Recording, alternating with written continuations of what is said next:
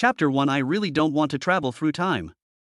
On the high-speed train from Ningxing to Hangzhou, Xiaobei, who was sitting at seat 2A on train 13, looked bewildered at the moment. Looking at the surrounding environment, I fell into confusion. Who I am? Where am I? Am I not discussing the meaning of life with my secretary in my office? For example, why are there letters on your black silk? Why do you have studs on your heels? Why is such a short skirt called JK? In the end, the two were no longer satisfied with discussing the meaning of life, and they planned to put it into practice. So, Xiaobei and the secretary decisively went to the battlefield and fought for 3 rounds. As soon as I opened my eyes, the secretary was gone, the letters and black stockings were gone. The luxurious office was transformed into a train carriage. Boom! At this moment, a memory flooded into Xiaobei's mind. Scenes of memory flashed through Xiaobei's mind like slides. After a while, Xiaobei sighed slightly and shook his head helplessly. Through his memory, Xiaobei knew that he had traveled through time. He also traveled to a parallel world that was not much different from his previous life. This world has similarities and differences with the blue planet in the previous life, but generally speaking, they are very similar. I believe that many people feel complicated and excited when facing time travel. But Xiaobei is different, he doesn't want to travel through time. In his previous life, he was at least a billionaire with a successful career, tall, rich and handsome. But in this world, Xiaobei's identity is indeed a bit hard to describe. Because Xiaobei in this world is an orphan. At this moment, Xiaobei had only one thought in his heart: my passionate horse, if I am guilty, please let the law punish me instead of humiliating me like this. Anyone who was a billionaire in the previous life would not want to travel through time, right? Compared to my previous life, the identity and hardware in this world are a bit. Not to mention he's an orphan, he's just average looking. There is no special feature, and if you put him in the crowd, he would be just an ordinary face. Compared to ugly guys, he is a handsome guy. Compared to handsome guys, he is an ordinary person. It can be said that this time travel is extremely unequal. It's like poverty alleviation? Ding! The super rich rebate system is officially launched. Just when Xiaobei was complaining about the unfairness of God and grumbling about being forced to travel through time, a clear voice appeared in Xiaobei's mind. System! Xiaobei was stunned for a while, repeatedly confirming that it was not an illusion, and his face gradually turned red. At this moment, an attribute panel appeared in front of Xiaobei. Super rich rebate system, rebate for consumption, random rebate. For each consumption, a rebate multiple is randomly drawn from 100 times and rebated. The source of rebate funds is safe and reliable, and corresponding stock trading records can be generated, making it easier for the host to explain to people around him. Shinhao Mall, open. Note, the consumption amount is converted into Shinhao points at a 1-to-1 ratio. Shinhao points are used as the currency of Shinhao Mall system. Xiaobei was slightly stunned, then turned his attention to the Shinhao Mall. Then I saw that on the property panel, the panel of Shinhao Mall switched and became a sub-panel with only 2 categories. The 2 categories are skills and intelligence. Skills, such as English proficiency, fighting proficiency, business proficiency, appearance +1, and many other skills. Of course, supernatural skills are strictly prohibited. Intelligence, in the intelligence mall, you can find any intelligence, whether it is about people or things. The most terrifying thing is that you can not only find historical intelligence, you can also purchase current and future intelligence. After reading the introduction of the system, Xiaobei was stunned.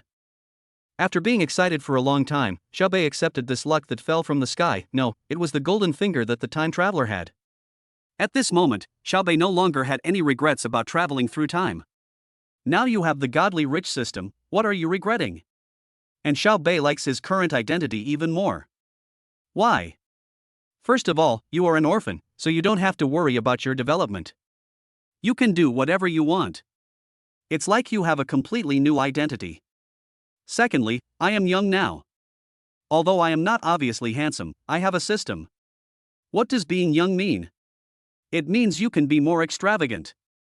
Finally, Xiaobei in this world is a top student who has just graduated from high school and is preparing to report to university. I was admitted to Hangzhou University, the only 985,211 university in Zhejiang province. What kind of start is this? This is called the King's Start. At the same time, after understanding the functions of the system, Xiaobei immediately realized the horror of this system. First of all, he doesn't have the system of the super rich in novels, with various tasks and upgrades. Your own system is very simple. The more money you spend, the more rich points you will gain. You can use the rich points to buy related skills in the mall, make yourself better, belittle others, take care of others. The intelligence system is even more important. As a billionaire and company president in his previous life, Xiao Bei knew too well the importance of this. There are only two types of business, either you have core competitiveness or there is information gap. So is it possible to build your own business empire based on the functions of system intelligence? Don't say anything, you have a super rich system, but you still start a business. That's because many people don't understand that, although money is important, there are some upper-level resources that cannot be obtained with money. If you only have money but no power or status, there are some things that are out of your reach. This is the first time, of course I have to grab both power and money. Xiao Bei has now come up with a future development model. Based on system rebates, assisted by skills and centered on intelligence, build your own business empire. After all, young ladies only love men who have money and status. This system is very good. Unlike some systems, you either have to do too many tasks or just give money to become a nouveau riche. Xiao Bei said that his system is YYDS. Why? Because this system can provide you with autonomy and initiative. If you want to become better, then spend money. Spend money to become stronger. Even though Xiao Bei is now in his 30s, he couldn't help but get excited at this moment. What does it feel like to become younger and have a super rich system? At this moment, Xiao Bei thought of a sentence, which was a sentence in Aben is turning. Life is like drinking a blind box of milk. If you don't drink it, you will never know whether you are drinking a large coconut milk or a small wanzai. However, Xiao Bei was very sure, from now on, his life would always be filled with the taste of milk. What about the large-size coconut milk and the small-size wanzai? If you want a big drink, drink the big one. If you want a small one, drink the small one. If that doesn't work, then drink both the large and small sizes of milk. Don't ask why. Because what Abing said is the truth. Do you want to doubt it?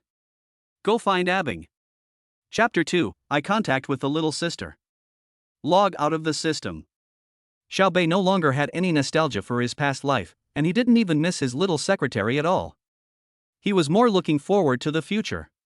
Looking at the scenery outside the window that was rapidly receding, Xiao Bei knew that from now on, his new life had begun. This is a parallel world. Although it is also called Xia country, it is very different from the previous life. The Xia kingdom has existed since the unification of China by Emperor Qin Shi Huang and has continued to this day. As far as he could remember, Xiao Bei was from Ningxing, Zhejiang province. However, because he was an orphan, he was not sure whether he was from Ningxing or not. Today is August 31, 2017, the day Xiao Bei reports to Hangzhou University. Dear passengers, the next stop is Kuaiji City Station. Passengers who need to get off, please move to the left door of the train in advance.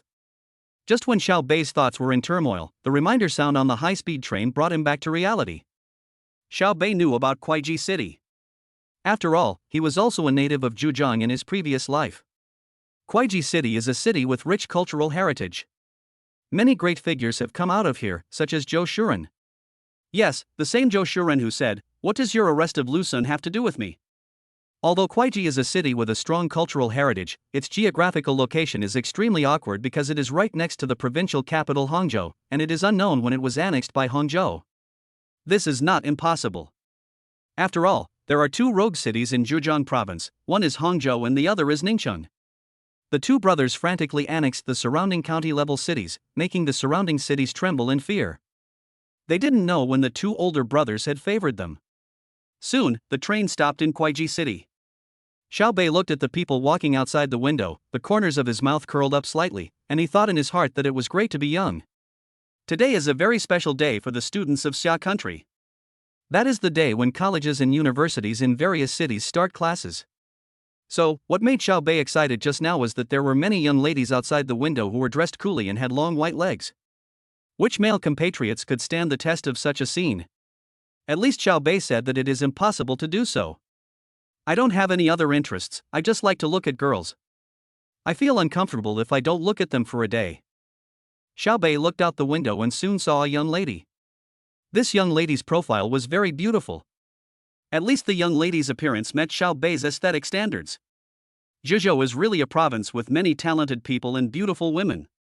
Xiao Bei sighed in his heart. Just as Xiao Bei was looking at the young lady, Xiao Bei saw the young lady suddenly looking towards him. Then Xiao Bei's eyes met the young lady's eyes. Xiao Bei knew that if he were in his previous state, he would definitely look away out of lack of confidence when seeing such a beautiful girl looking into his eyes.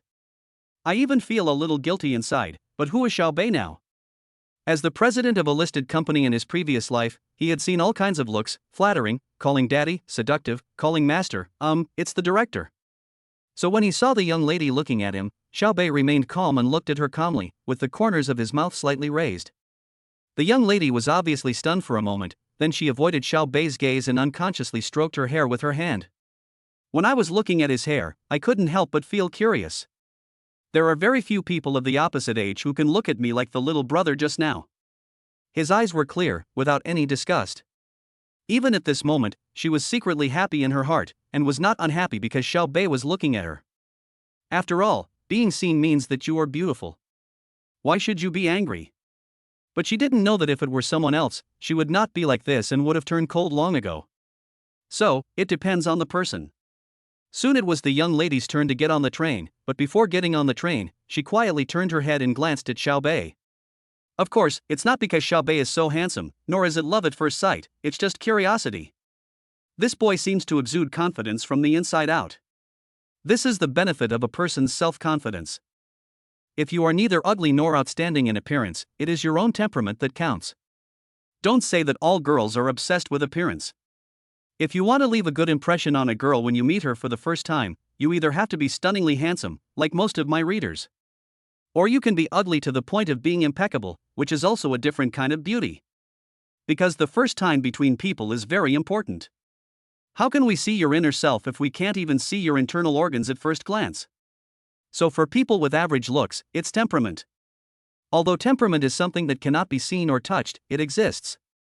Xiao Bei watched the young lady get on the bus, feeling a little disappointed. Then he lowered his head and prepared to check his phone for a while. At this moment, someone came to the seat next to me, who was supposed to get off the bus in Kuiji City, with a faint fragrance on her body. Xiao Bei looked up curiously. Then he was stunned, and then he smiled. Oh, what a coincidence, it was the young lady just now. I have to say it's fate. Xiao Bei looked at the young lady in front of him. Because he was outside the window just now, he knew that the young lady in front of him was very beautiful. But now that I'm up close, I realize that this young lady is truly stunningly beautiful. Estimated height is 1.68 meters, the golden height, with fair skin and good looks. The contours of her face are very beautiful, especially her eyes, which are big and have long eyelashes. She had a ponytail, wore a light blue dress and a pair of white shoes. Her bones were beautiful, especially her exposed collarbone, which was very charming. With a necklace around her neck, she looks extremely pure. I wonder how many boys white moonlight this girl is. At this moment, the young lady is standing in the middle position with a big suitcase. I don't know whether she is going to put it directly in the middle or in the cabinet above. Just at this moment, the young lady noticed Xiao Bei. At the same time, the whole person was slightly stunned. Seeing this, Xiao Bei smiled and said, "Do you need help? Classmate, can you help me put down my suitcase?" The young lady's voice is very nice and soft, and coupled with her appearance, she is simply a goddess. Okay. Then the young lady stepped back outside. Xiao Bei walked over, picked up the young lady's box, and placed it neatly on the shelf above. Thank you, classmate. The young lady looked at Xiao Bei and said with a smile. She took out a pack of tissues from her pink bag, took out one and handed it to Xiao Bei. Thank you, classmate. I'm really sorry for the trouble. Your clothes just hit the wheels of my suitcase and got dirty. Please wipe them off. Thank you. I'll wipe it hard then. Xiao Bei took the tissue handed over by the young lady, then looked at her and said, "Sit down first." Chapter 3: The Fat Man with Evil Intentions. Hearing this, the young lady smiled slightly, adjusted her skirt and sat down. Xiao Bei looked at the little sister, showing a row of white teeth, and said with a smile, "Hello classmate, Xiao Bei. Now that we have had an encounter just now, we should press on and press on. Only by taking the initiative can there be a story, right? Don't be afraid to go up and say hello just because the girl is pretty. Because there are many people who think like you. No matter how beautiful a goddess is, she is just a human being. If you really can't overcome the fear of greeting a goddess, then you might as well think about whether this goddess can also fart. Hey, I fart, goddesses fart too, we're no different. Of course, you must never say directly to the goddess, "Hey, goddess, can you fart?" It depends on whether you can resist a beating or not. The young lady was also a little curious about the boy in front of her. Now that she saw Xiao Bei taking the initiative to say hello, she also responded with a smile and politely, "Hello, classmate, my name is Lu Qingyan." It's a nice name. The Lu family has a daughter who is stunningly beautiful and kind. As soon as Xiao Bei heard Lu Qingyan's name, he immediately thought of its meaning. Qing means stunningly beautiful, which is in line with the young lady's current appearance. Yan, the name means gentle, amiable, and beautiful. Although he had not had much contact with the young lady just now, the young lady gave people the impression of being a graceful lady, amiable and kind. Upon hearing this, Lu Qingyan smiled slightly, especially when she squinted her eyes and smiled. She looked gentle, delicate, and lovely like a Jiangnan girl. She looked at Xiao Bei carefully, and then said happily, "Classmate, you are so sweet, but it's quite novel." This is the first time someone said that. "Miss, you are too modest. Are you a freshman too?" Xiao Bei did not let the atmosphere become cold, but immediately threw out a question. Hearing this, Lu Qingyan smiled faintly. "I'm not a freshman, I'm a junior this year, so you have to call me senior sister. Come on, junior brother, call me senior sister." "Hello, senior sister." Xiao Bei called out immediately. He would definitely not miss out on using such a name that could help to bring her closer. "Where is your junior going to college?" Lu Qingyan stroked her hair. "Hangzhou, what about you, senior?" "I'm in the Magic City." Upon hearing this, Xiao Bei was slightly stunned, as he was not in Hangzhou. However, he was soon relieved, as it seemed that the Magic City was not far from Hangzhou. "What university are you in, senior?" Lu Qingyan smiled and replied, "Magic City Conservatory of Music." Xiao Bei's eyes lit up when he heard this. Magic City Conservatory of Music? Isn't that the Cradle of Stars? Oh my god, I'm so lucky, I hooked up with, no, I met a future star senior. Just when Xiao Bei wanted to say something naughty, the two of them saw another empty seat and a man came. Xiao Bei and Lu Qingyan's seats are not for 2 people, but for 3 people. Among them, Lu Qingyan was sitting in the middle, and Xiao Bei was sitting by the window. The man who came now was near the corridor. When the man came to his seat, he was stunned. He didn't expect that the person sitting next to him was such a stunning beauty. It was obvious that the man was not a student. He had a greasy face, a fat round face, and wore a short-sleeved shirt with a dog head pattern on it. He had a big gold necklace around his neck, tight pants, and loafers on his lower body, and a big H-belt around his waist. He had no luggage. There was just a black wallet tucked between his armpits. And there was a strong smell of alcohol on his body. As soon as he sat down, he asked Lu Qingyan beside him in a familiar manner, "Beauty, are you from the Magic City Conservatory of Music?" "I know the place well. Do you want to be a star?" "I know a lot of directors." Facing the familiar man, Lu Qingyan responded coldly, "Thank you, but not necessary." At this moment, Xiao Bei frowned slightly. Subconsciously, Xiao Bei felt that the man in front of him was not a good person. But now this fat pig didn't do anything extreme, and Xiao Bei didn't make any noise when gnawing at it. The man felt embarrassed when he saw that Lu Qingyan directly rejected him. So he quickly stretched out a hand, showing a fake Rolex green submariner, and said proudly, "Beauty, look at my watch, a Rolls-Royce. Look at my belt, a VL, and you'll see how strong I am. To survive in this world, you need background and strength, especially for people like you who study art. Today, if you acknowledge me as your brother, I will guarantee that you will have a good life in the entertainment industry." Lu Qingyan frowned slightly when she heard this. It was obvious that she had never encountered such a situation before, so she moved slightly in the direction of Xiao Bei. Phew! At this moment, Xiao Bei suddenly laughed. Hearing this, the man narrowed his eyes slightly and looked at Xiao Bei ferociously. "What are you laughing at? Do I look funny?" "Brother, you misunderstood. You are so ugly handsome." "But, brother, Rolex and LV are popular now. Your Rolex and VL are no longer popular." After hearing what Xiao Bei said, the man's cheeks turned slightly red. He obviously realized that he was just pretending to be nothing. Then he blushed and muttered, "Boss, you are all low-key." Lu Qingyan was sitting in the middle. When she heard Xiao Bei's teasing of the man, she smiled slightly and looked at Xiao Bei with a hint of curiosity in her eyes. Xiao Bei smiled at her and was about to say something when the fat pig next door interrupted again. Beauty, what a fate! We meet here in the vast sea of people, which proves that we must have passed each other in our previous life. Only in this life can we meet now. After hearing what Fatty said, Xiao Bei's heart moved. He did not immediately speak up to help Lu Qingyan solve the harassment, but wanted to see what she would do. Lu Qingyan glanced at the fat pig indifferently and said something indifferently. I did pass you by in my previous life, and it's the same in this life. Beautiful lady, meeting is fate. You are still young and have not yet entered the society. You don't know how terrible this society is. Believe in me.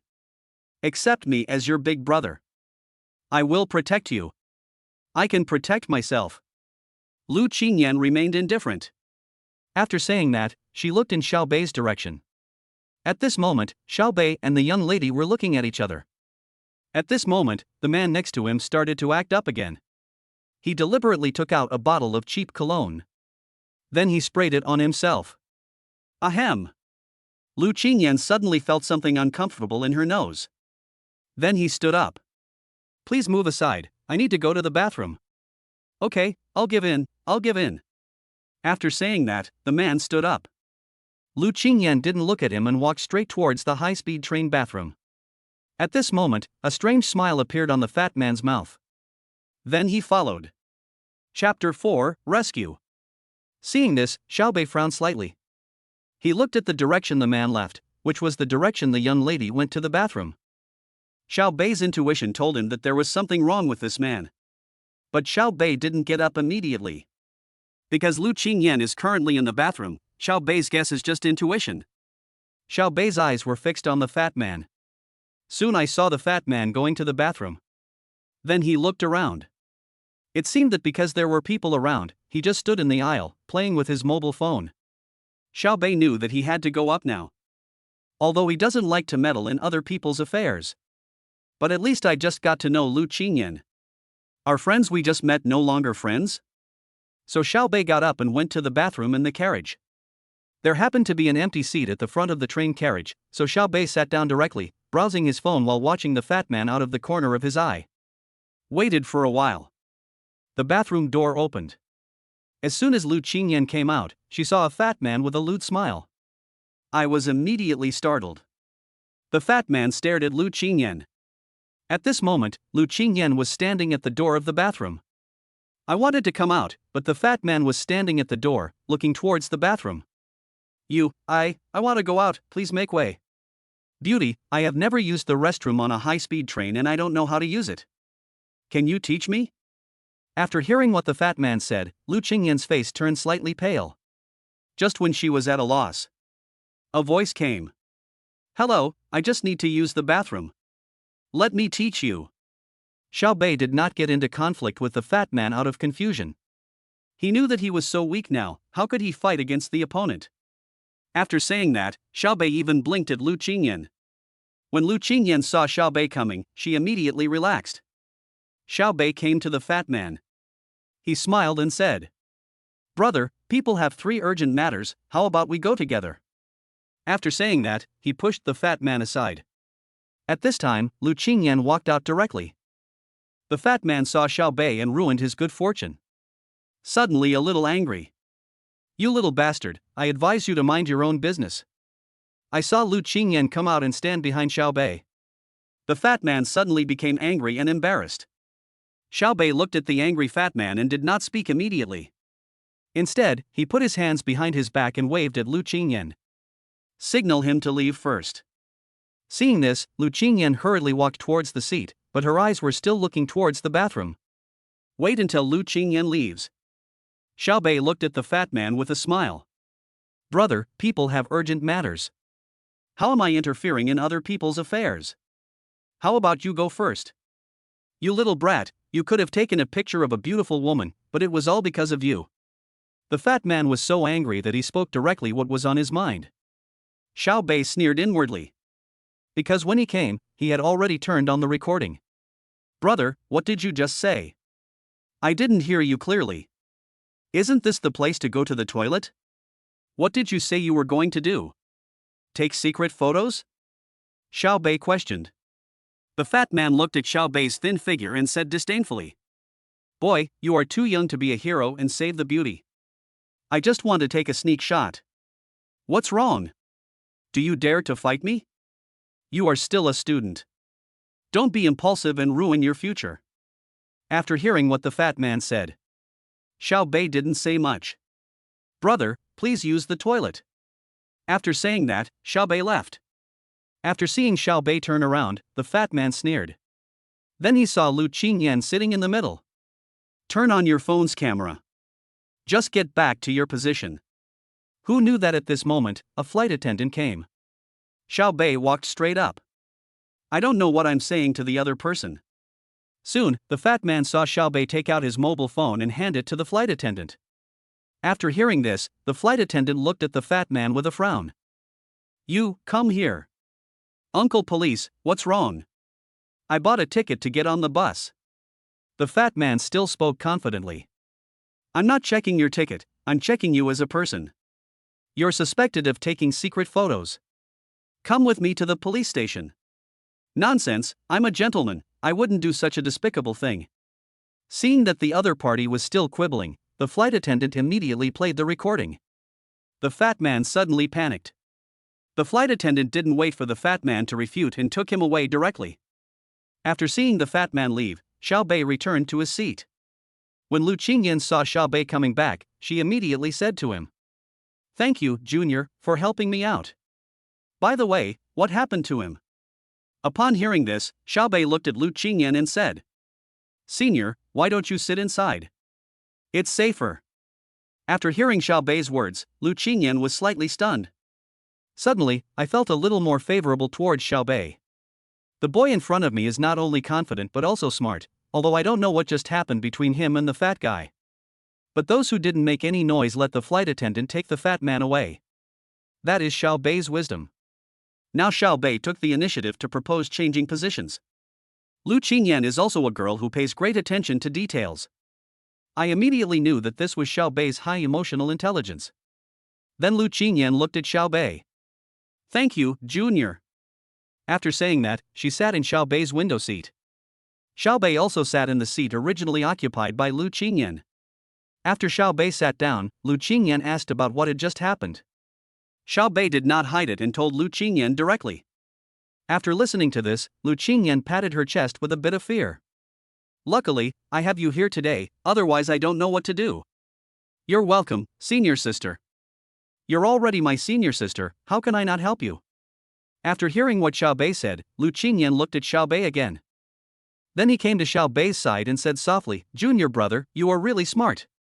However, Lu Qingyan didn't know that her posture towards Xiao Bei seemed a bit ambiguous at this moment. Especially Xiao Bei, after feeling the fragrance from Lu Qingyan's body and the breath in her ears, he completely lost his composure. Lu Qingyan didn't realize it for a moment, she just felt that the junior student in front of her, who looked ordinary, had a temperament and composure beyond his peers. Faced with the situation just now, Lu Qingyan couldn't do what Xiao Bei did. It's not embarrassing, so the problem is solved. Just after they finished talking, Lu Qingyan saw Xiao Bei's ears turn red, and then she realized that her behavior seemed too ambiguous. Then her pretty face turned slightly red, and she sat back in her seat, looking directly out the window. But soon, he turned his head and looked at Xiao Bei at this moment. Looking at the subconscious reaction of her junior and the blushing shyness on his face, Lu Qingyan's eyes suddenly lit up. This reaction, could it be? Is the junior still a rookie? Has the Nyo not been opened yet? Thinking of this, Lu Qingyan looked at Xiao Bei, ruffled her hair, leaned a little closer to Xiao Bei and asked, "Junior brother, you haven't been in love before, have you?" Facing Lu Qingyan's counter-flirtation, Xiao Bei looked at Lu Qingyan, looked at her calmly, and said lightly, "No. In fact, there is nothing to deny, and it is not wrong. Her predecessor was a chick. The main reason is that I haven't met anyone as beautiful and elegant as my senior sister." Xiao Bei continued to say that he had just been teased by Lu Qingyan, so of course he had to tease her back immediately. Just flirt with it, isn't that enough? After saying that, Xiao Bei looked at Lu Qingyan calmly. Upon hearing this, Lu Qingyan thought, was he being teased by his junior? But I didn't feel uncomfortable at all inside, on the contrary, I felt a little secretly happy. Then, with a slightly red cheek, she said coquettishly, "Humph, junior brother, your mouth is deceiving. You are so good at talking, there must be no shortage of girls around you. Senior, have you tried my mouth before? I didn't know my mouth could lie. Okay, you can talk. Hearing this, Xiaobei took the opportunity to ask, Senior's sister is so beautiful, you must be in love, right? Your boyfriend must be very handsome, right? Xiaobei asked this deliberately because he wanted to know if the girl in front of him had a boyfriend. Although Xiaobei liked to flirt with girls, he also had his own principles. That is, never flirt with a married woman.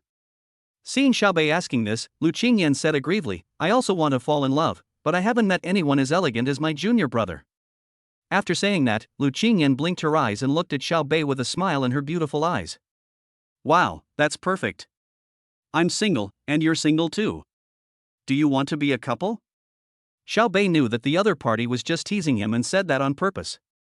No matter how confident he was, he didn't believe that Lu Qingyan would fall in love with him right away. At most, she has a good impression of me, but it is still a long way from liking me. Now that you know the answer, just flirt with her. Let us see who can tease who better. Humph, junior brother, you've revealed your true colors. I was just kidding. Lu Qingyan said with secret joy in her heart. Senior must have a lot of academic workload. Xiaobei changed the topic. From what he just said, he knew that Lu Qingyan wanted to fall in love, but she had never been in a relationship and she was already a junior. If I want to be in a relationship but I don't have one, then the reason is probably that I don't have time. Hearing this, Lu Qingyan's eyes widened and she looked at Xiaobei in confusion. Junior brother, you are so smart, how did you know that? The reason why Lu Qingyan was surprised was that many people had certain prejudices against artists. I feel that they have plenty of time. They dress up beautifully every day, check in at a coffee shop, and live an exquisite life with their friends. But that's not actually the case. Because I know that studying art is not an easy thing. Although I don't know what your specific major is, I think anyone who is engaged in art will work hard if they want to achieve results and have ideals. After all, compared to studying, art is also difficult, and not everyone can learn it. Xiaobei analyzed calmly. Lu Qingyan was so shocked that she couldn't speak at this moment. At this time, Lu Qingyan discovered Xiaobei's difference again. Logically speaking, although prospective college students have become adults, they are still in the ivory tower of high school. There is definitely not much knowledge about universities or society. But at this moment, the boy in front of him could actually see how tired he was. I don't know why, but for a moment, Lu Qingyan felt both happy and aggrieved. What makes me happy is that my junior classmates know how difficult it is for them, but what makes me feel unfair is that many people don't know about their efforts. Junior, you said a lot, but I don't have time. Art is not only difficult to learn, but it is also not easy to realize dreams in the future. Especially my school is one of the top art schools in the country, which means the competition is huge and there are many excellent people. Rather than saying I'm competing with my classmates, it's better to say I'm competing with myself. Because I know that if I don't work hard, it will be more difficult in the future. If you choose art, you have relatively given up a path. So, it's either okay or it's not. Sometimes, I get terrified when I think about it, so I really don't have time for a relationship. When Lu Qingyan spoke, there was not much emotional fluctuation, as if she was telling the story of a weaker woman.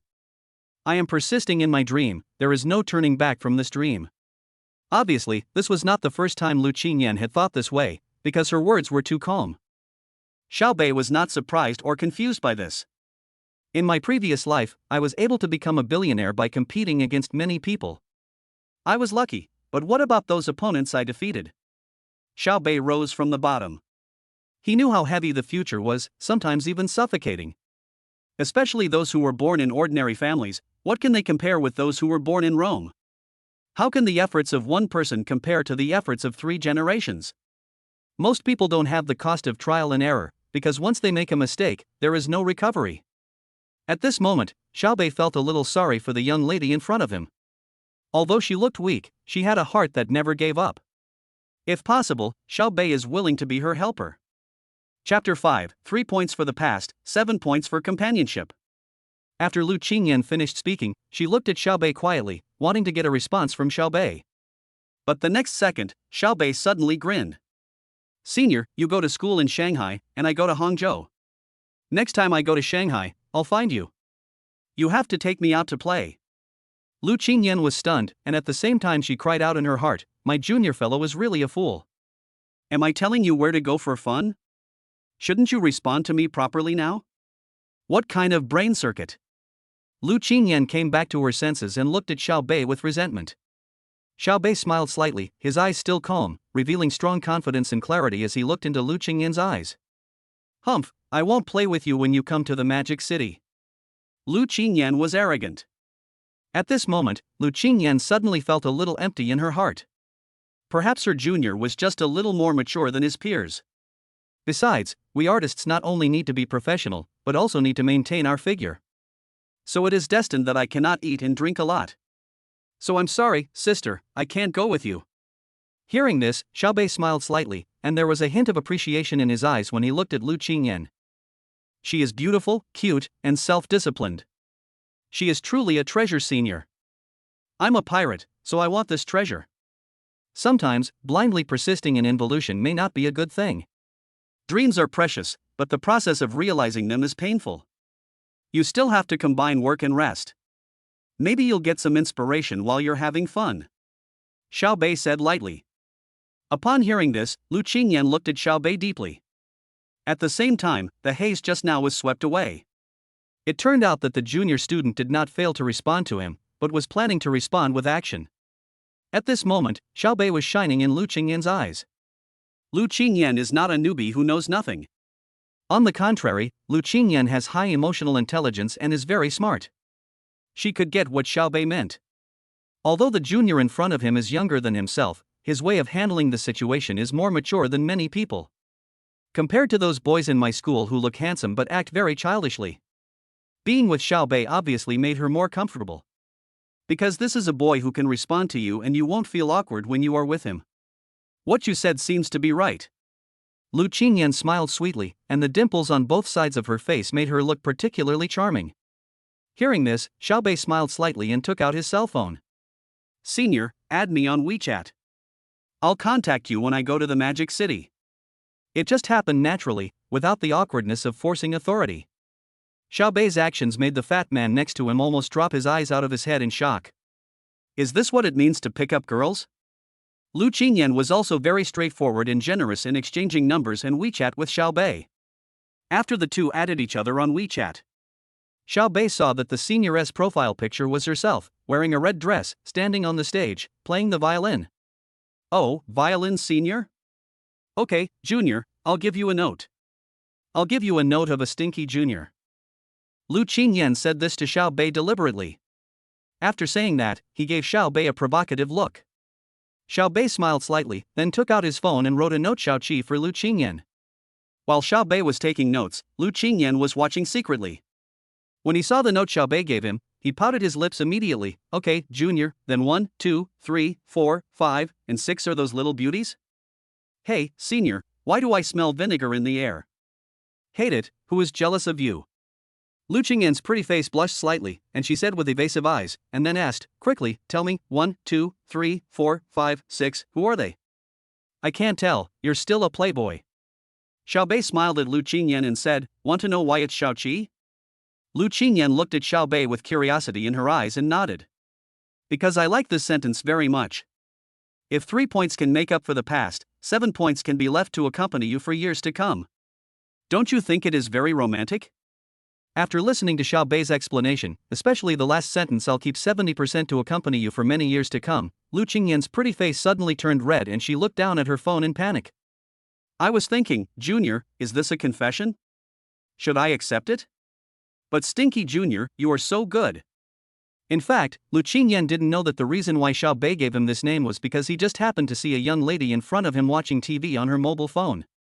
When this sentence appeared, Xiao Bei used it directly. But Lu Qingyan didn't know all this. Judging from her intuition, she was being teased. But to be honest, it's really hard to resist this fresh and romantic way of flirting from my junior. That girl doesn't want her future partner to be more romantic. Well, at this moment Lu Qingyan's favorability towards Xiao Bei skyrocketed. So he suddenly changed Xiao Bei's note to Treasure Junior. After making the changes, she shyly looked at Xiao Bei secretly. Seeing that Xiao Bei didn't notice, she breathed a sigh of relief. Then she put down her phone and said in a normal tone, well, Junior, when you come to Shanghai, please contact me. I will take you to have fun. Okay, let's have fun. Then when I go to the Magic City, I'll rely on you, Senior. Ah, don't worry, Senior will make sure everything is arranged clearly for you. The two smiled at each other, and there was a kind of emotion intertwined in the air. Xiaobei and he didn't want to be together right away. After all, good things take time. Similarly, although Xiaobei is confident in himself now, it does not mean he is conceited. Chasing a girl is a natural thing. Don't be too persistent. Keeping a proper distance will be better. The fat man on the side was furious when he saw the two of them exchanging phone numbers and making an appointment to meet in Shanghai. He stared at Xiaobei with gritted teeth. He couldn't understand no matter how hard he tried. This pussy was not ugly, but why? Why does it feel so easy to flirt with girls? Where did I lose? The more I think about it, the angrier I get. Just at this moment, the broadcast on the train sounded, announcing that they had arrived at Hangzhou Station. The fat man got up and left without even stopping. He was afraid that if he stayed any longer, he would get angry to death. Xiaobei and Lu Qingyan also heard the arrival announcement. There was an obvious reluctance in Lu Qingyan's eyes at this moment. Student, you must come to the Magic City to find me. My joy has come to an end here, but I hope that you and I can have a new chapter.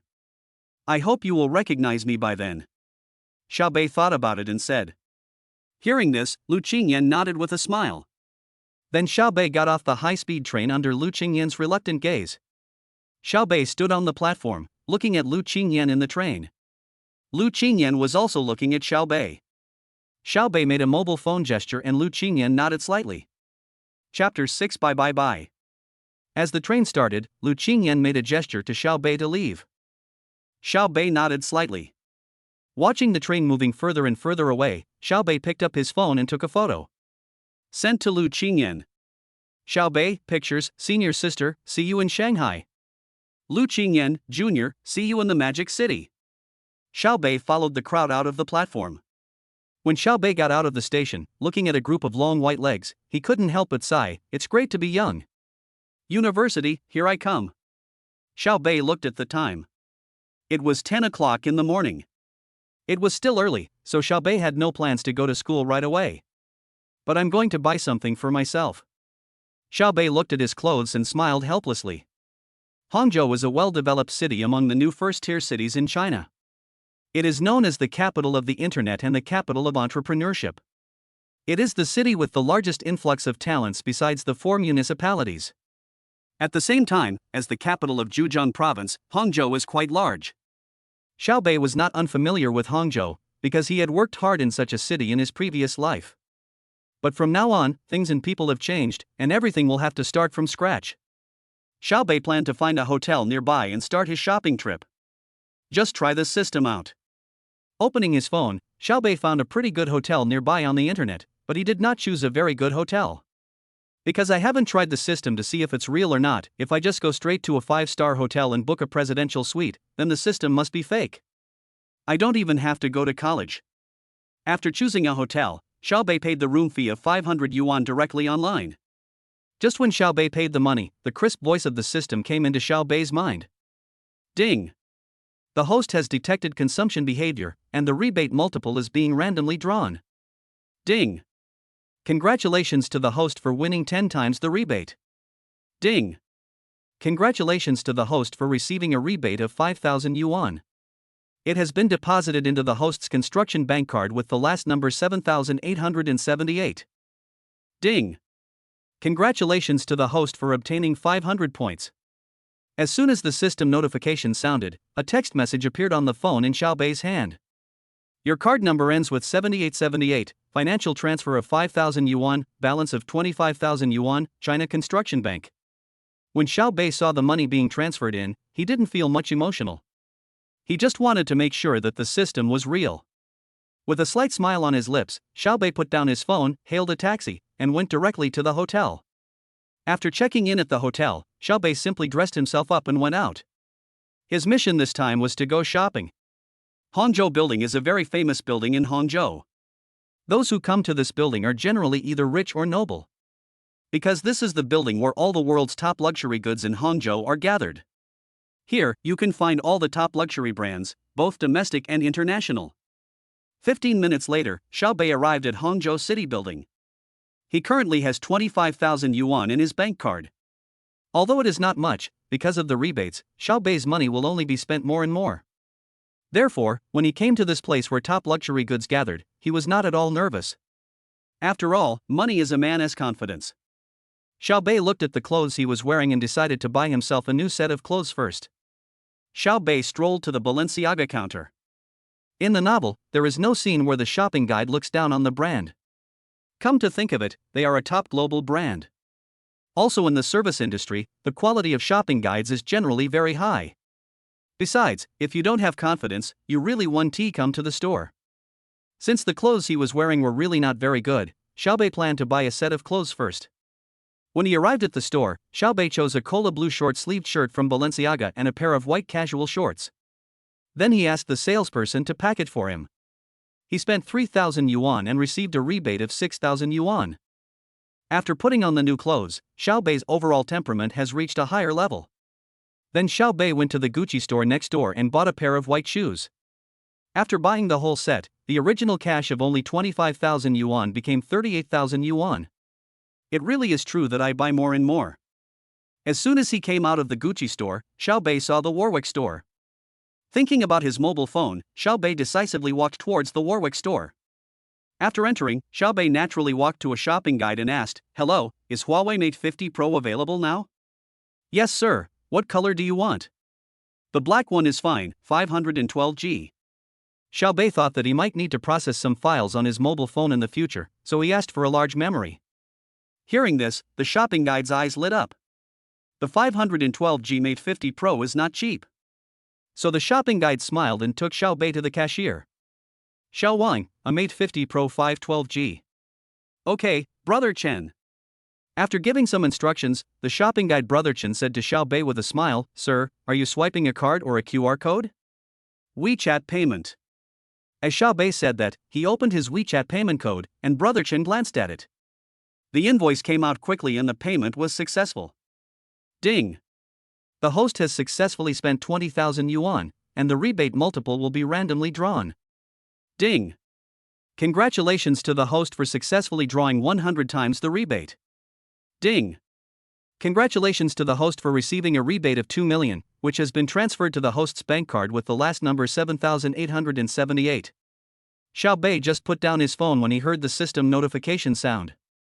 He didn't pay attention to it at first, but after hearing it 100 times.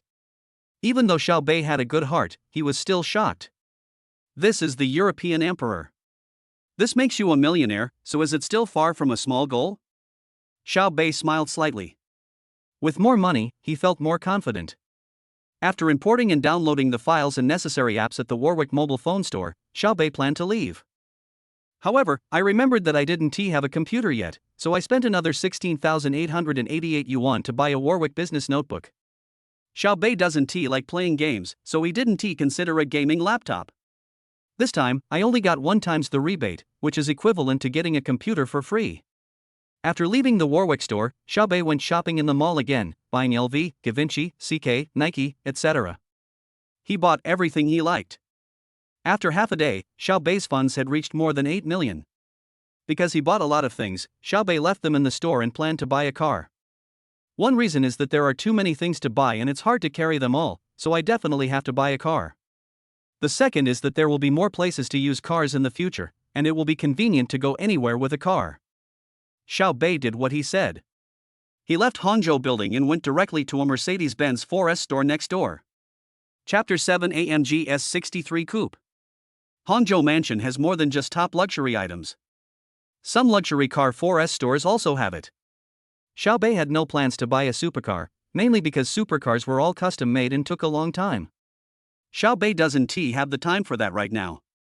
So now you can only choose a car for transportation, and buy it when you have enough time and money in the future.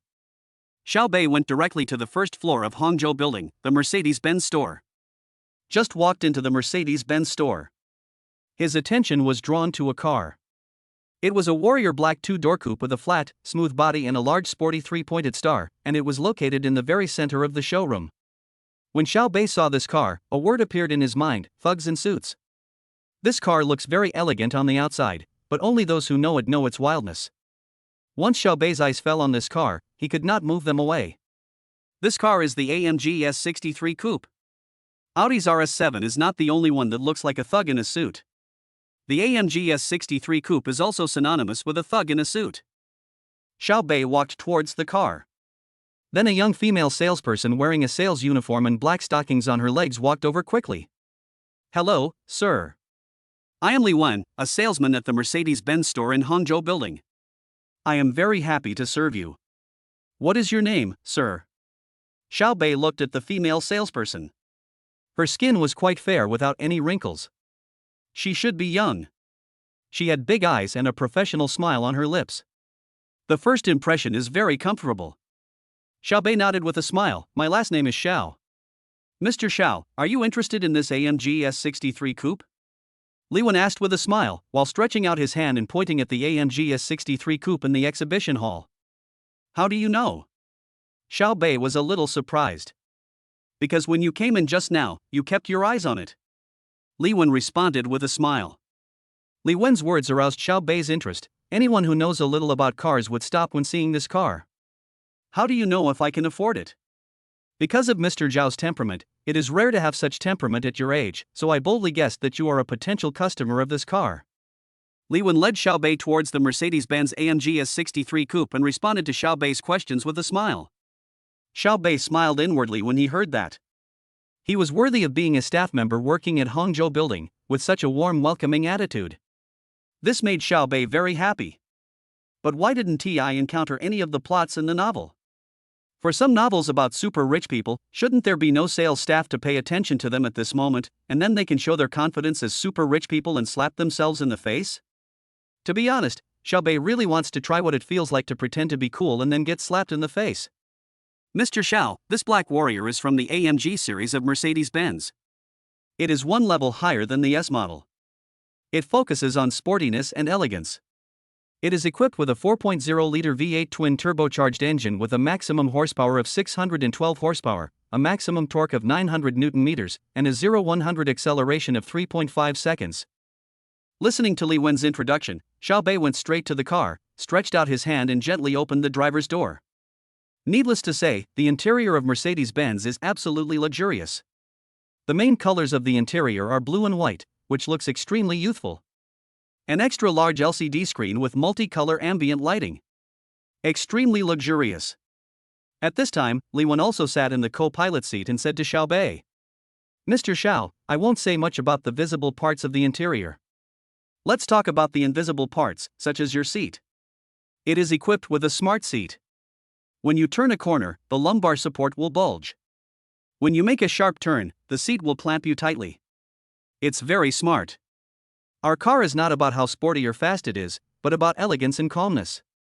Of course, under the premise of elegance, we still have to have the necessary power. At the same time, when you drive our car, only people who understand you will understand that it will not follow the crowd, but you will feel comfortable while driving, just like your life, which is calm and elegant, but not without passion."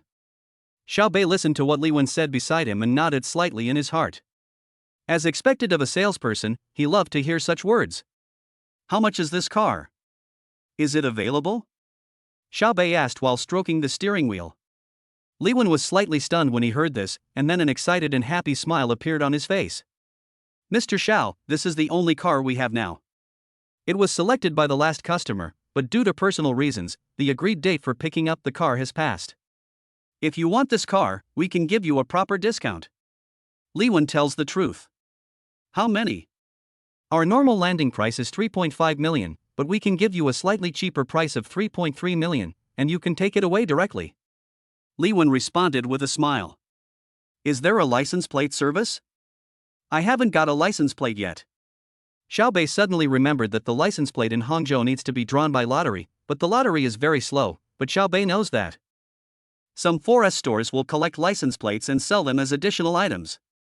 Hearing this, Li Wen smiled and said, "Mr. Xiao, we have the license plate, but I don't know what gear you want." "What gears are there?" "A normal one costs 100,000 yuan, a medium one with 3 consecutive numbers costs 500,000 yuan, and a high-quality one with 4 consecutive numbers costs 1 million yuan. What do you think? What 1 million numbers are there now?" Xiao Bei definitely wants good things, after all, he is not short of money. Li Wen was excited when he heard this. It seemed that he had met a big client today. "Mr. Xiao, Our current 4 consecutive numbers are Hang AX8888, IT2222, W6666, 3 pieces. Then keep a low profile, X8888. Xiao Bei said lightly. Li Wen was slightly stunned when he heard it. Be low key. Do you choose X8888? Do you have a misunderstanding about being low key? Although Li Wen was confused, he was still very excited. Afterwards, Li Wen brought Xiao Bei to the payment area, and including the license plate insurance and so on, the total amount came to 4.5 million. Xiao Bei didn't waste any time and swiped the card directly. When Li Wen saw the receipt successfully come out of the cash register, he felt relieved. Mr. Xiao, please go to our VIP lounge and have some afternoon tea. We will wash and license your car right away. Xiao Bei nodded, and then went to the VIP room to wait. Xiao Bei didn't have to wait for long. After about half an hour, Li Wen walked towards Xiao Bei with a smile. Mr. Xiao, okay, let's hold a simple handover ceremony.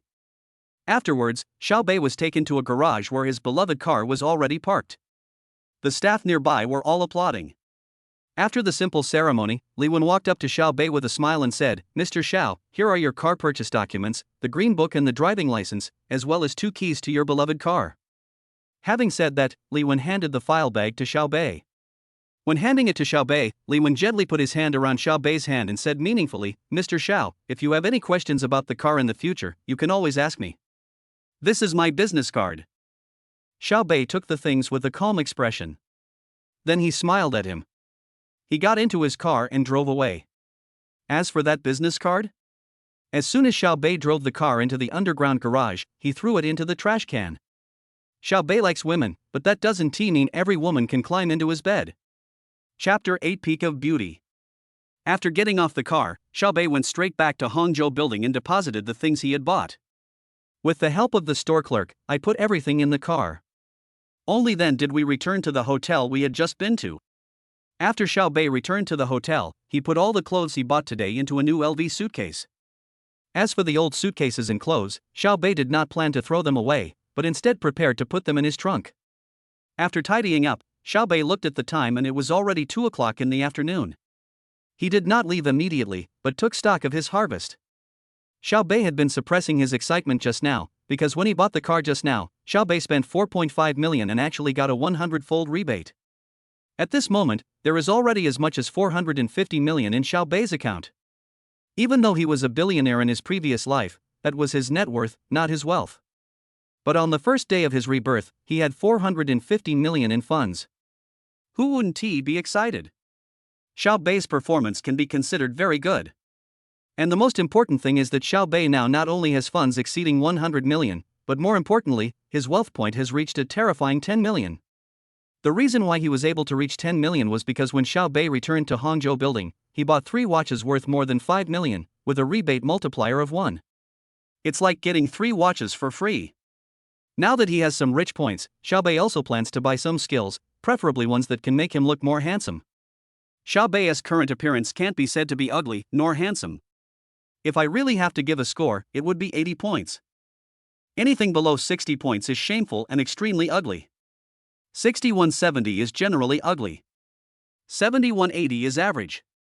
8190 is xiao shui. Above 91 is the level of male god. Xiao Bei opened his own system mall and directly spent 1.1 million to buy the appearance plus 11. Immediately, Xiao Bei felt that his body had changed. Xiao Bei came to the bathroom, looked at himself in the mirror and smiled slightly. The originally thin figure has now become a normal figure, the kind that looks thin when dressed and has muscles when undressed. Secondly, the original height of 1.78 meters has become 1.8 meters. The last step is the facial contour. He doesn't look much different from before, but his nose is straighter, his eyebrows are sharp, and his eyes are bright. The system just made slight changes to his face, and his overall appearance has been improved. Looking at himself in the mirror, Xiao Bei seemed to see the same handsomeness as all the readers. Xiao Bei is very satisfied with his current appearance, which feels a bit like the Daniel Wu of Hangzhou. Xiao Bei also bought the Business Mastery skill, spending 2 million godly points. Learning Thinking Mastery skill cost 3 million godly points. The skill, Combat Mastery, cost 3 million godly points. Business skills are mainly for planning your own future business empire, and learning thinking is mainly for making yourself a top student who can understand things quickly. Although I was also a top student in my previous incarnation, my current thinking is indeed the same as my previous life, so I need to buy one. Xiao Bei knew that he would not have much time to study in school in the future, so in order to take leave conveniently, you had to study well enough. Another fighting skill is easy to explain. College students are young and energetic, so they are bound to get into fights. They don't take the initiative to bully others, but they must know how to defend themselves. And the fighting skills make Xiao Bei's muscles more perfect in all aspects. It's not the kind of explosive muscles from bodybuilding, but the kind of muscles from martial arts training. The most obvious thing is that the belly that was originally 99% flat now has 8 abdominal muscles. Seeing the changes in himself, Xiao Bei looked at himself in the mirror and burst into laughter. Wonderful freshman year, wonderful college life, I, Xiao Bei, am here. After everything was ready, Xiao Bei checked out of the hotel and drove directly to Hangzhou University. Half an hour later, Xiao Bei parked his car in a parking lot opposite the school. He doesn't want to be too high profile. After getting off the car, Xiao Bei took out his luggage from the trunk. When leaving the hotel, Xiao Bei dressed up nicely. The clothes, pants and shoes have not changed, but the hair has been given the same hairstyle as Wang Jiar in his previous life. It's so handsome. She is also wearing an Audemars Piguet Royal Oak with an orange strap, which makes her look younger. Pushing the suitcase, Xiao Bei slowly left the parking lot. Soon Xiao Bei arrived at the gate of the university in this life, Hangzhou University. At this moment, the school gate is crowded with people, and there are students rushing in. Some of them had their parents help carry their luggage, while others came on their own, like Xiao Bei, pushing his suitcase by himself. Xiao Bei walked into the campus with a happy heart. Because today was the day for new students to report, Xiao Bei saw the sign for new students to report as soon as he entered the campus. Among the crowd around, there were seniors wearing red and yellow vests, serving as volunteers. However, Xiao Bei did not bother them, but followed the instructions and went all the way to the gymnasium. There were more people in the gym because that was where the coverage was. There were already crowds of people in front of the gymnasium. Outside the gymnasium, there was a banner that read, "Welcome the freshmen of 2017. When we walked into the gymnasium, it was even more crowded. There were people everywhere. Each department had several tables put together, and next to the tables was a roll-up banner. Above are the names of various departments and classes.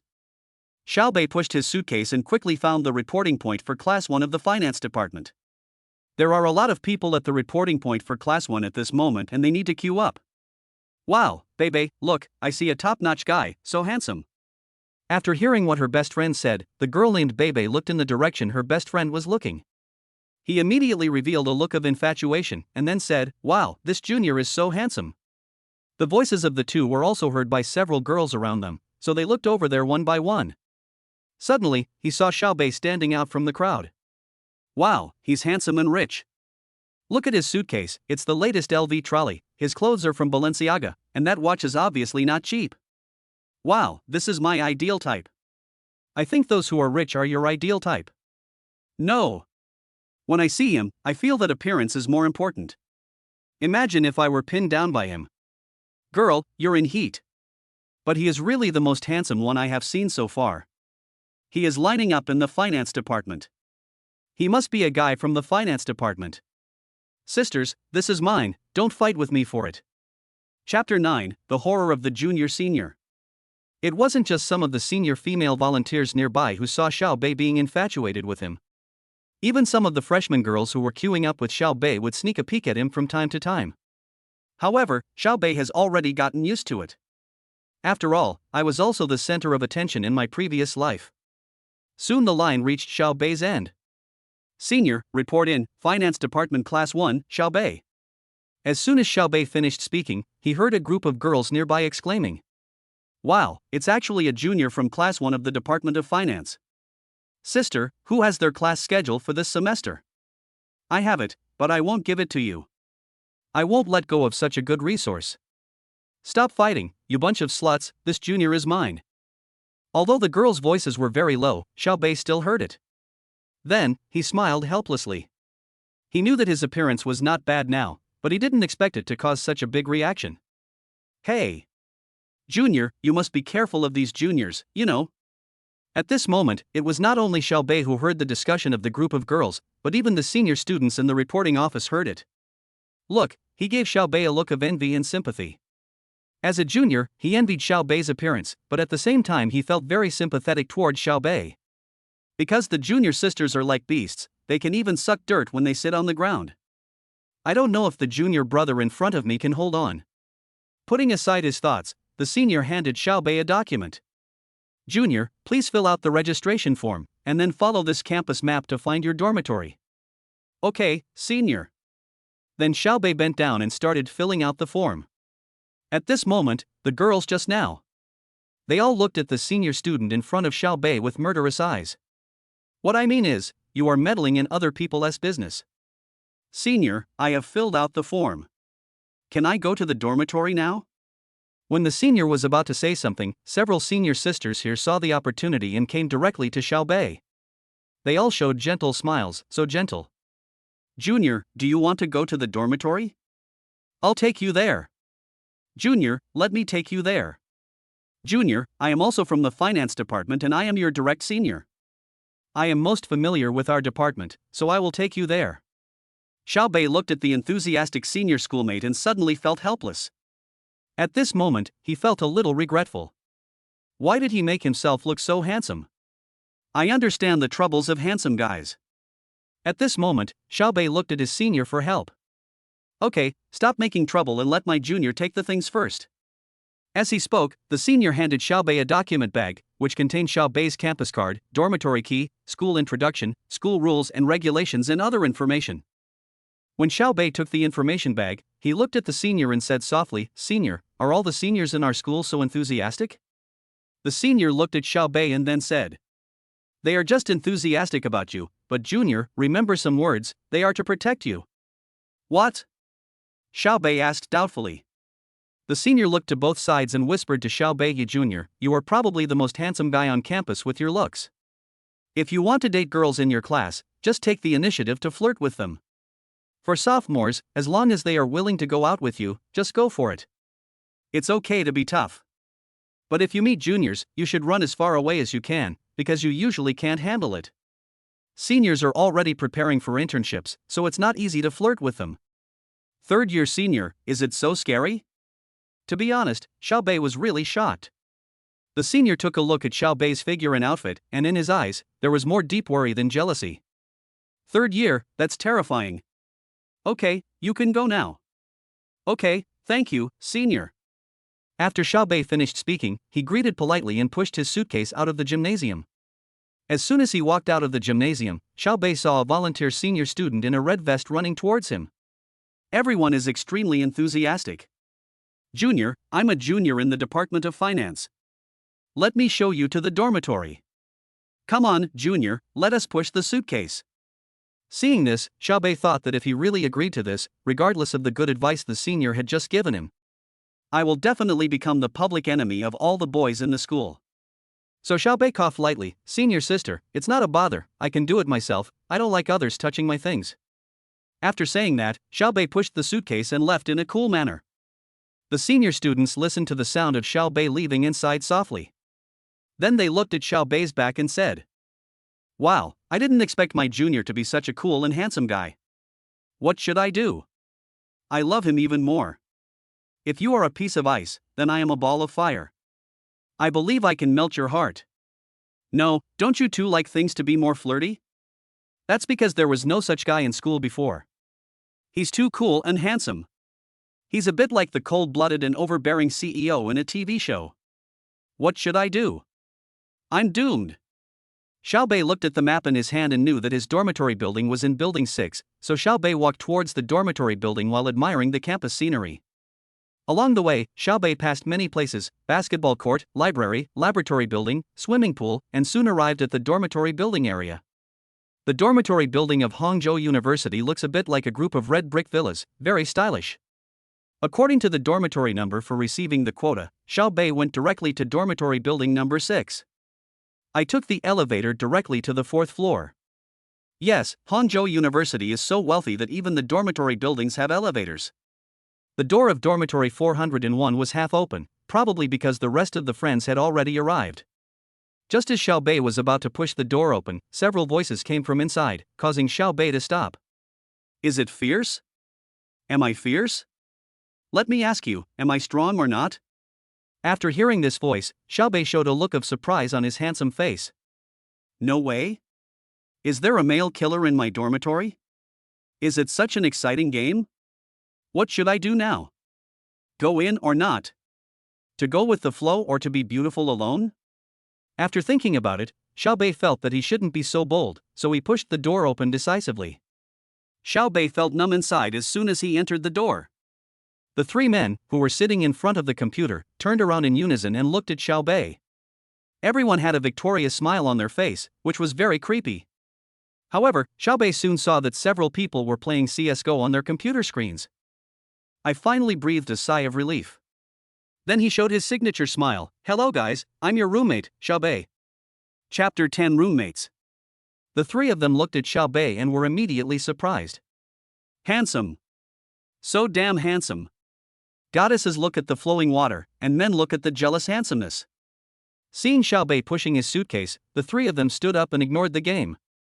One of the fat guys took the initiative to come to Xiaobei's side and said to him in a naive manner. Hello, Xiaobei, I'm your roommate, Hu Jilong. Xiaobei politely extended his hand and shook hands with the other party. The other two also came to Xiaobei. Hello, Zhang Jibua. Hello, Wang Wei. Xiaobei also shook hands with the two of them one by one. By the way, Xiaobei, the bed next to the window is yours. Hu Jilong pointed to the window. Xiaobei smiled and nodded, then pushed his suitcase to the bed. The beds at Hangzhou University are beds with desks underneath, and are for 4 people. It's already 4 p.m., so their parents must have left. Xiaobei opened his suitcase.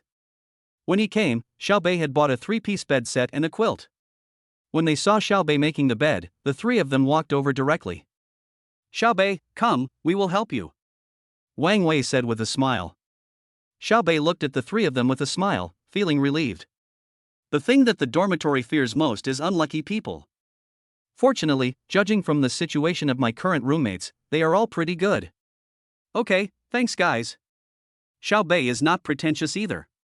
So Wang Wei and Xiaobei climbed onto the bed, while Hu Jilong and Zhang Jibua passed things under the bed. When Zhang Jibua took out the 3-piece suitcase from Xiaobei's suitcase, he was stunned when he saw the clothes underneath. Zhang Jibua is a native of Hangzhou and his family has some small assets. So when it comes to some top luxury brands, he knows them like the back of his hand, but he can rarely buy them. But that doesn't mean he doesn't understand them. In fact, when Xiaobei just came in, Zhang Jibua saw that Xiaobei's suitcase was the latest model of LV trolley suitcase. Now I see Xiaobei's clothes, Balenciaga, Gucci, LV, Givenchy, etc. I immediately realized that my roommate was really not simple. But he didn't say anything, mainly because, first, he didn't know Xiaobei's temper yet, and second, they were all roommates, and even if Xiaobei was not that rich, Zhang Jibua would get along well with his roommate. Third, he doesn't want to embarrass others. Soon, with the help of the 3 people, Xiaobei quickly made the bed. After coming down, Xiaobei took out a pack of soft black cigarettes from his pocket. Do you smoke? Yes, I learned it in high school. Zhang Jibua said generously. Hey, I smoke Marlboro. Hu Jilong smiled slightly and took out a pack of Marlboro popping cigarettes from his bag. Give me one. Wang Wei smiled. So Xiaobei handed one to Zhang Jibua and Wang Wei. Hu Jilong smokes his own Marlboro. Brother Long, smoking Marlboro kills sperm, smoke less in the future. Wang Wei lit the soft black that Xiaobei handed to him, and said to Hu Jilong with a smile. It's okay. We are young and strong now, and we have a lot of energy. It's okay to kill a few more, otherwise the little sister will cry. Hu Jilong said obscenely. Ha ha ha. Xiaobei and Zhang Jibua both laughed. Xiaobei felt that this chubby boy was very funny. Although Hu Jilong was fat, he had a nice face shape. He will definitely be a handsome guy if he loses weight, especially the way Hu Jilong is dressed, which is very trendy. I guess his family is not short of money. While several people were smoking and chatting, Xiaobei was also secretly observing them. Hu Jilong is from Wenchang, Zhejiang province. No wonder he is a trendy fat man. Wenchang is home to many bosses. Among the 5 of them, 4 have factories in their families. Zhang Jibua, a native of Hangzhou, Zhejiang province, is very handsome and calm. Through the conversation just now, Xiaobei discovered that Zhang Jibua is not only handsome, but also has high emotional intelligence. If Xiaobei were not there, he would probably be the most handsome person in the dormitory. Wang Wei, this guy is actually a fellow villager at Xiaobei, from Ningqing, Zhejiang province, and is also handsome. Zhang Jibo is handsome in a tough way, while Wang Wei looks a bit like a puppy, and is very white. But after chatting just now, it seems that Wang Wei's personality and appearance are completely opposite, full of masculinity. His family conditions must be good too, with the latest Apple mobile phone and AJ11 on his feet. When Xiaobei was looking at everyone, the three people were actually also looking at Xiaobei. In fact, all three of them could feel that Xiaobei was not only handsome, but also had an aura. Hu Jilong felt it the most deeply, because Xiaobei's aura was even more powerful than that of his own father, who owned a factory and had been in a high position for many years. Now this kind of momentum is shown on my roommate, which shows that my roommate is of great background. Zhang Jibo and Wang Wei felt the same way. After chatting for a while, we also came to an intangible cultural heritage in the boys' dormitory, ranking. Wang Wei, born on January 12, 1999, the oldest. Hu Jilong was born on May 11, 1999, and is the second child in the family. Zhang Jibo was born in 1999 and is the third child on September 29. Xiaobei was born on October 20, 1999, and is the fourth child in the family. Xiaobei looked at his watch and said, "Brothers, it's almost time. Do you want to go get some food and clothing first?" The three of them looked at the time and it was already past 5 o'clock. The sun is about to set outside. Several people felt hungry. Let's go eat." "You're right, I'm hungry. Let's go and check out Garbage Street." Zhang Jibo is obviously very familiar with Hangzhou University. Garbage Street is a snack street next to Hangzhou University, with street snacks and restaurants. Xiaobei and three others walked out of the dormitory and headed towards the school gate. Xiaobei, Zhang Jibo, Wang Wei, and Hu Jilong walked out of the dormitory together. He immediately became the coolest guy on campus. There's no need to say much about Xiaobei's handsomeness.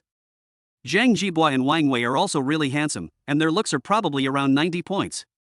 Even Hu Jilong doesn't look greasy to anyone. She has a good face shape, except that she is fat. However, her clothes are very good, and I can't say anything else. Brother Long is at least the most handsome among the fat guys. 3 handsome guys and half a handsome guy along the way, how can this lineup not be attractive? Brother Long walked with the 3 people, looking down at his phone. Xiaobei and the other 2 were chatting together. When they saw a good-looking senior schoolmate, their eyes were focused on that girl. At this moment, Hu Jilong, who had always been one step behind, was browsing the campus network, wanting to see what was new at school, but he had just opened it. Hu Jilong saw an eye-catching hot search on campus. The 17th grade school hunk makes a brilliant appearance, so handsome. Hu Jilong clicked on it and immediately saw Xiaobei's photo. Then he ran forward and said to the 3 of them, "Fuck, Brother Bei, you're on the hot search on campus." Chapter 11 Chatting with Lu Qingyan. After Xiaobei and the other 2 heard what Hu Jilong said, Xiaobei didn't feel anything, but Zhang Jibo and Wang Wei became interested. The 2 took out their cell phones and quickly found the campus network. Soon, the 2 of them saw the pinned hot post that Hu Jilong had just mentioned. Moreover, the post has only been published for less than 2 hours and already has tens of thousands of comments. After clicking on the post, they saw a photo of Xiaobei queuing up to register. It should have been taken by an old student, because the angle was on the left of Xiaobei and there was some distance between them, but even so, Xiaobei's looks are still very attractive. Fuck. Zhang Jibo and Wang Wei immediately burst out with the civilized language of the Xia people. Alumni 1, wow, what a handsome junior, he is in that class, I want to bring him breakfast, lunch and dinner. Alumni 2, the senior sister upstairs who was a bootlicker has been identified. Alumni 3, wow, he looks like a rich guy, wearing all branded clothes. Alumni 4, hey, I just saw this junior, but his 3 roommates are pretty good, except for the fat one, but the senior who likes chubby guys, don't miss it. Picture. Alumni 5, sisters upstairs, I've seen this dormitory, it's like a fairy dormitory. When Zhang Jibo and the other 2 saw that they and Xiaobei were on the hot search list together, they were immediately excited. Then they all looked at Xiaobei. Old 4, you are the god of our 401. Old 4, you're awesome. During the 4 years of college, whether the brothers will eat meat or vegetarians depends on you. Nothing to say, just one sentence, awesome. The 3 of them are college students who have just reached adulthood, so it is normal for them to be a little childish and fresh, especially since school just started today. The entire dormitory 401 has become a hot topic. What is this called? Bring honor to the family, I always feel like something is wrong.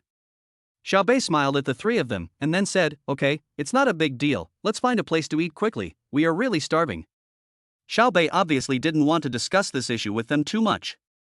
After all, if there was no such reaction, it would surprise Xiaobei. Now it seems that the system is really awesome. Okay, let's eat. Hangzhou University has a total of 4 school gates. The one near Garbage Street is the North Gate, which is just across the street from the entrance.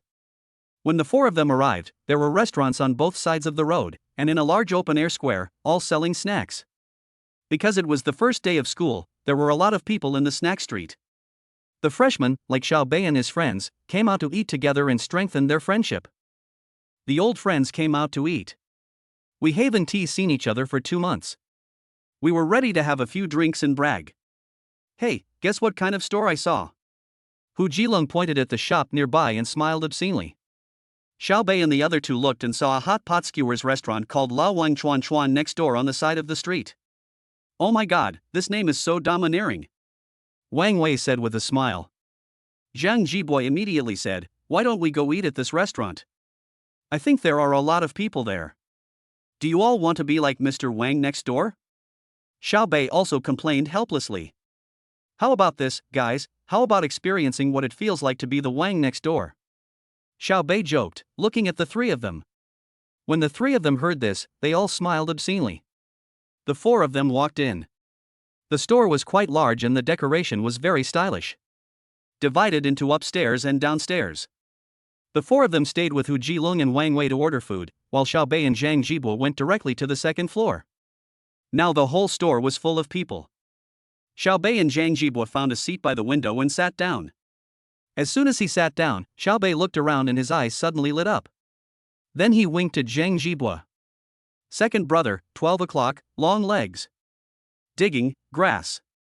Zhang Jibo stared straight at the long white legs of several girls at a table at 12 o'clock and stuttered. I freaking love college. Go ask for his WeChat. Xiaobei joked with a smile. Zhang Jibo was slightly stunned when he heard this, and then he said speechlessly, I don't want to be a pervert, I like the meat that is offered to me automatically, it smells good. The 2 were chatting, and soon Hu Jilong and Wang Wei came up. Brother Long, look, at the 12 o'clock direction, there are several beauties, all with long legs. Zhang Jibo said to Hu Jilong, and Hu Jilong and Wang Wei also looked over. Wang Wei was stunned for a moment. 666, Brother Long, go ask for WeChat. Go, why don't you go? Xiaobei looked at them and smiled slightly. They had just been bragging in the dormitory, but now that it was time for actual combat, they all became wilted. Just at this moment, the 4 people's cell phones rang. The 4 of them picked it up and saw that it was a message from the class teacher in the class group, asking them to go to classroom A101 for a class meeting at 6 o'clock in the evening. Gone, I wanted to have a few more drinks, but now it seems that I can't. Let's eat and go home early. Zhang Jibo said helplessly. There is a long way to go, there are plenty of opportunities, and there are 4 years of college. Hu Jilong said while eating edamame. Xiaobei looked at the message and was about to put down his phone, but at this moment, a WeChat message came on Xiaobei's phone. When I clicked it, a smile immediately appeared on my face. The WeChat ID was none other than Lu Qingyan S. Lu Qingyan, Jr., have you reported in? I just packed it up. Xiaobei, I have reported in and am having dinner with my roommate now. Lu Qingyan, yes, you must build good relationships with your roommates. In these 4 years, they will be your family. Xiaobei, okay, senior sister, have you eaten now? Xiaobei was chatting with Lu Qingyan. The 3 animals saw Xiaobei holding his phone and typing, and looked at each other. Wang Wei, old 4, who are you chatting with? You're so absent-minded. The food is here. Why don't you eat? Hearing this, Xiaobei looked up and said, no, I'm with a friend, you guys eat first. Friend? Girlfriend, right? Zhang Jibo asked with a smile. I only have one friend, so I'd rather be single. Xiaobei said with a smile. Xiaobei was greeted by 3 pairs of white eyes. Do you believe what you said? Xiaobei was also very helpless about this. I am telling the truth, and you don't believe me. What else can I think? Xiaobei continued chatting with Lu Qingyan, but after not long, Lu Qingyan took the initiative to say goodbye. Lu Qingyan, Jr., my roommate asked me to go eat. I'll look for you later. You have to eat well. You seem to have lost some weight. Xiaobei, okay, next time when I come to Shanghai to see you, I will definitely have 8-pack abs. Lu Qingyan, poof. You just dream all day long. You have 8-pack abs, but I can't even see them. Xiaobei, if you want to see it, we can find a place and I'll show it to you. Lu Qingyan, sexy sexy sexy, wait until you have it, then we'll talk about it. Lu Qingyan, okay, I'm going to eat, and you have to eat well too. Xiaobei, okay, you too, just wait for me in Shanghai. Chapter 12 Qin Mingxue. Magic City, Conservatory of Music. When Lu Qingyan saw the last message sent by Xiaobei, her cheeks turned slightly red. At this moment, someone patted Lu Qingyan on the back. Lu Qingyan put away her phone in a panic and turned around with a blushing face. Oh, girl, you scared me to death. Lu Qingyan's roommate, who was called Big Girl, looked at Lu Qingyan meaningfully. Yan, you are hiding something from us. Something is wrong with you. Are you in love? Upon hearing this, Lu Qingyan said with an evasive look in her eyes, no, that's not true. You just talked nonsense. The girl looked at Lu Qingyan and smiled intriguingly, so when you came back to the dormitory from home, you kept holding your phone and looking at it. This is not like you. I just saw you chatting with someone on WeChat, and you even had a smile on your face. No way. Lu Qingyan panicked and quickly reached out to cover the girl's mouth. Woo. Okay, girl, let's go eat. On the other side, after Xiaobei put down his phone, he finished his meal under the meaningful gazes of the other 3 people. Then he left the store. To be honest, it tastes pretty good. It's not like in the novel. While having dinner, he met a beautiful woman and was bullied by a hooligan. Xiaobei took action with domineering force and won her heart. After all, the probability of this happening is very small. Life is not a novel. When they returned to the dormitory, it was almost 6 o'clock. The 4 of them were all showing off, and Xiaobei was no exception. They all dressed up. The 4 of them tidied themselves up and then went out in a heroic manner. During the first class for freshmen, everyone walked around in their own dormitory. After all, everyone was not that familiar with each other yet, so they only got to know each other best.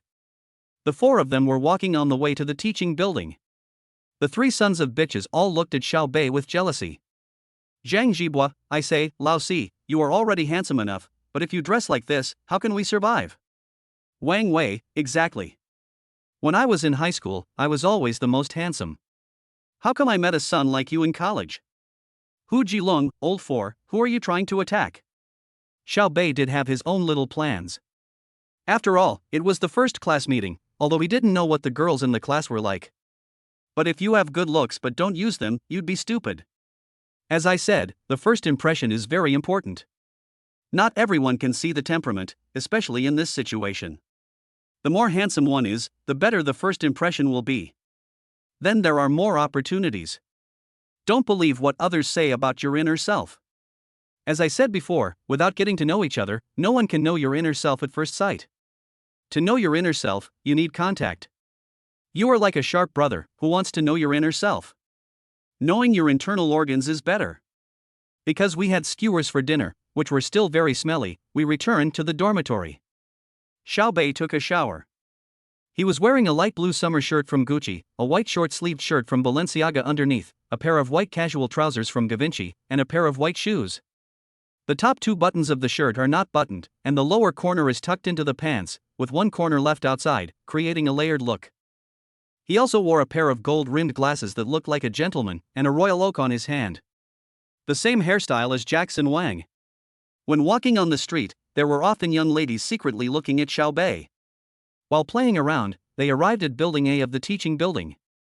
I quickly found the classroom where the class meeting would be held today. The university classroom is where Class 1 and Class 2 are together because there is one counselor. Because of their show-off nature, the 4 of them arrived a little late and had just entered the classroom. I saw that it was full of people. It was a small classroom, but the good seats in the middle and back were almost all occupied, with only the first 3 seats in the front still vacant. When the 4 of them just walked into the classroom, students from both classes all looked over. When the boys saw Xiaobei and the other 3, most of them felt ashamed of themselves, because each of them was handsome in his own way. Even the fat guy Longa was very handsome. Some girls came to the classroom very early just to see if there were any handsome guys. When Xiao Bei and his 4 friends didn't come, the girls were actually a little disappointed, because there were relatively few handsome guys in the 2 classes. There are only 6-7 of them, and they are handsome guys. But Xiao Bei and his 4 companions came in. All the girls are like a pack of hungry wolves. All of them fixed their infatuated eyes on the 4 of them. Wow, the 4 little brothers who just came in are so handsome, and that fat little brother is so cute too. What did I see? The school hunk is actually from our class. Are you talking about the little brother in the blue shirt? Yes, that's so cool. He's not just handsome, he has great taste in clothes. Xiao Bei looked at the location. What's going on? There's no room in the back. We're late, so we can only sit in the front row. Hu Jilong said with despair that for students like them, the front row is a dangerous area. The 4 of them didn't say much. Since they were already sitting in the front row, they just sat down. Xiao Bei and Zhang Jibua sat in the 2 seats in the middle, Wang Wei sat next to Xiao Bei, and Hu Jilong sat next to Zhang Jibua. As soon as they sat down, Hu Jilong said, "Brothers, I just took a quick look and there are a lot of girls, and there are a few good ones. If you want to strike, strike quickly. There are too many wolves and too little meat." Hu Jilong discussed quietly. Zhang Jibua, Xiao Bei, and Wang Wei rolled their eyes at him. Hu Jilong rubbed his head, looked at his 3 sons, and asked in confusion, "You are dressed so flashy, isn't it just for now?" Zhang Jibua couldn't bear it any longer. "You bastard, can you shut up? Be cool, okay? Be cool. Don't be a bootlicker." Just at this moment, the sound of high heels was heard. A creaking sound. Teachers are turned on. Then all the male students in the classroom went crazy, and Xiao Bei also looked surprised. Because the counselor who just came in is quite pretty. With a devilishly hot figure, curly hair cascading down her shoulders like a waterfall, bright facial features, fair skin, and long legs, she caught everyone's attention as soon as she appeared. He looked to be about 25 or 26 years old, with a cold and slender temperament. She was wearing a black long dress, with beautiful and exquisite facial features, and a pair of dark brown pupils that made people look cold and indifferent. I saw her slowly walking up to the podium, looking at the full classroom, but she showed no fear at all. She also saw Xiao Bei and the other 3 sitting in the front, especially Xiao Bei, whose temperament was very elegant, but also very imposing. Then she smiled slightly and said, "Hello everyone, I am your counselor for 4 years. My name is Qin Mingxue. You can call me Teacher Qin, or Old Qin." Chapter 13 Class Meeting begins. Xiao Bei looked at Qin Mingxue on the stage and smiled slightly. This teacher, at first glance, is a very unique person, and his family conditions are also good. The latest necklace from Tiffany and a watch from Bacheron Constantine. After Qin Mingxue finished speaking, the students in Class 1 and Class 2 were all excited. "Wow, isn't this the school's goddess counselor, Teacher Qin? I didn't expect that she is our counselor. This aura is too strong. She's so beautiful, I can't even look her in the eye." There was a discussion behind him. On Xiao Bei's side, Hu Jilong looked at Qin Mingxue on the podium and swallowed. Then he excitedly took Zhang Jibua's hand under the table and whispered, "Wow, this is so cool. With a counselor like this, I will never be late for class." Zhang Jibua rolled his eyes at him. Hu Jilong didn't care about Zhang Jibua's rolling eyes at all, and continued, "I'm very curious, the man who was pressing on her must have eaten too much shit in his previous life to have such shitty luck." Just now, Zhang Jibua rolled his eyes at Hu Jilong.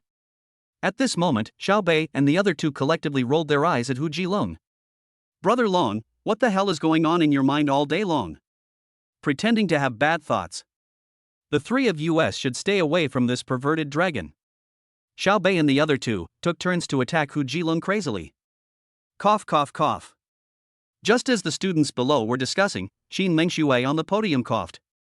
Suddenly, the whole class fell silent. Truly, Qin Mengshue's aura is too strong. After seeing the class quiet down, Qin Mingxue then said, "First of all, welcome everyone to Hangzhou University. In the next 4 years, I hope you will cherish the last part of your study career. College is a period of strong autonomy and initiative. When you are busy with love, don't forget your studies. I don't have high expectations for you. Just don't fail the exams. And don't call me from the rooftop of the dormitory at night and say you want to jump off the building for love." After Qin Mingxue finished speaking, the originally tense atmosphere in the classroom suddenly became relaxed. Mainly because of what Qin Mingxue said, everyone laughed. Seeing that the atmosphere had become relaxed, Qin Mingxue smiled slightly. Then he smiled and said, "Okay, enough of the jokes, let's get straight to the point. I don't think you guys like being here either. Now let's start introducing ourselves. Everyone must go on stage, and then we will start the election for class leaders for our two classes." Qin Mingxue looked at the people below and continued, "Who is willing to come up first and set an example?" Xiao Bei had been sitting in his seat, listening to Qin Mengshue's words. At first, Xiao Bei thought that no one would be willing to be the first to introduce themselves. But he was soon slapped in the face. As soon as Qin Mengxue finished speaking, all the boys in the classroom raised their hands. Even Hu Jilong was raising his hand enthusiastically. At this moment, Xiao Bei couldn't help but sigh that the stimulation of beautiful women on boys' hormones was so strong. Qin Mengxue stood elegantly on the podium. Seeing so many people raising their hands, it seemed like nothing unusual. Qin Mengxue took a look, especially scanning Xiao Bei and the other four. "Then let this fat boy come first, and then we'll start the train and have everyone come down one by one." Upon hearing this, Hu Jilong chuckled and gave a smug look to Xiao Bei and the other two. "Zhang Jibua now wants to kill this fat guy. If it weren't for you, I would have waited a little longer."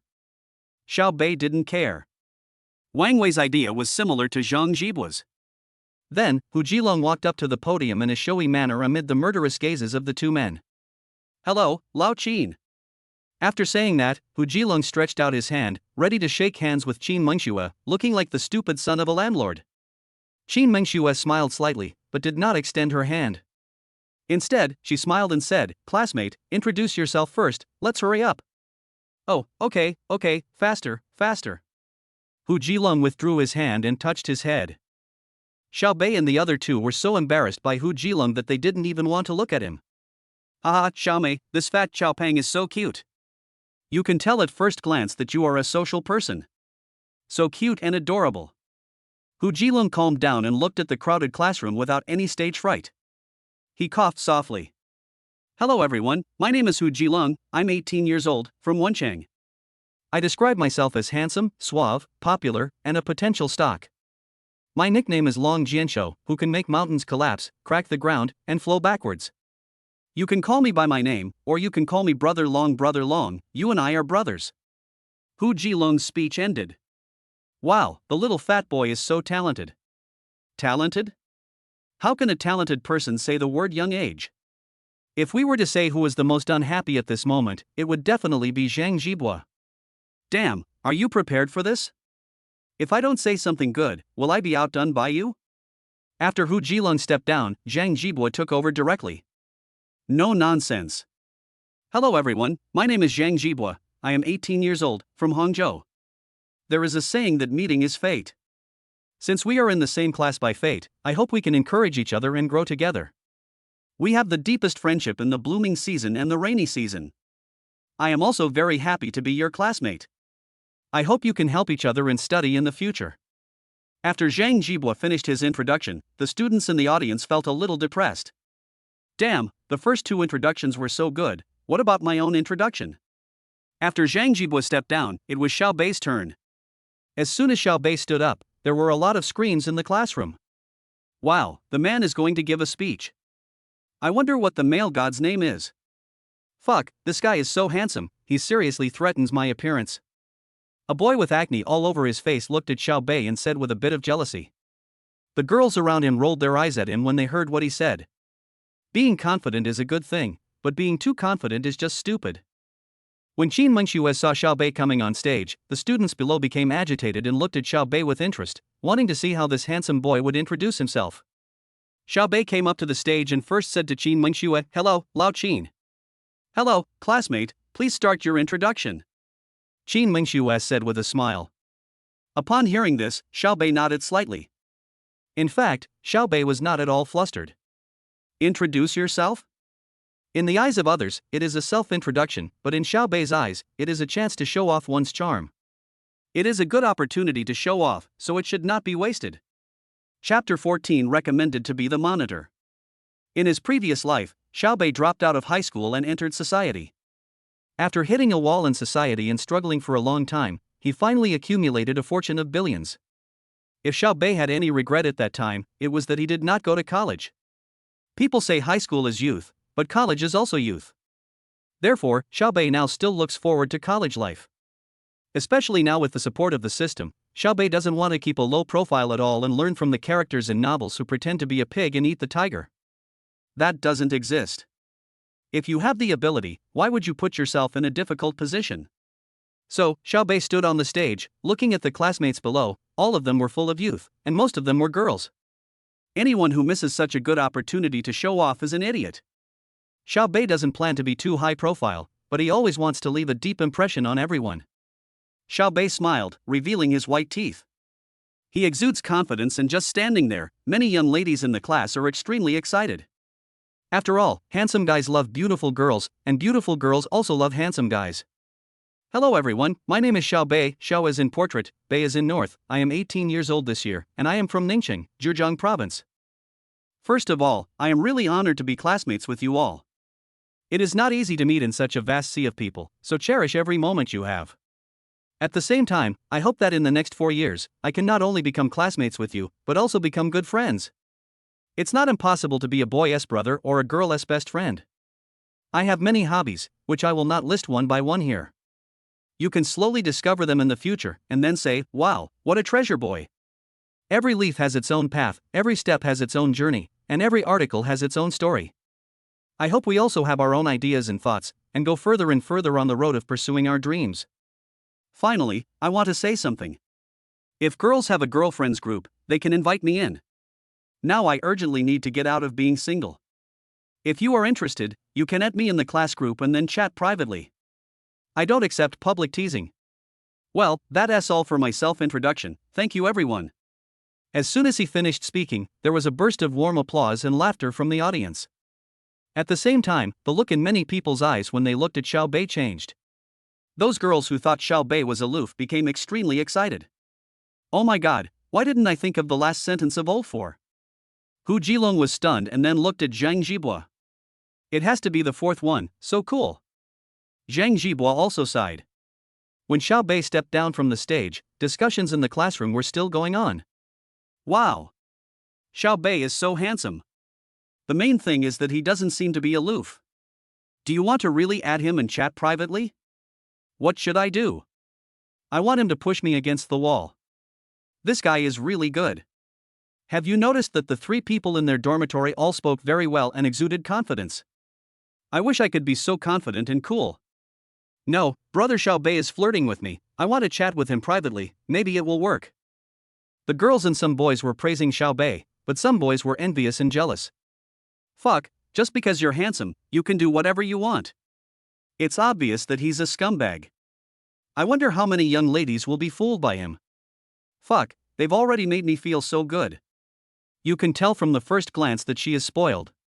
When she gets to the military training, she will definitely make a fool of herself. Fuck, this go ba. There was a lot of discussion, but it soon died down because everyone now knew that the people in this dormitory were all capable. Now that Wang Wei is on stage, they also want to see what this handsome young man has to say. Wang Wei is actually very miserable now. All his power has been taken care of by the fourth brother. What can he do? But still said generously. Hello everyone. My name is Wang Wei, and I'm from the same hometown as Xiaobei. I'm 18, and I'm a man. Ahem, I'm a little nervous. Can you give me some applause? Clap, clap, clap. Most people at the scene gave applause out of respect. Xiaobei smiled slightly and said, Wang Wei, you're such a good son of a bitch. You know how to interact. Okay, I feel everyone's enthusiasm. I'm not nervous anymore. Thank you all for your support. I hope we can become good friends in the next 4 years. After saying this, Wang Wei stepped down. Xin Mingxue looked at the 4 people in the first row and smiled slightly, mainly because the 4 of them had given her big surprises. Now she was looking forward to the next students' self-introductions. But she was soon disappointed. There were no outstanding ones. Although there were some, they were still inferior to Xiaobei and the other 3. It took half an hour for everyone to introduce themselves. Xin Mingxue also returned to the podium at this moment, smiling at everyone. Self-introduction is over, now we will elect class leaders. Military training will start the day after tomorrow, so please share some of the burden for me. Class 1 goes first. If you want to run for class monitor, please take the initiative. This is also a kind of training for yourself. Anyone wants to run?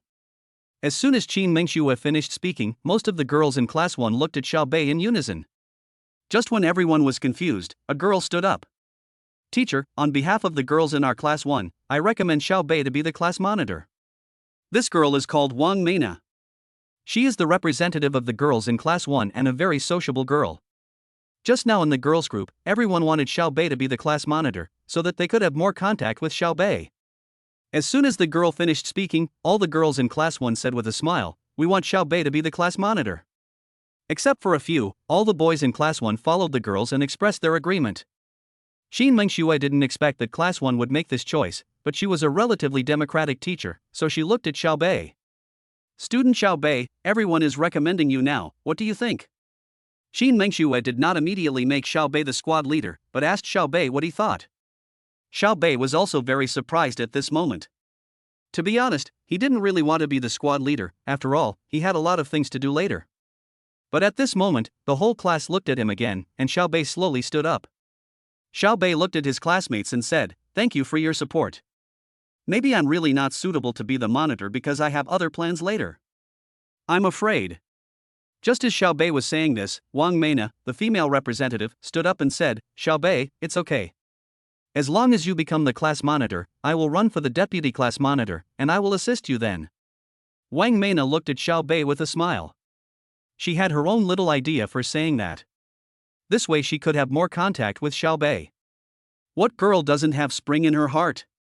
Xiao Bei was stunned for a moment. What the hell, he has to be the one to take on this responsibility.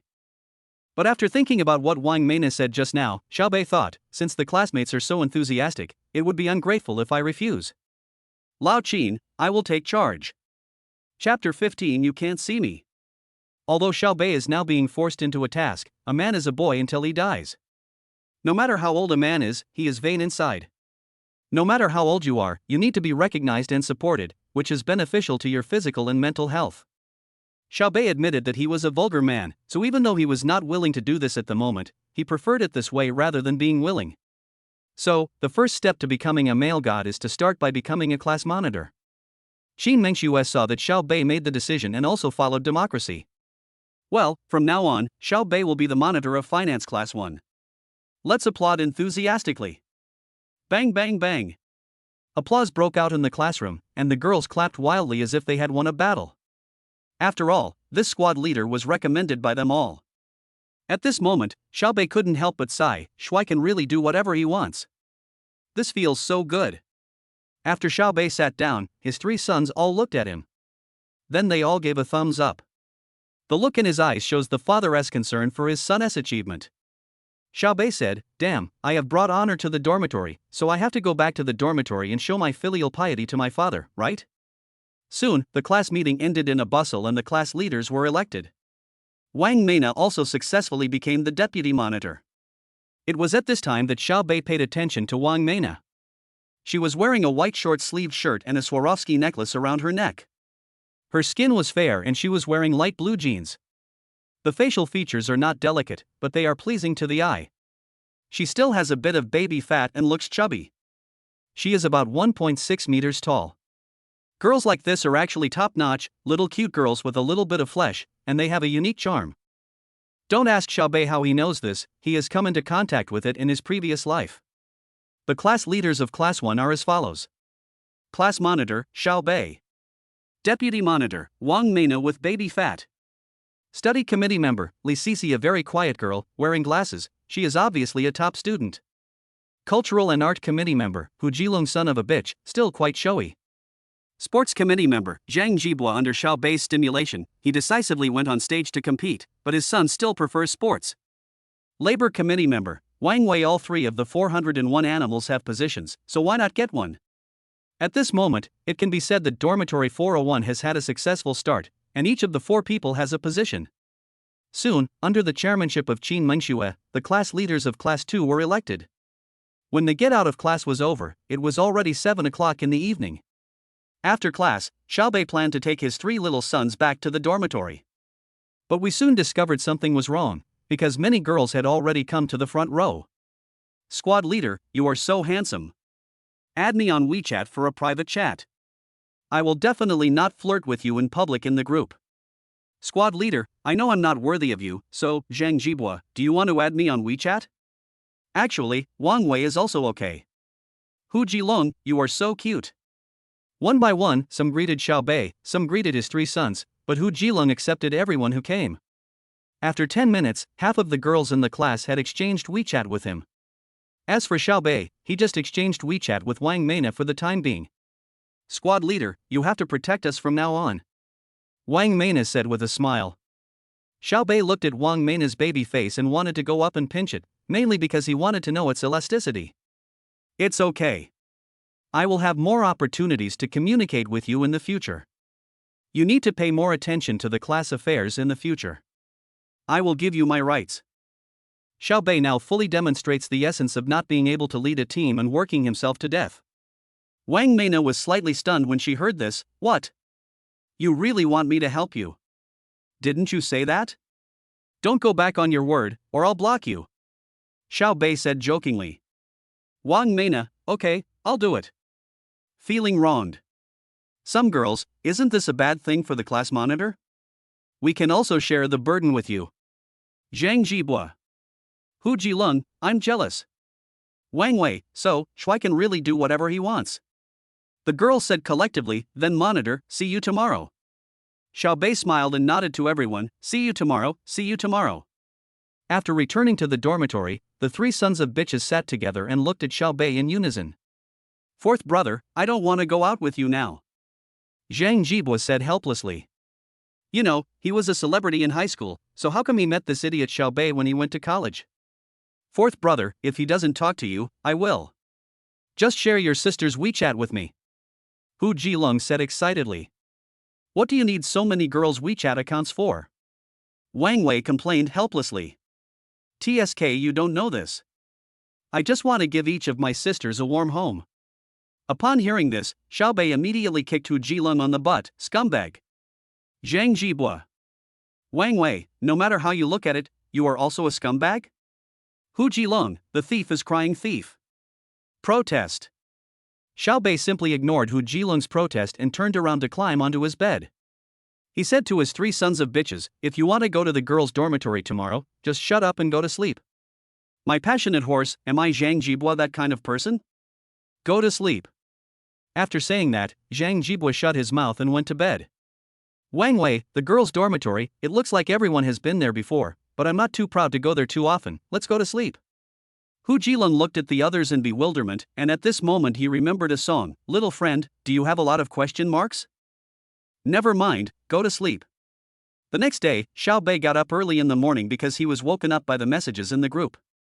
Xin Mengshui at all class leaders, please ask the monitor to take the lead and go to Building B of the teaching building to receive the military training uniforms. Received a reply. Wang Mena, got it. Xin Mengshui, where is the squad leader? At Li Sisi, the monitor is probably still sleeping, poor guy. Yi Qiaoning, +1. Chen Maisai, +1. Shui Wenhao, +1. Hu Jilong was lying on the bed, looking at Xiao Bei who had just got up, and took the opportunity to take a photo of Xiao Bei with his upper body naked. Sent it to the group secretly. Hu Jilong, nonsense, the squad leader has just gotten up, and he is still in a bad mood. Do you think he is angry? Picture evil smile. By Ting, wow, am I the only one who saw those 8-pack abs? Sexy. Yi Qiaoning, sexy. Wang Mena, sexy. Xin Mengshui, oh wow, sexy. Classmate. At this moment, Xiao Bei took out his mobile phone and looked at the message from 99+. At first he didn't understand why they all sent those sexy expressions. But after seeing the photo Hu Jilong sent to him, he immediately looked at Hu Jilong, who was still secretly proud of himself, with murderous intent. At this moment, because Hu Jilong posted Xiao Bei's photo, several girls came to chat with him. Everyone wanted to see more, so Hu Jilong certainly would not miss the opportunity to contact the girls and started flirting with them one by one. Just when he was feeling happy, Hu Jilong suddenly felt a murderous aura in front of him on the left. I slowly looked up and saw Xiao Bei's murderous eyes. Hu Jilong smiled at Xiao Bei, then grabbed the quilt and covered himself. You can't see me, you can't see me. Chapter 16 Girls' Dormitory. Hu Jilong had just covered himself with the quilt not long ago. Crash! The quilt was directly lifted up. Hu Jilong narrowed his eyes and looked at Xiaobei. At this moment, Xiaobei had a slight smile on his face. Hu Jilong was confused. What was going on? Where was the murderous intent just now? Old 4, I. My son, that's a great shot. Take better pictures next time. Xiaobei looked at Hu Jilong with interest. At this moment, Hu Jilong had changed from a curled-up state to a comfortable state, and he felt relieved. Ah, Lao Si, for sure, you don't need to worry about my photography skills. Well, that's very good. So, to reward you, you don't have to go to the girls' dormitory to distribute military training uniforms later. Upon hearing this, Hu Jilong became panicked and quickly grabbed Xiaobei's thigh with his big hands. Old 4, I was wrong. I was really wrong, let me go, I won't do it again next time. As he spoke, Hu Jilong actually had tears in the corners of his eyes. Promising. Xiaobei complained a bit, then immediately replied in the group with a received and then woke up the other two people who were sleeping soundly. After the four of them got up, Xiaobei directly called the dormitory head of Class 1 in the group to go and get the military training uniforms together. At the military training uniform collection site, Class 1's military training uniforms have all been collected. The Navy Camouflage one looks quite handsome when worn, but it is only suitable for people with a good figure like Xiaobei. After Xiaobei sent the head of the boys' dormitory away, he saw the heads of the girls' dormitory, each of them being picky. Xiaobei complained about this and that, saying it didn't look good, rubbed his arms, and didn't show his waist. That's how he looked at it. Old 4, aren't we going to the girls' dormitory? How do we get there? Hu Jilong and Zhang Zhibua, mentally retarded, asked quietly. Hearing this, Xiaobei chuckled, then walked towards the group of girls under the gazes of his three sons of bitches. Hey, Mina, you girls have too many military training uniforms. Do you want me to help carry them? Wow, squad leader, is it really possible? Wang Mena and others looked at Xiaobei with excitement. Before Xiaobei could say anything, Hu Jilong ran up to him and said, Mina, look at my muscles, they are awesome. Leave it to us, don't worry, we are strong. Wang Mena looked at Hu Jilong and said, okay, thank you for your help. Yi Qiaoning also nodded with a smile. Zhang Zhibua, would you like to help me lift it? Okay, no problem. Zhang Zhibua ran up happily. Then Wang Wei, please help me lift it. Kai Jing looked at Wang Wei with a blushing face. Wang Wei smiled slightly, okay, sure. Xiaobei and Wang Mena carried the people from Wang Mena's dormitory. In the end, Hu Jilong was left alone, grieving. Why did things develop like this? Why didn't anyone call me? Just when Hu Jilong was feeling aggrieved, a weak voice came from behind him. Student Hu, can you help me lift it? Hu Jilong turned around when he heard the voice and saw that it was Li Sisi, the study committee member. At this moment, Li Sisi's eyes were a little evasive and she looked at Hu Jilong shyly. Sure. Thank you for your hard work. No. It's not hard. Hu Jilong said, a little moved, and touched his head with his hand. In the end, it was the four guys from room 401 who got the chance to go to the girls' dormitory. As for the other classmates, Xiaobei said that they were not familiar with each other yet, so the benefits must be given to their own people first, right? Since the school and military training have not officially started yet, Xiaobei and his friends arrived at the girls' dormitory. Xiaobei and Wang Mena walked into the girls' dormitory with a swagger. The three sons behind me were still a little nervous, fearing that the dormitory manager would scold them. The dormitory manager just looked at the four people and said calmly, come down within 10 minutes, or I will catch you. Sister, okay, you are so nice. Xiaobei directly called the dormitory manager sister with a very sweet mouth. Sure enough, the dormitory manager smiled when she heard this, then come down within 20 minutes. Hu Jilong, Zhang Zhibua, and Wang Wei looked at each other in bewilderment at Xiaobei's extraordinary move. It still has to be you, old 4. Several girls looked at each other and smiled. The girls' dormitory is quite some distance away from Xiaobei and his roommate's dormitory. A river separates the boys' and girls' dormitories. On the left side of the river is the boys' dormitory, and on the right side is the girls' dormitory.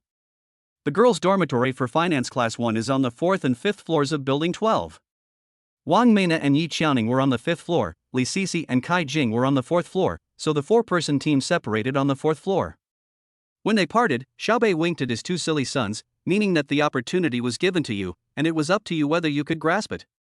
After Zhang Jibua and Xiao Bei arrived at the 5th floor, Xiao Bei was still quite natural, but Zhang Jibua was different. He shrank his neck and glanced at them with a sly look. If you see the underwear, your breathing will suddenly become heavier. Xiao Bei, an old driver from his previous life, behaved very normally. His eyes were not distracted, and he was concentrating on chatting with Wang Meina. Squad leader, you said you have many skills. What are they? Wang Meina asked curiously. Xiao Bei smiled and looked at Wang Meina, a chubby and cute girl. If the contrast was right, wouldn't she be invincible? This can only be understood, not expressed in words. What is it? After hearing what Xiao Bei said, Wang Meina became even more curious. I can do a lot, such as playing in the water, climbing mountains, and even masturbating. Anyway, I can do a lot, and you will slowly discover them. Xiao Biku said flowerily. After Xiao Bei finished speaking, Wang Meina smiled and replied, Squad leader, you are amazing. You know so many things. Isn't that great? Sharp. There will be more powerful ones in the future. Xiao Bei looked at the innocent Wang Meina and smiled slightly. Soon the two arrived at the door of Wang Meina's dormitory. Wang Meina opened the door of the dormitory. Then he said, Squad leader, just put the clothes here. Okay. Xiao Bei's voice was very magnetic. As soon as he finished speaking, there was a scream in the dormitory. Ah, there's a man in the dormitory. Ah, it's the monitor. Wow, squad leader Mina is coming, why didn't you tell me earlier? I haven't even put on makeup yet. Wang Meina looked at her love-crazy roommate helplessly. Xiao Bei smiled slightly, it's okay, squad leader, I like to be without makeup, so, my beloved concubines, can I come in? There was silence in the room, and then a sudden burst of laughter broke out. Squad leader, you are so flirtatious. When did we become your concubines? I want to be your queen. Your Majesty, I also want to be the queen. Squad leader, so, should we call you the emperor or squad leader? Xiao Bei deliberately called them my beloved concubines, mainly to ease the awkwardness, liven up the atmosphere, and finally, to promote the relationship. Judging from the girls' reactions, I succeeded. Chapter 17 Mouthful. Actually it's not wrong to call him emperor. You're so immature, squad leader. Come in. A female voice came from inside. Hearing this, Xiao Bei smiled slightly and walked in decisively. The beds in the girls' dormitory all have privacy curtains, but as soon as Xiao Bei walked in, they all stuck their heads out. She lay on the edge of the bed and looked at Xiao Bei with a crazy expression on her face. Combined with their prone position and loose pajamas, a hint of brightness was revealed. Xiao Bei said that the girls' dormitory is so comfortable. Then he started scanning and looked at them one by one. Well, concubine Chen, concubine Yang, concubine Zhang, it turns out that you and concubine Wang are in the same dormitory. As soon as Xiao Bei finished speaking, the three girls on the bed were all surprised. Wow, squad leader, you got to know us so quickly? Xiao Bei smiled and said, no, I only know beautiful girls. I have a unique impression of beautiful women. Hearing this, the three girls all burst into laughter. Squad leader, have you really never been in love? I think you are really good at it. That's right, he's so handsome and speaks so nicely, he must have been in love before. I want to, but seeing so many beauties, I can't decide. Xiao Bei said with an exaggerated facial expression. He. At this moment, even Wang Meina behind him started laughing. At this moment, Wang Meina said, then squad leader, if we choose one, who would you choose? Yes, who will you choose? I'm really looking forward to it. Class monitor, why don't you choose me? I can do everything. The four girls looked at Xiao Bei expectantly, waiting for his answer. At this moment, Xiao Bei thought of a sentence from his previous life. This sentence does not exist in the current world, so he will not be polite. Only children make choices, adults want them all. Chuck. Ha. Several people laughed immediately, and their eyes were full of favor when they looked at Xiao Bei. It is really hard not to have a good impression of a handsome boy with high emotional intelligence. Family members, who understands this feeling? Monitor, I didn't expect you to be such a monitor. Squad leader, you are really good at carrying water. That is. The four girls all looked at Xiao Bei with a smile. Hearing this, Xiao Bei smiled slightly and made two jokes. That was enough, it was time to leave. It is better to maintain a certain distance and mystery between boys and girls. Okay, my beloved concubines, I'm leaving. Xiao Bei waved at them. Oh, goodbye, monitor. Goodbye, Your Majesty. Bye, Emperor. Xiao Bei smiled and then left in a cool manner. After Xiao Bei left, Wang Meina's dormitory suddenly became lively. Wow, the monitor has such a high EQ. The male god is a god. Nana, you just spent a long time with the monitor. If you have any findings, please share them with us. The three of them immediately looked at Wang Meina. Wang Meina nodded and looked at the sisters with a smile. Sisters, there really is one. I found out the class monitor's hobbies. Hurry, speak. The squad leader likes playing in the water, climbing mountains, and masturbating. That's all for now. Wang Meina said this word by word, with pride in her tone. Phew! He burst out laughing 3 times. Ha, the monitor is so dirty, I like it so much. The monitor is such a contrast, he seems to be so gentle and polite on the surface, but he is so dirty. Wang Meina was slightly stunned when she heard this. What's dirty? The three of them looked at Wang Meina as if she really didn't know, so they told her quietly. Suddenly, Wang Meina's face turned red, her mouth pursed, her red lips pouting, pink and tender, and her eyes full of shame. So, I was molested by the monitor? After leaving the dormitory, Xiao Bei originally wanted to go and see the other 3 sons, but found that they seemed to have all left. So I went downstairs directly. I saw 3 little bastards standing downstairs of the dormitory, chatting. When did you come down? Xiao Bei walked over and asked. I came down a long time ago, put my things down, and was kicked out without even a drop of water. Zhang Jibo looked at Xiao Bei with a wry smile. What about you two? I'm fine, we chatted for a while. Wang Wei said lightly. Hu Jilong was all smiles at the moment. Old 4, I found Li Sisi so cute. Okay, this is a horny one. Let's go back to the dormitory and have a good rest for the day. We will have military training tomorrow. Wang Wei looked at the 3 of them and said. Hearing this, Xiao Bei shook his head and said, You guys go back, I have something to deal with. Xiao Bei planned to take advantage of his current time to look for an office building, and wait until the military training was over and the decoration was almost done. Where are we going? Hu Jilong asked curiously. I'm going to do something, I'm leaving first. After Xiao Bei finished speaking, he left. The 3 of them looked at each other and didn't say much. Let's go play games. Xiao Bei went straight to the parking lot opposite the school. The sun was still too strong, so Xiao Bei trotted to his car. Open the car door and get in directly. Xiao Bei soon regretted it. It was too hot in the car, so he quickly turned on the air conditioner to the maximum. Then he took out his cell phone and looked at the office building on his phone. Xiao Bei's idea was very simple, find a good location, a larger office building, preferably one that had not been renovated. You can decorate it according to your preferences. After searching for a long time on the mobile app and selecting a few good office buildings, Xiao Bei called a salesperson and made an appointment to go and see the house. After making the contact, Xiao Bei started his car directly. Boom, the sound of the V8 engine is still very loud. Xiao Bei stepped on the gas and drove the car directly out of the parking lot. The nearest CBD to Hangzhou University is near the future science and technology city, so the office buildings Xiao Bei found are all nearby. The European and American Financial Building is a relatively famous building in the vicinity, and the companies housed in it are all large enterprises. The several office spaces selected by Xiao Bei are all in this building. After arriving at the European and American Financial Building, Xiao Bei contacted the agent he had just contacted on the app. Hello, Mr. Xiao, are you here? I'm here, where are you? Xiao Bei drove the car into the ground parking lot of the European and American Financial Building. Mr. Xiao, I'm at the gate, wearing a black suit. Xiao Bei took a look and immediately saw a man in a black suit carrying a briefcase and holding a phone. I see you. After saying that, Xiao Bei hung up the phone and drove the car directly in front of him. Brother Zhang, right? Xiao Bei rolled down the car window and asked. Zhang Ming was just wondering why this Mercedes was parked in his place. But after hearing what Xiao Bei said, he knew that this was his current client. Are you Mr. Xiao?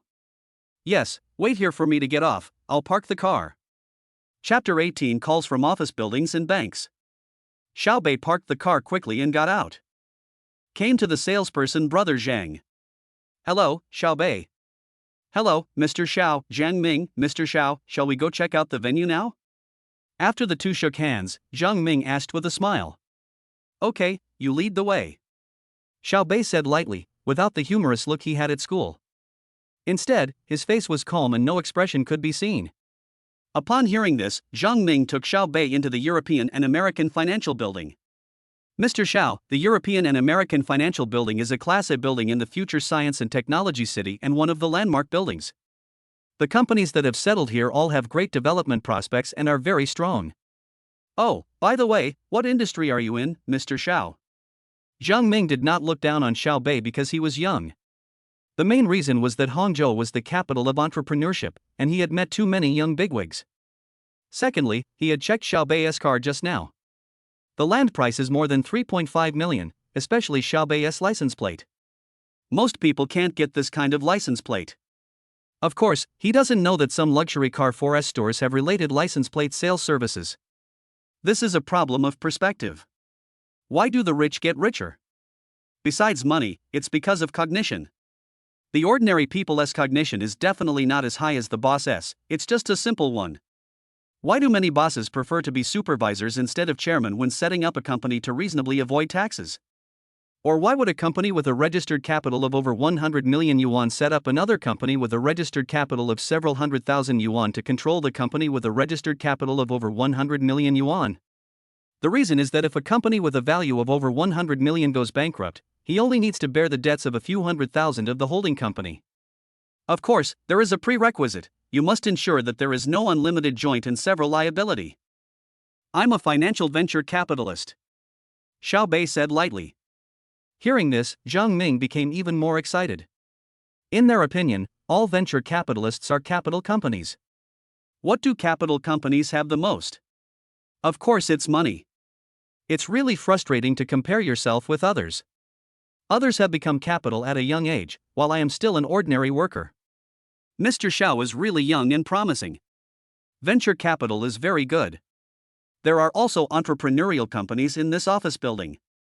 Maybe you can cooperate with them in the future. Zhang Ming said with a smile, and soon arrived at the elevator entrance. Zhang Ming took the initiative to stretch out his hand and pressed the elevator button. When the elevator came, Zhang Ming took the initiative to stretch out a hand to block the elevator for Xiao Bei and let him go in first. Mr. Xiao, shall we go to the 16th floor now? Zhang Ming said to Xiao Bei.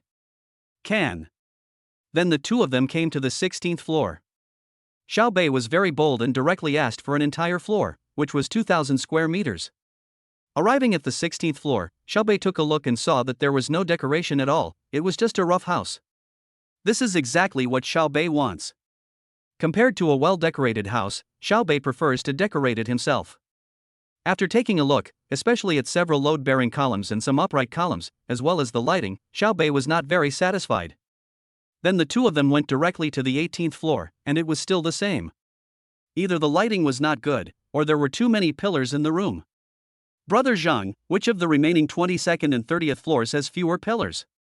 After Xiao Bei and Zhang Ming took a fancy to the 18th floor, they asked directly. Boss Xiao, according to your request, I think only the 30th floor suits you. Oh? We're going to the 30th floor now, you'll know when we get there. Zhang Ming smiled slightly, but he was actually very nervous inside, fearing that Xiao Bei would not like him and he would lose this important client. Soon the two arrived at the 30th floor. As soon as he stepped into this floor, Xiao Bei felt something different. First of all, there are floor-to-ceiling windows on all four sides, which provide good lighting. Secondly, there are very few pillars. The most important thing is that there are two large terraces. After seeing the office building on this floor, Xiao Bei came to the two terraces to take a look and was very satisfied. How much is this set?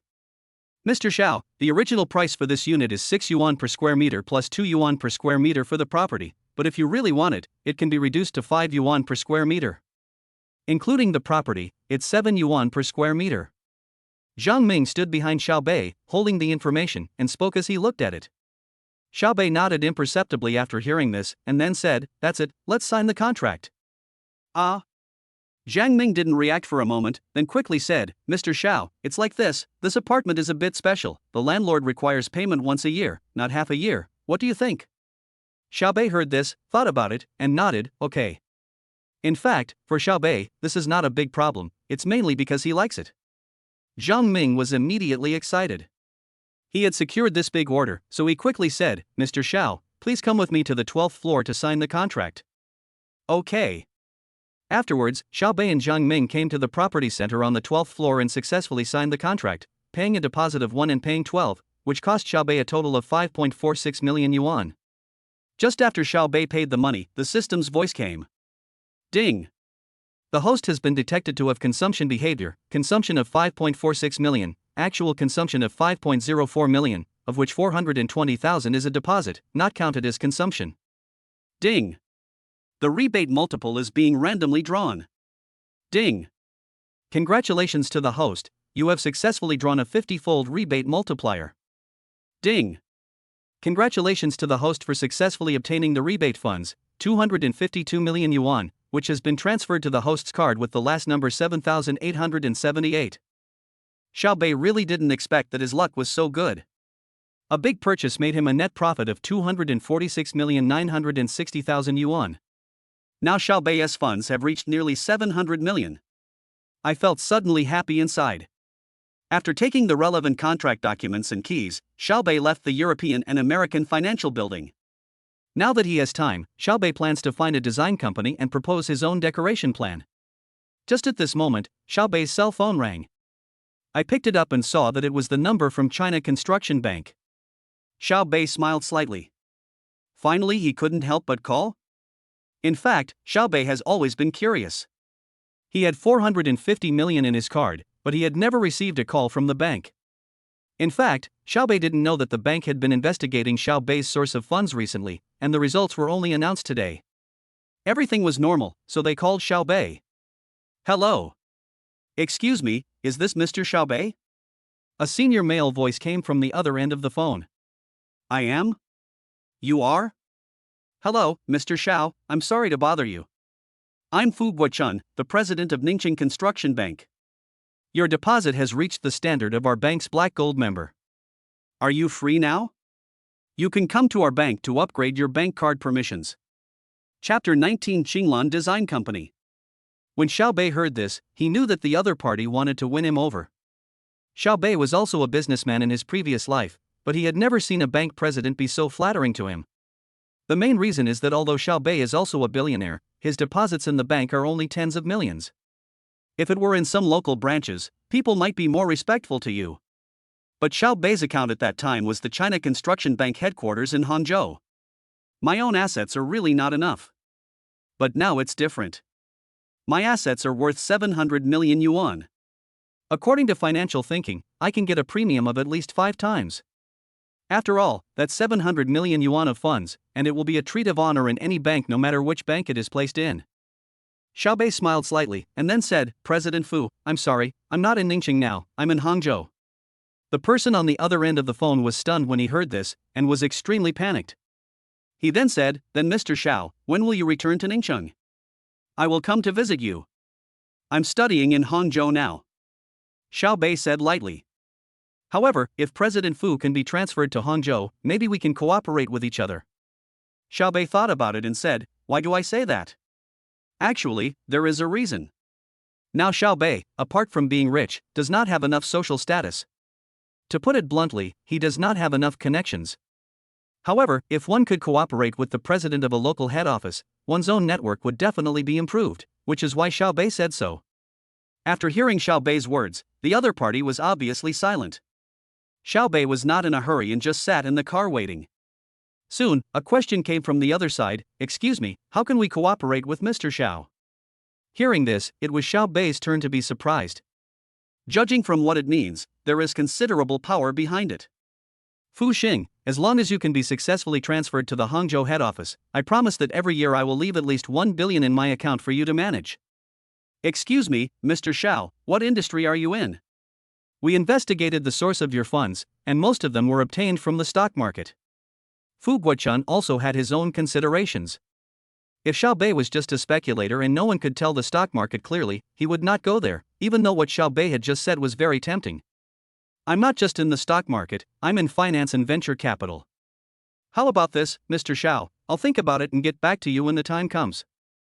Okay, Fu Xing. After that, they both hung up the phone tacitly. Xiao Bei knew that when the other party said he was considering it, he was actually still observing. But to be honest, Xiao Bei really needed a helper to enable him to develop faster. After thinking about it, Xiao Bei opened the system mall. Since he wanted to recruit people, he had to let people know his strength, right? On the other side, Fu Guochun hung up the phone and lit a cigarette. After thinking for a while, he picked up the phone in the office and said, "Xiaoli, come to my office." "Okay, Fu Xing." Soon, a woman walked into Fu Guochun's office. "Fu Xing, you're looking for me? This is the information of a big client. Please keep an eye on it for me recently. It would be best if you know about his business affairs." The woman named Xiaoli picked up Xiao Bei's information.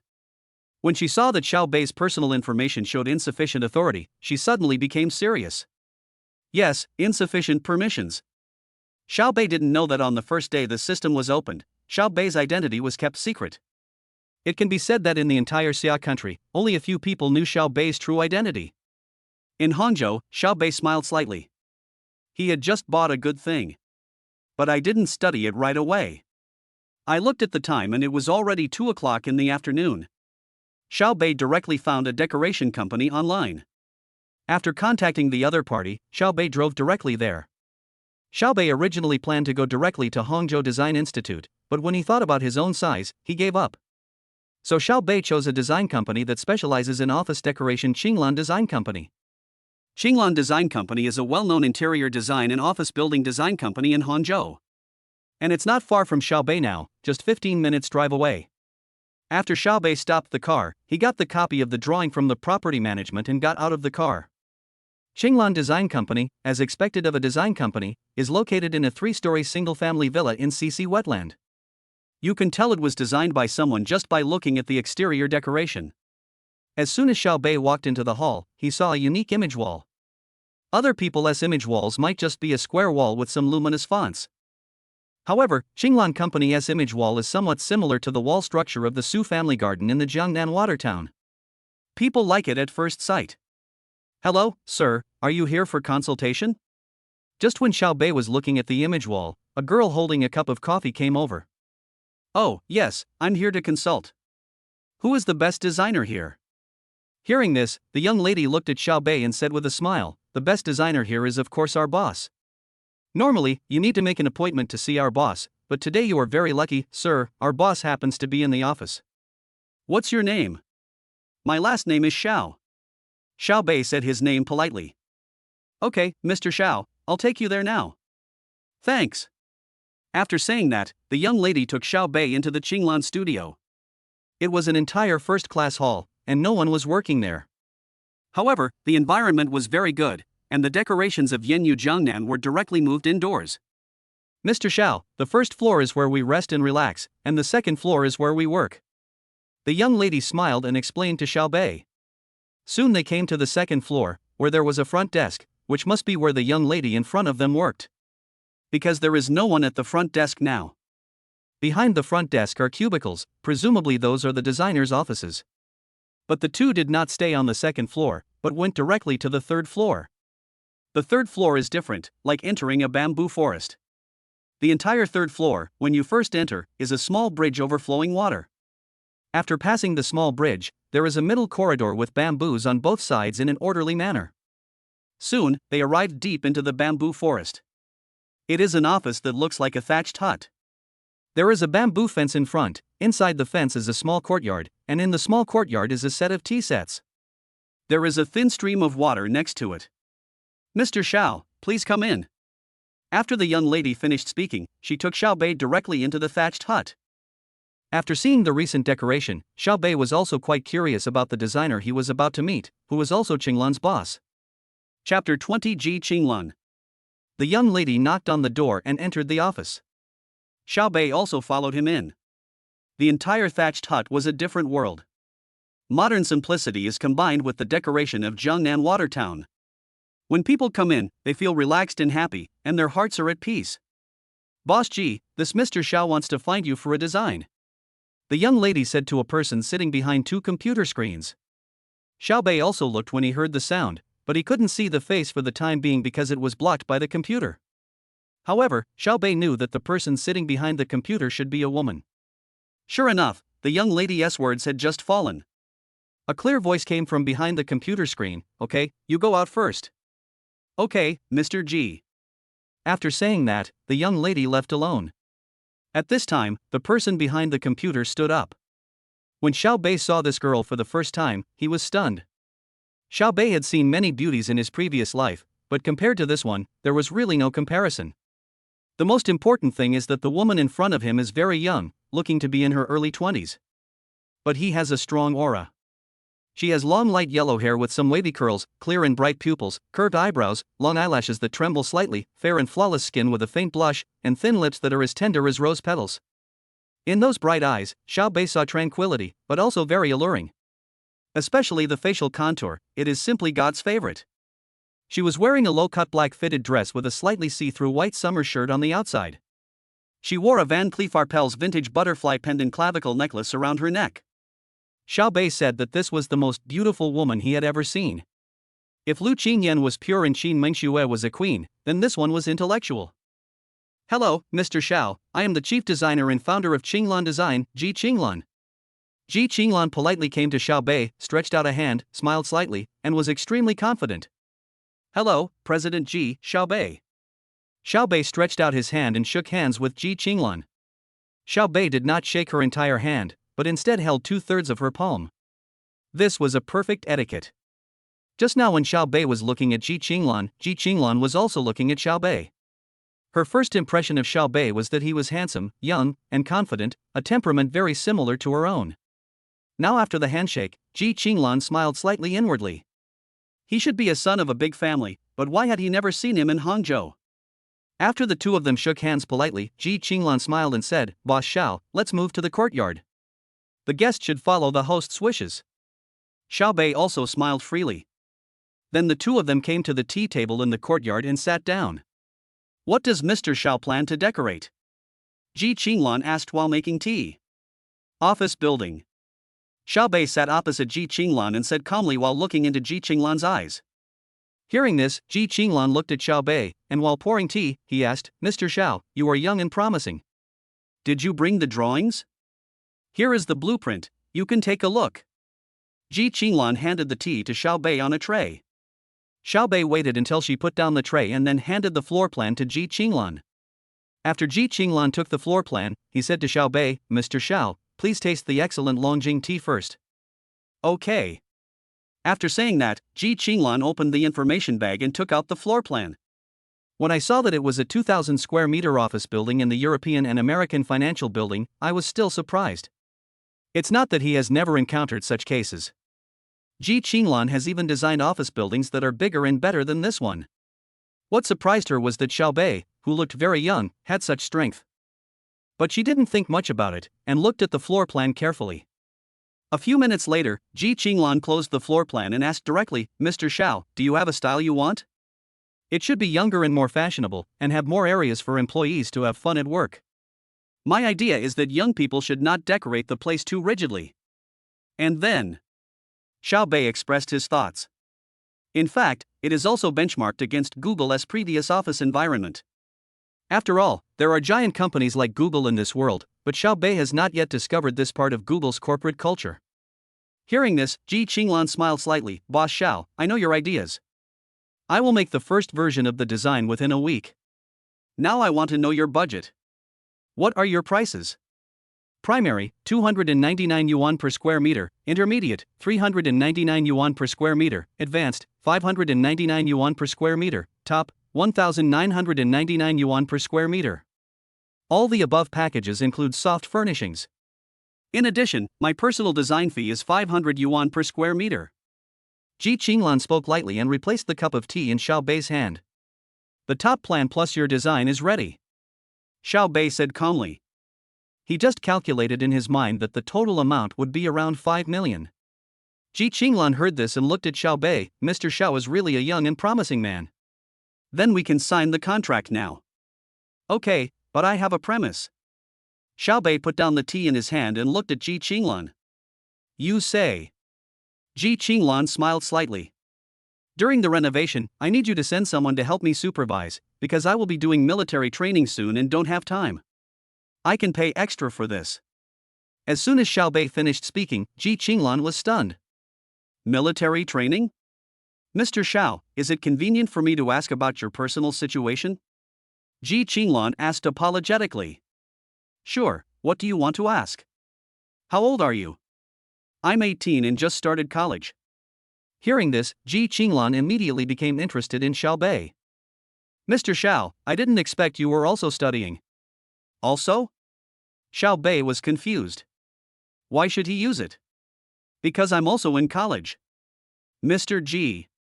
Okay, you don't have to call me President Ji. We are both college students. I should be older than you. Just call me senior sister. Senior, what school are you in? Xiaobei was also quite surprised. Although he felt that Ji Qinglan was very young when he first saw her, he did not think much about it. He thought that she must have taken good care of herself and was fine now. She was also a student. Junior, I'm a junior at the Hangzhou Academy of Fine Arts, how about you? From Hangzhou University. Xiaobei smiled faintly. Ji Qinglan smiled slightly, then our two universities are very close, how about this, when the drawings are ready, I will send them directly to your school. That's really troublesome. After that, the two signed a contract and Xiaobei paid a 5% deposit, which is 250,000 yuan. Is your junior free now?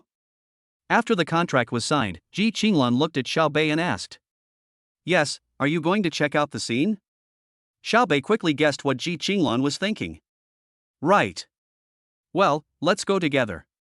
Chapter 21 How long will you hold me? Xiaobei and Ji Qinglan walked out of Qinglan Design Company together.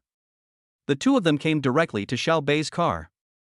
Ji Qinglan usually doesn't drive to school, so she didn't drive. When seeing Xiaobei's car, Ji Qinglan showed a hint of surprise in the corner of his eyes. Junior, I didn't realize you are so tasteful and low-key. Otherwise, what car do you think I drive? Xiaobei opened the car door for Ji Qinglan and asked. Ji Qinglan looked at Xiaobei and said, I thought you were like other rich second generations, with a supercar as standard. It is understandable that Ji Qinglan has such an idea.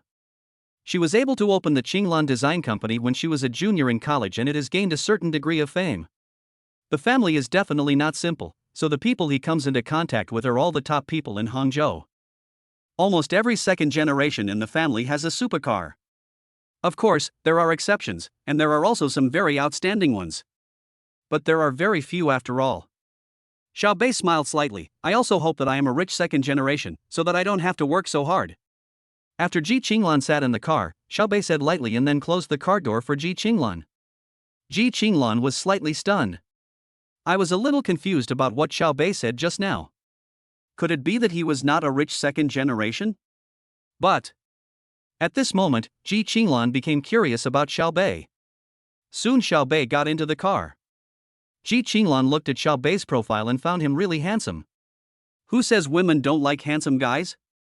We are all visual animals, and at least the impression at the moment is a good one. Xiaobei looked at Ji Qinglan, then, in Ji Qinglan's surprised eyes, Xiaobei moved closer. Ji Qinglan was stunned by Xiaobei's sudden action. What is he going to do? But soon, Ji Qinglan found out about Xiaobei's actions. Xiaobei passed by her, grabbed the seatbelt and fastened it for Ji Qinglan. Get in the car and fasten your seatbelts. It's safe for you and me. Xiaobei made a little joke. Ji Qinglan reached out and stroked her hair, her face flushed, and she looked at Xiaobei pretending to be calm. Well, you are right, fellow apprentice. But at this moment, only she herself knew how panicked she was inside. Xiaobei was the first boy who could remain calm and composed when facing her, even though many of his clients included wealthy people. But those wealthy men are all quite old, and due to their family backgrounds, they all try to please others. Among the younger generation, there are very few boys who dare to face themselves. But Xiaobei is definitely the first one who can face himself calmly, and now Ji Qinglan has also discovered it. Xiaobei's self-confidence is much stronger than mine. Soon, the car fell into silence. Xiaobei started the car and drove towards the European and American Financial Building. A few minutes later, Xiaobei parked the car at the European and American Financial Building. The senior is here, get off the car and go take a look. Xiaobei said to Ji Qinglan with a smile. Ji Qinglan nodded, and then the two got out of the car together. Walked towards the building. By the way, Junior, what are you going to do? Ji Qinglan walked beside Xiaobei and asked curiously. Financial venture capital. So, this is going to become capital? You can understand it that way. Xiaobei and Ji Qinglan arrived at the elevator entrance. Xiaobei politely made way to let Ji Qinglan go in first. Junior, with such a large investment, it seems your family is very supportive of you. Ji Qinglan asked this deliberately because she wanted to know the answer to what Xiaobei had just said. Xiaobei smiled slightly when he heard this. My family doesn't support me, but I just want to find something to do, so I'll have to trouble you to supervise me when the time comes. Xiaobei obviously didn't want to talk too much about the topic of family, and he would not take the initiative to tell Ji Qinglan that he was an orphan. Because there is really no need. If Xiaobei needs to rely on this reason to gain favor and sympathy, then he is not Xiaobei anymore. Ji Qinglan is also a woman with high emotional intelligence. After hearing what Xiaobei said, she knew that Xiaobei didn't want to discuss this topic anymore. But she also learned some information. The junior in front of her started his own business and probably did not have the support of his family. Similarly, he might not get along well with his family. She can confirm the first point, but she cannot be 100% sure of the second point. But there is no doubt that the junior in front of me must be the best among his peers. Soon, the elevator arrived at the 30th floor. Senior, this is it. Xiaobei led the way in front and turned his head to look at Ji Qinglan with a smile. Ji Qinglan nodded, and then, under the guidance of Xiaobei, started the tour, especially when she saw the two terraces. Xiaobei, one of these two terraces can be used as your office terrace, and the other terrace can be decorated with some lawn and chairs to become a leisure home. Xiaobei looked at Ji Qinglan and smiled slightly. As expected, he had arrived at Ji Qinglan's professional field. Her whole state was different. Who says that only boys look the most handsome when they are working hard? Girls are also the most beautiful when they are working hard. Xiaobei just followed behind Ji Qinglan and helped Ji Qinglan, mainly because Ji Qinglan wanted to measure some things. Soon, the two arrived at the last measurement location. It is the area between a beam and a column. Ji Qinglan took out the tape measure, prepared to start from the pillar, and then pull it to the opposite corner. Originally Xiaobei wanted to come by himself, but Ji Qinglan said that this was her job and she couldn't let the client come. Then Xiaobei could only stand aside and take notes for Ji Qinglan in a notebook. Soon, Ji Qinglan came to the wall. 2.23 meters, Xiaobei. Yeah, okay. Xiaobei quickly wrote it down in his notebook. Ji Qinglan also put away the measuring tape and walked towards Xiaobei. Xiaobei had just finished writing down the notes, closed the notebook, and was about to hand it to Ji Qinglan when he was stunned. Careful. After saying that, Xiaobei threw down the notebook in his hand and ran towards Ji Qinglan. Before Ji Qinglan could react, Xiaobei had already stretched out his hand and grabbed Ji Qinglan's wrist. With a pull, Ji Qinglan soon fell into Xiaobei's arms. Ji Qinglan was confused at this moment. But soon she saw that a fist-sized piece of cement debris had fallen from the beam above where she had just stood. If you normally wear a helmet, then there's nothing wrong. But today when Xiaobei and I came to measure, we were also planning to go back to school, so we didn't wear safety helmets. Only after the cement residue fell to the ground did Xiaobei and Ji Qinglan breathe a sigh of relief. Xiaobei was still looking at the cement residue. Ji Qinglan, who was in Xiaobei's arms at this moment, smelled the fragrance on Xiaobei's body, was slightly stunned, and then her face turned red. How long are you going to hold me? Chapter 22, Campus Belgi and Campus Prince shower together? After hearing Ji Qinglan's words, Xiaobei realized that he was still hugging her. But to be honest, Xiaobei felt the beauty in his arms. I was suddenly shocked. If you were looking at Ji Qinglan's figure just now, you would feel it now. It's awesome. But Xiaobei quickly let go of Ji Qinglan. Both of them were quite embarrassed at this moment. Ji Qinglan's face turned red and she was extremely flustered. She had never had such close contact with a member of the opposite sex before. Xiaobei felt very happy inside. I'm sorry for what happened just now. It was Xiaobei who spoke up and broke the atmosphere at the moment. No. It's okay. You're trying to save me, too. Junior, I've already taken the measurements. I'll have the first version of the design and renderings ready within a week. At this moment, Ji Qinglan's words seemed a bit insincere. Originally, Ji Qinglan looked into Xiaobei's eyes when speaking. But now, her eyes were panicked and she didn't dare to look at Xiaobei. Xiaobei smiled slightly. Then I'll trouble you, senior sister. By the way, senior sister, let's add each other on WeChat so that it will be convenient to contact each other when the time comes. Xiao Bei still decided to take the initiative. There was no reason not to eat such a beauty. Ji Qinglan then took out his mobile phone and exchanged WeChat with Xiao Bei. Brother, are you free now? After adding WeChat, Ji Qinglan looked at Xiao Bei seriously. What's wrong? Xiao Bei looked at Ji Qinglan with some confusion. Can you take me back to school? I don't have a car. After saying this, Ji Qinglan felt a little uncomfortable and a little shy. She had indeed been planning to take Xiao Bei's car back to school, but after what had just happened, she decided to take a taxi back by herself. But for some reason, when the words came out, it turned into asking Xiao Bei to drive her back. At this moment, Ji Qinglan felt very shy. What's the big deal? I promised you. Xiao Bei looked at Ji Qinglan in front of him, smiled, and thought to himself, the little girl is shy. Hangzhou University and Hangzhou Academy of Fine Arts are really close because they are just opposite the schools. There is a road in the middle. Boom, boom, boom. At 5 o'clock in the afternoon, a car with a powerful roar slowly stopped in front of the gate of Hangzhou Academy of Fine Arts. It attracted a lot of people to watch. Some people who don't know much about cars said disdainfully after seeing that it was a Mercedes-Benz, a broken Mercedes-Benz made such a big noise. Damn, man, you're really rich. You call the AMG S63 a crappy Mercedes? Just when a man was complaining about Xiao Bei's car to the girl next to him, a boy next to him who knew a lot about cars suddenly laughed. Is this car expensive? Isn't it just a Mercedes? The boy retorted quickly, realizing that he was embarrassed in front of his girlfriend. The price of this car is enough to buy a Ferrari Roma, which costs more than 3.5 million yuan. People who drive Ferraris may not have other cars, but those who look at this car definitely have more than one. They are low-key. Wow, so the person in the car is a big shot? It turns out that Mercedes-Benz has such expensive cars. Some people were whispering nearby. In the car, Xiao Bei looked at Ji Qinglan and said, Senior, let's keep in touch. If you have any design questions, you can talk to me. Ji Qinglan was still distracted by what had happened before and hadn't come to her senses yet. Along the way, she didn't dare to talk to Xiao Bei. But he would steal a glance at Xiao Bei from time to time. Oh, okay, see you then, Junior. When the blueprints are ready, I'll come to your school to find you. Ji Qinglan came back to his senses and said to Xiao Bei. Okay, I'll wait for you, Senior. Xiao Bei said this with a hint of meaning. Ji Qinglan had been holding the door handle with her jade hand. Hearing this, she smiled slightly and said, I won't keep you waiting for long. Goodbye, Junior. Senior, goodbye. After saying that, Ji Qinglan got out of the car. Some students who had been paying attention to the car were shocked when they saw Ji Qinglan getting out of the car. Wow, isn't that the school beauty Ji? Could it be that school beauty Ji has also fallen for the sugar-coated bullet? Brother, what are you thinking about? School beauty Ji's family background is not simple.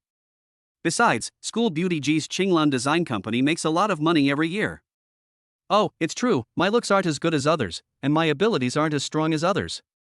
While everyone was discussing, Ji Qinglan had already closed the car door and was ready to walk into the school. Ji Qinglan, who was a little shy in the car just now, turned into an iceberg in seconds after getting out of the car. I have become immune to the comments of my classmates. Senior, your bag. At this moment, Ji Qinglan heard Xiao Bei's words behind him. Ji Qinglan was slightly stunned. She first looked at her bag and found that it was not on her. Then he turned around and saw that Xiao Bei had already got out of the car and came in front of Ji Qinglan. Just when Xiao Bei got off the bus, a group of students who were paying attention here suddenly exclaimed. Wow, this little brother is so handsome. When they stand together, they are a perfect match. He's handsome and rich. What a pity. We don't have a chance. He's already taken. Why do I feel like this guy is familiar?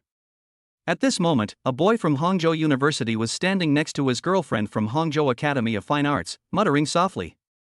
Then, as if he thought of something, under his girlfriend's puzzled look, the boy logged into the campus network of Hangzhou University on his mobile phone. Wow, isn't this the new freshman on campus, Xiao Bei? The boy looked as if something new had happened and secretly took a picture with excitement as Xiao Bei hung the bag on Ji Qinglan's arm. Just now, Xiao Bei appeared in front of Ji Qinglan. Ah, Junior, thank you. Ji Qinglan said and was about to get his bag. But now I have Xiao Bei's office documents in my hands and I can't free my hands. Senior, let me help you put it on. Ji Qinglan originally wanted to refuse, but didn't know why. Still nodded and whispered, okay, thank you. Then there was a scene where Xiao Bei put a bag on Ji Qinglan. Senior, I'll be leaving first. Xiao Bei looked at Ji Qinglan with a smile. Ji Qinglan's heart was beating fast when facing Xiao Bei. Then she nodded with a blushing face. This scene shocked all the students who were watching here. Wow, what did I see? Is school beauty Ji shy? It turns out that goddesses can be shy too. What you said is bullshit, even goddesses can fart. Fuck, I know who that man is. Who? The most handsome freshman in Hangzhou University this year. Xiao Bei. Because the two schools are very close to each other, some girls will occasionally log into Hangzhou University's forum. At that time, a photo taken by Xiao Bei caused a sensation not only in Hangzhou University, but also in Hangzhou Academy of Fine Arts. It's not surprising that someone knows Xiao Bei. What is surprising is that, looking at the situation, Ji Qinglan, the top beauty in Hangzhou Academy of Fine Arts, is with Xiao Bei? Chapter 23 is on the hot search again on campus. Xiao Bei smiled at Ji Qinglan. Then he turned and walked towards his car. Ji Qinglan just watched Xiao Bei walk to his car. When Xiao Bei was about to open the car door and get in, he saw Ji Qinglan standing there looking at him. Then he waved at Ji Qinglan and made a gesture as if he was making a phone call. Ji Qinglan smiled and nodded, then turned and left. Xiao Bei also got into his car, a roar sounded, and then he left the Hangzhou Academy of Fine Arts and drove the car to the last parking lot. I got off the bus happily. If I were to say anything happy about today, it would definitely be meeting Ji Qinglan and successfully adding her on WeChat. Thinking of this, Xiao Bei took out his mobile phone, clicked on Ji Qinglan's WeChat avatar, and entered her circle of friends. Ji Qinglan's circle of friends is either full of design drawings or photos of herself, which are really beautiful. But at this moment, neither Ji Qinglan nor Xiao Bei knew. The scene between the two of them at the school gate just now became popular in both schools. Dormitory 401 of Hangzhou University. Brother Lon, you are such a jerk. I told you that there is no one at A, come to B, but you are still hanging around A. Wang Wei took off his headphones speechlessly, then picked up his phone and checked the messages. But I was surprised the next second. Fuck, old 4 is trending on campus again, you two should come and see. Hearing Wang Wei's call, Hu Jilong and Zhang Jibua both rushed over. Old 4, what's wrong? Yes, what's wrong? You can see for yourself that Wang Wei switched his phone to the class group. Just when he picked up his phone, he saw the message in the class group. Wow, 99 plus, what did he miss? So Wang Wei started to browse the forum and found that they were discussing the fourth brother. Soon we climbed to the top of the building. Yi Qiaoning et al., sisters, our squad leader has already been picked. Wow, today is a sad day. Crying picture. The picture was captured by Yi Qiaoning from the forum on the campus network. It was the photo of Xiao Bei carrying the bag for Ji Qinglan. Wang Meina, wow, the girl in the photo is so pretty. I'm jealous. Li Sisi, golden boy and jade girl. Chen Xiying, class monitor, you bad guy, didn't we agree that I'm the queen? Feeling wronged. Yang Yuhan, forget it, I'd rather be a concubine, the squad leader dotes on me. Zhang Yi at Xiaoning, where did you see this? Confused. Yi Qiaoning, it's on the campus network. It's very popular now. By the way, that girl is the campus belle from the neighboring school, Ji Qinglan. Zhou Tao, wow, the squad leader actually drives an AMG S63 envious. Yi Xiaodao, this cock is really handsome, this car, the squad leader is so mighty. Shuyu, damn, he is handsome and rich, and now he has a pretty schoolgirl as his girlfriend, class monitor YYDS. Kaidi, it's just an S63, my brother drives a Ferrari. When Wang Wei and others from 401 saw the news, they were immediately surprised. Hu Jilong, quick, check the post on the campus network. Hu Jilong hurriedly urged Wang Wei, and Wang Wei also switched directly to the campus network. Then I saw a pinned post, shocking. The new Hangzhou University Hung Xiao Bei and Hangzhou Academy of Fine Arts Junior Belle Ji Qinglan are together. Pictures speak louder than words. It's only been 20 minutes since the post was published, but there are already thousands of comments. Wang Wei clicked on the post, which contains several photos and even animated graphics, as well as instructions. Fuck. Oh shit. Wang Wei and the other two all used the civilized language of the Xia state. Especially Hu Jilong, he was extremely excited. The personal matter that Lao Si was talking about is a date with the school beauty? Fuck, I told you that the fourth brother has a girlfriend. He was definitely having a love affair with the school beauty G during the last meal. No, I'm the only one paying attention. Does the fourth brother actually have an AMG? Zhang Jibo looked at the two of them helplessly. Fuck, what kind of family does the fourth child come from? I know he's rich, but damn, he's just entering college and he's already driving an S63? The license plate is still Hang AX8888. Oh my god, is this the car that Lao Si bought when he came to Hangzhou? It's so terrifying, the fourth one must be hiding too deeply. No, wait until the fourth child comes back and ask his parents if they still need a son.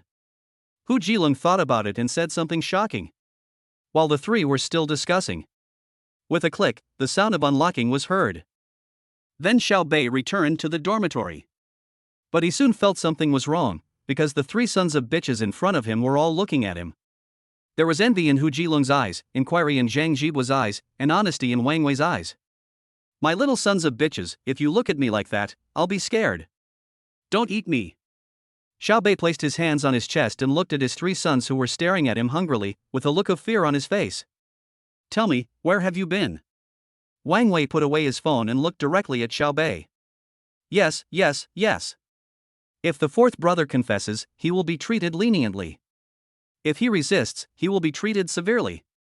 Hu Jilong also looked at Xiao Bei with envy, and there was a question in his tone. Go ahead, our dormitory is democratic. Zhang Jibo crossed his arms and waited for Xiao Bei's reply. Xiao Bei was a little puzzled. No, what do you three sons of bitches want to do? Leniency to those who confess, severity to those who resist. The three responded in unison. No, what am I confessing? What am I resisting? You have to tell me what you want to ask, right? Xiao Bei looked at his sons helplessly, thinking that his father was indeed magnanimous. Still pretending? First, how did you get in touch with Ji Qinglan? Second, why don't you tell the truth when you have an AMG S63? The three of them looked at Xiao Bei as if they were performing a crosstalk. Xiao Bei was slightly stunned when he heard this, and then asked in confusion, how did you know? You're already trending on campus, why are you still pretending? Wang Wei smiled, waved at Xiao Bei, and then handed the phone to Xiao Bei. After reading it, Xiao Bei said calmly, first of all, brothers, I don't want to be too high profile about the car. Now that you have found it, if you want to drive it in the future, tell me, but the prerequisite is that you have a driver's license. As for Ji Qinglan and I, that's pure nonsense. The main thing is that we have cooperation. We'll talk about what kind of cooperation later. Xiao Bei didn't want to explain it too clearly. Fourth brother, we, the third father, are very satisfied with your honest answer, but we are very unhappy that you are still hiding things from your younger siblings. Yes, old four, you already have a younger brother and sister, why don't you let her introduce them to us? You are our good son. The three of them spoke like machine guns. Xiao Bei was helpless, and then walked into the bathroom indifferently, the car keys are on the table, can you shut up now? Old four, do you think I'm the kind of person who can be killed by a sugar-coated bullet? Zhang Jibo walked to Xiao Bei's desk, said something, and then picked up the car keys. Yeah, I fucking am. Chapter 24 Dinner with Ji Qinglan. Zhang Jibo took the car keys and ran out of the dormitory in the surprised eyes of Wang Wei and Hu Jilong. Fuck you, you son of a bitch, you have no moral principles. Wang Wei shouted and followed. When Hu Jilong saw that both of them had left, he quickly pulled up his pants and ran outside. As for the interrogation of Xiao Bei just now, he had forgotten it completely long ago. Xiao Bei had just washed his face in the bathroom. He came out and looked at the empty dormitory with a slight smile. There is no boy who is not interested in cars. Xiao Bei returned to his seat and took out his cell phone. I looked at the messages in the group and the hot searches on the campus network. After thinking about it, I switched to WeChat. Found Ji Qinglan's WeChat. Xiao Bei, senior sister, are you okay now? Ji Qinglan, who is currently studying at the Hangzhou Academy of Fine Arts, has just experienced the same thing as Xiao Bei. She has gotten used to this. Ever since I entered university, I have been on the hot searches for Hangzhou Academy of Fine Arts from time to time. Lan Lan, is it true that you and Xiao Bei have no relationship? Ji Qinglan's roommate also saw the trending search. One by one they started gossiping. I've already said it, it's a cooperative relationship. Ji Qinglan sat in his seat, turned on the computer, and said expressionlessly, "What kind of partnership? They're so close, could it be a boyfriend-girlfriend partnership?" The girl sitting next to Ji Qinglan is named Zhang Yi. There was an obvious hint of ill intention in the tone of his voice. "I don't have to tell you everything, right?" Ji Qinglan turned his head and stared at Zhang Yi. Seeing this, Zhang Yi quickly explained, "Aren't we good roommates? I care about you. Xiao Bei is handsome, but handsome guys are usually scumbags. You better be careful. That's my business, too." Ji Qinglan was very nice to two of the other three people in the dormitory, except Zhang Yi. It gave her an average feeling. Zhang Yi sneered inwardly when he heard that. He thought you were so cool and aloof, but you still want to eat young grass, why are you pretending? Seeing this, Xianli, who was standing by, quickly stepped forward to smooth things over. Lan Lan has already said that it doesn't matter anymore, so don't ask any more questions. Haven't there been enough gossip about Lan Lan in the past 3 years? When has it ever been true? As soon as Qianli finished speaking, Zhang Yi became excited. Yes, your concern is concern, but mine is not. Lan Lan, in fact, if you and this Xiao Bei are not real, why don't you recommend him to me on WeChat? It just so happens that I want to fall in love now. Zhang Yi looked at Ji Qinglan with a smile on his face. Xiao Bei is such a handsome guy, and seems to be very rich. He is exactly the boyfriend Zhang Yi needs. He can buy her a lot of babies. Ji Qinglan looked at Zhang Yi and said, "If you want WeChat, go find it yourself. I won't disclose any information about my clients." That's right, I think you should just forget it. You can't control Xiao Bei. What's that saying? You only make 3,000 yuan a month, so why should someone who makes 30,000 yuan a month like you? Li Yan, who was sitting on the bed watching TV series, complained about Zhang Yi. Just because you can't do it doesn't mean I can't do it. Oh? Then tell me about it? Li Yan looked at Zhang Yi curiously. Because I'm sexy. Zhang Yi said seriously. After hearing what Zhang Yi said, the three people in the dormitory had different reactions. Shanli's inner thoughts, not bad, she has a strong understanding of herself. Li Yan's inner thoughts, idiot, for a person like this, you are so sexy and yet people won't even look at you. Ji Qinglan thought, what if Xiao Bei really likes flirting? Then what should I do? No, why should I think so? At this moment, Ji Qinglan didn't know why after returning to the dormitory, his mind was full of Xiao Bei's figure, especially the scene of being held in Xiao Bei's arms in the office building, which appeared from time to time. Thinking of this, Ji Qinglan's cheeks turned red. Just at this moment, a WeChat notification came to Ji Qinglan's mobile phone. She stretched out her delicate hand, picked up the phone and looked at it. The person who came just happened to be Xiao Bei. Ji Qinglan didn't know why, but she felt a little happy inside. So I quickly replied, "It's okay, how about you?" "Xiao Bei, I'm fine. I only found out about this when I returned to the dormitory. I'm sorry for causing you some discomfort." Clasping his hands together. Ji Qinglan, covering mouth. "It's okay, I'm used to it." "Xiao Bei, yes, I almost forgot, you were still a famous figure in the school envy." "Ji Qinglan, you are the same now. You just came to university and you have been on the hot search twice covering your mouth and laughing." "Xiao Bei, that was all brought to me by you, senior sister, ha ha ha." Ji Qinglan, okay, being too modest is pride. Smiley face.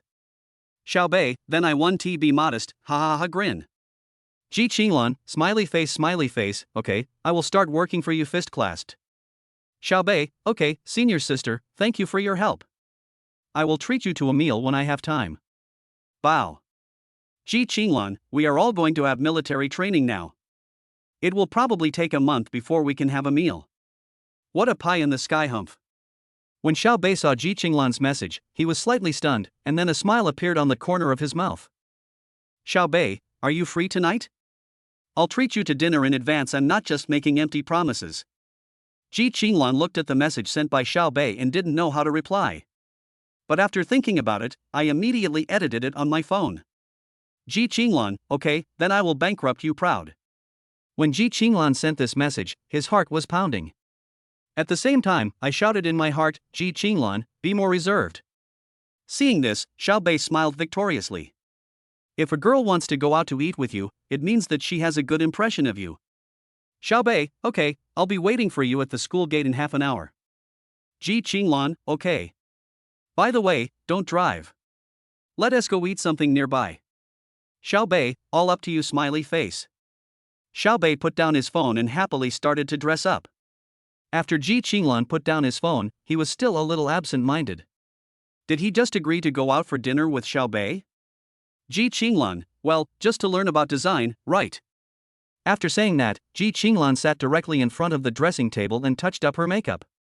Her actions immediately attracted the three people in the dormitory. Xianli, Lan, why are you putting on makeup? Are you going out? Ji Qinglan was slightly stunned, then pretended to be calm and said, well, there is a client who needs to finalize the design draft. Lian, that's not right, Lan, don't you never meet clients at night? Come on, tell the truth. Seeing this, Zhang Yi didn't say anything, but listened from the side. Oh, it's really just a meeting with a client, don't think too much. Ji Qinglan put down the things in his hands and looked at Qianli and Lian shyly. Okay, he's going to meet a client. He must be going to meet client Xiao. Qianli looked at Ji Qinglan and smiled. Sure enough, as soon as Qianli finished speaking, Ji Qinglan's eyes dodged. You just talked nonsense. Okay, I'm leaving now. Chapter 25, Taking the Senior to Eat Spicy Hot Pot. Bang! The dormitory in 401 was violently kicked open. Xiaobei, who was taking a shower in the bathroom, was startled. You son of a bitch, if I were impotent, I would kill you. Xiaobei's angry voice came from the bathroom. Ha ha ha, Lao Si, you are not playing with the five-finger girl. Hu Jilong pushed open the bathroom door, stuck his head out, looked at Xiaobei and said in a lewd manner. Fuck, son of a bitch, this is indecent. After saying that, Xiaobei directly took the water in his hand and poured it towards Hu Jilong's face. Oh my god, Lao Si, you have a lot of money. Hu Jilong continued to look at Xiaobei in an obscene manner. Can you please get out? Your dad is taking a shower. Ha ha ha. I'm dying of laughter. Lao Si, don't let Hu Jilong drive the car. You don't know, when we were driving just now, the retard and I were fine. Brother Long, just when we sat on it, the idiot and I saw with our own eyes that the car had fallen flat. Wang Wei also stuck his head out and looked at Xiaobei. Ah, Brother Long, this bastard needs to lose weight. The mentally retarded one also poked his head out. At this moment, Xiaobei wanted to die. I was being stared at nakedly by these three bastards. My lower body feels cool. Okay, I've seen what old four has, yo. After saying that, the mentally retarded man took Hu Jilong and Wang Wei away. Xiaobei breathed a sigh of relief. Damn it, Dad is waiting for them all. A few minutes later, Xiaobei stood in front of the mirror and looked at himself in the mirror. Oh my god, whose little brother is this, so handsome? Ugh. Three vomiting sounds were heard, and Xiaobei looked at the three sons of bitches with disdain. Fourth brother, taking a shower so early? You haven't had dinner yet. Zhang Jibo looked at Xiaobei in confusion. I'm hungry. What are we going to eat tonight? Hu Jilong asked, holding a bag of potato chips. Several people looked at Hu Jilong and asked, are you speaking human language? You guys go and eat. I have an appointment tonight, so I can't accompany you sons. Xiaobei joked. I'll go. Fuck. Old four, can you bring us brothers along to eat meat? Wang Wei was really envious. Looking at Xiaobei's attitude, no dog would believe it if he wasn't going out with a girl. Xiaobei didn't care about his son's attitudes and went out directly. My son is good, but how can he be as good as my future daughter-in-law? When Xiaobei arrived at Hangzhou Academy of Fine Arts, he saw Ji Qinglan already standing there. There's no way, Ji Qinglan's temperament is too outstanding. Anyway, he always stands out among the crowd. Xiaobei trotted up directly. Senior, have you been waiting for a long time? Xiaobei looked at Ji Qinglan in front of him and his eyes suddenly lit up. Is this senior's sister putting on makeup? Compared to when she is not wearing makeup, she is more charming. Ji Qinglan saw Xiaobei and smiled slightly. Fortunately, I just arrived too. Ji Qinglan also noticed that Xiaobei had changed his clothes and smiled slightly inwardly. From this detail, it can be seen that Xiaobei attaches great importance to having dinner with himself. Senior, what do you want to eat? I'll follow you, but, Junior, can you take me to eat at Garbage Street? Sure. Xiaobei nodded. Ji Qinglan smiled when he heard this, and then said to Xiaobei excitedly, I have never been to Garbage Street before, but this time I can finally do so. Hearing this, Xiaobei looked at Ji Qinglan and asked in confusion, "Senior sister, you haven't been there in 3 years of college?" "Yeah, I really want to go, but my family says it's unhygienic. Every time I want to go, my roommates are busy.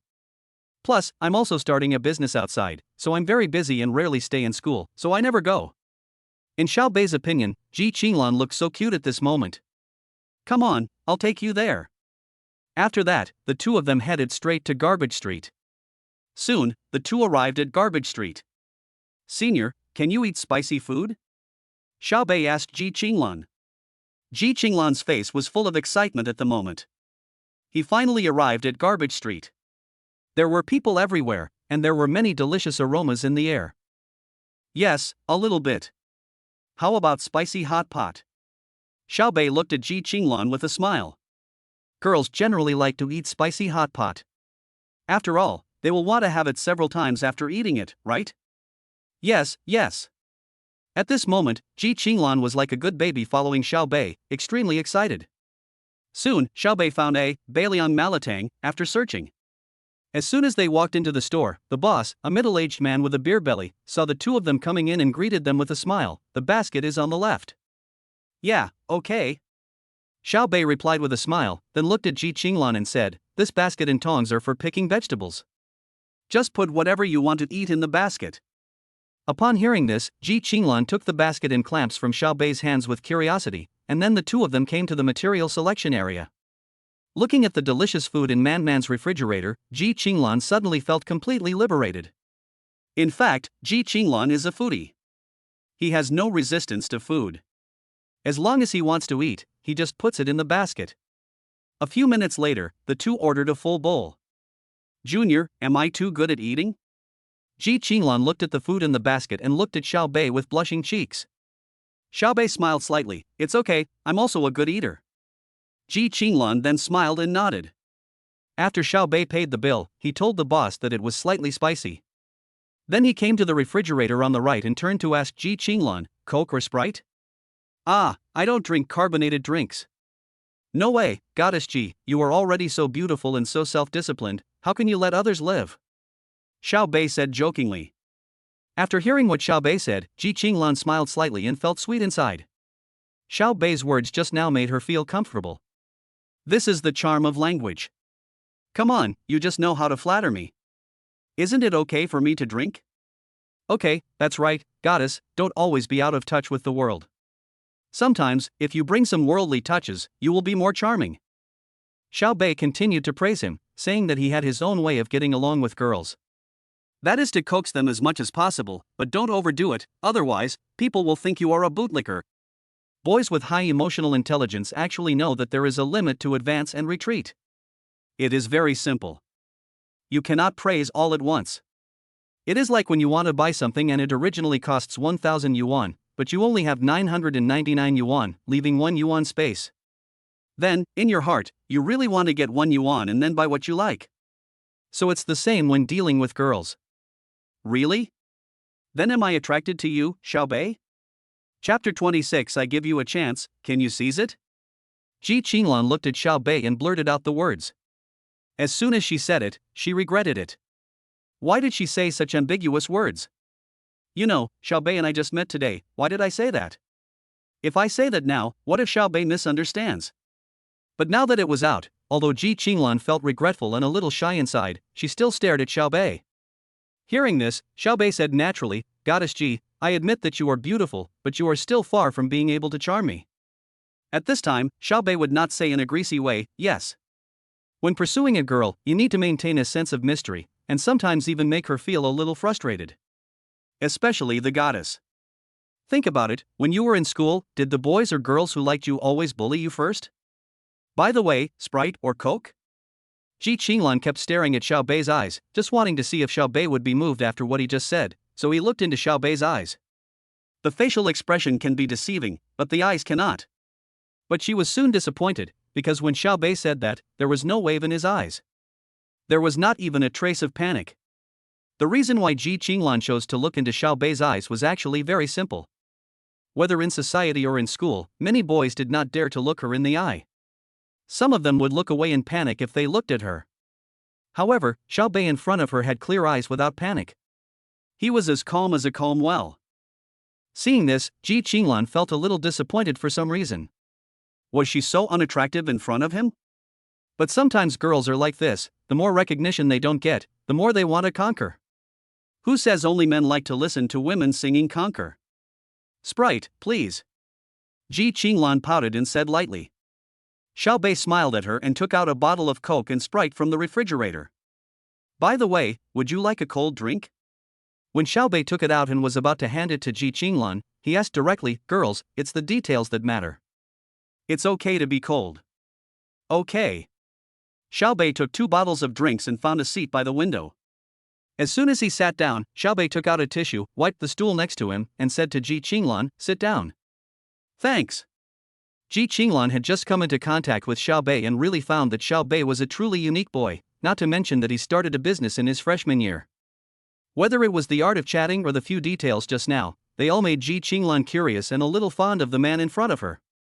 After sitting down, Xiao Bei brought a cup, scalded one of them with hot water, then opened the Sprite, poured it into the cup, and handed it to Ji Qinglan. He himself opened the Coke and drank from the bottle. Why don't you drink from the cup? In fact, Xiao Bei's actions just now were quite normal, but the strange thing was that Xiao Bei did not handle it himself, but let Ji Qinglan handle it. This means that Xiao Bei has always been a carefree boy who doesn't care about details. But Xiao Bei just opened a Sprite for her and heated the cup, which made Ji Qinglan feel that the boy in front of her was a rough but meticulous person. So I asked curiously. Ha, I'm a man, I'm used to being carefree. Xiao Bei said casually with a smile. Ji Qinglan asked again, then why did you clean up for me? It's normal for girls to like cleanliness. It's my honor if I don't clean up for the goddess. Xiao Bei, has anyone ever told you that you are smooth talking? Ji Qinglan covered her mouth and said with a smile. That I have to have a smooth mouth, look at me, my mouth is dry, where can I get the smoothness? Hee, I can't argue with you. Have you often come to places like this to eat before? Ji Qinglan looked at the surrounding environment, thought of Xiao Bei's familiar look just now, and asked with a smile. Yes, in fact, delicious food is in stores like this. I can't believe that Master Xiao has this side to him. So which side should I be on? Going to high-end clubs every day? Custom restaurants? Isn't it? Ji Qinglan asked with a smile. I want to, but my strength doesn't allow it. Come on, if your strength doesn't allow it, how can you let ordinary people live? Ji Qinglan thought Xiao Bei was joking. Xiao Bei smiled and was about to say something when the spicy hot pot arrived. Looking at the full basin, Ji Qinglan's pretty face turned slightly red. Will Xiao Bei think that I eat a lot? Then Ji Qinglan looked at the color of the spicy hot pot, frowned and said, don't you want slightly spicy food? It's just slightly spicy, maybe because the boss's soup stock is very rich in color. I'll try it first. After saying that, Xiao Bei started eating with relish. As for his image? That doesn't exist. After all, no matter how the male god eats, he will still be handsome. After all, the reader's good looks are there for everyone to see. Seeing Xiao Bei eating so happily, Ji Qinglan couldn't help herself. Xiao Bei, is it spicy? Fortunately, Goddess Ji, I have finished testing the poison for you. You can start eating now. You just know how to talk nonsense. I won't be polite to you. Ji Qinglan said shyly. After saying that, Ji Qinglan picked up a piece of fried tofu and put it in his mouth. How is it? Does it taste good? Xiao Bei said with a smile. Yeah, okay. Ji Qinglan expressed her satisfaction, she didn't expect today to be such a pleasant day. Eat slowly, I'll serve it to you, what do you want? Give me a shrimp slider. Okay, I'll give you the biggest one. It's too big. What if I waste it? It's okay, if you can't eat, I'll eat it. Xiao Bei's words clearly contained a hint of teasing, but Ji Qinglan did not feel any disgust at all. Instead, she found Xiao Bei a little interesting. This was because Xiao Bei had laid the groundwork very well in the early stages, with all the details and all the nice words he said. At this moment, Ji Qinglan had already developed a good impression of Xiao Bei. But girls are more reserved. Although she was a little happy inside, Ji Qinglan still looked at Xiao Bei shyly and said, Ha? You want to take advantage of me? Upon hearing this, Xiao Bei put down his chopsticks and wiped his mouth. Looking straight at Ji Qinglan, the corners of his mouth curled up slightly and said, "Then, will Goddess Ji give me a chance?" Ji Qinglan saw Xiao Bei like this, looking at Xiao Bei's aggressive eyes. It was the first time that Ji Qinglan lacked the confidence to look a boy in the eye. She was a little at a loss, her heart was pounding, and her heart was beating very fast. Now she feels a little regretful. Why did she flirt with Xiao Bei for no reason? Are you being teased now? But Ji Qinglan was immersed in it for a while, then he smiled and stared at Xiao Bei's eyes and said, "I'll give you a chance, can you grasp it?" Chapter 27, Getting Along with People of High Emotional Intelligence. Up to now, Ji Qinglan has been in a relatively passive position. At least in the current game between the two, Ji Qinglan has been led by Xiao Bei. So she is ready to give it a try and retreat in order to advance, just to see what Xiao Bei will do. Sometimes, it is like this: when you are faced with the current situation and don't know how to deal with it, you can make a clever retreat to advance. Xiao Bei smiled, "As long as Goddess Ji is willing, I think I can grasp it, don't you think?" Hearing this, Ji Qinglan's face instantly turned red. Well, he had failed. Xiao Bei was really not an ordinary boy, so Ji Qinglan lowered her head and said shyly, "Eat well." Seeing this, Xiao Bei smiled inwardly, "You little brat, you want to fight with me?" Then Xiao Bei pretended to be calm and continued to eat the spicy hot pot. What was the joke called? Eating spicy hot pot? How many times? Ji Qinglan lowered his head and looked at Xiao Bei quietly from time to time. This bad guy was really handsome, quite interesting, and had high emotional intelligence. Don't look at it anymore, everything will get cold. Xiao Bei looked at Ji Qinglan and said directly. Ji Qinglan's face turned even redder when he heard it. Then he said stubbornly, "You are so self-indulgent. Who is looking at you?" "I am looking at the food in your bowl." "Goddess Ji, this is not good. Eating from the bowl while looking at the pot is not a good quality." Xiao Bei's words actually have a subtext, which is to tell Ji Qinglan not to be fickle. "Huh, you won't let me go?" Ji Qinglan said this angrily and in a somewhat coquettish tone, and then took a bite of the shrimp paste that Xiao Bei had just picked up for her. The taste is surprisingly delicious. After finishing the meal, Ji Qinglan looked at Xiao Bei's bowl and couldn't help but said, that. Xiao Bei knew what she wanted to say, so he pushed his spicy hot pot directly to the middle. "Let's eat together, I can't eat alone." Ji Qinglan smiled slightly when she heard this. She had a good impression of Xiao Bei. He was a boy who would not make others feel embarrassed. Could it be that such a good treasure boy already has a girlfriend? So Ji Qinglan picked up some food while pretending to be nonchalant and asked, "Junior brother, you are so handsome and so smooth talking, your girlfriend must be very happy, right?" Xiao Bei smiled slightly and looked at Ji Qinglan, he felt funny. For Ji Qinglan's question, anyone who was not a fool would know that Ji Qinglan had begun to test him. Xiao Bei looked at Ji Qinglan, pretending to be aggrieved and said, "I also want a girlfriend, but my strength does not allow it." "Ah? Why? You are so outstanding. Are those girls blind?" "So, are you blind or do you have clairvoyance?" Xiao Bei directly turned the tables on Ji Qinglan. Ji Qinglan, who was eating, was immediately flustered when he heard this, and then said shyly, "Eat well." Seeing this, Xiao Bei thought that Ji Qinglan was such a lovely senior, so he picked up a small meatball for her. "Thank you." Ji Qinglan blushed, took it and put it in his mouth. "Is it delicious?" Xiao Bei looked at Ji Qinglan who was eating heartily and asked with a smile. "It's delicious, but a little spicy. Eat slowly, no one is competing with you for it." As he said that, Xiao Bei poured a glass of Sprite into Ji Qinglan's cup. In fact, Xiao Bei deliberately did not stop Ji Qinglan from ordering dishes crazily, just because he wanted to stay with Ji Qinglan at the dinner table for a while longer. Chasing a girl requires some sincerity. In fact, goddesses are also human beings. Don't deify them. Just treat them normally. Why can't many people pursue goddesses? That's because you praise her too much, which makes you humble yourself. In fact, you just need to get along with her normally and ignore her goddess. What's wrong with the goddess? That person can eat, drink, defecate, and urinate. What's wrong? Doesn't your goddess know how to eat, drink, defecate, and urinate? When you have such awareness, you can also pursue the goddess, but even with such awareness, you can't start directly and foolishly, you need to proceed step by step. Now that Xiao Bei and Ji Qinglan are getting along, they have already skinned Ji Qinglan of the goddess. "Wu Wu Ming, Xiao Bei, it's delicious, the spicy hot pot is so delicious, I regret not coming to Garbage Street earlier." Ji Qinglan looked at Xiao Bei and said. Xiao Bei saw the oil stains on Ji Qinglan's mouth, so he picked up a tissue and said, "Don't talk yet." Ji Qinglan stared at Xiao Bei with her eyes wide open, not knowing what Xiao Bei was going to do, but the strange thing was that she actually shut her mouth obediently. At this moment, Xiao Bei reached out his hand with a tissue and put it to Ji Qinglan's mouth. Ji Qinglan was stunned and wanted to step back, but for some reason, he just stood still. Perhaps he was expecting something in his heart. Then, in Ji Qinglan's surprised and shy eyes, Xiao Bei covered Ji Qinglan's mouth with his hand and gently wiped off the oil.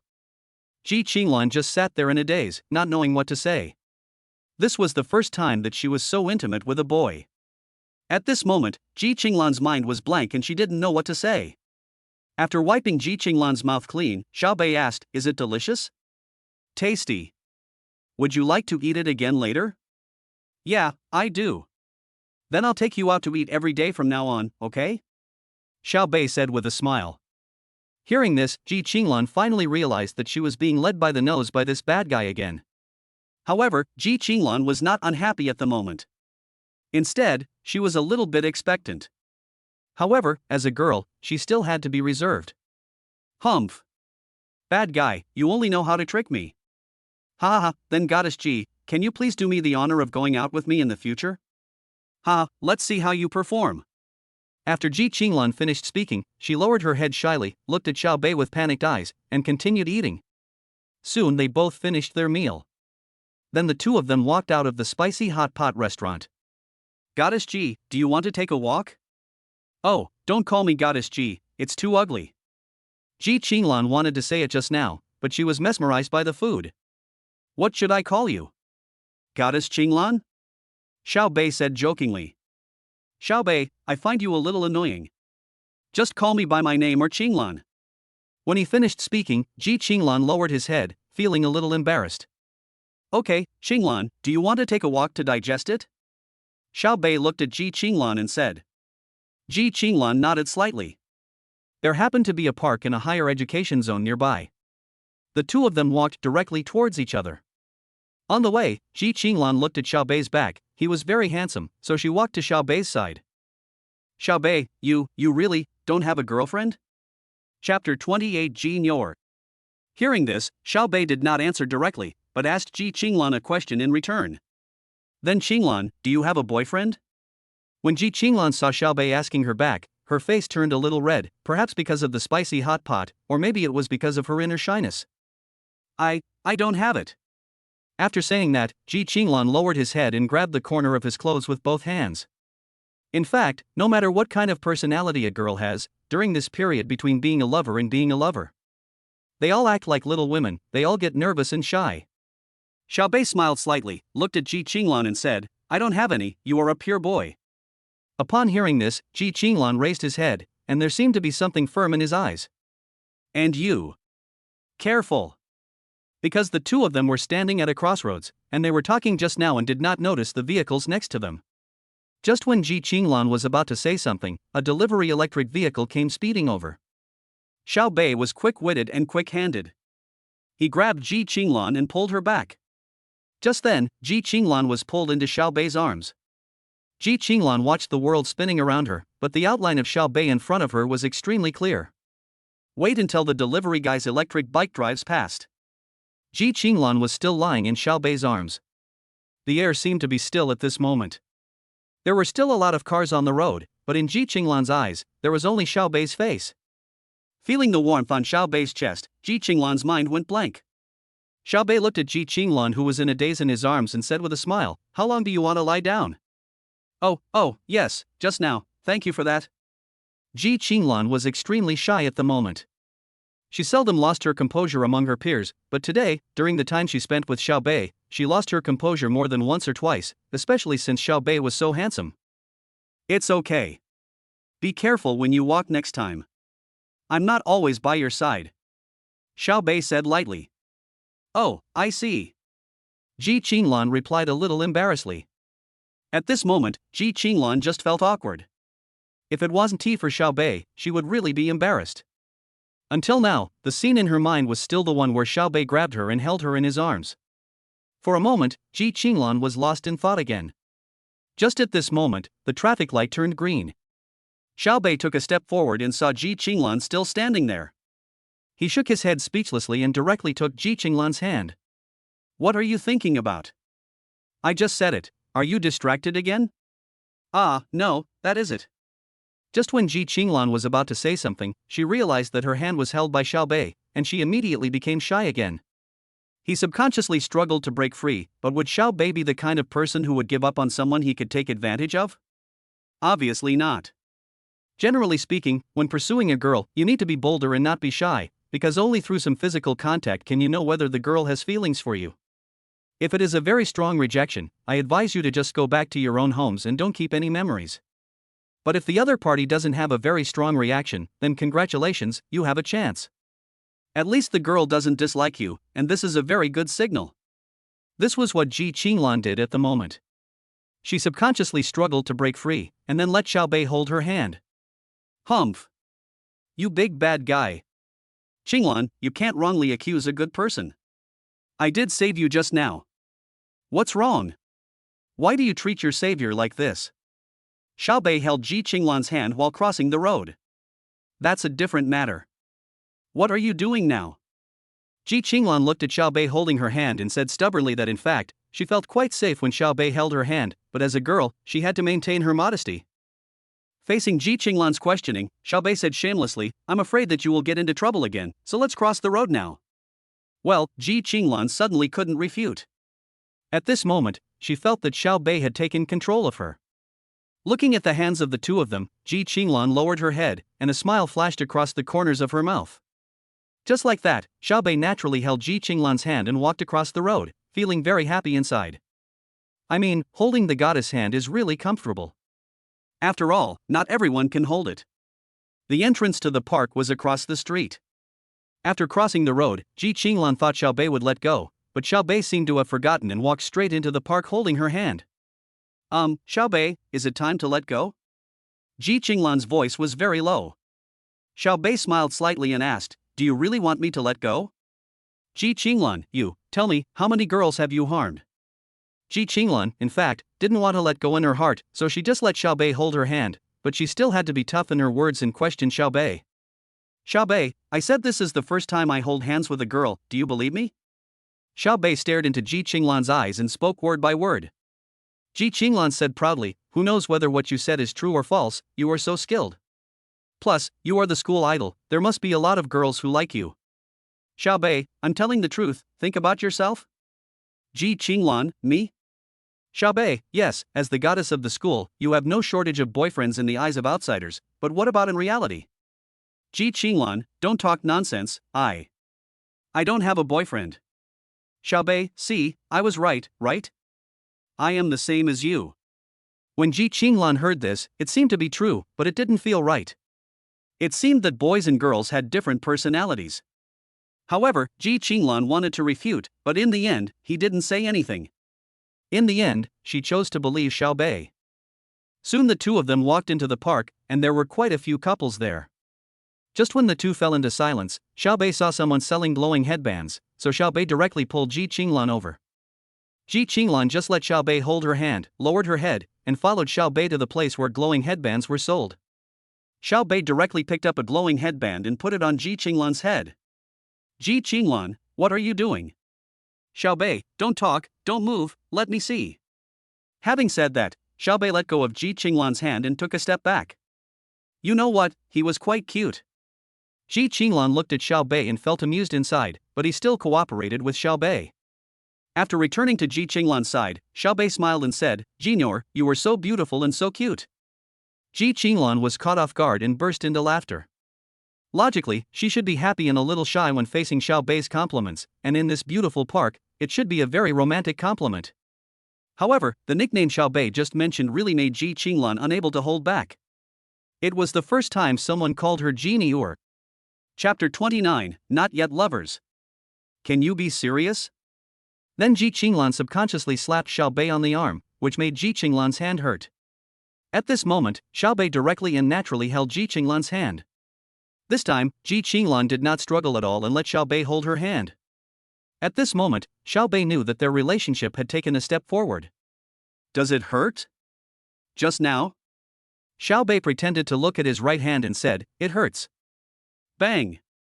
Ji Qinglan hit Xiao Bei again. Xiao Bei was a little confused.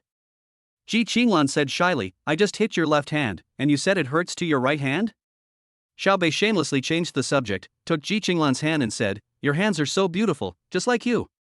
Ji Qinglan already knew that Xiao Bei was just a thick-skinned person, and he was too lazy to argue with him, but he still threatened Xiao Bei fiercely.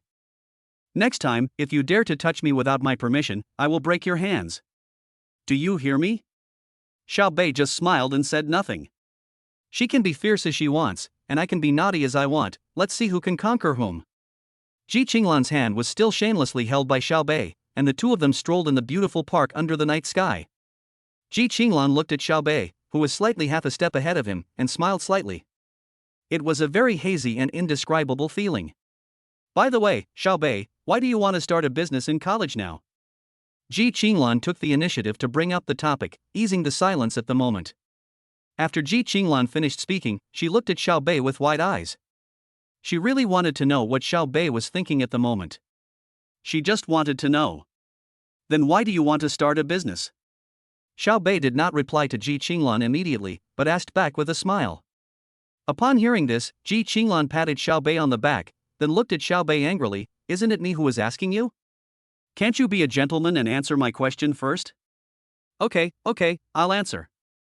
Xiao Bei looked at Ji Qinglan lovingly. "Yeah, why?" Ji Qinglan did not avoid Xiao Bei's burning gaze at all. On the contrary, she was very happy, with a little joy in her heart. Being appreciated by people you admire means you are charming. Why should you feel angry? I am attracted to Xiao Bei, so I should be happy. But what Ji Qinglan didn't know was that if someone else stared at her like this, she would definitely be disgusted. There was nothing she could do about it. Girls were so fickle and hypocritical.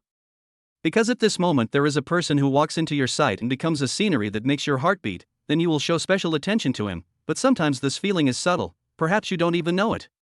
And Ji Qinglan is just like this at this moment, a kind of unintentional thing that makes people feel a little haunted. Xiao Bei took Ji Qinglan's hand for a walk and said, "There's no reason. I just want to start a business. Plus, Hangzhou supports college students' entrepreneurship. I think I can give it a try. Otherwise, how can I support you then?" Ah? Ji Qinglan was stunned. What did Xiao Bei mean just now? Support me? Is he confessing his love to me? Humph, bad guy, I won't agree to you so easily. I hate it so much. How can someone confess without any sense of ritual? Xiao Bei thought Ji Qinglan's stunned expression was very cute, so he subconsciously scratched Ji Qinglan's upturned nose with his hand. "You are so annoying. You are touching me again. Be careful or I will hit you." Ji Qinglan looked at Xiao Bei fiercely and said shyly. Then he whispered, "Actually, I can support myself." Xiao Bei laughed and said, "Can I understand that as, I can cling to your thighs?" "Senior sister, I don't want to work hard anymore, soft rice is so delicious." After saying that, Xiao Bei stared at Ji Qinglan's eyes intently. Ji Qinglan saw Xiao Bei's aggressive look and shifted his gaze unnaturally. Then he rolled his eyes at Xiao Bei. "You are so narcissistic. You can't be a gigolo. Then you are so beautiful." Xiao Bei responded with a teasing smile. "Humph." Ji Qinglan snorted lightly, but the corners of his mouth curled up slightly. Afterwards, the two of them strolled in the park for a while and talked a lot. Many of Xiao Bei's ideas and insights made Ji Qinglan's eyes light up. The boy in front of her was really different. At this age, Xiao Bei's ideas were really mature. He was obviously different from many boys in the school. But, is she worthy of such an outstanding man like Xiao Bei? Once a woman falls in love, she will become extremely stupid. Ji Qinglan is obviously a leader compared to her peers. But if we have to blame someone, we can only blame Xiao Bei for being too outstanding and too charming. But Ji Qinglan was also quite happy because she should be the first one to discover Xiao Bei's uniqueness.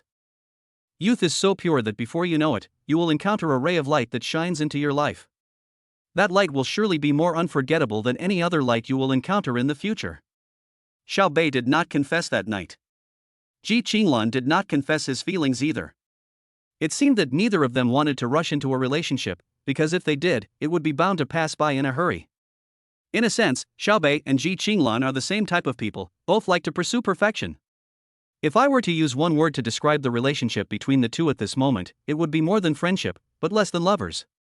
But for this relationship, as long as either of them takes a small step, it will be a smooth journey. Xiaobei and Ji Qinglan held hands and returned to the gate of Hangzhou Academy of Fine Arts. Suddenly a lot of people were shocked. Goddess Ji is actually in love with the boy she met this morning. They are even holding hands. Woo woo woo, how does it feel to hold Goddess Ji's hands? At this moment, all boys want to be Xiaobei, and all girls want to be Ji Qinglan. Of course, neither of them cared about other people's looks. Xiaobei looked at Ji Qinglan and said with a smile, Goddess Ji, what are your plans for tomorrow? Ji Qinglan smiled slightly, then looked at Xiaobei and said, what's wrong, do you want to date me? Xiaobei smiled and nodded, actually, you can also make an appointment with me. After all, I will have military training starting tomorrow. Xiaobei is not shy at all. Nonsense, chasing a girl will be fruitless if he is shy. Besides, they have already held hands, how far is it from becoming a girlfriend? Ji Qinglan burst out laughing. Xiaobei's answer was really different, but also quite straightforward. Xiaobei, you are so shameless. Train well. After you're done, we can talk later. Goddess Ji, this hurts my heart. Humph, you're so smooth talking. I'm not going to pay attention to you anymore. After saying that, Ji Qinglan turned and left, but Xiaobei just stared at Ji Qinglan's back. 3, 2, 1. When Xiaobei counted to 1, Ji Qinglan turned around as expected, and looked at Xiaobei who was still standing there with a smile. I'll come find you tomorrow if I have time. Okay, goddess. Xiaobei smiled slightly, Ji Qinglan looked at Xiaobei and also smiled. This was a small agreement between the two. Chapter 30, Hu Jilong is a bootlicker. Xiaobei watched Ji Qinglan's figure disappear before his eyes. Then he turned and walked towards his school. When passing by the supermarket, Xiaobei thought of something, so he went straight to the supermarket. I walked straight to the section of the supermarket that sold women's products. Yes, there will be military training tomorrow. Although Xiaobei had never been to college in his previous life, he knew what military training was. That's a life-threatening military training. The military training in college is different from that in high school. The military training in high school is called experience.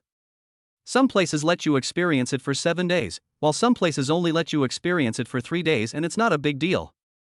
However, the military training in college is really terrible. It's not just a few days, it's a whole month. Considering the weather now, we must be prepared. Xiaobei stood where the sanitary napkins were, took a look, and then took out a few packs of Sophie, yes, several packs, to use as foot pads. Wow, squad leader, why are you here? Just when Xiaobei took the 3 packs of Sophie in his hand, a surprised voice came from the right. Xiaobei looked in the direction of the sound and saw Wang Meina and her 3 roommates. Ah, it's my beloved concubines. Xiaobei was making some flowery jokes, but what greeted him were 4 pairs of white eyes. Chen Xiying, Yang Yuhan, Zhang Yi. Chen Xiying looked at Xiaobei and pouted, squad leader, I promised to be the queen, didn't I? Yang Yuhan, hey, squad leader, are you buying sanitary napkins for your queen? As soon as Yang Yuhan finished speaking, Wang Meina and the other 2 saw the 3 packs of sanitary napkins in Xiaobei's hand. Xiaobei smiled slightly and looked at the few people. That's not right, why do I feel a hint of vinegar in the air? Yang Yuhan, who was jealous? Wang Meina, the monitor is also a scumbag. Chen Xiying, no, squad leader, are you so fierce? Buy 3 packs for Goddess Ji at one time? Zhang Yi, is Goddess Ji suffering from menstrual cramps? Xiaobei was slightly stunned. What the hell was going on? No, I bought sanitary napkins, why did I buy them for her? Xiaobei was a little speechless. What did I hear, squad leader? No way, you have other women? Goddess Ji is so beautiful, are you going to let her down? You're not selling it to Goddess Ji, then who are you going to buy it for? Tell me, which lady from a prominent family has bewitched our monitor again? The 4 of them chatted one after another, not giving Xiaobei any time to speak. Xiaobei could only wait until they finished talking before he smiled bitterly and said, can't I buy it for myself? Phew. Ha ha ha, squad leader, are you having frequent urination and can't finish it? Class monitor, I'm curious, do boys also have uncles? Why do I suddenly feel that you are a bit vulgar, squad leader? Squad leader, if you are really a scumbag, then scum me too. Looking at the 4 people laughing, Xiaobei knew that what he had just said must have caused them to misunderstand. So he quickly said, what kind of pig brains are you? There will be military training tomorrow. I bought this to use as a footrest. You pig brains, you still want to be the queen? Wow, squad leader, you are so smart. Wang Mena suddenly exclaimed. Although your explanation just now is very reasonable, we are still unhappy. We can't be the queen anymore. Shouldn't you compensate us? Li Siying said cunningly. Yes, squad leader, you have to compensate for your verbal abuse. Yang Yuhan spoke directly to assist Li Siying. In response, Xiaobei smiled helplessly and said to the four people, what I just said was all false. I am waiting for me here. Tell me what I want to treat you to. Yeah, long live the squad leader. Li Siying laughed out loud. Just treat us to a cup of milk tea. Wang Mena said with a smile. Let's go. After Xiaobei paid for the bathroom bill, he took the four little ones to the milk tea shop next door. They bought 5 cups of milk tea and sat at the open-air round table outside the milk tea shop, chatting. When they were chatting happily, Xiaobei suddenly saw 3 little sons walking towards him in the distance. When Xiaobei was about to say hello, he saw Hu Jilong saw him. Especially when he saw himself and 4 girls drinking milk tea, he was shocked. He pulled Zhang Jibua and Wang Wei and ran to Xiaobei's side. Hu Jilong looked at the 4 girls in white. With tears in his eyes, he said to Xiaobei, Old 4, you are so mean. Old 4, you are wrong this time. You came out alone with 4 beauties to drink milk tea. What about us? Zhang Jibua was also indignant, but he was smarter than Hu Jilong and sat directly next to Li Siying. Wang Wei gave Xiaobei a look of contempt and sat next to Yang Yuhan.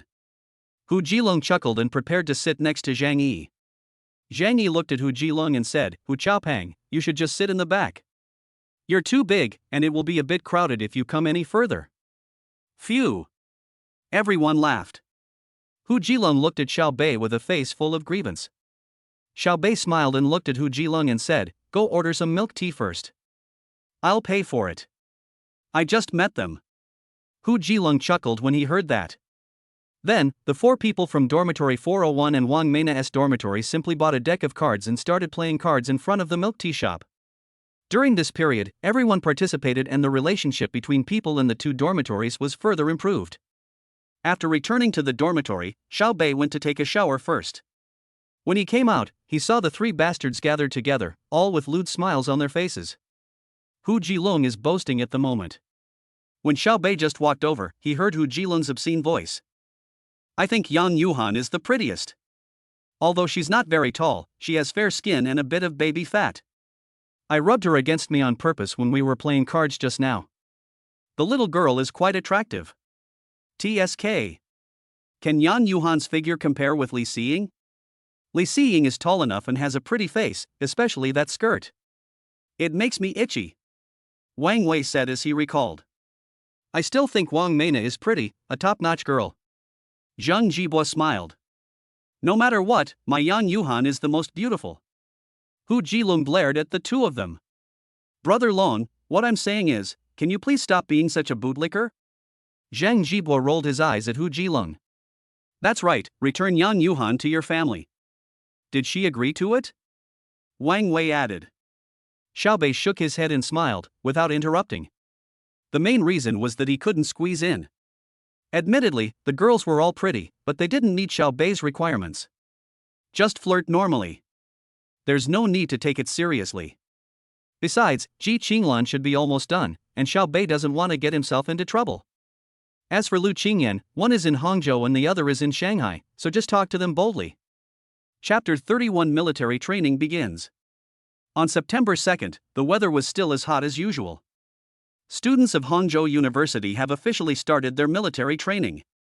At 6 o'clock in the morning, Xiaobei got up early because as the class monitor, he had to cooperate with Qin Mengxue to call the boys' dormitory. Wang Mena is in charge of the girls' dormitory. At around 7 o'clock, all the students in finance class 1 gathered downstairs of the boys' dormitory. On the main road of the entire dormitory building, there were square formations of classes, and each of them was wearing Navy training uniforms. Even so, Xiaobei still stood out in the crowd. His good looks could not be concealed, especially when Xiaobei was carrying a flag in front of the team. At 7:30, I saw instructors walking towards the playground one by one. They were very handsome. Line up by class and assign instructors. Soon, an instructor about 1.78 meters tall, wearing a training uniform, came to Xiao Bei. He walked in military steps and came in front of Xiao Bei.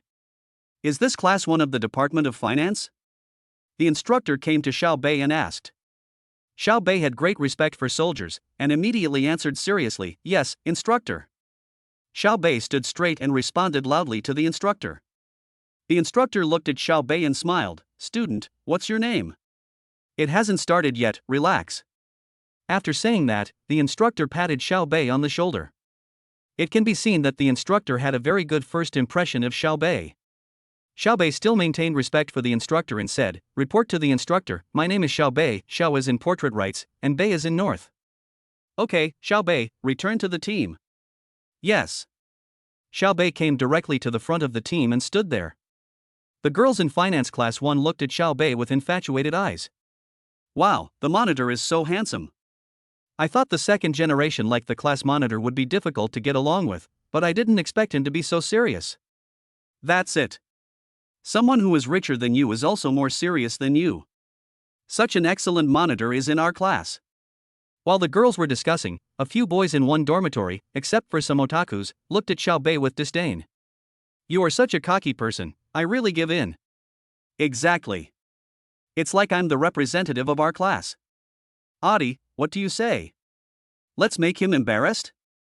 "It's a must. Damn, I'm a little unhappy with him. Unless he is stronger than me, rich and handsome, can he make a living?" Several people were whispering. Qin Mengxue also arrived at the class 1 formation early, and she also saw Xiao Bei's performance just now. I smiled inwardly. This student is really a little different. I feel relieved to leave class 1 to him. So she came to Xiao Bei. "Xiao Bei, I'll go check on class 2 first. Can you manage class 1? Qin Mengxue looked at Xiao Bei with a smile. Today, Qin Mengxue was wearing a short-sleeved shirt, a white hat on her head, sweatpants and sneakers, looking very capable. Hearing this, Xiao Bei smiled at Qin Mengxue and said, "Old Qin, don't worry, I will definitely take good care of it for you." Xiao Bei would never miss any opportunity to show off.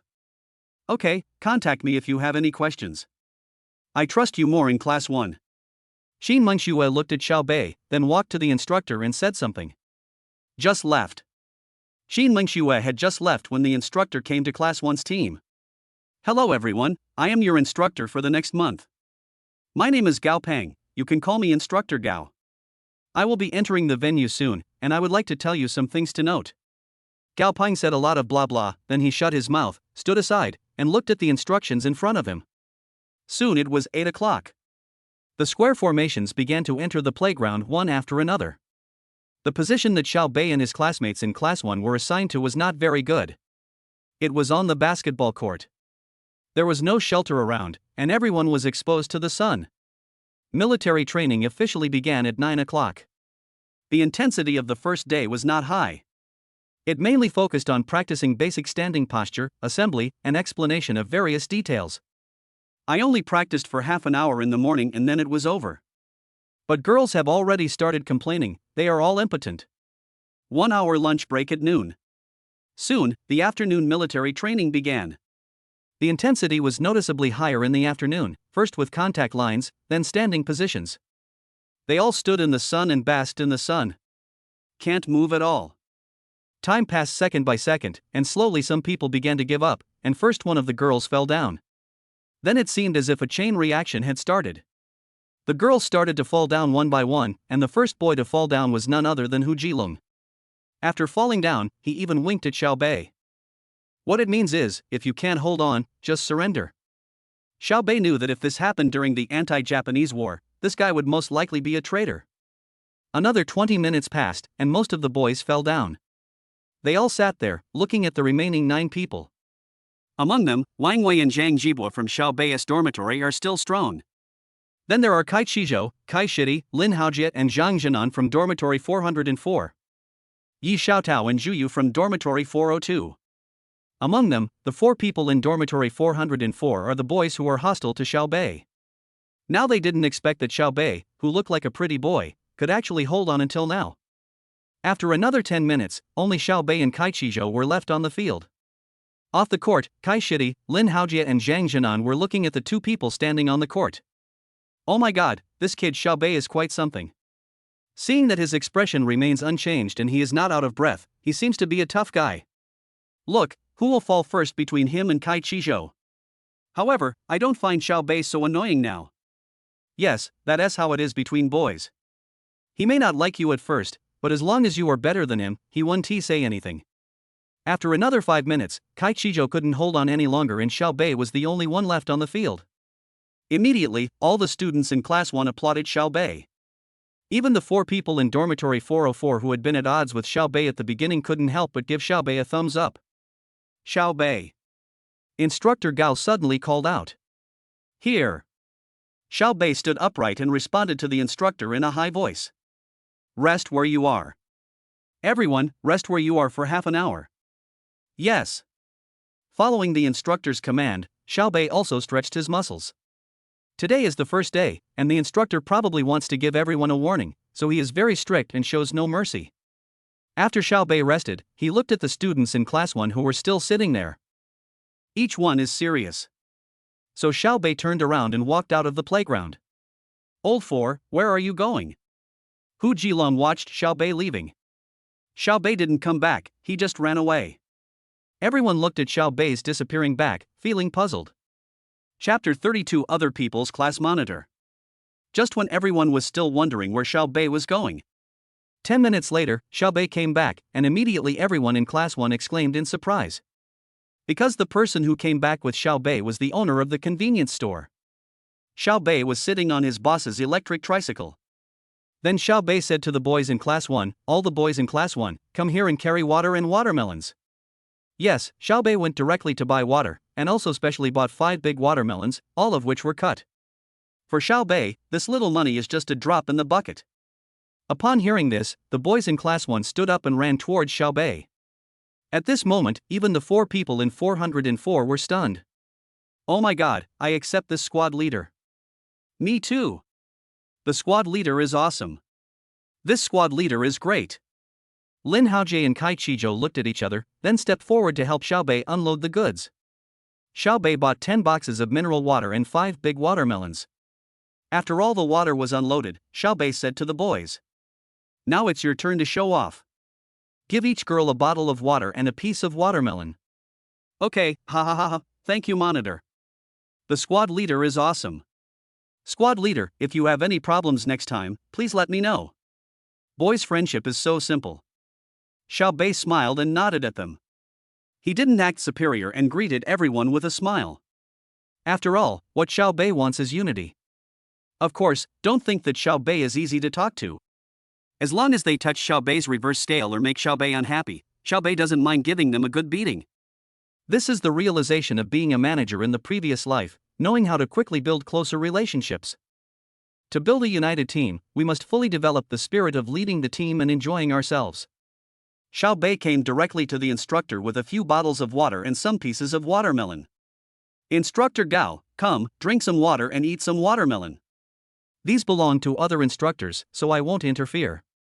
In fact, Gao Peng had been paying attention to Xiao Bei from the beginning. When he saw Xiao Bei buying water and watermelon, he smiled slightly in his heart. The boy in front of me is a talented person.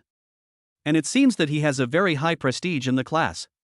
He also needed someone to assist him in the next month's military training, so he took the water and watermelon from Xiao Bei with a smile. Everyone, the break time will be increased by 10 minutes. Yeah. Instructor, the squad leader is awesome. The instructors and squad leaders are all so handsome. At this moment, all the girls and boys in Class 1 are collectively supporting the class monitor Xiao Bei. Wow. It's so comfortable to be in the same class with the monitor. Not to mention the water, there's also watermelon to eat. Thank you for your hard work, squad leader. I love you, monitor. At this moment, a female voice was heard from the crowd. Upon hearing this, Xiao Bei smiled slightly, and then came to the front of the team in the gaze of everyone. Whoever confessed to me just now, please stand up and come directly. I will reluctantly appoint you as my concubine. However, no one stood up, so Xiao Bei continued, hey, it seems that you don't want a concubine anymore. Do you want the position of the queen? Ha ha. Squad leader, you are naughty again. All the girls in Class 1 started laughing. At this time, Yi Xiaodao said, Squad leader, I like you, so, can I be your concubine? Xiaobei shook his head and said disdainfully, I am of normal sexual orientation, so I'd better not make such jokes. I'm afraid girls will misunderstand me, ha ha ha. Ha ha ha. The class monitor is partial. He is nice to girls. What about us boys? At this moment, some boys were already convinced by Xiaobei and started joking. Nonsense, if you're not nice to girls, how can you discuss the true meaning of life with me? Phew. No one could have imagined that Xiaobei was such a person, handsome, funny, and had high emotional intelligence. Class 1 is so happy here, and the classes next to them are so envious. Especially the girls, they are all complaining. Look at the monitor. Ah, they're both squad leaders, why is there such a big gap between them? Squad leader, we want water too. Monitor, if there's no watermelon, water will do. Look at other monitors, they're handsome and kind to the class. Wow, they are all other people's class monitors, mainly because they are handsome. Look at our class monitor, he is a nerd. Life is hopeless. After hearing the complaints from the neighboring classes, the students in finance class 1 were so proud that they deliberately ate watermelons in front of them. Are you envious? Just be envious. Actually, you don't need to be envious, because our monitor was chosen through crowdfunding. Xiaobei didn't say much about this. After dividing the troops, he returned to the square formation. Just got back to the last row. All the boys in class 1 gathered around and regarded Xiaobei as the leader of the class. Captain, is your S63 fun to drive? Class monitor, you really managed to seduce Ji Qinglan, the cool and aloof schoolgirl from the neighboring school. Squad leader, you. Asking questions non-stop, boys are actually like this, if they recognize you, you recognize you. Xiaobei also responded one by one, saying that as long as anyone has a driver's license and wants to use the car, it will be easy. Xiaobei was also happy to mingle with them. After all, Xiaobei wanted a perfect university. Alright, stop talking. We still have a long time in the afternoon. Have a good rest. We can talk about it in the evening. I'm telling you, if class 1 performs well, I'll take you to the bar. Ace of spades and everything else, as much as you want. Really? Damn. The squad leader is awesome. The squad leader is awesome. Each of them seemed to be full of energy. Xiaobei looked at the young faces lying on the ground, looking at the blue sky. The sky of youth is blue, and the breeze blowing is sweet. As soon as the break time came, Instructor Gao immediately blew the whistle and shouted, Everyone, gather. So the students in class 1 gathered quickly and in an orderly manner.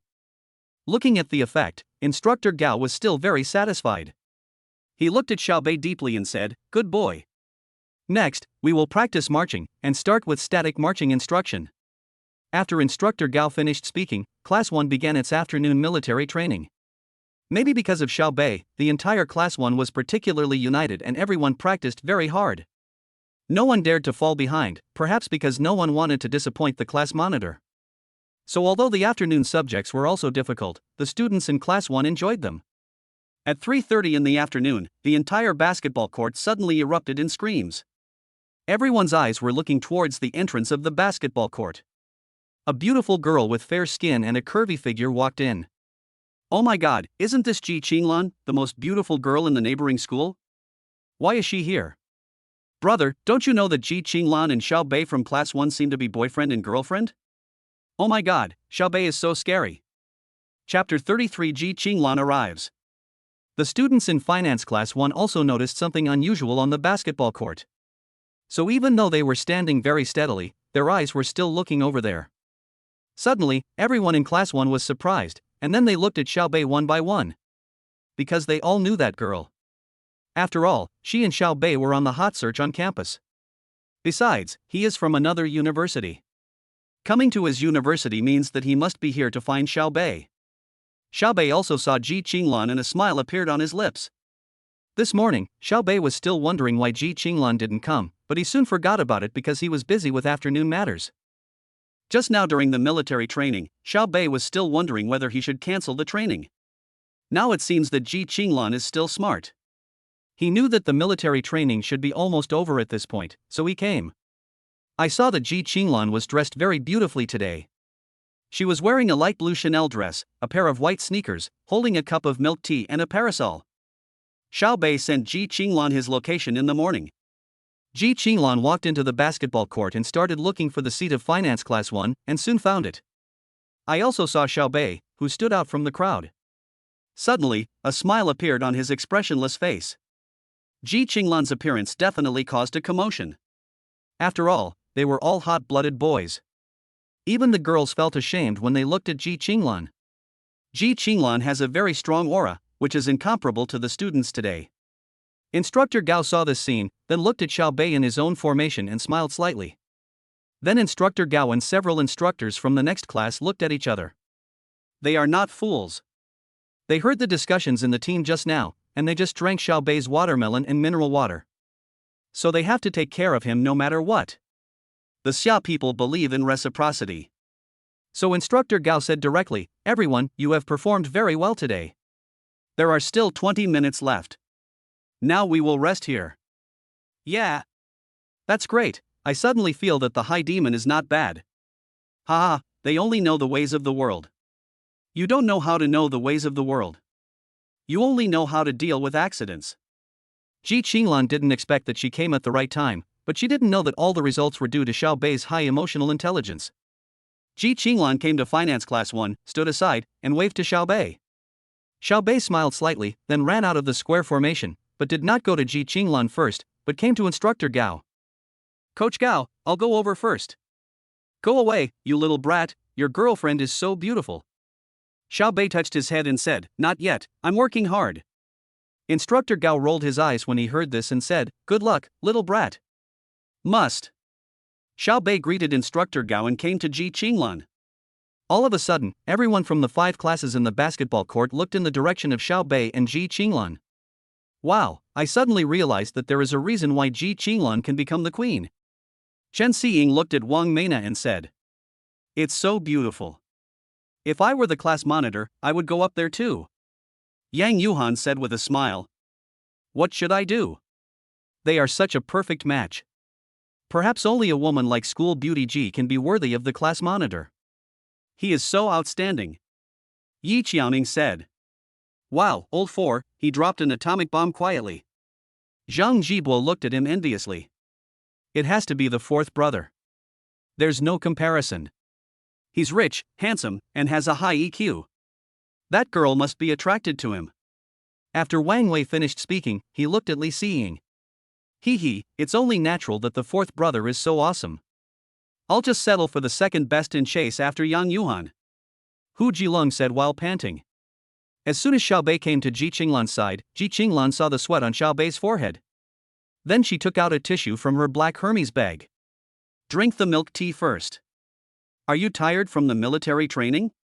Ji Qinglan handed the milk tea to Xiaobei while wiping his sweat. Xiaobei smiled slightly. "Fortunately, I can still hold on to this extent." The actions of the two immediately made everyone envious. "Oh my god, Xiaobei from class 1, this kid is too comfortable. If you had her looks and abilities, you could also capture the goddess heart, but you don't, so just take a look. Wow, sisters, look, the queen is helping the monitor wipe his sweat. What should I do?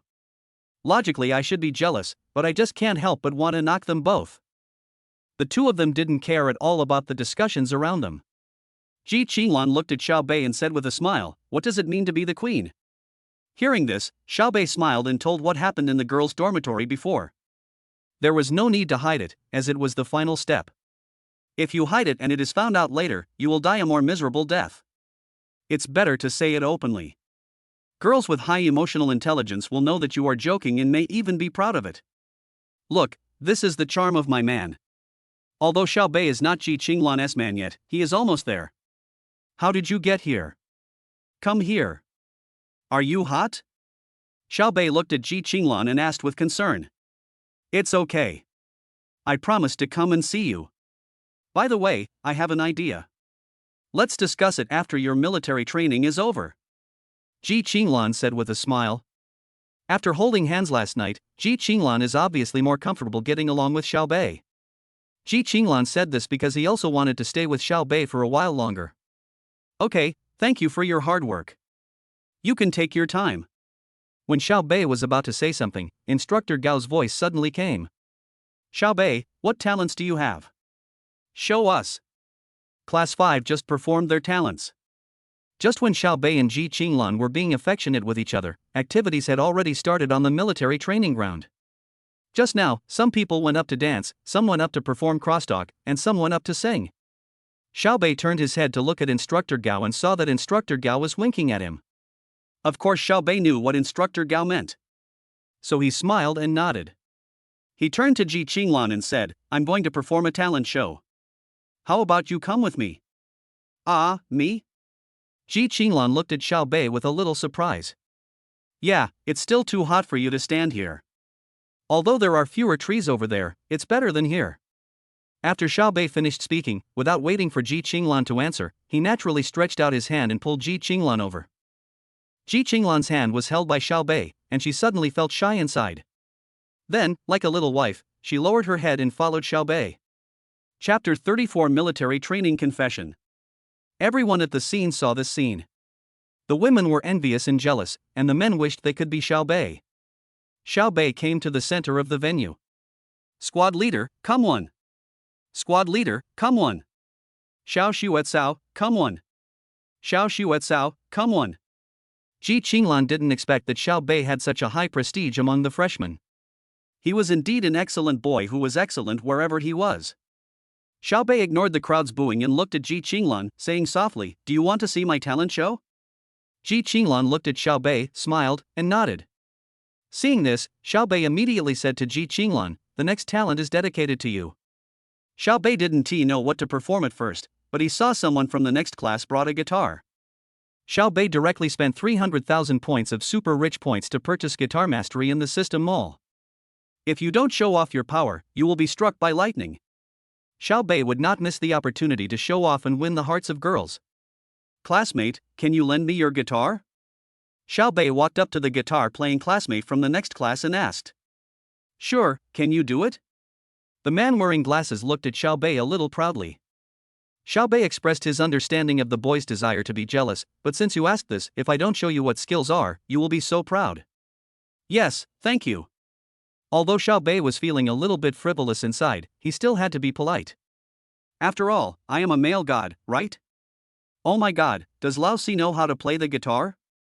When did the fourth brother say he wouldn't do that? Wow, the squad leader has unlocked a skill. I'm really looking forward to the monitor's guitar. He's still the class monitor, with his skills in picking up girls, one after another." Xiao Bei took his guitar and returned to the center of the venue surrounded by several classes. Ji Qinglan just looked at Xiao Bei quietly with a smile on his face. "The following song is more meaningful to me because I want to dedicate it to someone present here." After saying that, Xiao Bei looked at Ji Qinglan. Ji Qinglan was slightly stunned and her face turned red, but she still looked at Xiao Bei, full of anticipation. "This song is my own original work. I'm giving this song dimples to everyone." Yes, Xiao Bei is so shameless. It was obviously a song by JJ in his previous life, but now it came to a parallel world and openly referred to himself. Xiao Bei said, "Why not refuse it? Wow! So original. What kind of god is the squad leader? Look at other people's squad leaders. I just beat up the monitor because he refused to admit that he could play guitar or compose original music." There was a lot of discussion at the scene. Xiao Bei made a silent gesture and started playing, but his eyes were always on Ji Qinglan.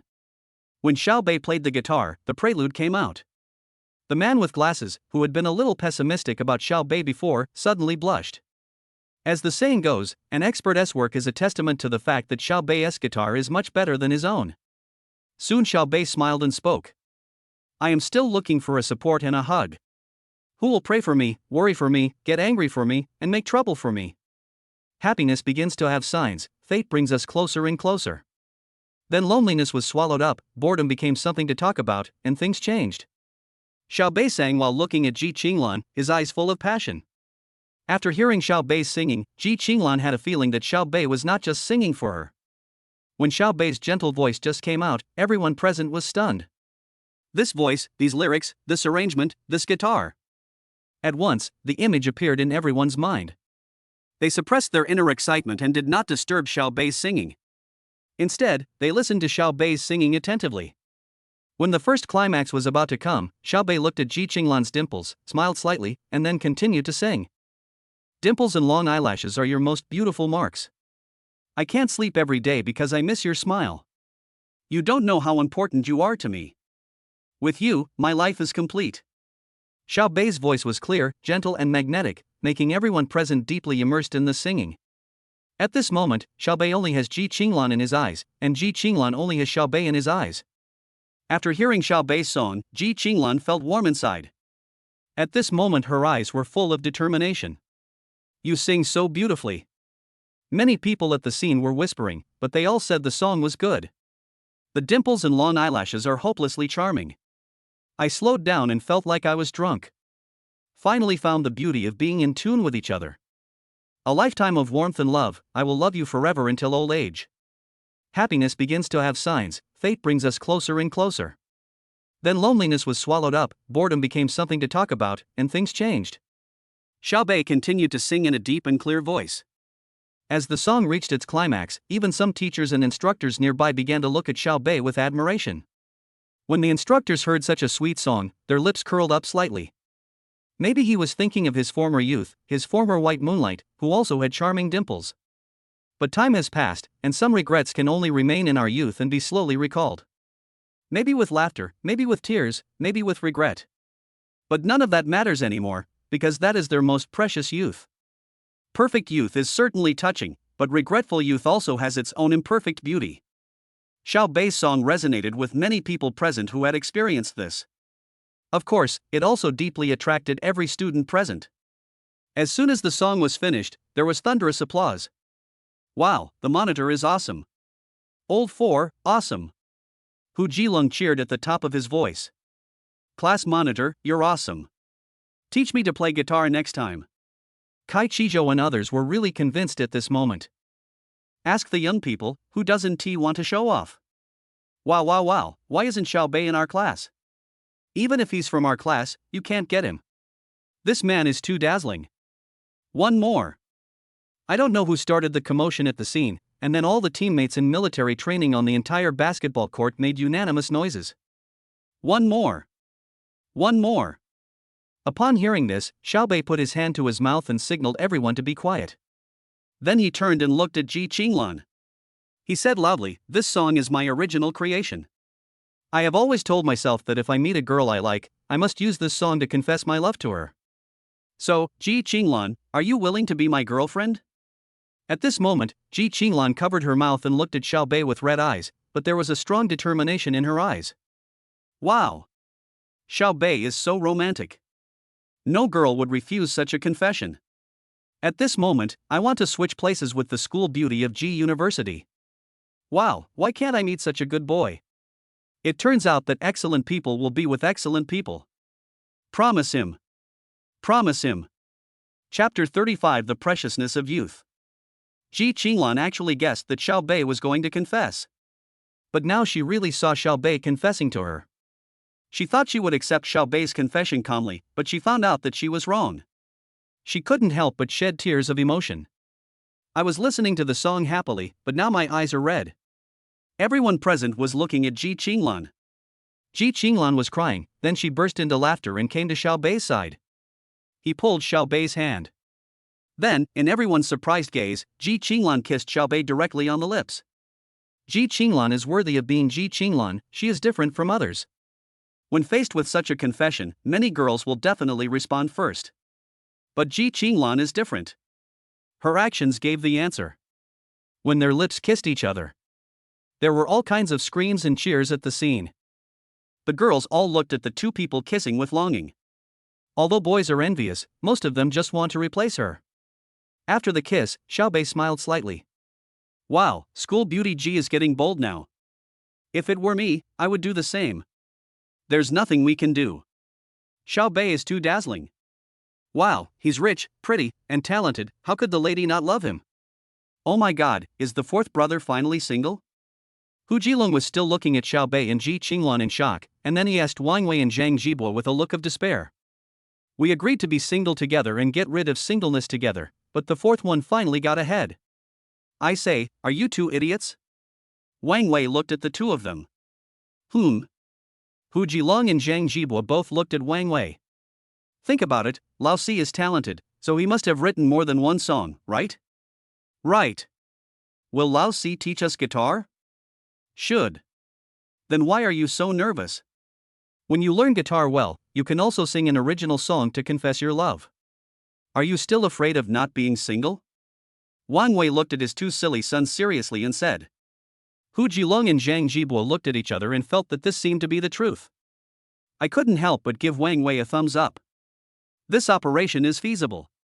In the field, after the two kissed, Ji Qinglan whispered in Xiao Bei's ear, "Be good to me." Xiao Bei smiled slightly, "Of course." One more. One more. One more. Xiao Bei heard the classmates at the scene cheering loudly, but he still looked at Ji Qinglan with tenderness in his eyes.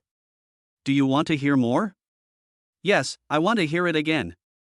Xiao Bei nodded after hearing this, then looked at everyone and said, "Just thank my wife, I'll have another one." Xiao Bei's words had just fallen. The people in class 1 started to make a fuss. Thank you, sister-in-law. Thank you, sister-in-law. Seeing the students in class 1 making such a fuss, the other classes also followed suit. Xiao Bei smiled slightly and thought about what other songs there were in his previous life. Soon Xiao Bei thought of a song. I'd like to give you a song called 7 Miles of Fragrance. I hope you can find your youth in your college life. After that, the scene fell silent. Ji Qinglan was standing next to Xiao Bei, looking at the treasure boy in front of her with a smile on her face, no, her boyfriend. The sound of guitar rang out. The prelude is still so nice. While playing the guitar, Xiao Bei looked at Ji Qinglan, smiled slightly, and started singing. The sparrows outside the window were chattering on the telephone pole. You said this sentence has a very summery feeling. The pencil in my hand moves back and forth on the paper. I use a few lines to describe who you are to me. The biggest reason why Xiao Bei chose this song was that he was afraid that Ji Qinglan was crying. And this song is very appropriate. Looking at Xiao Bei singing to her, Ji Qinglan gave Xiao Bei a gentle smile. She really didn't expect that there would be so many surprises when she came to see Xiao Bei today. If we weren't on the basketball court at this moment, Ji Qinglan would really like to ask, what other skills do you have? I'll use all of them. The song continues, in this summer, on the basketball court as the sun is about to set. Everyone will listen to Xiao Bei's songs, and perhaps recall them many years later. Xiao Bei will always be a bright spot in their youth, although this bright spot has nothing to do with them. But it is also a very beautiful memory to be able to meet such a talented person in my youth, to be with him at the same time, in the same place, on a basketball court, and to listen to his songs together. Cats and you both want to know the taste of sorry. The scent of first love is found by us. The warm sunshine is like freshly picked bright strawberries. You said you couldn't bear to eat this feeling. Wow, it sounds so good, sorry, cat, first love, the class monitor is so talented. It's confirmed. The squad leader is the man I can't have. I'm so lucky to be in the same class with the class monitor in college. What Xiao Bei didn't know was that he has now become the spirit of class 1. I bet if the monitor were to become a star, he would definitely be a top star. Come on, do you think the monitor is someone who needs money? It rained all night long and my love overflowed like rain. The fallen leaves in the yard are piled up with my thoughts. A few words of gossip cannot cool my enthusiasm. You appear on every page of my poems. All night long my love overflows like rain. After the song ended, Xiao Bei said to everyone, thank you for your support. As Xiao Bei's singing ended, today's military training also ended. Everyone looked at Xiao Bei with lingering interest. Now they are looking forward to college more and more. Unexpectedly, the first day of military training would be so unforgettable for them. At this time, the instructor also came up. Giving Xiao Bei a thumbs up, they also went through the same process. Seeing Xiao Bei and Ji Qinglan at this moment is like seeing my past self. They once did a lot of stupid things and a lot of bold things for a girl. But in the end, the girl, no matter whether she finally married youth or not. But that is everyone's youth. That is the youth they can never go back to, so why is youth so beautiful? Maybe it is because of its uniqueness. That evening, that playground, those two hazy shadows in the setting sun, that love without any worldly mixture, that white moonlight in the heart. That is youth, but, are that girl and that boy okay now? I want to ask, but I don't know how to ask, so I can only wish you silently in my heart. On the playground, Xiao Bei returned the guitar to the boy with glasses. As soon as he returned to Ji Qinglan's side, Xiao Bei directly grabbed Ji Qinglan's hand and ran outside. Because he knew that if he didn't leave now, his 3 sons of bitches would not let him go. Now during the military training, Xiao Bei must seize every opportunity to be intimate with Ji Qinglan. Chapter 36, Love at First Kiss. The two disappeared from the basketball court amid everyone's surprised gazes. Ji Qinglan, who was running with Xiao Bei holding his hand, looked at Xiao Bei in front of her, who was also pulling her to run, with a smile on her lips. The setting sun shone on the two of them, leaving a slanting shadow. He was running and she was chasing him, and he couldn't escape even if he had wings. Soon the two ran out of the campus. Xiao Bei turned his head and looked at Ji Qinglan. Ji Qinglan was looking at Xiao Bei with a smile on her face, and then took out a tissue from her bag. She stretched out her jade hand and gently wiped the sweat off Xiao Bei. He said angrily, "We just finished the military training and you're running now. Are you tired?" "I'm not tired at all, because you are behind me." Xiao Bei let Ji Qinglan help him wipe the sweat off his face. "Where are we going now?" Ji Qinglan looked at Xiao Bei's silly look and asked with a smile. "Come on, I'll take you somewhere." After Xiao Bei finished speaking, he took Ji Qinglan's hand and walked towards the community in front. "Where are you going?" Ji Qinglan asked puzzledly. "Follow me." Xiao Bei did not explain, and soon the two of them came to a fireworks shop. "Boss, give me 5 barrels of fireworks." The boss was lying on his lounge chair, fanning himself, when he suddenly saw a handsome man and a beautiful woman walk in and order 5 barrels of fireworks at once. He immediately put down his fan and greeted him with a smile. "Brother, are you sure it's 5 barrels?" The boss asked again, and Xiao Bei nodded with a smile. "Wife, here are my car keys. The car is parked in the parking lot next to me. Please help me drive the car over here." Xiao Bei handed the car keys to Ji Qinglan, calling her wife very smoothly. Ji Qinglan subconsciously took the car keys, looked at Xiao Bei, and drove without asking any questions. After Ji Qinglan left, Xiao Bei said to the boss, "Is the order I made yesterday ready? I've been waiting for you to come. I thought you weren't going to come. How was your performance just now? Did you get caught?" The boss asked with a smile, looking at the college student in front of him. "No, that's great." Xiao Bei chuckled. In fact, Xiao Bei saw this fireworks shop when he returned to school yesterday.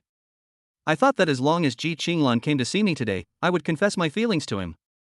So, opportunities always come to those who are prepared. Xiao Bei didn't care whether he could succeed today or not, he always had to be prepared for any eventuality. So, he placed an order for 5 barrels of specific fireworks directly here yesterday.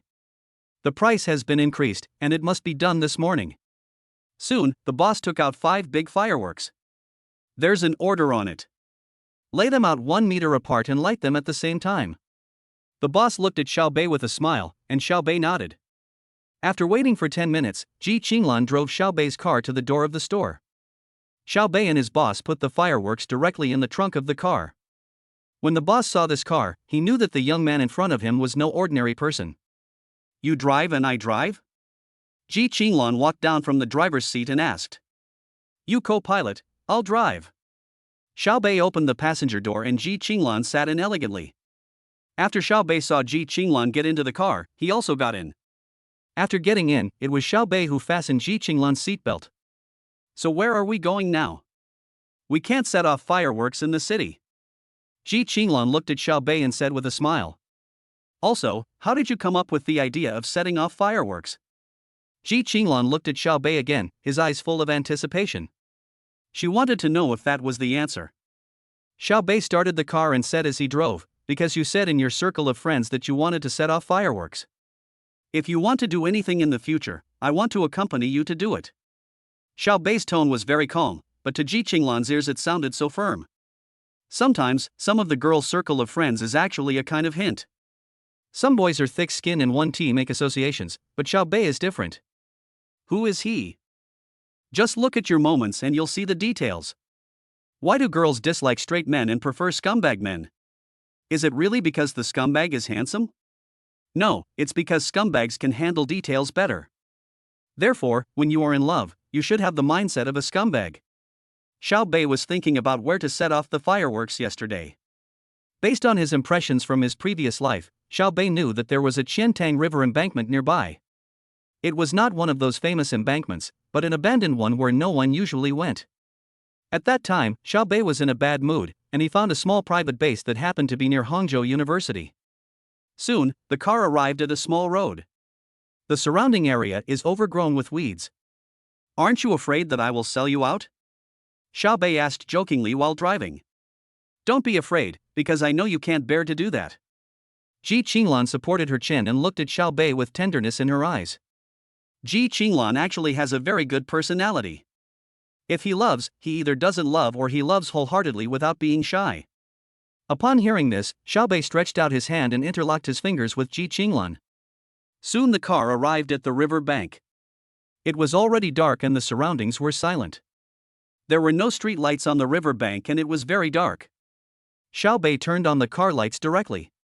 He turned to Ji Qinglan and said, "Get out of the car, I'll take you to set off the fireworks." Ji Qinglan smiled and nodded, a little excited. After getting off the car, Xiaobei directly carried the fireworks down from the car in order and put them together. The leads are then connected in series. Why do we have to connect them together? Can't we light them one by one? Ji Qinglan asked with some confusion. Because I know magic, it will look better if it is sent out like this, believe me? Xiaobei said to Ji Qinglan with a smile. Ji Qinglan squatted beside Xiaobei, looked at the fireworks, then looked at Xiaobei, and nodded. After Xiaobei connected the wires, he waved to Ji Qinglan. Ji Qinglan came to Xiaobei's side. Xiaobei hugged Ji Qinglan from behind, holding both of Ji Qinglan's hands. I'll count to 1, 2, 3, and you light it. Yeah, okay. Ji Qinglan felt the warmth of Xiaobei hugging her, and her heart was warm. Ji Qinglan held the lighter, and Xiaobei began to count, 3, 2, 1. Then Ji Qinglan directly turned on the lighter. Xiaobei held Ji Qinglan's hands and quickly aimed the flame at the fuse. As the fuse was lit, the two saw the fuse spread directly towards the 5 fireworks. Almost at the same time, the two stood up. Xiaobei hugged Ji Qinglan from behind and whispered in her ear, "Look carefully, I can do magic." Yeah.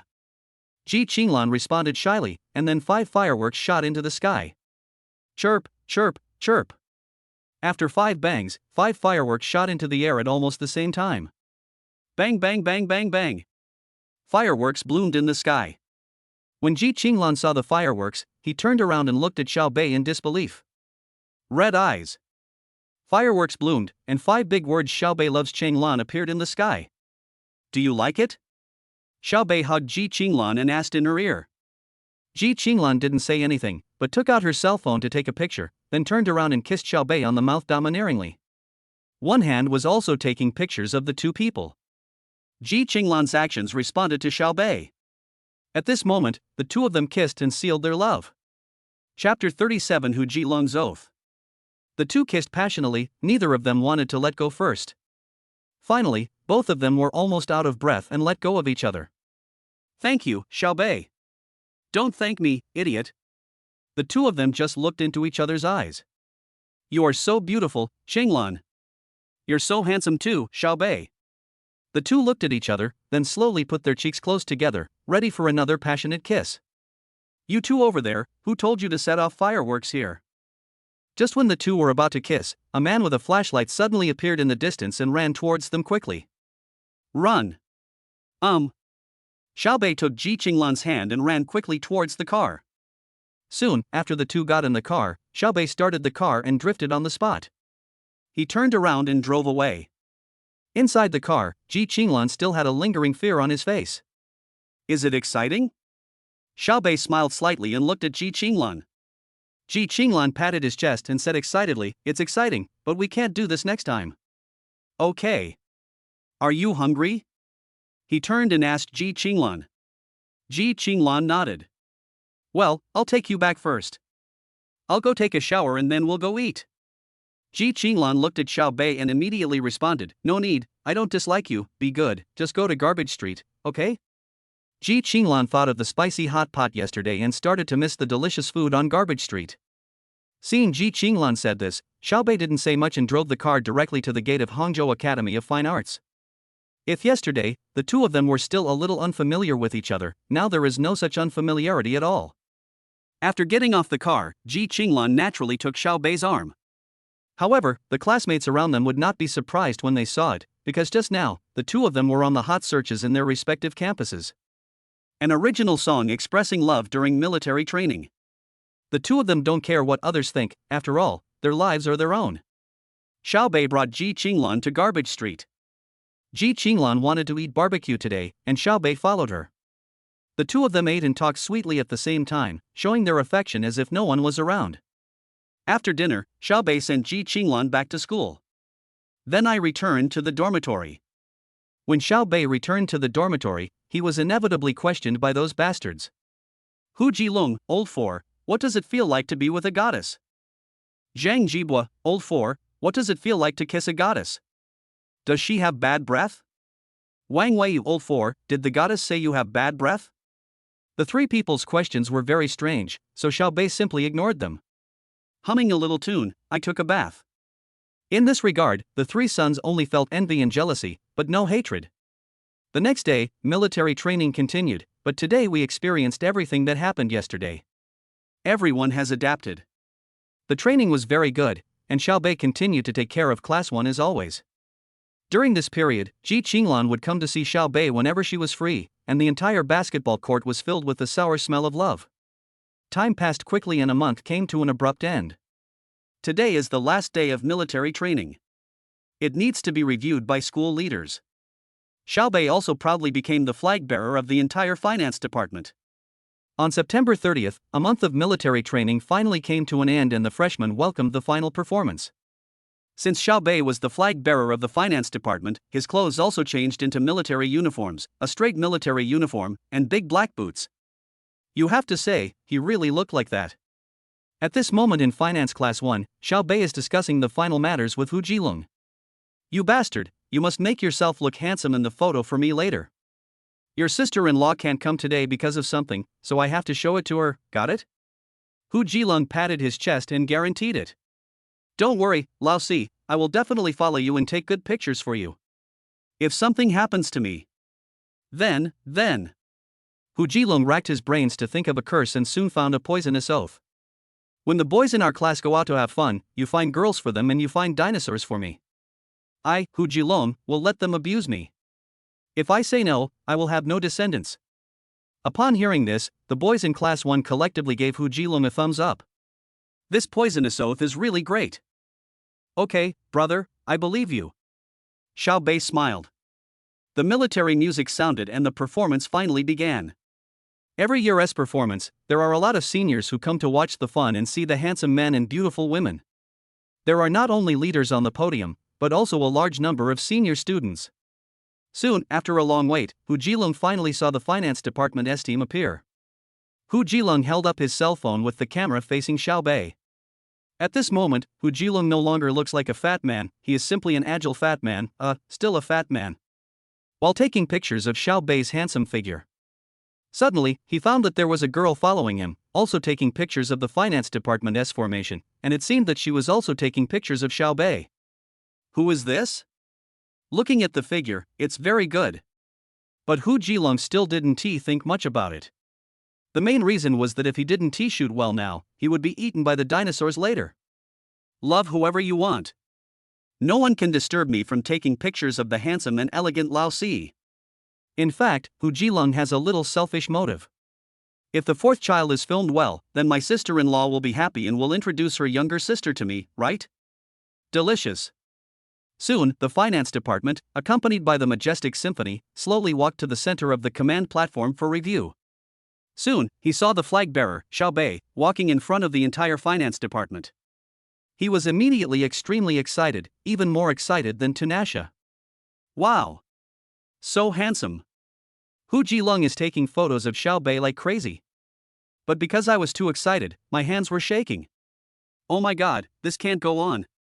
Hu Jilong complained a bit, and thought that if the filming was not good, he would be scared to death, because he already saw a scene in front of him where a dinosaur girl was pressing on him.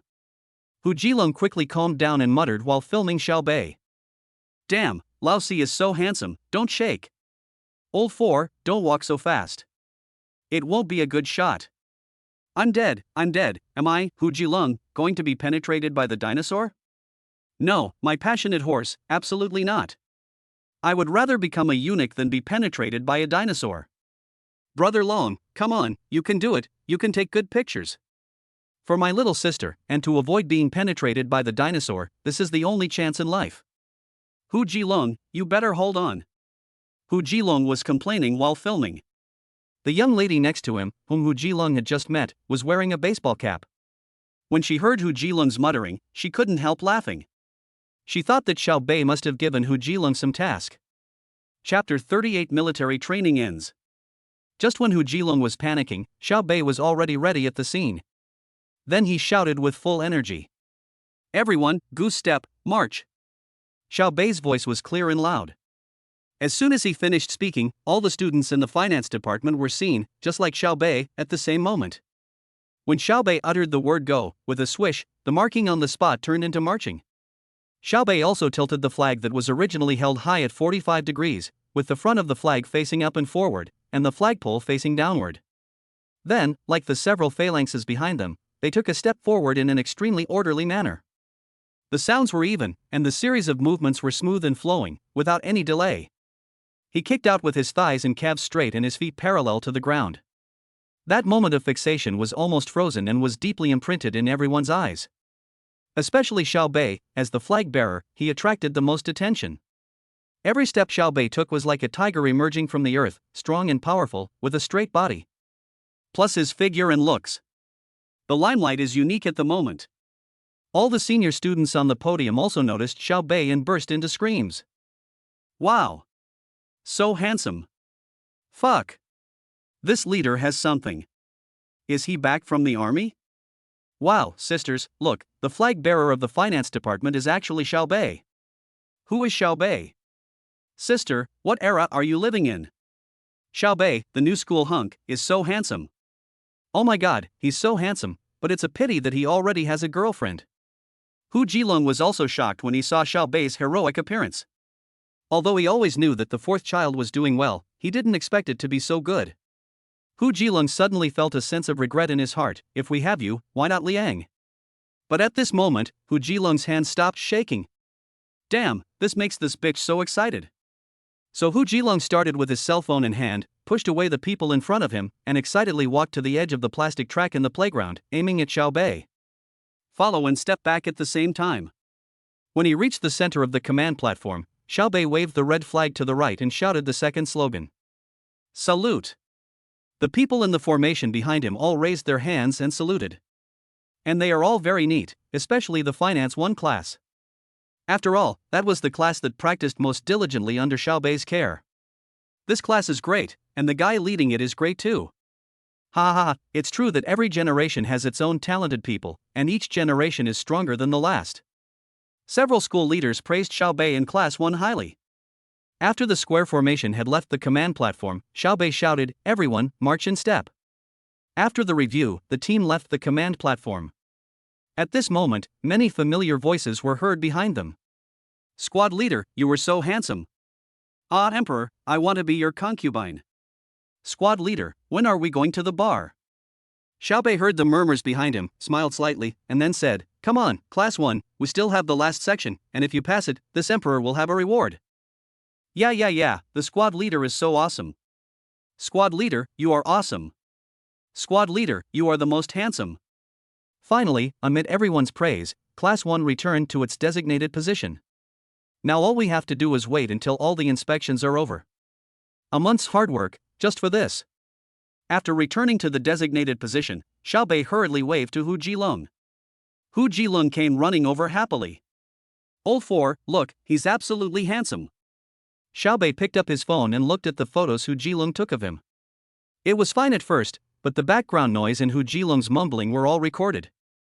Fuck, brother Long, what the hell are you mumbling about? Xiao Bei looked at Hu Jilong and said. When Hu Jilong heard this, his originally happy face turned visibly pale. It's over, the fourth one doesn't like it anymore. Oh my god, I'm going to be penetrated by the dinosaur. No.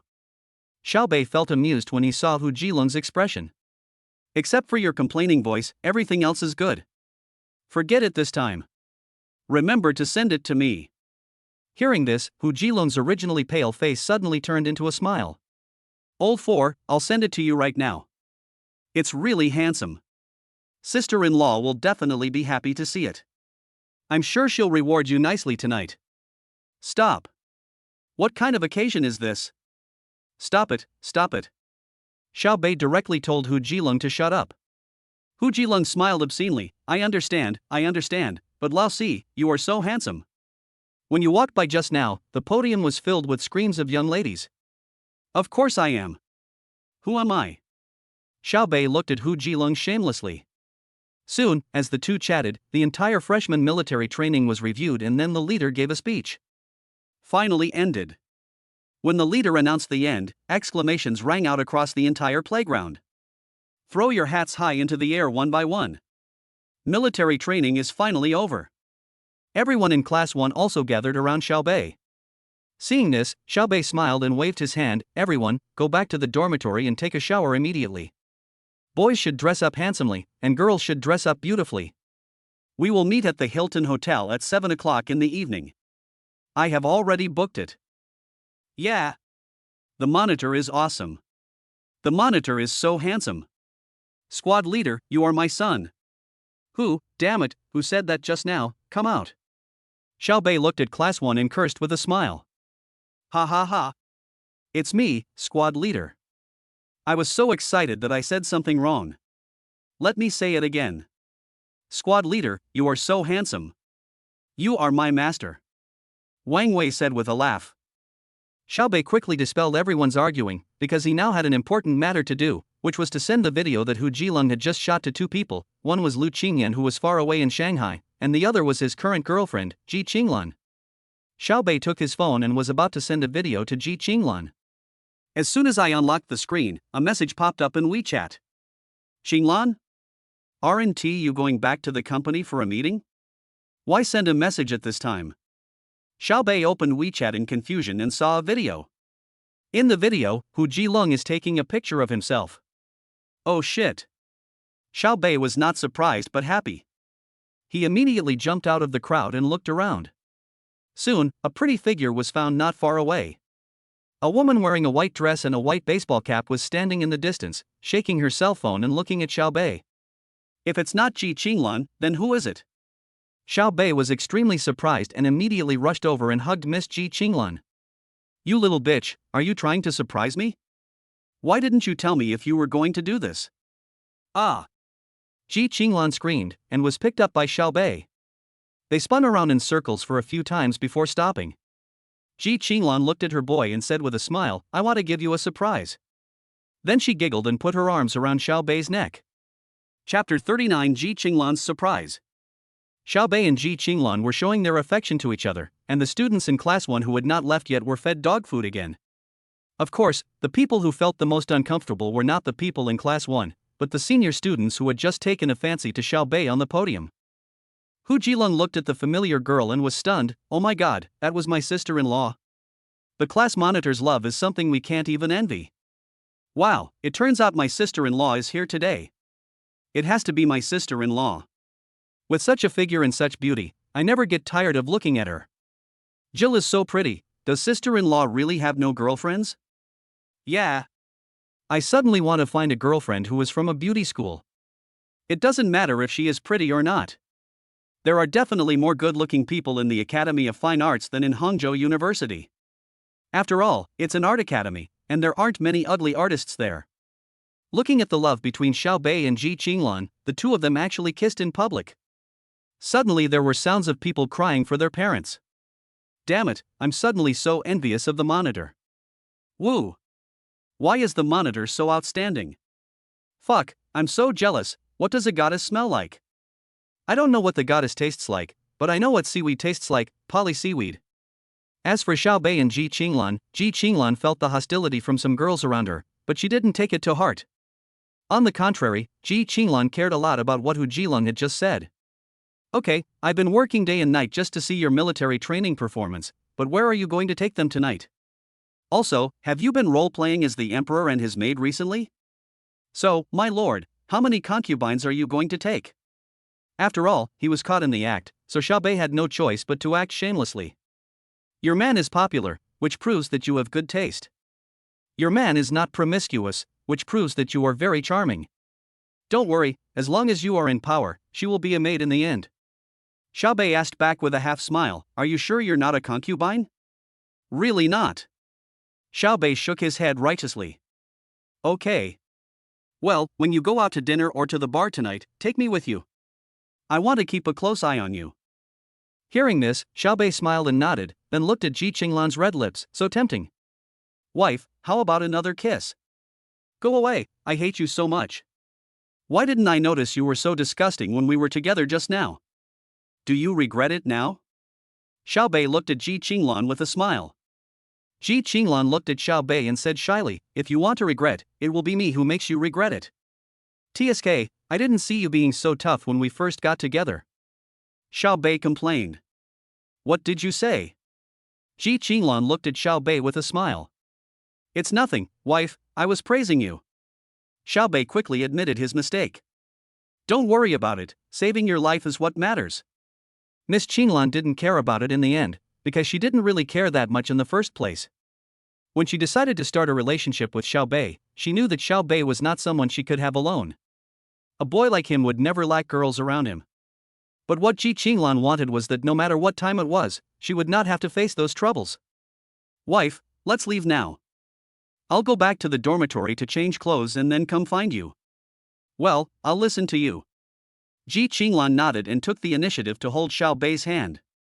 Ji Qinglan is particularly good at this. He has high emotional intelligence. He will give Xiaobei face in public and will speak up when there is something wrong. He never hides anything and never makes unreasonable demands.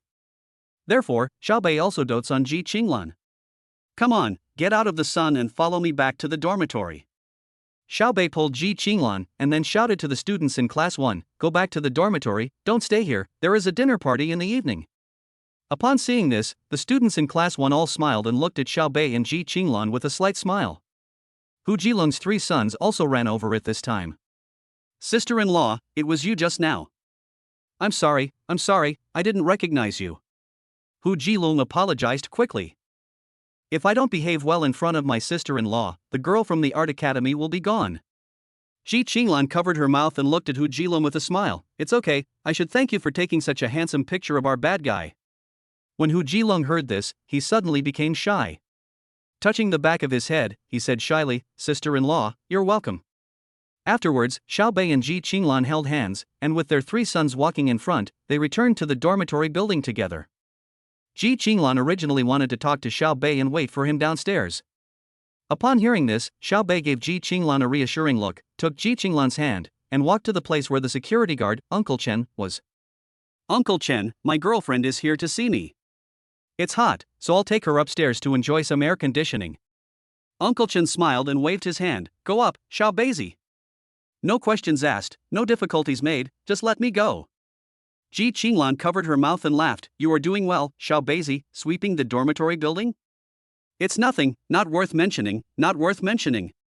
The main thing is that I have a good relationship with you. Xiaobei teased her while secretly tickling her palm. It's true. Xiaobei has a high EQ, whenever he has time and buys something, he will give some to the old man and even give him cigarettes. After all this, it would be strange if the relationship was not good. Although the security guard may not seem to have much power, sometimes he can be very powerful.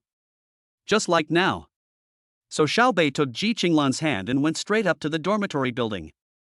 The 3 sons walking in front saw Xiaobei coming up with his sister-in-law. He ran up quickly.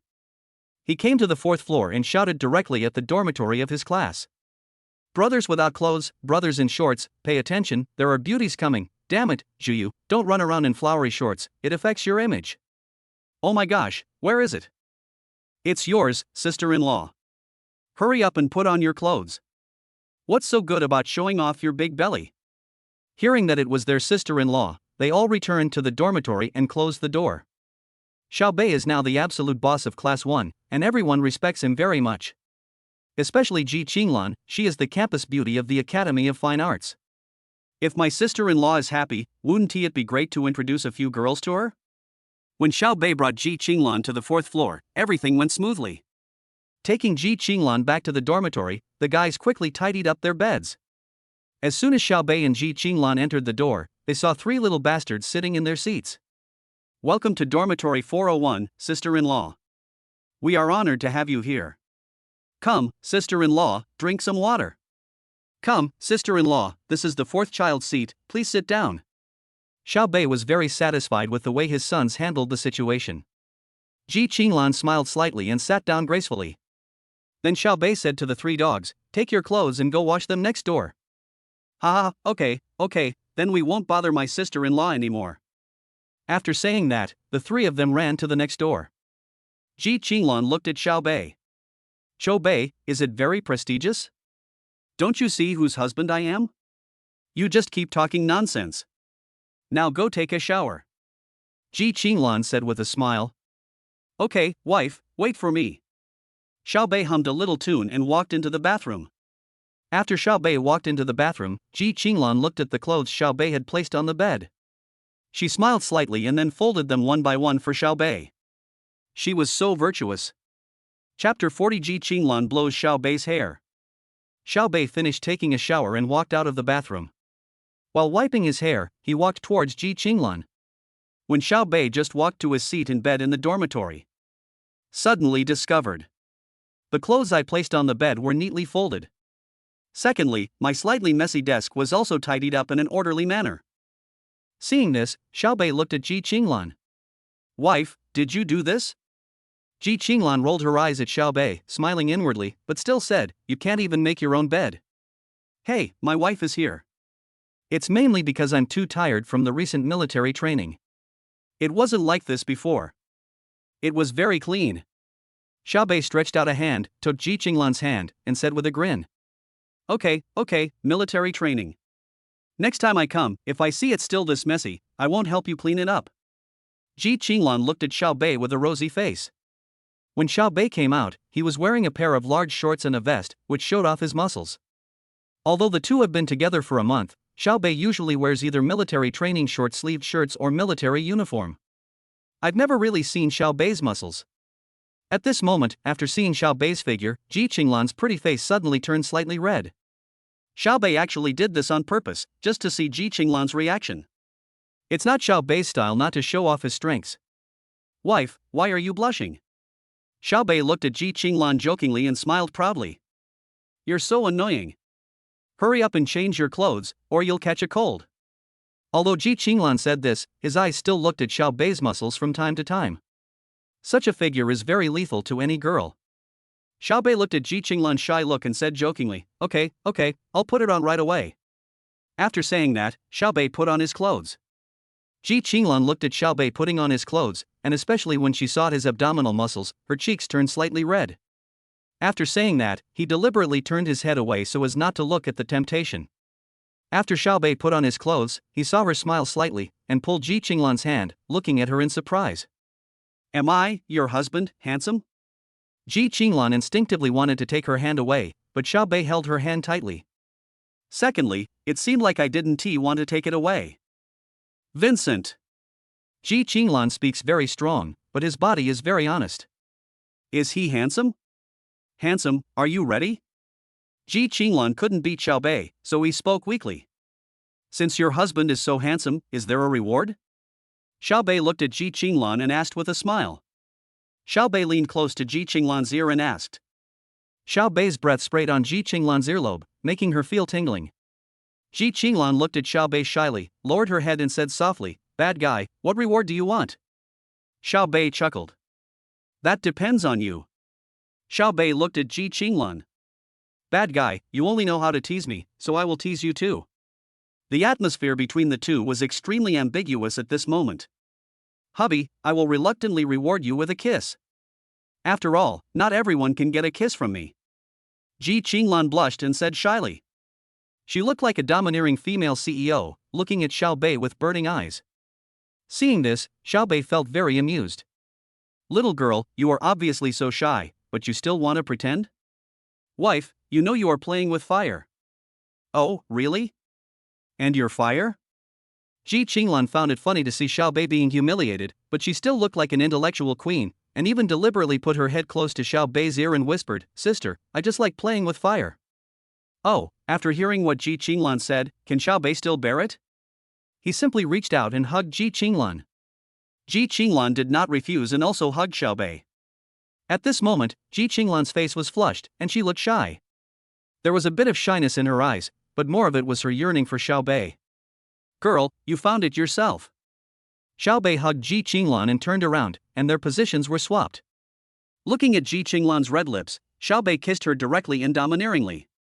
Ji Qinglan didn't know what was going on, and wanted to respond to Xiaobei enthusiastically. As they kissed, Xiaobei was no longer satisfied with just kissing and wanted to take action. Ji Qinglan immediately came to her senses and stopped Xiaobei's hand. Young married woman. When Xiaobei was about to say something, Ji Qinglan simply stretched out a hand and put his index finger on Xiaobei's mouth. Hubby, don't stay here. Tonight, let's go out. Ji Qinglan looked at Xiaobei with shy eyes and said. Xiaobei was very excited when he heard this. Hey, listen to my wife. Ji Qinglan gave a shy smile. In fact, when she was with Xiaobei, Ji Qinglan had thought about this issue. As for your girlfriend, you can't be so reserved all the time. Besides, the other person is the one you like. Okay, let go of me, your roommate will be back soon. Ji Qinglan's voice was very low, and at this moment the two of them felt like they were doing something secretly. Xiaobei smiled slightly and let go of Ji Qinglan.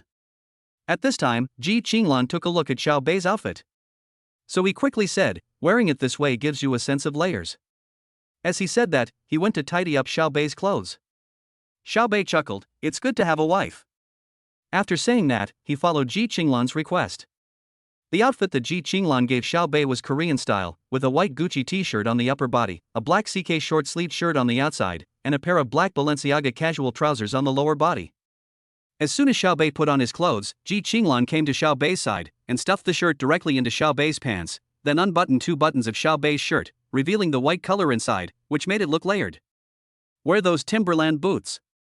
At this moment, Ji Qinglan looked like someone who had been married for a long time and was matching clothes for her husband.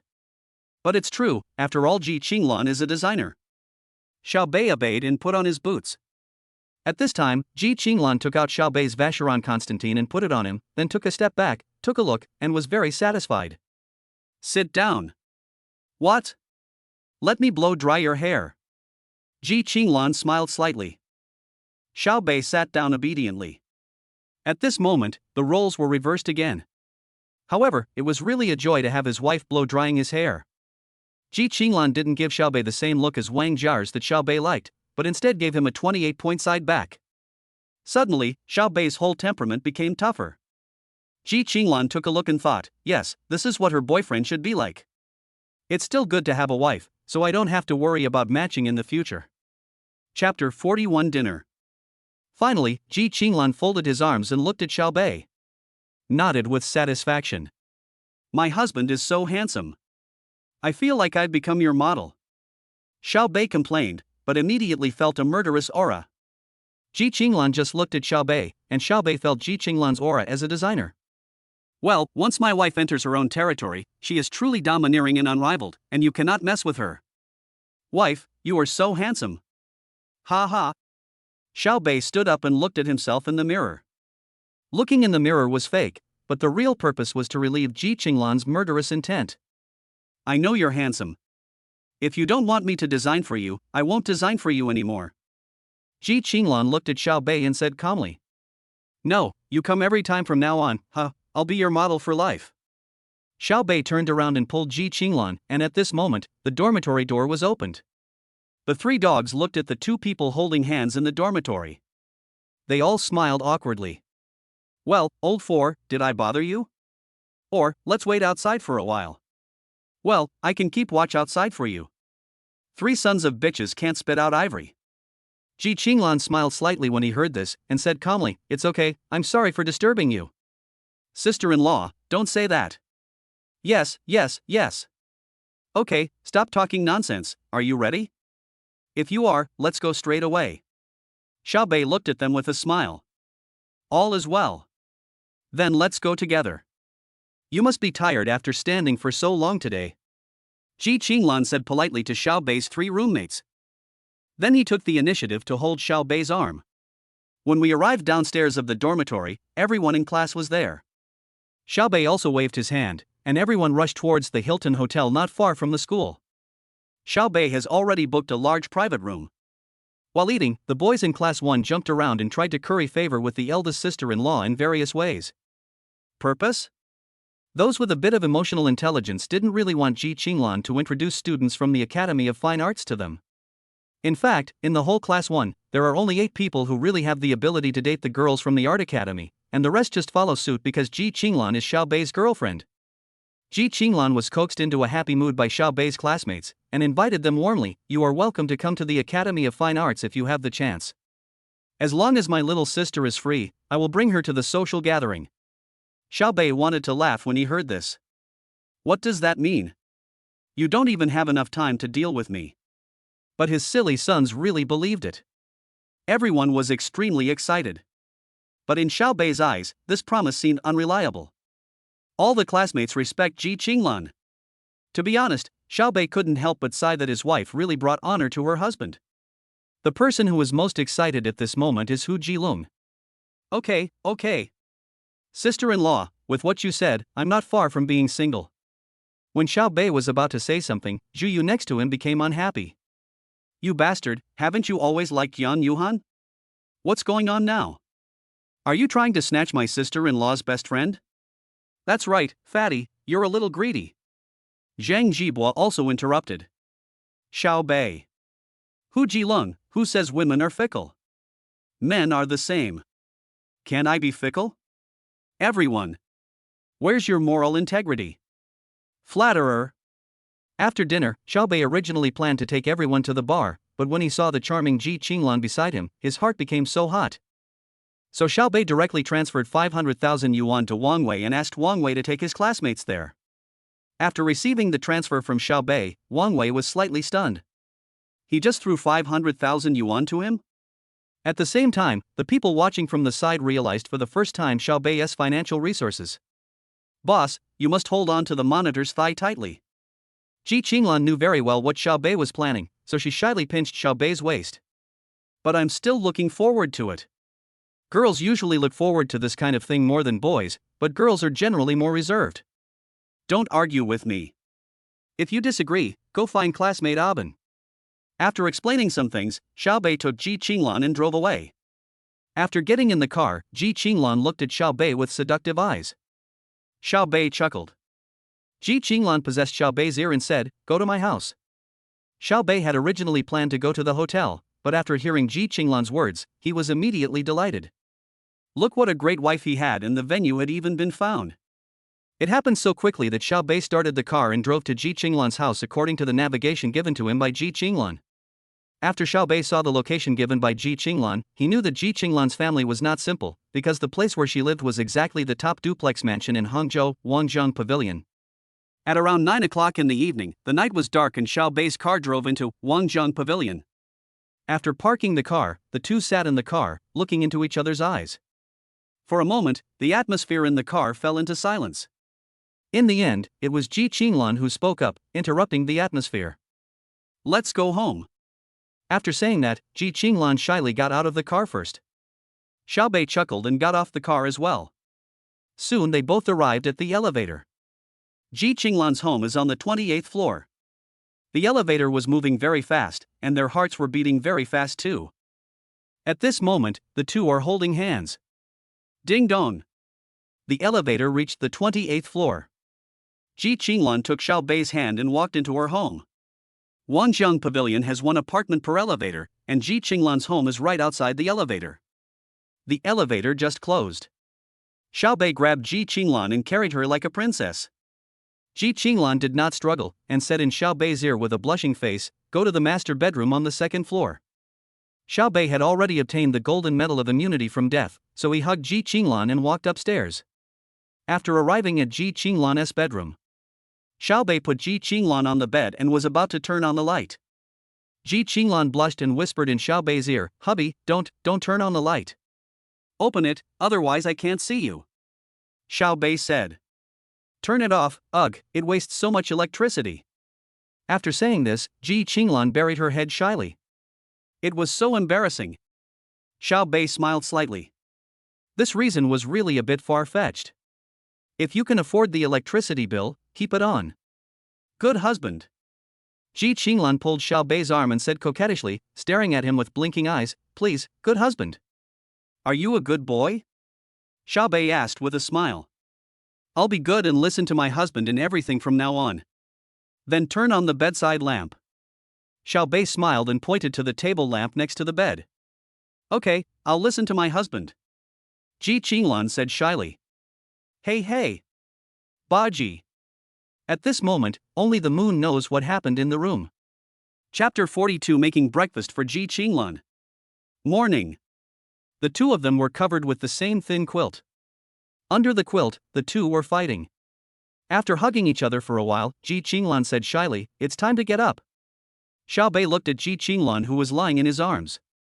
At this moment, she was like a little kitten, curled up in his arms, looking at him with her big eyes.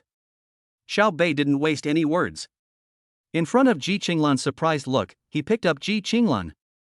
"Put it on yourself. Bad guy, you want to do bad things again?" Ji Qinglan's face flushed, and she looked shyly at Xiao Bei lying on the bed. Xiao Bei chuckled. Then he came to Ji Qinglan's ear and whispered softly in her ear, "Be good." Ji Qinglan rolled his eyes at Xiao Bei. 1 hour later. Ji Qinglan hugged Xiao Bei like an octopus. He put his head on Xiao Bei's chest and said to Xiao Bei while looking at him, "Honey, be good, get up, I have a class this morning." Ji Qinglan looked at Xiao Bei and said shyly, "Okay, get up." "Then you go to class, why should I go?" Xiao Bei said, a little depressed. Ji Qinglan smiled slightly, looked at Xiao Bei, and then put her arms around Xiao Bei's neck. "How about, husband, you accompany me to class, just for one class?" Upon hearing this, Xiao Bei thought about it and then chuckled. Hangzhou Academy of Fine Arts, isn't that a place full of beautiful women? Go, you must go. Feeling the changes in Xiao Bei's body, Ji Qinglan reached out and pinched Xiao Bei's waist directly. "You big bad guy, what bad things are you thinking about again?" Xiao Bei looked at Ji Qinglan, chuckled, then picked up Ji Qinglan and felt Ji Qinglan's smooth skin. "Come on, husband will carry you to take a bath." Ji Qinglan did not struggle, but shyly put her face on Xiao Bei's shoulder. Soon, the two of them stayed in the bathroom for more than an hour. After Ji Qinglan begged for mercy, Xiao Bei finally took a good bath with Ji Qinglan. Ji Qinglan rolled her eyes at Xiao Bei. Her husband was truly a beast. Then Ji Qinglan looked at the bright red on the bed. Then Ji Qinglan prepared to tear off the bed sheets and wash them.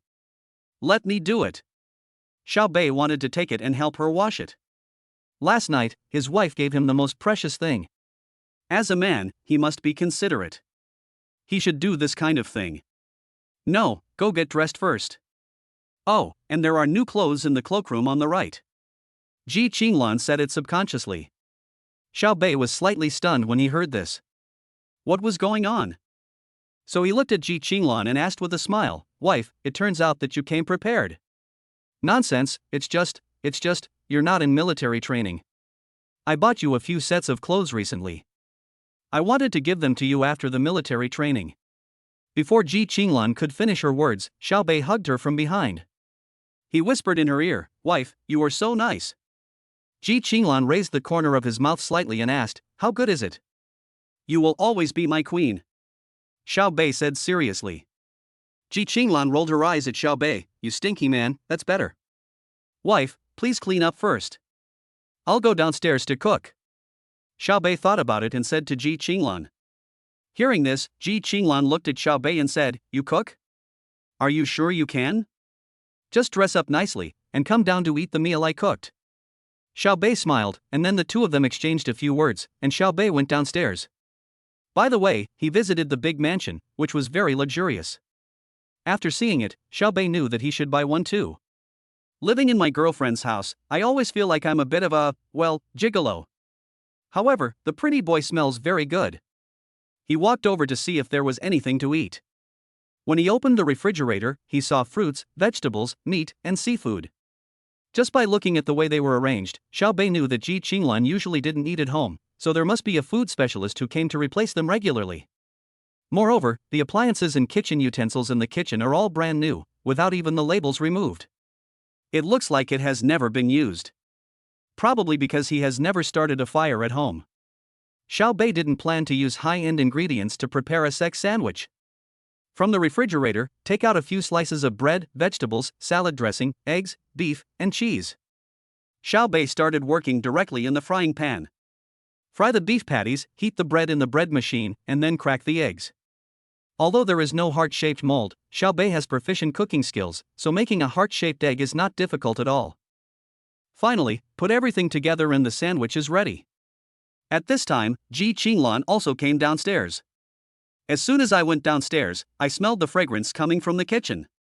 When Ji Qinglan wanted to run to the kitchen to take a look, Xiaobei had already come out with 3 sandwiches and 2 glasses of milk. Just right, let's eat. Ji Qinglan hurried forward to take the milk and looked at the sandwich on Xiaobei's plate. Wow, husband, you really can cook. At this moment, Ji Qinglan's eyes were twinkling with little stars. Little Karamira, Xiaobei said. Xiaobei's cooking skills are impeccable, the food is delicious and tasty. The two came to the dining table. Ji Qinglan looked at Xiaobei and said coquettishly, "Hubby, I want you to feed me." After saying that, Ji Qinglan opened his mouth and waited for Xiaobei to feed him. Xiaobei smiled slightly, cut the sandwich with cutlery, picked up a small piece and put it into Ji Qinglan's mouth. Ji Qinglan ate the sandwich that Xiaobei fed her, then she squinted her eyes and savored it carefully. The expressions on his face are very rich. Wow, this tastes so good, honey. Xiaobei ate while looking at Ji Qinglan, and then asked obscenely, "Are all the meals cooked by my husband delicious?" They're all delicious. Chapter 43: The Dog That Licks Ji Qinglan's Side. Ji Qinglan now has a deep understanding of Xiaobei's shamelessness. But to Xiaobei, she still said directly, "Hubby is delicious." Xiaobei chuckled and thought, "Look, this is his wife, how great." They both enjoyed their breakfast very happily. After dinner, the two left Ji Qinglan's house. Just when they got in the car, Ji Qinglan seemed to have thought of something and said to Xiaobei, "Husband, I will send you the secrets of our family." After saying that, he lowered his head and sent the password to Xiaobei. Xiaobei was delighted to hear that, but although being a gigolo is good, Xiaobei doesn't want to be one. It just so happens that he wants to buy a house during the National Day holiday, and he also needs to change his car. A rich man's car has to be more awesome. At Hangzhou Academy of Fine Arts, Ji Qinglan had a big class in the morning today, so she dragged Xiaobei along to go to class. University classes are like this. Except for small professional courses, you can attend all the large classes. Xiaobei did not drive the car directly into the Academy of Fine Arts in a high-profile manner, but parked it directly at the old place. Then, she and Ji Qinglan held hands and walked towards the Academy of Fine Arts. In the A301 lecture hall of Hangzhou Academy of Fine Arts, Zhang Yi, one of Ji Qinglan's roommates, was sitting at the back of the classroom, chatting with a handsome boy. "You mean, Ji Qinglan is dating a freshman from the neighboring school?" The man looked a little unhappy. His name was He Meng. He is a junior this year and is also a celebrity at the Hangzhou Academy of Fine Arts. He is rich and handsome, and is a crazy pursuer of Ji Qinglan. Yeah, they are together. They said they went to a dinner party together last night, but they didn't go back to the dormitory at night. Haha, where did this brat come from? How dare you snatch my He Meng's woman? He Meng looked gloomy and looked at Zhang Yi. Seeing this, Zhang Yi continued to add fuel to the fire. It is said that the guy named Xiaobei comes from a wealthy family and drives an S63. TSK, even the S63 is just a crappy Mercedes, not even as good as my Lamborghini. He Meng was disdainful of this, and also had the pride of being a local of Hangzhou, looking down on people from outside the area. Although he didn't know where Xiaobei was from, he was definitely not from Hangzhou. Because among the second-generation circle in Hangzhou, he couldn't say that he knew everyone, but there was really no one like Xiaobei. Zhang Yi looked at He Meng and smiled slightly. She also felt that the freshman should not be as good as He Meng. Just as the two were chatting, the whole classroom suddenly became lively. I saw Ji Qinglan and a boy walking into the classroom hand in hand. Oh my god, school beauty Ji is really taken. The man is handsome and the woman is beautiful, they are really a perfect match. It's going to be a good show.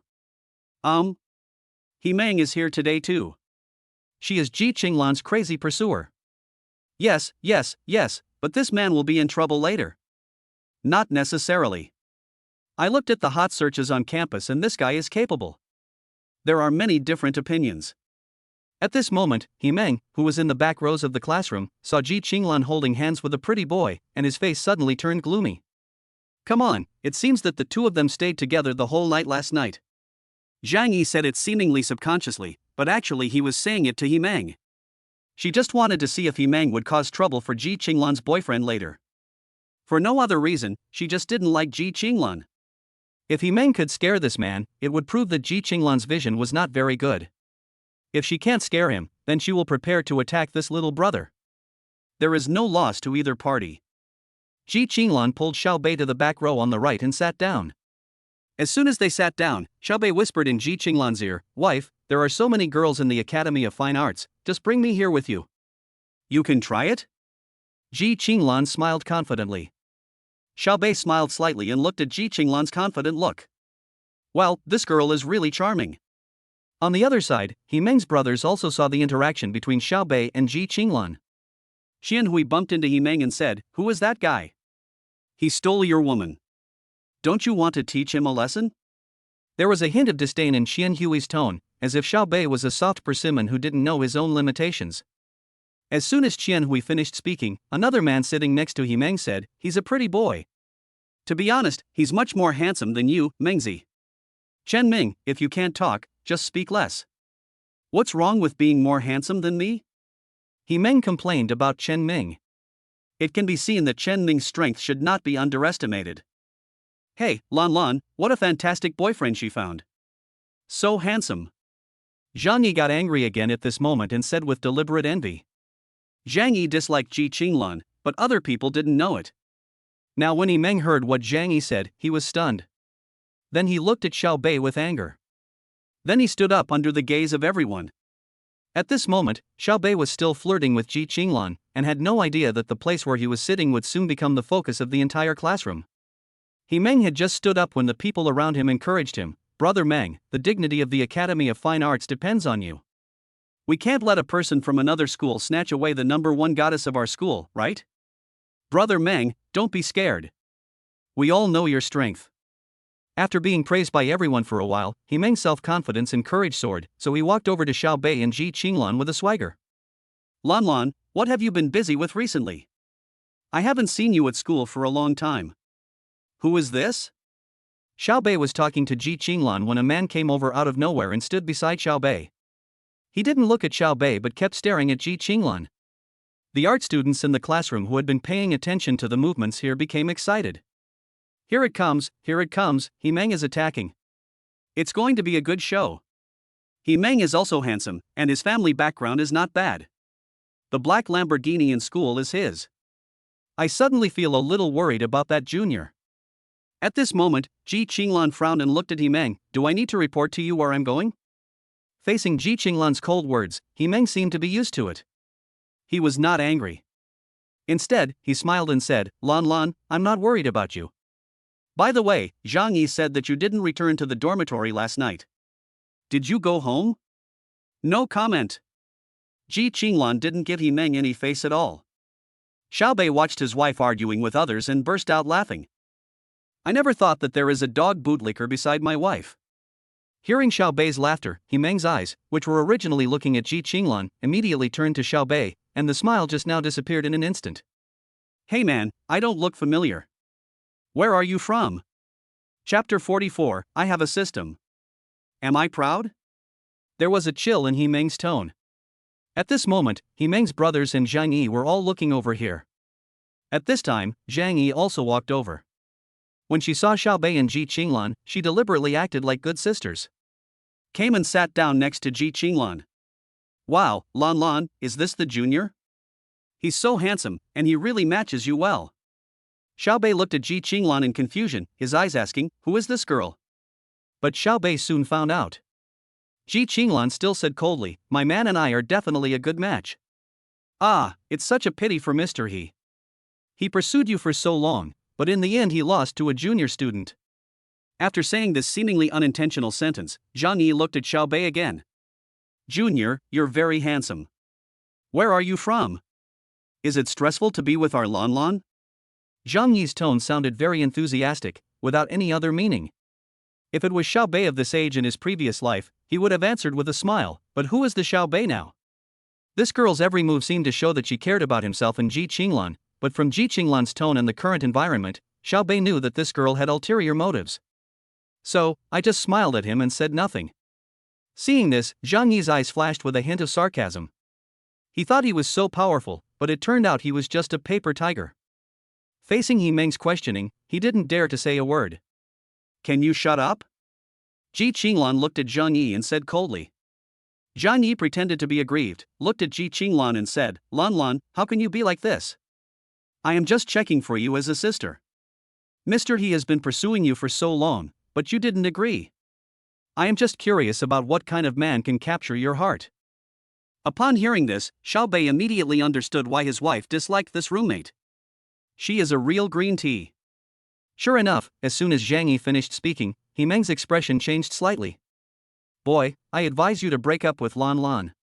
Lan Lan is not someone you can reach. Ji Qinglan frowned, Zhang Yi raised his head, a smile in his eyes. This is exactly the effect she wanted, to let He Meng stimulate the strength of Ji Qinglan's boyfriend. Everyone could hear He Meng's ill intentions. But Xiao Bei looked at He Meng openly and nodded. Indeed, Lan Lan is not someone that anyone can reach. But that person, not including me, you're still a little short. Although Xiao Bei's voice was not loud, because everyone at the scene was looking at this side, there was no sound just now, so what Xiao Bei just said reached the ears of everyone present. Fuck, this kid really doesn't know his place. If he Xiao can't do it, can you? This boy is quite arrogant. I don't know if he's really capable or just to show off. Everyone who knew He Meng's life story couldn't help but complain. Pucci, Ji Qinglan smiled slightly when he heard that, knowing that Xiao Bei was angry. Others might not know Xiao Bei, but didn't Ji Qinglan know? Not to mention that the cooperation between Xiao Bei and himself is worth more than 5 million, and the car Xiao Bei drives is worth more than 3 million. Even the royal oak that Xiao Bei is wearing today is worth more than 1 million. Yes, although He Meng has a Lamborghini, it was bought for him by his family. How much money can he afford? Although Ji Qinglan didn't know, it was definitely not over 2 million. Then looking at Xiao Bei, who was just a freshman, as far as she knew, Xiao Bei had already spent no less than 10 million. Although Ji Qinglan didn't know Xiao Bei's specific family background and didn't want to know, she knew that Xiao Bei's family must be extraordinary. Being able to operate tens of millions at the age of 18, he must be one of the top second generation in Xia country. Ji Qinglan could only think so. Boy, am I unworthy? He Meng seemed to have heard a huge joke. At this moment, He Meng was beside Ji Qinglan. Who could tolerate being humiliated like this by a freshman? Especially in front of the girl you like. Although he is not the top second generation in Hangzhou, he is also a somewhat famous person in the second echelon. Now being looked down upon by a student from another place? Finally, He Meng's gentlemanly manners were gone, or he was so pissed off by Xiao Bei that he finally broke down. Kid, don't talk so big. I heard that you have an S63. Although it is a very expensive car in the eyes of ordinary people, it is still a little bit inferior to me. See? The keys to the Lamborghini. Let's not talk about my car. Have you seen my watch? It's a $500,000 Audemars Piguet. My dad gave it to me on my birthday. Oh, by the way, do you have a house in Hangzhou? Sorry, my family has 5 houses in Hangzhou. He Meng had just finished speaking when Zhang Yi interrupted him. Handsome boy, why don't you apologize to Mr. Yi? It's okay. You have Lan Lan to protect you. He won't dare to do anything to you. The two of them sang the same tune, and to be honest, it was really disgusting. It was the first time that everyone knew about He Meng's family background, and they all gasped. Wow, Mr. Yi's family is so strong. Binjiang Group, that's a big company with a market value of over 2 billion. 5 apartments in Hangzhou. The housing prices in Hangzhou are not cheap now. It seems like this little brother has hit a wall. Hearing the praises from the people around him, He Meng became even more proud and looked at Xiao Bei with disdain. Now, do you think I am worthy? Or do you think I am not worthy? Then what are you better than me? Zhang Yi looked at Xiao Bei and Ji Qinglan with an attitude of watching the fun. She wanted to know how Ji Qinglan's boyfriend would fight back against He Meng's oppression. The atmosphere at the scene suddenly became tense, but Xiao Bei still had a smile on his face, and there was no sign of panic on his face. Originally, Xiao Bei didn't want to bother with He Meng, but he was bullied by him. It seems unreasonable not to fight back. Besides, is that all? So, Xiao Bei raised his head with a smile and looked straight into He Meng's eyes. Your father is the chairman of Binjiang Group? Are you sure? You can check it out. He Meng answered confidently. He. Xiao Bei laughed and shook his head. Little boy, don't you know what a proxy holding agreement is? Your father is the major shareholder of Binjiang Group on the surface, but what about the reality? You know best who Zhang Tiancheng is. What? He Meng's heart was pounding, his face turned pale, his lips trembled, and he burst into tears on the spot. What are you talking about? After hearing what Xiao Bei said, everyone looked at He Meng at this moment, and they all looked at He Meng suspiciously. Zhang Yi also looked at Xiao Bei with a little shock. Seeing that He Meng was still stubborn, Xiao Bei smiled a very relaxed and calm smile, as if everything was under control. Afterwards, Yu Ran spoke. Your father is just the chairman who was pushed to the surface by Zhang Tiancheng. As a son, you know this very well. As for the 5 houses you mentioned, only one is valuable, the one in the city center worth 20 million. Of the other 4, 3 are in the countryside of Jiangbin and 1 is in the countryside of Hanyu. Do you want me to be more detailed? You. He Meng was stunned and his face turned pale, as if he had seen a ghost.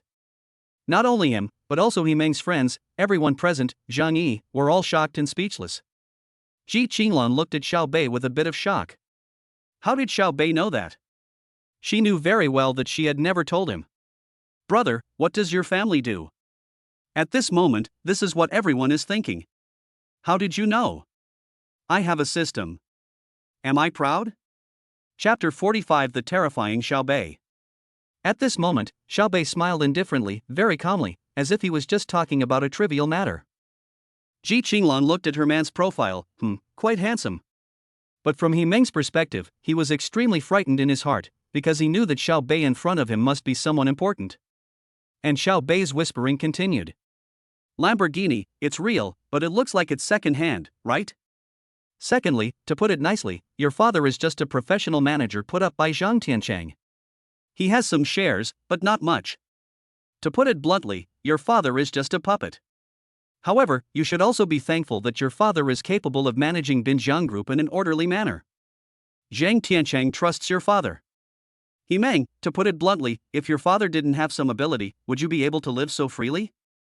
So, to put it bluntly, your family is not a wealthy family in Hangzhou. It can really be said to be a high-income family. So, do you think you are worthy of Lan Lan? I don't need to tell you about Lan Lan's family background, but you should know it. Sometimes, if people lie too much, they will get themselves into trouble. So, now I'm going to pull you up and make you face reality, but you also have to know 2 things. First, your family isn't as great as you claim.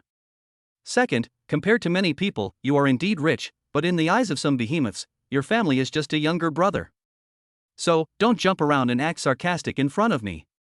You have no right to do that. Do you understand? He Meng was completely shocked. What Xiao Bei said just now was all true, and it was the biggest secret in his heart. After all, Zhang Tiancheng was hiding underwater because of the proxy shareholding. On the surface, his father was the chairman of Binjiang Group. After all, this is how it is registered in the Industrial and Commercial Bureau, but many people don't know some of the things in it. So, this became a point of pretense for He Meng, and his friends around him checked and knew that he was telling the truth. But such a secret cannot be hidden among the wealthy families. At this moment, when he looked at Xiao Bei, there was no longer the contempt in his eyes, but instead a hint of solemnity. He Meng thought that Ji Qinglan might have told Xiao Bei about his life story, but then he thought again, it was impossible. Whose girlfriend would talk about another man in front of her man? So, the person in front of you knows everything. Finally, he subconsciously asked the question that raised his biggest confusion. You, how did you know that? Hearing this, Xiao Bei smiled playfully. Although Hangzhou is not as good as Shanghai, it is still one of the best cities in the entire Yangtze River Delta. There are many hidden talents here. My family doesn't want me to cause trouble when I come here to study, but they also don't want to see me being bullied by others. So before I came here, my family had already done the research for me. Among the powerful people in Hangzhou, I have to know who I can afford to offend and who I can't afford to offend. I'm sorry. You don't seem to belong to this level, because your information is not even AC in my place. So, Mr. He, if you want to show off, go find someone who is lower than you. You are not good enough in front of me. I, Xiao Bei, have always been quite generous. I can let you go once, or twice, but don't think that I am letting you go. Learn more about the ways of the world. Don't learn nothing but accidents. So, now am I making myself clear enough? Xiao Bei's voice was not loud, but slow, unhurried, and extremely calm. After hearing what Xiao Bei said, He Meng no longer had the arrogance he had just had, and cold sweat broke out on his forehead. He looked at Xiaobei, who was sitting there very calmly. Especially the aura of Xiaobei at this moment, which made He Meng's legs and feet tremble immediately. He was stunned for a moment, and then bowed to Xiaobei in front of everyone's shocked gazes. Mr. Xiao, I was blind and didn't recognize the real talent. Don't worry, Mr. Xiao, I promise there won't be a next time. At this moment, He Meng knew that he could never compare to such a person. Although He Meng loved to show off, it did not mean that he had no brains. This kind of person is someone that even one's own father cannot afford to offend. If you still want to maintain a decent life, then you should give in, otherwise the consequences will be unimaginable. At this moment, there was only fear in He Meng's eyes when he looked at Xiaobei. Others might not feel this kind of fear, but he knew it. I once had a friend whose family background was similar to mine. He offended a powerful person, and his family declared bankruptcy a month later. At that time, he knew that this world is not as simple as it seems, and there are many people who are more awesome than you. Xiaobei usually doesn't take the initiative to provoke others, and he doesn't show off easily, but once he starts to show off, he will act like a big shot. Only children will do small things. Xiaobei's thinking is no longer on the same level as these kids. Following He Meng's apology, the entire classroom fell into an eerie silence. They looked at each other in bewilderment. He Meng is already one of the top students in the school. However, this rich second generation who others dare not mess with doesn't even dare to fart in front of Ji Qinglan's boyfriend. She even apologized directly to Ji Qinglan's boyfriend in public. So who is the background of that gentleman-like man? If we were to say who is the most surprised right now, it must be Zhang Yi. She had always thought that second-generation talents like He Meng were already the best in Hangzhou. But after seeing Xiaobei teaching He Meng a lesson, her face turned pale. But he was ecstatic inside. He must catch Xiaobei. And He Meng's friend, who had just acted arrogant, immediately understood after seeing He Meng's reaction. The Xiaobei in front of them was not someone they could afford to offend. They immediately became frightened and lowered their heads, fearing that Xiaobei would find out and take revenge on them later. Wow! Ji Qinglan's other two roommates, who had been paying attention to this side, exclaimed. After that, I started whispering to my roommate. Xiaobei looked at He Meng, who was bowing to him, and said, "Okay, class is about to start. This won't happen again. Thank you, Mr. Xiao."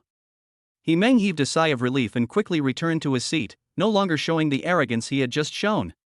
After returning to his seat, he quickly lowered his head, like a chick seeing an eagle, not wanting to be noticed by Xiaobei anymore. But everyone knew that He Meng would spend the next class in fear.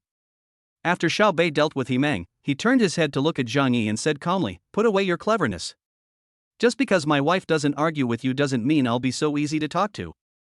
Xiaobei's words were like a bucket of cold water, directly poured into Zhang Yi's burning heart. Then he looked at Xiaobei in horror. Then she laughed at herself. Now she knew that Ji Qinglan had never taken her seriously.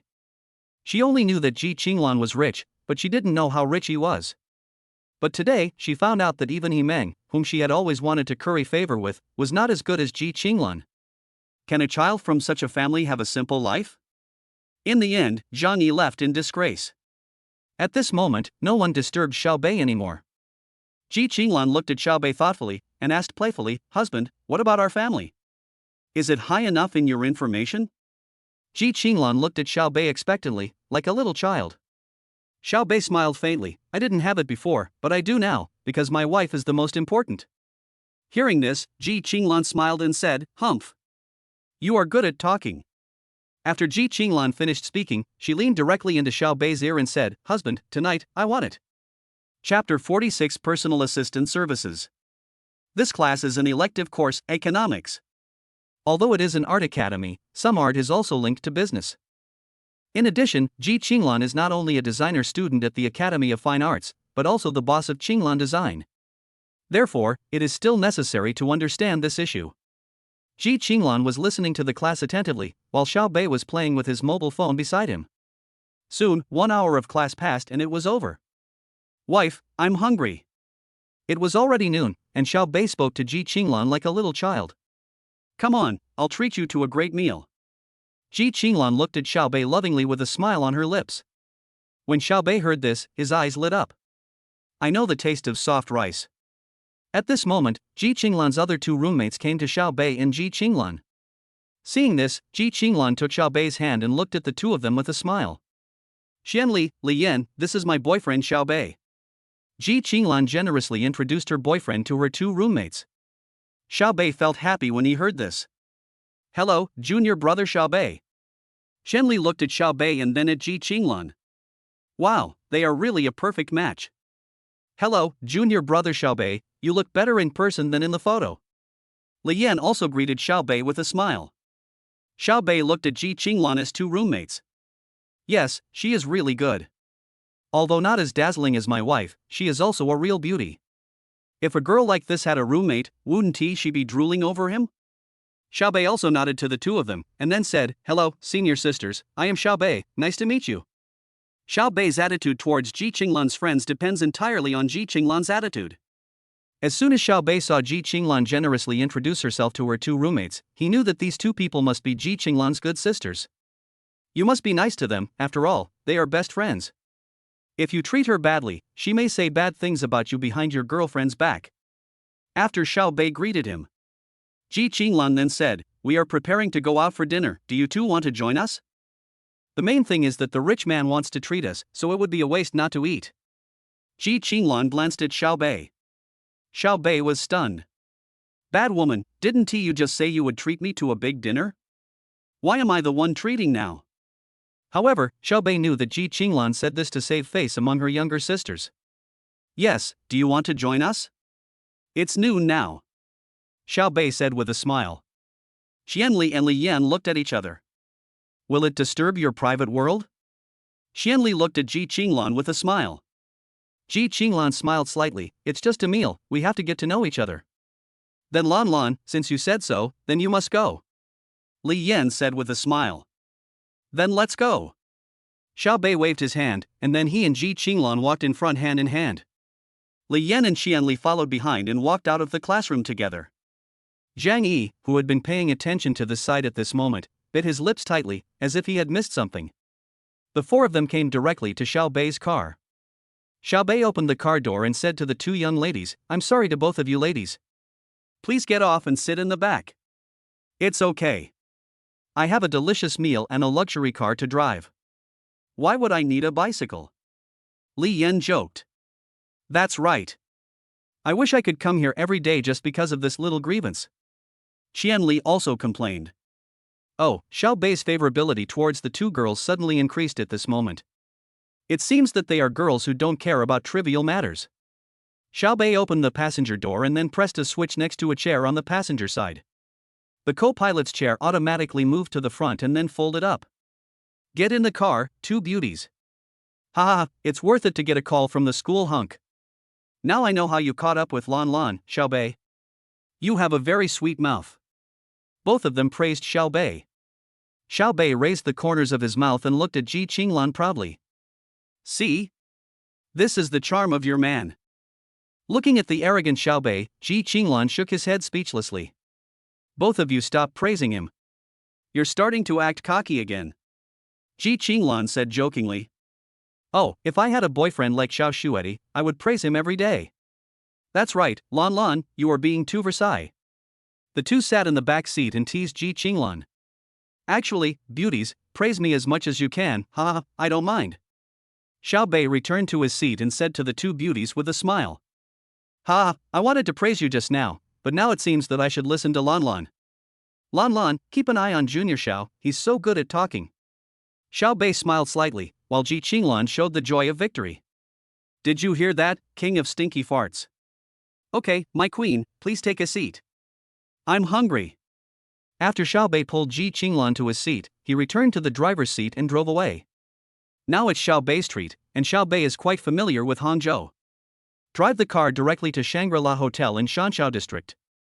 After getting off the car, Xiao Bei took the three beauties directly into the Shangri-La Hotel and went straight to the elevator entrance and the Western restaurant on the 36th floor. A man with three women, and three beauties at that, attracted a lot of attention on the street, which made him quite hateful. It was exactly 12 o'clock when they arrived at the restaurant. This time was the peak dining time. Then the beautiful girl at the reception desk told Xiao Bei regretfully, I'm sorry, sir, you didn't make a reservation, and there are no seats left now. Hearing this, Li Yan and Qianli were very disappointed, but Ji Qinglan didn't care.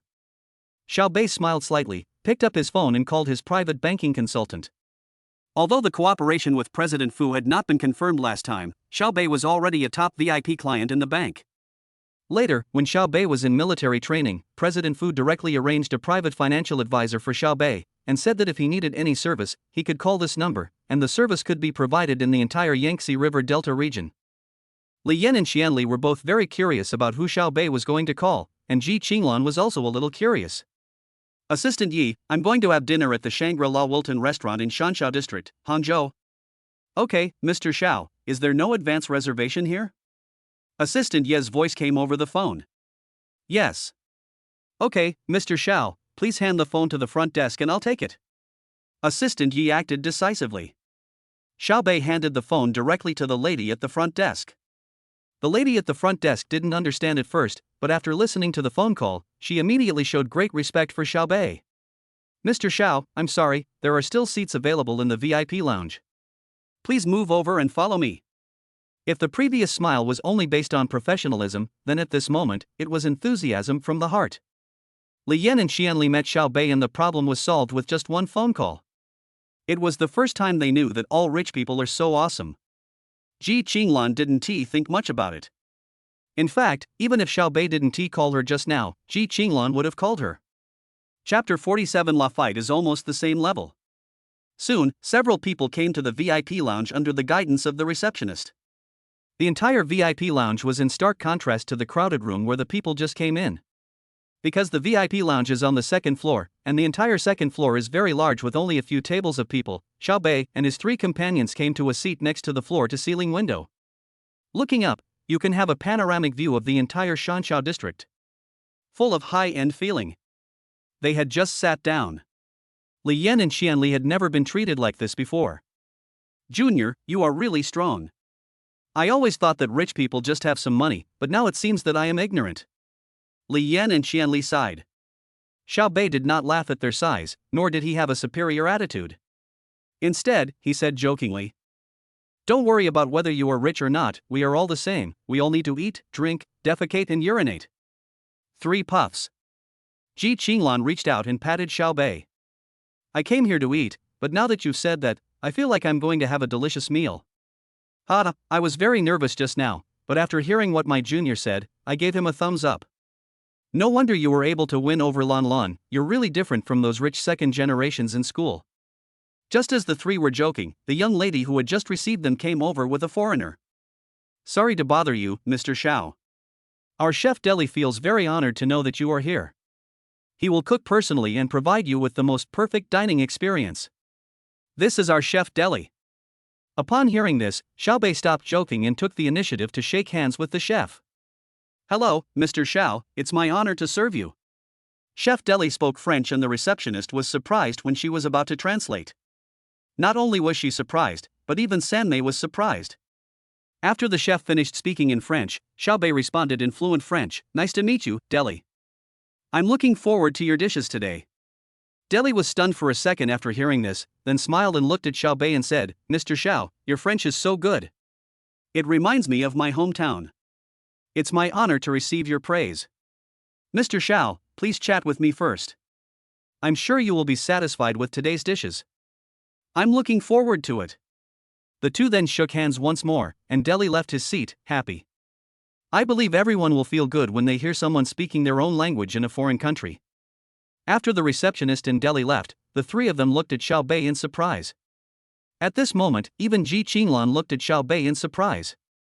"Do you speak French?" Ji Qinglan asked. "Just a little bit," Xiao Bei said in an invisible pretentious manner. What kind of pretentiousness is the most deadly? That must be invisible. Sure enough, after hearing Xiao Bei's words, he was greeted by 3 pairs of rolling eyes. Li Yan suddenly sighed, "Junior, what exactly are you? Just one phone call, you're a VIP and a chef, but the question is, do you know French?"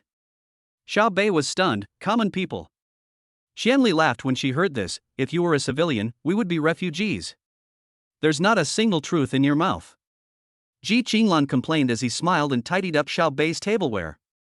Xiao Bei spread his hands and said speechlessly, "If you don't listen to me when I tell you the truth, what can I do?" "Li Yan? Xianli?" Ji Qinglan rolled his eyes. As far as I know, you spent at least 10 million to go to college, and you say you are a commoner? Ji Qinglan said lightly. Li Yan and Shenli were so shocked that they stuck out their tongues. Wow! I really don't understand the world of the rich, it's so scary. I just went to college and I spent 10 million. Ji Qinglan said in a cold voice, the car is new and still smells good. It costs 3.5 million. There are 3 watches, all top grade, and they also look new. There are all kinds of luxury items, and the company decoration cost 5 million. Okay, don't be so low-key. I get it. There's no need to keep a low profile any longer. Wang Yan glared at her. This is the first time I hear you talk so much. Are you trying to flatter me? How great is the hatred? Quietly holding Ji Qinglan's hand, he whispered, you are worthy of being my wife, you are the worm in my stomach. Ji Qinglan was a little happy when she heard Xiao Bei's first few words, but after hearing the description later, she thought, well, it's still the familiar Xiao Bei. You say he is elegant, but sometimes he speaks in a very vulgar way. You say he is vulgar, but he has high emotional intelligence and is very capable in handling things. It's really strange. At least Ji Qinglan has never met someone who can fully realize the sharing of elegance and vulgarity.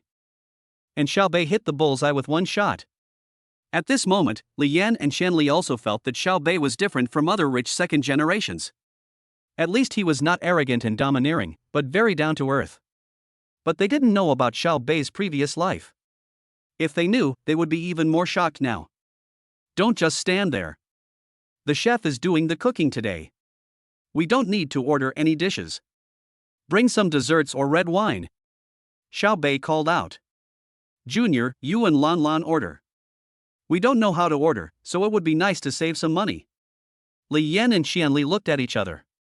Then he said to Ji Qinglan and Xiao Bei. Why save money for him? Just order whatever you want to eat.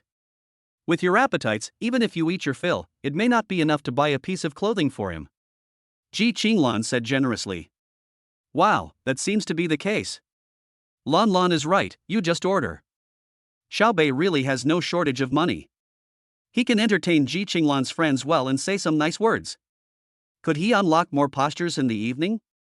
Well, I, Xiao Bei, am really a very smart person. After hearing what Xiao Bei said, Li Yan and Xianli didn't continue to be polite. To be polite any longer would be disrespectful to Xiao Bei. So the two of them thought about it, and Li Yantai asked innocently, how about a bottle of Lafite? I've only heard of it, but never drunk it. Xianli asked a little embarrassedly. Forget it, Rafi. After hearing what Xiao Bei said, their pretty faces blushed. Was it a bit too expensive? Suddenly it felt a bit awkward. At this time, Xiao Bei continued to smile and said, Lafite is not up to par, let's have a bottle of Conti. Hearing this, Li Yan and Xianli were shocked for a few seconds. It turned out that the order was not too expensive, but not expensive enough. Sure enough, the thinking of rich people is not something they can imagine. Lafite, that is Lafite, not ordinary red wine. But in Xiao Bei's eyes, it's not high-end enough? Is the world of the rich so inhumane? Chapter 48 School Rumors. Seeing that the two were a little embarrassed, Xiao Bei took the menu and started ordering. A bottle of Roman Conti and some desserts. Ji Qinglan didn't react too much, just watched Xiao Bei show off. Yes, in Ji Qinglan's eyes, Xiao Bei was just pretending to be cool again, but Ji Qinglan didn't feel disgusted. After being with Xiao Bei for more than a month, Ji Qinglan discovered that Xiao Bei was sometimes too mature and did not act like a young man at all. Now seeing Xiao Bei showing off, Ji Qinglan felt a little happy. It turns out that you can be childish sometimes. After ordering their food, the four of them started chatting. After the chat, Li Yan and Shenli gradually relaxed and started joking with Xiao Bei. The main thing is that they found that there was really not much awkwardness when getting along with Xiao Bei.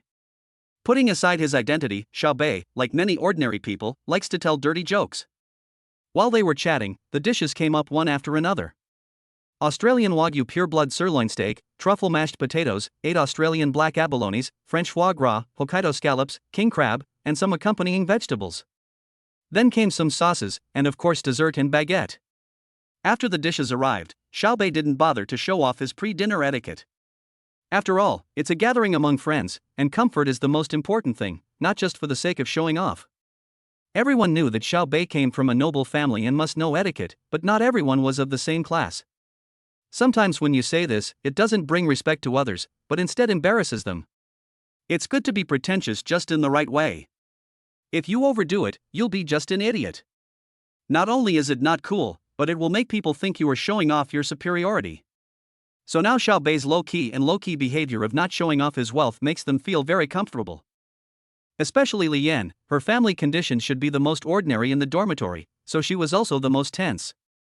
However, Xiao Bei's high emotional intelligence did not make her feel cramped.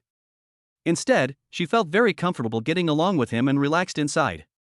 At first, Ji Qinglan was afraid that Xiao Bei would be too pretentious, and thought about reminding Xiao Bei when the time comes, but now, it's all unnecessary. Although Xiao Bei in front of him is younger than himself, he is more experienced than himself in dealing with people. High emotional intelligence makes people feel neither awkward nor ostentatious, neither too much nor too little, just right. Everyone ate and chatted. Xiao Bei occasionally interrupted the topic but never stole the show. It mainly depends on the performance of the three women. Besides, Xiao Bei is also a foodie and he has no resistance to food. Yes, a grown man is actually a foodie. While Ji Qinglan and the other two were chatting, Xiao Bei had already finished his steak. Start eating something else. Ji Qinglan glanced at Xiao Bei inadvertently and was immediately surprised. Xiao Bei, you are such a good eater. Ha ha ha, being able to eat is a blessing. You guys chat, I'll continue. Xiao Bei chuckled. Ji Qinglan looked at Xiao Bei's figure, then looked at her own, and exclaimed, "Wow, this is so unfair." "What's wrong, Lan Lan, why is it unfair?"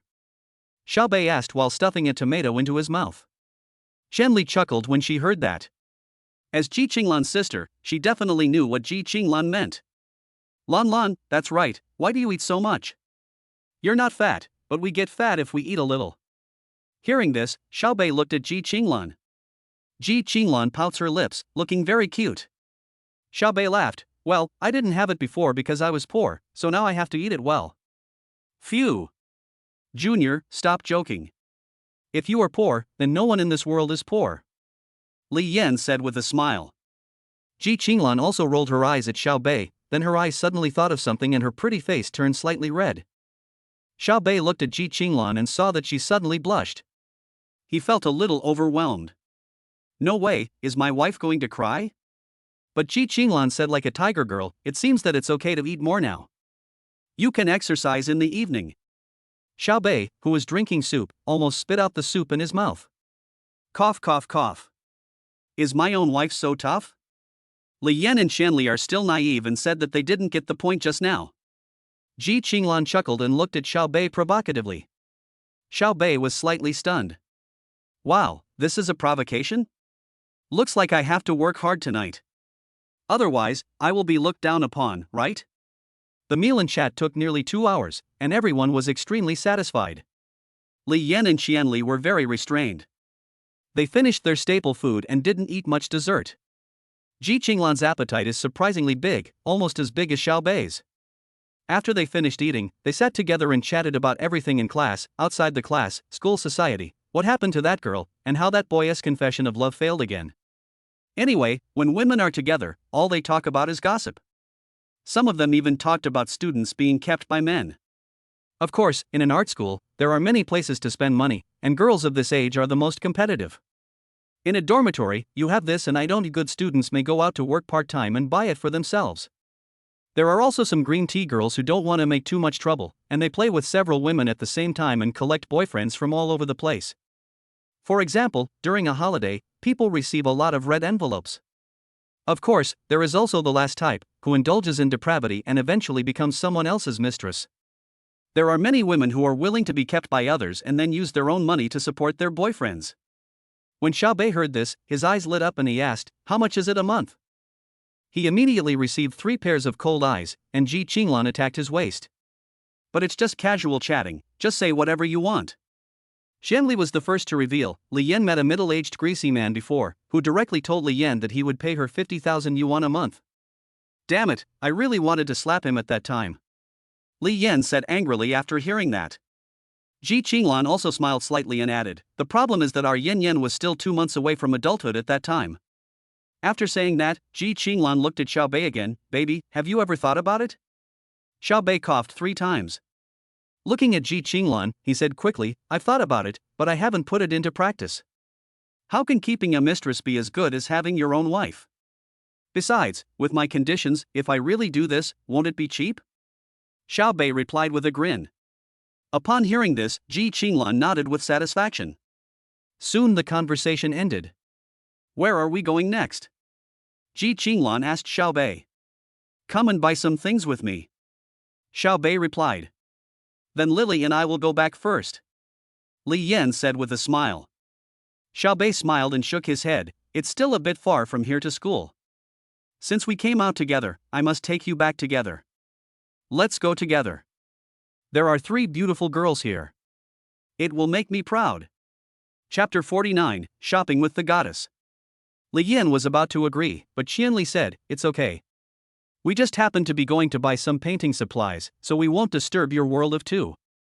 Qianli had said so Xiao Bei and Ji Qinglan didn't say anything more.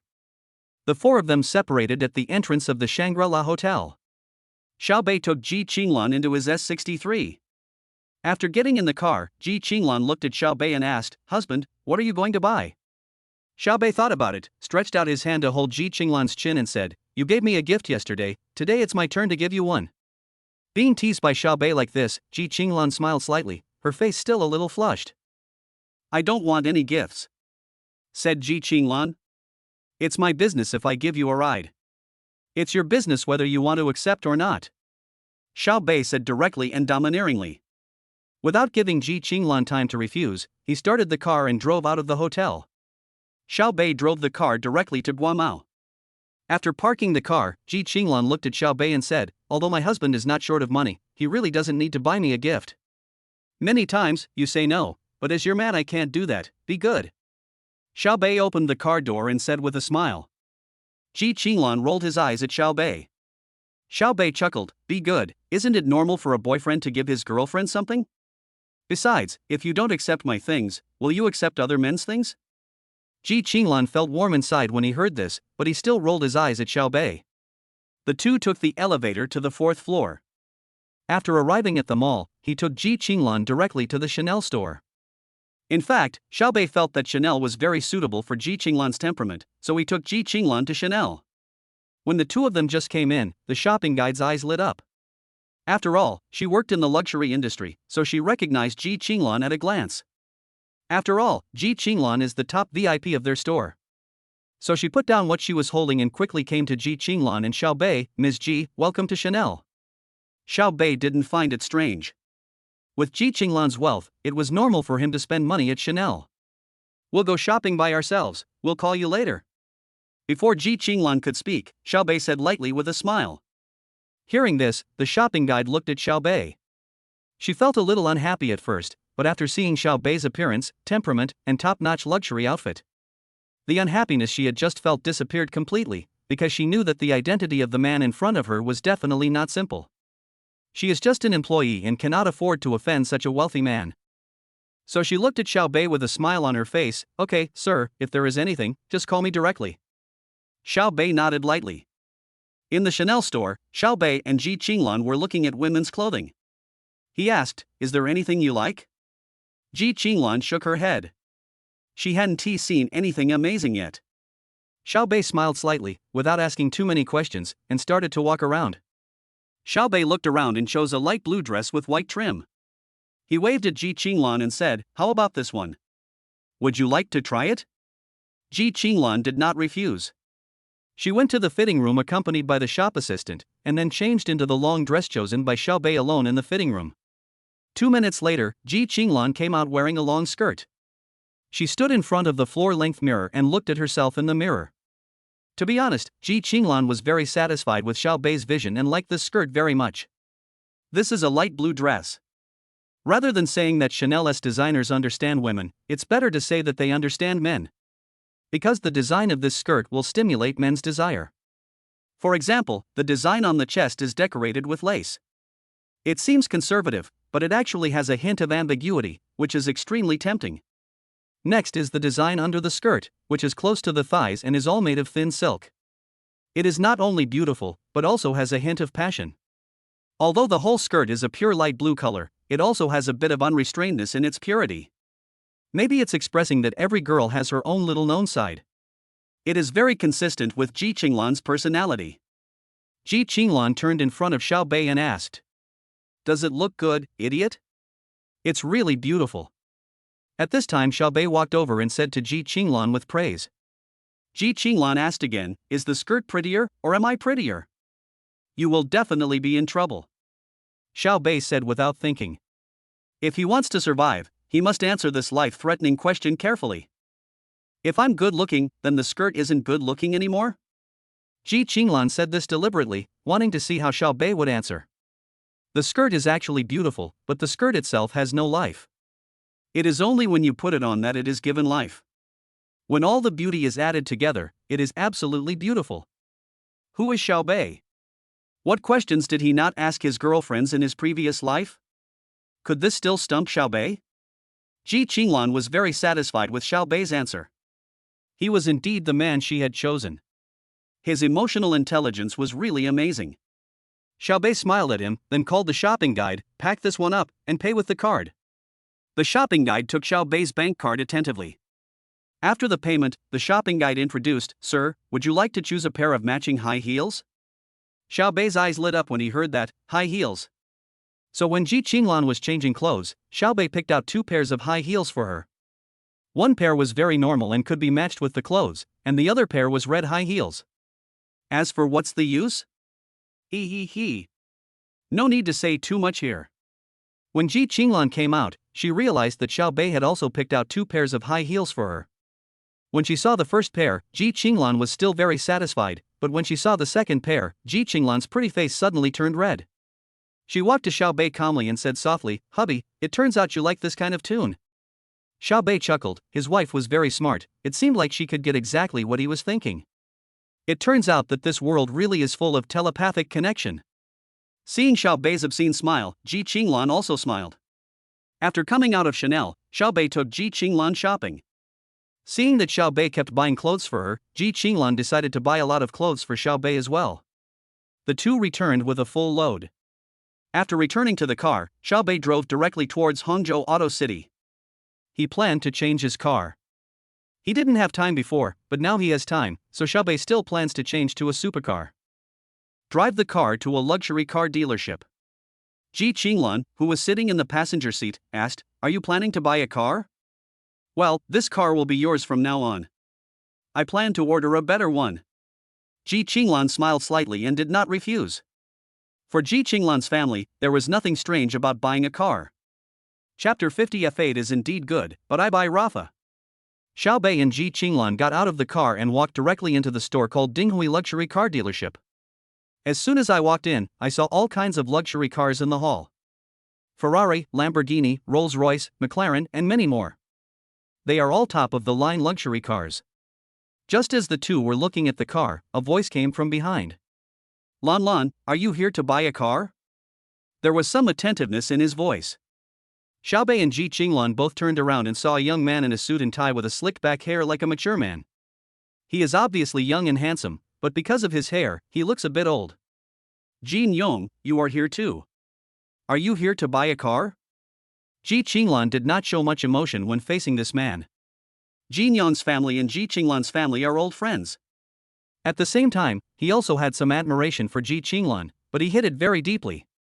"Well, I came to look at the car. I'm planning to change it. I'm tired of the previous one. By the way, who is this?" Jin Yong just noticed Xiao Bei, but after thinking about it, he seemed to have never seen such a person in the circle of Hangzhou. When Jin Yong asked, his tone seemed very polite, but Xiao Bei saw a hint of hostility in the eyes of this man called Jin Yong. Xiao Bei sighed inwardly, "My wife has so many suitors." Ji Qinglan said calmly, "This is my boyfriend, Xiao Bei." Jin Yong was stunned when he heard this, and then his face darkened a little, but he still politely pretended to smile and looked at Xiao Bei. "I didn't expect it to be Lan Lan's boyfriend." "Brother Xiao, are you here to see the car too?" "Just take a look." Xiao Bei responded indifferently. Jin Yong hit a snag. Feeling unhappy, he asked, "Which one do you like?" "I'll introduce it to you. I know Mr. Chen, the owner of this store. I can get a cheaper price. After all, you are Lan Lan's boyfriend." There was a sting in Jin Yong's words, that is, if it weren't for Ji Qinglan's face, you wouldn't even be able to enjoy the discount. This was also a provocation and test to Xiao Bei. Before Xiaobei said anything, Ji Qinglan frowned secretly, but thinking that the two families were old friends, he suppressed his unhappiness and said, Jin Yong, it's okay, we'll take a look ourselves. The shopping guide who was following Jin Yong at the moment did not participate in the conversation at all. He just stood aside and watched the situation develop. Customers should resolve their own conflicts, and it was inappropriate for him to get involved. Who is Xiaobei? From his tone just now, one can hear the boy's sense of superiority, but Xiaobei's face remained calm, and he even smiled and asked back, what are you going to buy, brother Jin? Jin Yong's mouth curled up, I just took a look. Mainly because I got tired of driving the previous Ferrari, so I plan to change to a Ferrari F8 for fun. Don't be too cocky in your tone. Xiaobei heard this and smiled slightly, it's okay, brother Jin, F8 is still good. Jin Yong heard this and smiled, this is not bad, it's almost the top of the Ferrari range. If I had enough money, I would have bought a LaFerrari. I see. By the way, how much is F8? Xiaobei suddenly looked at the shopping guide beside him and asked. The shopping guide responded, the bare car price of Ferrari F8 is 3.42 million. If you add optional equipment, it is generally between 4.5 million and 6 million. After hearing what the shopping guide said, Jin Yong was even more proud, because he thought Xiaobei looked quite young, so he continued, what's the matter, brother Xiao, are you planning to buy one too? Actually, I see that you are quite young, probably still a college student. At this age, you can actually buy something else. After all, the price of the F8 is still quite expensive, and the value retention rate is not very friendly to you. Xiaobei heard this, looked at Jin Yong, and said, brother Jin is right, I really don't plan to buy the F8. Hearing this, Jin Yong looked down on Xiaobei in his heart. Is that it? But now that Ji Qinglan was beside him, he did not lose his temper. If Ji Qinglan was not there, he would definitely threaten Xiaobei to leave Ji Qinglan. So he smiled and said, brother Xiao, it's okay. You are still young and you still have a chance to drive an F8. It seems that he is comforting Xiaobei, but in fact he is mocking Xiaobei.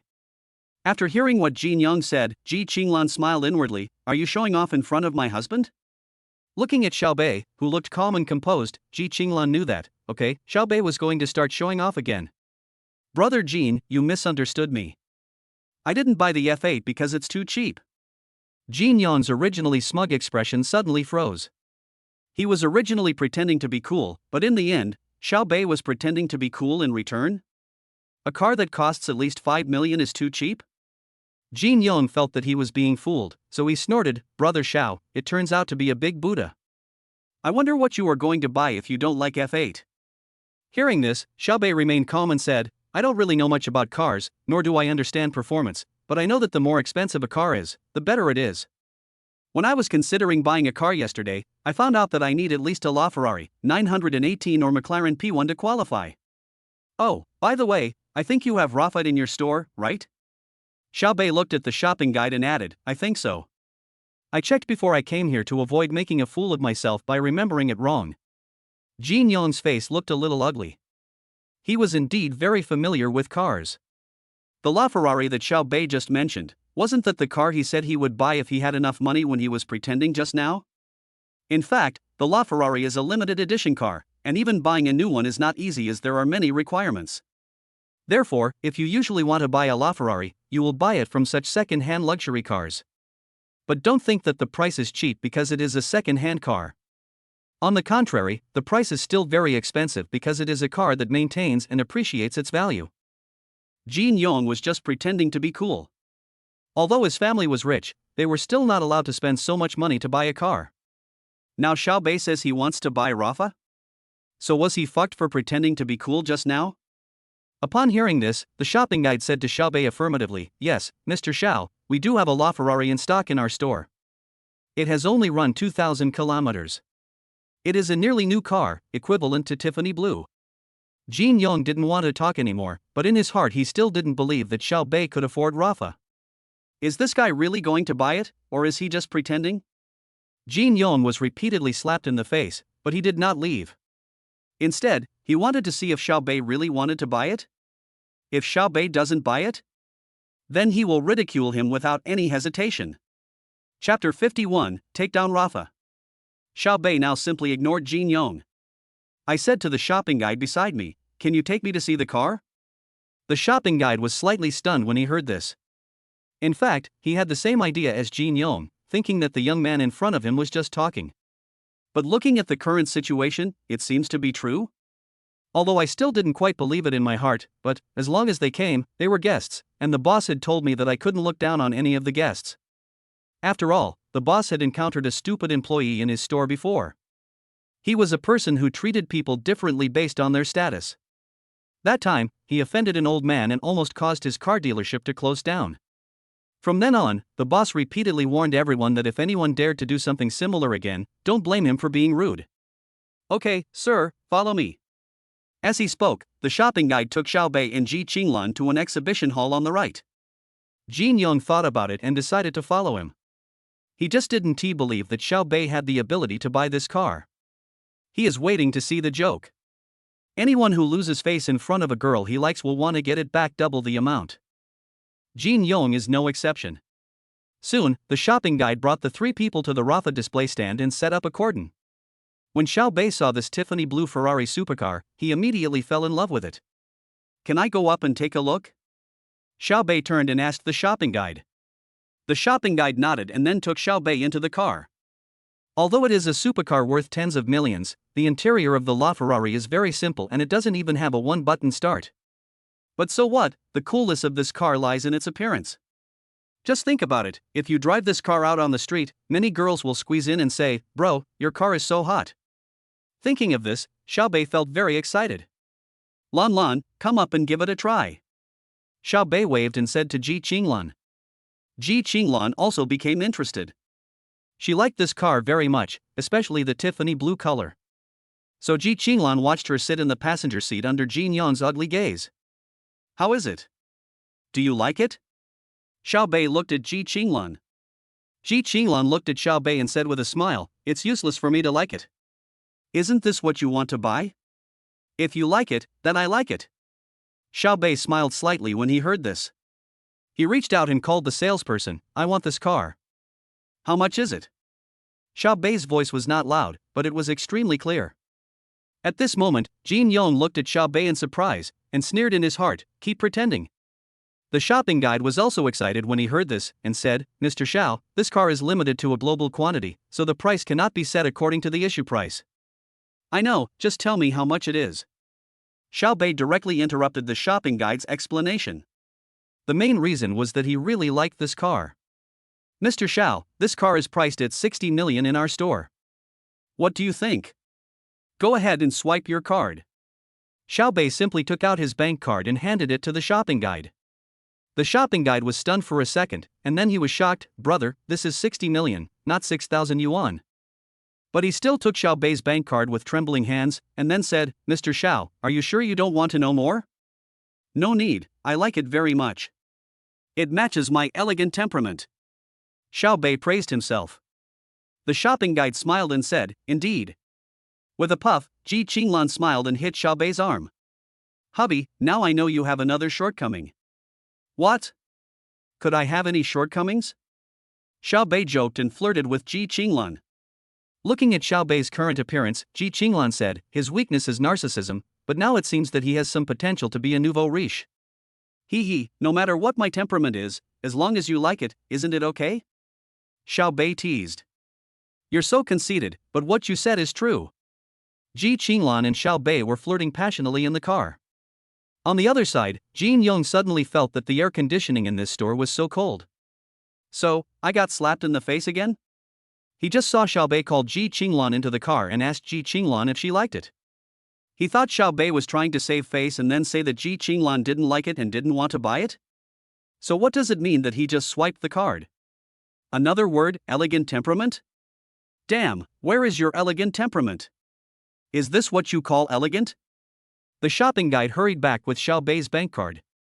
Jin Yong saw this and wondered if this guy was still pretending to be cool. He couldn't get it to work? Then he seemed to have grasped a life-saving straw and said, "What's wrong? Why are you back again? Can't you make money?" Jin Young asked directly. The shopping guide immediately shook his head and said, "Mr. Xiao, because you want to buy this car, our boss is on his way back to the store now. We can't make the decision on this car." Xiaobei nodded when he heard this. "How long will it take for your boss to arrive?" The shopping guide immediately said, "There are still 5 minutes left." How about Mr. Xiao, should we go to the VIP lounge on the second floor and wait? Xiao Bei smiled and said, sure, I'm thirsty. After saying that, the shopping guide took Xiao Bei and Ji Qinglan to the VIP lounge. Jin Yong was determined not to give up and wanted to watch it to the end, so he followed happily. In the VIP lounge, the shopping guide had already served pastries to Xiao Bei and Ji Qinglan. Please give one to Mr. Jin as well. Xiao Bei looked at Jin Yong with a smile. Okay. Facing Xiao Bei's indifference, Jin Yong snorted coldly. Now he didn't care about gentlemanly manners anymore. Soon, 3 minutes later, the door of the VIP room was pushed open and a young man dressed in trendy branded clothes walked in. Brother Jean, you are here too? Hey, Miss G is here too. This brother must be the customer who wants to buy Rafa. After Chen Shi arrived at the VIP room, he saw two acquaintances, Jin Yong and Ji Qinglan, and did not think of them as the buyers of Rafa at all. Because he knew that it couldn't be these two people. He was very clear about Jin Yong's financial resources. Ji Qinglan was a girl and was not interested in supercars, so it must be the young man sitting next to Ji Qinglan. Hello, Boss Chen. Hey, brother, hello, you are so young and promising. What's your name? My last name is Xiao. Brother Xiao, I'm sorry, I'm late. There was a hint of surprise in Chen Shi's eyes when he looked at Xiao Bei. He was too young. He bought Lafayette at such a young age. His family must have quite powerful power. This kind of person was exactly the kind that Chen Shi needed to make friends with. Chen Shi is also a second-generation man in Hangzhou, but he is very smooth-talking. He opened this luxury car dealership to make connections. So when he heard someone wanted to buy Rafa just now, Chen Shi came over directly. Those who can buy Rafa are not ordinary people. Boss Chen, it's okay. I'm not in a hurry. The main thing is that I like this car. Can we trade it now? Chen Shi could see that Xiao Bei really liked this LaFerrari, so he quickly said, sure. Swipe the card. Xiao Bei handed the card to Chen Shi again. Chen Shi took the card and handed it to the cashier next to him. So in front of everyone's eyes, the transaction was successful because the invoice was printed out by the POS machine. When Jin Yong saw the successful transaction, he suddenly came to his senses. The look he showed toward Xiao Bei no longer had the contempt he had before, but instead was serious. Chapter 52, Showing Off Your Muscles. Xiao Bei is so young, yet he can control 60 million yuan on his own. Most people may not know what this means, but Jin Yong is one of the second generation in Hangzhou. He knew what this meant. This means that the family behind Xiao Bei, whom he had just looked down upon, might be much larger than he could have imagined. His face looked extremely ugly at this moment. On the other side, Xiao Bei and Chen Shi started chatting. Mr. Xiao, you are really a young and promising man. Mr. Xiao should not be a native of Hangzhou. Chen Shi asked with a smile, sitting opposite Xiao Bei. Well, no. Xiao Bei said directly. Hearing this, Chen Shi smiled slightly and continued, Mr. Xiao, you are now the owner of a LaFerrari. Have you ever thought about joining our supercar club? After saying that, Chen Shi looked at Xiao Bei. Xiao Bei thought about it and realized that he knew about the supercar club.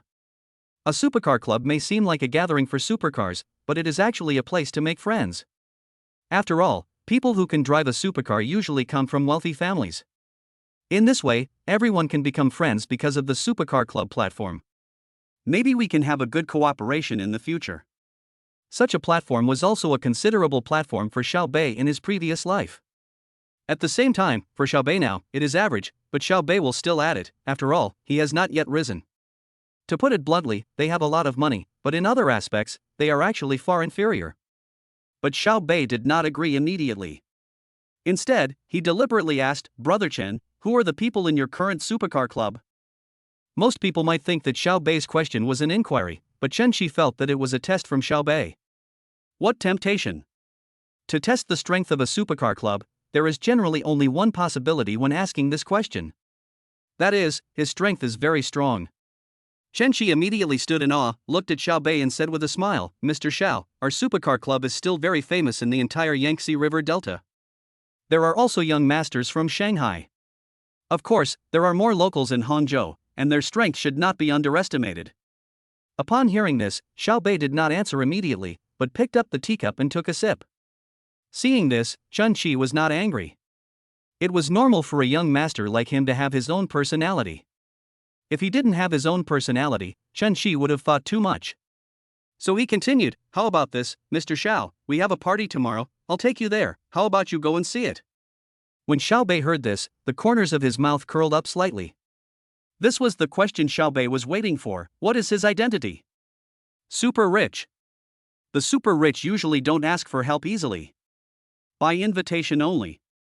"Okay, Brother Chen, I have nothing to do tomorrow, let's go check it out," Xiao Bei said lightly. Chen Shi was delighted when he heard this. "Mr. Xiao, let's exchange WeChat accounts. I'll contact you when the time comes." Chen Shi took out his cell phone and said to Xiao Bei. Xiao Bei also took out his mobile phone and the two exchanged WeChat accounts. Just when the two had just exchanged WeChat, the staff came to the VIP room. "Boss, Mr. Zhao's car has been washed and the formalities have been completed." "Okay, give the relevant information to Xiao Xiao," Chen Shi said lightly. Xiao Bei took the information, looked at it, and found it was correct. Then he thought of something and asked Chen Shi, "Brother Chen, do you have a good license plate?" Xiao Bei forgot again. He seemed to have forgotten about the lottery. Chen Shi smiled slightly and said directly, "Mr. Xiao, I actually have a good license plate here, a first-generation one with 5 consecutive numbers." Xiao Bei immediately became interested. "What's the price?" Seeing that Xiao Bei was interested, Chen Shi said directly, "Hangzhou A 99999, the price is originally 7 million. If Xiao Xiao wants it, just take it for 6 million. Just consider it as making friends." Hearing this, Xiao Bei smiled faintly, "Brother Chen, I'll make friends with you, ha ha. Ha ha, Mr. Xiao. Brother Chen, I'm younger than you, so you can just call me Xiao Bei, or Beizi." Since the other party is so polite, Xiao Bei can't be so pretentious. Upon hearing this, Chen Shi thought to himself, "I wonder which big family this child is from. He knows when to act and when to retreat, and would be a good person to make friends with. Then I'll take advantage of you and call you Beizi. It's more friendly. Ha, Brother Chen, please do as you please. Beizi, I won't say anything else. If you encounter any problems in Hangzhou, just give me a call and I will solve everything I can for you. Thank you, Brother Chen. By the way, Brother Chen, I have something I need you to keep an eye on for me." Xiao Bei didn't hesitate and spoke directly. "You say, as long as I can do it. Brother Chen, please help me keep an eye out for good supercars. I think I'm going to buy a few more, like a P1, a 918, and preferably a Pagani. If you find a good car, call me." Xiao Bei's words had just fallen. Everyone in the VIP room gasped. Even Ji Qinglan, who usually doesn't like cars, looked at Xiao Bei in surprise. "What a fantastic boyfriend I found."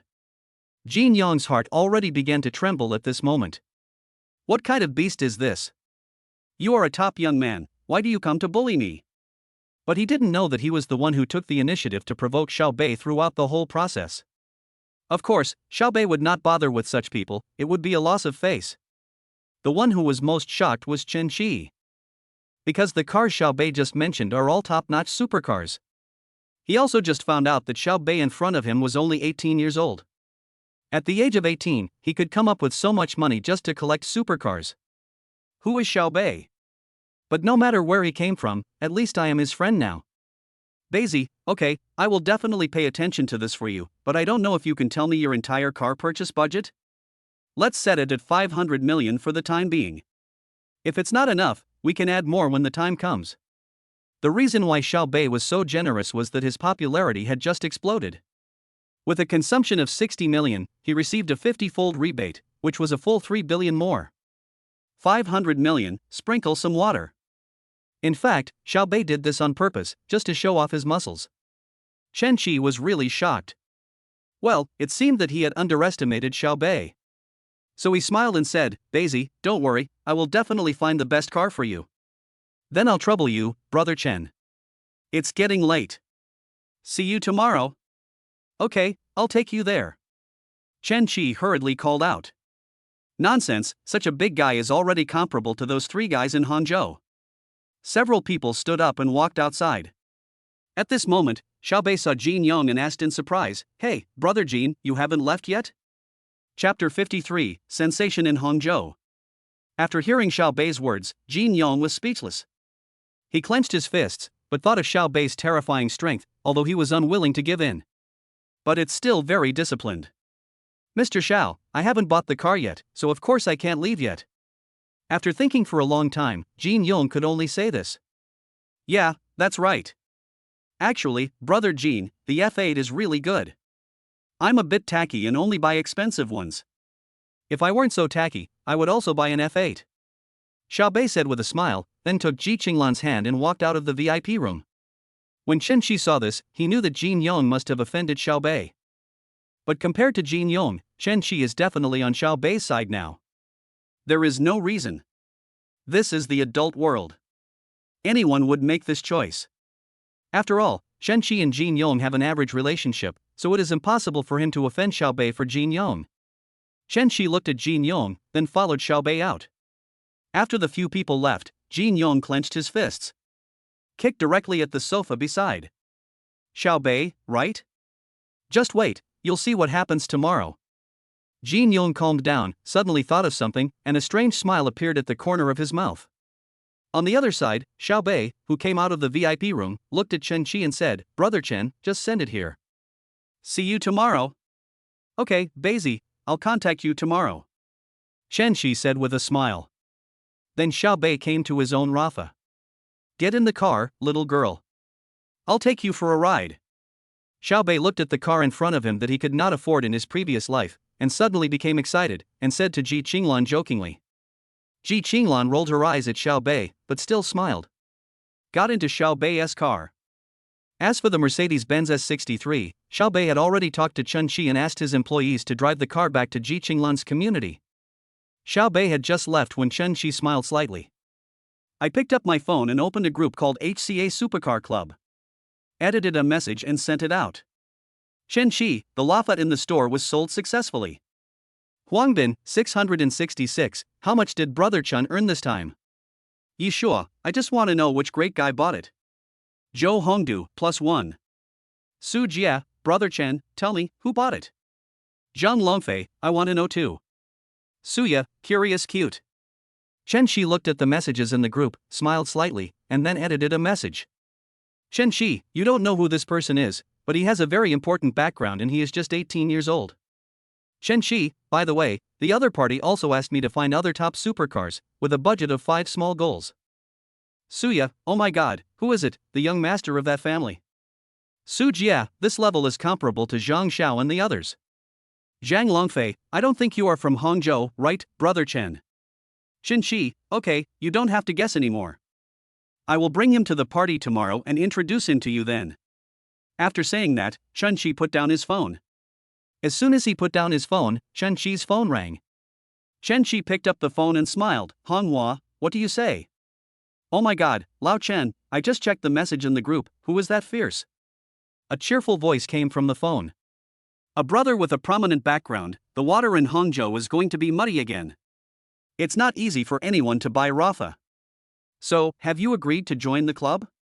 Not yet, I plan to check it out tomorrow. The phone was immersed for a moment, and then a voice came. What do you think of this person? Although he is only 18 years old, he is very experienced and worth making friends with. Ha ha ha, there aren't many people who can make you, old Chen, say this. Okay, I get it. I'll see tomorrow. If possible, bring them into the circle. After saying that, Chen Shi hung up the phone. On the other side, in the VIP room, Jin Yong was also on the phone. Brother Fong, that's it. Okay, I got it. I'll meet him tomorrow. Thank you, Brother Fong. Jin Yong hung up the phone with a smile on his face. On the other side, in a villa somewhere in Hangzhou, Fong Chun hung up the phone with a sneer on his face. What's wrong? A man sitting next to Fong Chun looked at Fong Chun and asked puzzledly. Jin Yong called and asked me to teach the next person a lesson. Who? The guy who just bought Rafa from Lao Chen's place. The man sitting next to Fong Chun smiled slightly. What are you going to do? What the hell, harmony brings wealth. Besides, based on my understanding of Jin Yong, he might have offended someone on his own. I'm not his father, so how can I clean up his mess? Ha ha, but I just had a phone call with Chen Shi, and he should be very strong. How can I not be strong? At the age of 18, I can come up with 5 small goals to buy a car. Let's see, we'll talk about it then. On the other side, Xiao Bei was racing with Ji Qinglan on the ring road. To be honest, Rafa's ability to push back is really strong. Of course, Xiaobei certainly didn't know at this moment that he had entered the sight of some people. After Xiaobei and Ji Qinglan finished racing, they found a restaurant to eat. Tomorrow is National Day. Are you going back to Ningcheng? Ji Qinglan asked Xiaobei. Upon hearing this, Xiaobei was slightly stunned. It had been so fast and he had already been in Hangzhou for a month. Ningcheng. Let's talk about it later. Don't we have an appointment with Brother Chen and the others tomorrow? Yeah, I just want to ask you, if you don't go back, then. Ji Qinglan said hesitantly. Xiaobei smiled when he heard this, stretched out his hand and held Ji Qinglan's chin and asked, so what? Ji Qinglan felt the warmth in Xiaobei's hand and said shyly, then I won't go home either. After saying that, Ji Qinglan lowered her head shyly. Xiaobei laughed. In fact, he could understand Ji Qinglan, who had just grown into a woman from a girl. Which aspect do I really yearn for now? Wife, do you think this dish is delicious? Ji Qinglan was still shy when she suddenly heard Xiaobei's confusing question. But he still raised his head and said, it's okay. So do you want to continue eating this dish, or do you plan to go home and eat me? Xiaobei smiled obscenely. When Ji Qinglan heard this, her pretty face suddenly turned red like a monkey's butt. Hubby, how about I go home and eat you? Upon hearing this, Xiaobei stood up and pulled Ji Qinglan out of the restaurant. After getting in the car, Xiaobei returned to Ji Qinglan's home as quickly as possible.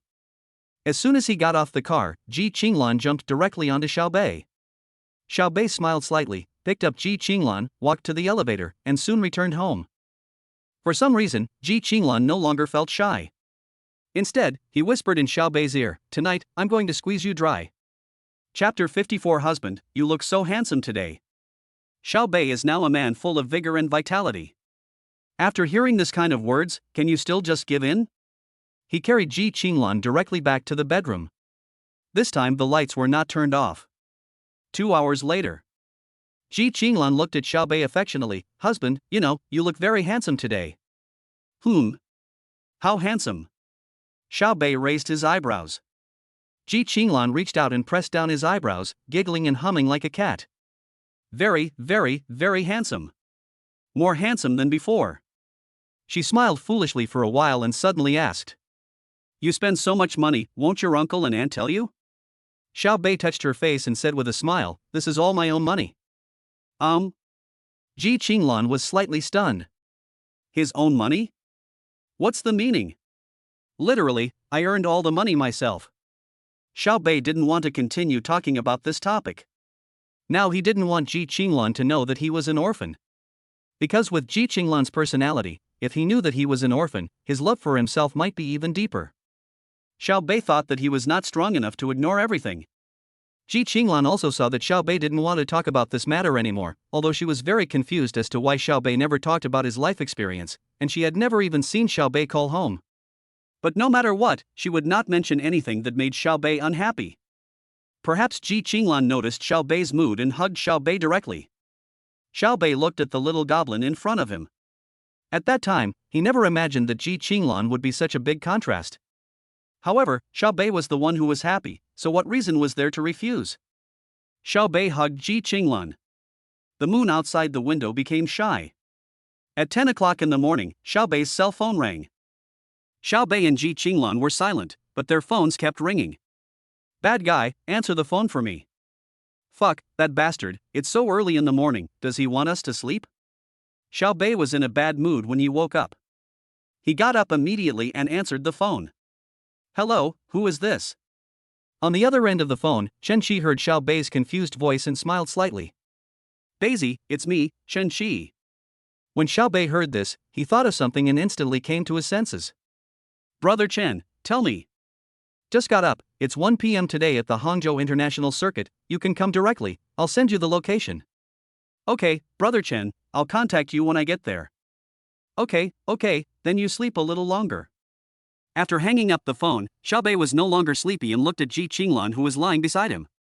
Xiaobei smiled slightly, then stretched out his big hand and patted Ji Qinglan's butt. Wow, Xiaobei, I'm going to kill you. Ji Qinglan is extremely grumpy when he wakes up. After saying that, he stood up and threw Xiaobei to the ground. Grab Xiaobei's hair. Are you convinced? Ji Qinglan looked at Xiao Bei under her with red eyes. I don't agree. Upon hearing this, Ji Qinglan immediately pulled Xiao Bei's hair again and said, Do you accept it, you big bad guy? Xiao Bei heard this and said, You want me, a grown man, to convince you? Does not exist. So Xiao Bei exerted a little force, pushed Ji Qinglan down, and grabbed Ji Qinglan's hand. Is it still amazing? You big bad guy, can't you just let me go? How dare you be so mean to me, a weak woman like me? Ji Qinglan showed an aggrieved expression and looked at Xiao Bei with watery eyes. Xiao Bei was stunned when he heard this, then he chuckled, Who was talking about me just now? Bad guy. The two fought on the bed for a while, and finally Ji Qinglan begged for mercy, but Ji Qinglan was obviously unhappy. What a bad guy, he doesn't even know how to give in. So, when Xiao Bei was taking a shower, Ji Qinglan simply closed the bathroom door and locked it. Xiao Bei finished taking a shower and was about to go out, but found that the door was locked. Slightly stunned. Oh my god, Ji Qinglan, open the door for me, I'm freezing to death. Call daddy, ask daddy to open the door for you. Ji Qinglan was outside the door, shouting at Xiao Bei in the bathroom with a smile on his face. I won't scream, even if you kill me. Then you should repent in there. I will open the door for you when I call you. Ji Qinglan said proudly that she was going to be a husband today. Xiao Bei heard Ji Qinglan shouting outside, Little girl, are you going to rebel? Xiao Bei thought about it, looked in the bathroom, and suddenly his eyes lit up. Because this bathroom has more than one door. Hurry up, are you going to scream? Call daddy now and I'll open the door for you. Ji Qinglan was still happily shouting at Xiao Bei inside. But little did he know that Xiao Bei had already opened another bathroom door and came out onto the balcony. Xiao Bei secretly returned to the room from the balcony. Seeing Ji Qinglan still shouting, the corners of his mouth curled up slightly. Scream or not, just scream, husband, just scream. Ji Qinglan, you're dead. Xiao Bei's voice appeared behind Ji Qinglan, and Ji Qinglan was startled. He quickly turned around and saw Xiao Bei, looking at him with a smirk on his face. Wow! A ghost! Ji Qinglan immediately ran away, but Xiao Bei was quick to grab Ji Qinglan. Like an adult carrying a child, he pulled Ji Qinglan in front of him. Looking at the cutie Ji Qinglan with smiling eyes. Now, are you still shouting? Chapter 55, Mastering Cooking Skills, Divine Noodles. Xiao Bei put his hand on Ji Qinglan's head, looked at Ji Qinglan with a victorious smile. Ji Qinglan pouted and looked at Xiao Bei with a wronged look on her face. Humph! You big bad guy, can't you just give way to me? Also, you just cheated. Looking at Ji Qinglan's cute appearance, Xiao Bei smiled slightly and put his hands on Ji Qinglan's face. Okay, be good, get up, we have to go to Brother Chen's place later. After saying that, Xiao Bei patted Ji Qinglan's buttocks, and then said to her, I'll go downstairs to cook first, you come down quickly. Humph! Big bad guy. Xiao Bei glanced at Ji Qinglan, then went downstairs to prepare breakfast, no, lunch. After Ji Qinglan finished washing up, he was still a little grumpy. It's not that Ji Qinglan is throwing a tantrum, but because girls in love are actually very sensitive and care a lot about details. She just wanted Xiao Bei to coax her. But Xiao Bei was very nervous today and didn't try to comfort himself at all. Humph, I'll draw a circle and curse you, so that your child will have no butthole. After complaining a bit, Ji Qinglan washed up, put on his clothes and went downstairs. Wife, it's good that you came down. It's time to eat. Hearing this, Ji Qinglan pouted and said, I don't want to eat yours, I'll eat it myself. So Ji Qinglan went to the refrigerator, picked up the bread and milk, went back to the living room, and started eating. He looked at Xiao Bei fiercely. Xiao Bei quickly came out from the kitchen, holding 2 bowls of fragrant noodles. But I saw Ji Qinglan was already eating. Xiao Bei was puzzled, looked at Ji Qinglan and asked, Why are you eating this? Eat the noodles I made. No, why didn't you call me for dinner? Ji Qinglan snorted coldly. Whether you like to eat or not is none of my business. Obviously, she was still angry about what happened just now. Xiao Bei shrugged and walked over. When I got closer, I saw it was milk bread. You eat so poorly, and others think I'm bullying and abusing you? Ah, good intentions are never rewarded. Xiao Bei said with a smile. Ji Qinglan rolled his eyes at Xiao Bei. Xiao Bei pretended not to see it, and asked, Speaking of which, wife, do you know what eating milk bread means?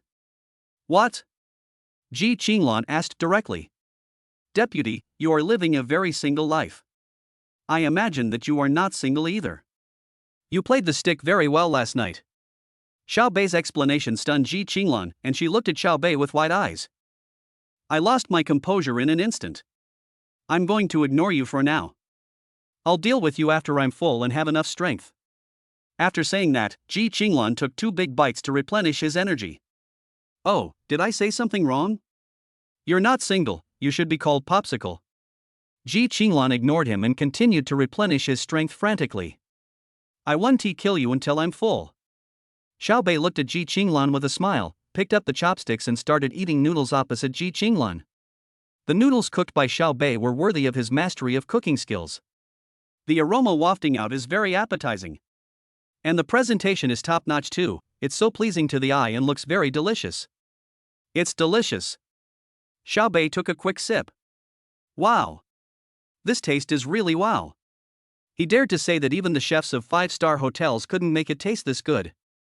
I'm not exaggerating. This taste is really a top-notch enjoyment. As expected of him being an expert in cooking, even the noodles he cooks are so delicious. I will be blessed in the future. At this moment, Ji Qinglan had finished eating a piece of toast and drinking the milk. So Ji Qinglan stood up, moved himself around, and felt much more energetic. Looking at Xiao Bei who was slurping noodles, he walked straight over. Prepared to give him a good beating. What did you say old lady was? Popsicles. Xiao Bei said as he slurped the noodles. Ji Qinglan rushed over with clenched fists. This is you. Ji Qinglan wanted to say, you are asking for death. Then he prepared to give Xiao Bei a violent beating. But halfway through his speech, Ji Qinglan stopped. Looking at the noodles in Xiao Bei's hand, she was stunned. This smells so good, so fragrant. She had eaten a lot of delicious food, but she had never smelled anything so delicious. It smells so good, what will it taste like when you take a bite? Ji Qinglan is full of curiosity. Slurp. Xiao Bei took another sip, then showed a satisfied expression and looked at Ji Qinglan provocatively. Ji Qinglan was stunned, the corners of her mouth twitched. She really wanted to know what it would taste like after taking a bite. Seeing this, Xiao Bei asked directly, what did you just say? What is this about me? Is this the noodles you made? Ji Qinglan said angrily. No wonder Ji Qinglan is so curious about knowledge. After all, these noodles are made by skilled cooks. Most people can't stand the smell alone. You want to eat? Xiao Bei looked at Ji Qinglan and asked with amusement. TSK, what's so good about a bowl of noodles? Ji Qinglan looked disdainful, but although he said so, his eyes were staring at the noodles in Xiao Bei's hand. Just tell me if you want to eat it. There's another bowl here. Xiao Bei said. Who cares about the noodles you cook? Ji Qinglan would of course not admit it. Xiao Bei smiled without saying anything, with a frown on his face. He didn't believe that anyone could resist his insult. You don't want to eat, right? That's perfect. I still think one bowl of noodles is not enough. After saying that, Xiao Bei ate the noodles in his bowl quickly and deliberately. Prepare to take Ji Qinglan's noodles into your pocket as well. Then, Xiao Bei looked at Ji Qinglan again. She just stared at the noodles in his hand and swallowed her saliva. Are you sure you don't want to eat? Xiao Bei asked. Ji Qinglan still couldn't resist the temptation of delicious food, so she walked over and waited with her mouth open. Bad guy, I'll give you one more chance, feed me. Xiao Bei chuckled, how come his wife is so cute? Xiao Bei didn't hold back anymore. His wife had already given him an excuse, and it would be wrong if he didn't go down. He picked up the noodles with chopsticks and brought them to Ji Qinglan's mouth. Be careful, it's hot. As soon as Xiao Bei finished speaking, Ji Qinglan sucked it all into his mouth. Then she narrowed her eyes and savored it carefully. The facial expressions are so rich. Wow, this tastes so spicy and delicious. Soup, give me some soup. Ji Qinglan took another sip of the soup. It's delicious. This tastes amazing, I've never had such a delicious soup. So Ji Qinglan sat down, picked up his chopsticks and started eating. Wow, honey, you taste so good down there. It's delicious, just eat more. Are you still angry now? Ji Qinglan quickly shook her head. I'm not angry anymore, my husband is the best. So the two of them finished their meal while playing around, and then went out together. Chapter 56 HCA Club. After leaving home, Xiaobei and Ji Qinglan drove a LaFerrari to the place Chen Shi mentioned, Hangzhou International Circuit. Xiaobei had never been to this place in his past life or now. The main reason is that although I had money in my previous life, I didn't have much time to play. Along the way, Xiaobei played his favorite songs in the car, and Ji Qinglan fell asleep in the passenger seat. There is nothing I can do, Xiaobei was so awesome last night. The driving was immersive all the way. Of course, Xiaobei's car attracted a lot of attention on the road. Xiaobei always gladly accepted those envious looks. An hour later, the car arrived at Hangzhou International Circuit. Xiaobei did not call Chen Shi immediately, but looked at Ji Qinglan beside him. Then he pinched Ji Qinglan's face with his hands. "Wife, we're here." Are we there yet?" Ji Qinglan was still a little dazed, but she quickly came to her senses and put on makeup in the car.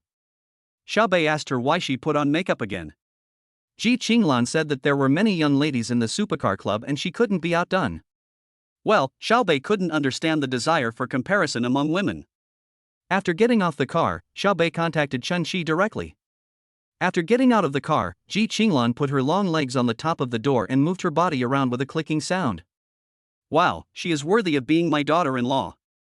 Every move she makes is full of temptation. At this moment, Xiaobei saw a Lamborghini Aventador driving towards him. The car stopped in front of him and rolled down the window. It was none other than Chen Shi. "Daisy, here we come. Lan Lan is here too." "Yes, brother Chen." "Daisy, follow my car inside." "Yeah, okay." Then Xiaobei and Ji Qinglan got in the car and drove towards the inside of the track together. Soon Xiaobei followed Chen Shi's car and came inside. There were many people at the scene, including many luxury cars and supercars.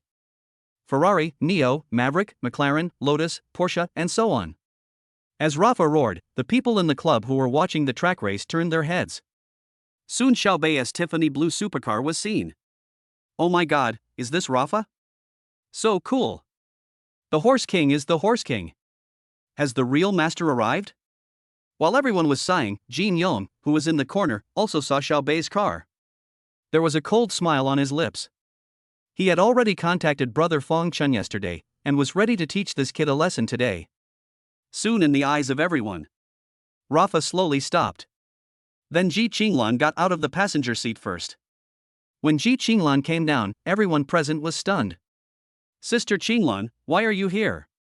At this moment, a sweet-looking girl in the crowd walked straight up. Ji Qinglan saw the person coming and smiled slightly. Ji Qinglan is also a second generation in Hangzhou, but he is very low-key and usually does not appear at supercar gatherings. But that doesn't mean Ji Qinglan doesn't know these people. Similarly, many people here know Ji Qinglan. "Suya, you are here too." "Sister Qinglan, what's going on? Don't you never come here?" Suya looked at Rafa, then at Ji Qinglan. "Well, there's nothing I can do. My husband is coming, so I have to come with him," Ji Qinglan said with a smile. Hearing this, the second generation who didn't know about Ji Qinglan and Xiaobei's situation were slightly stunned. "Oh my god, Sister Qinglan, what did you say? Did I hear it right just now? Husband? Seriously, do Uncle Ji and the others know? Damn, who on earth is that person? Sister Qinglan has even hooked up with him.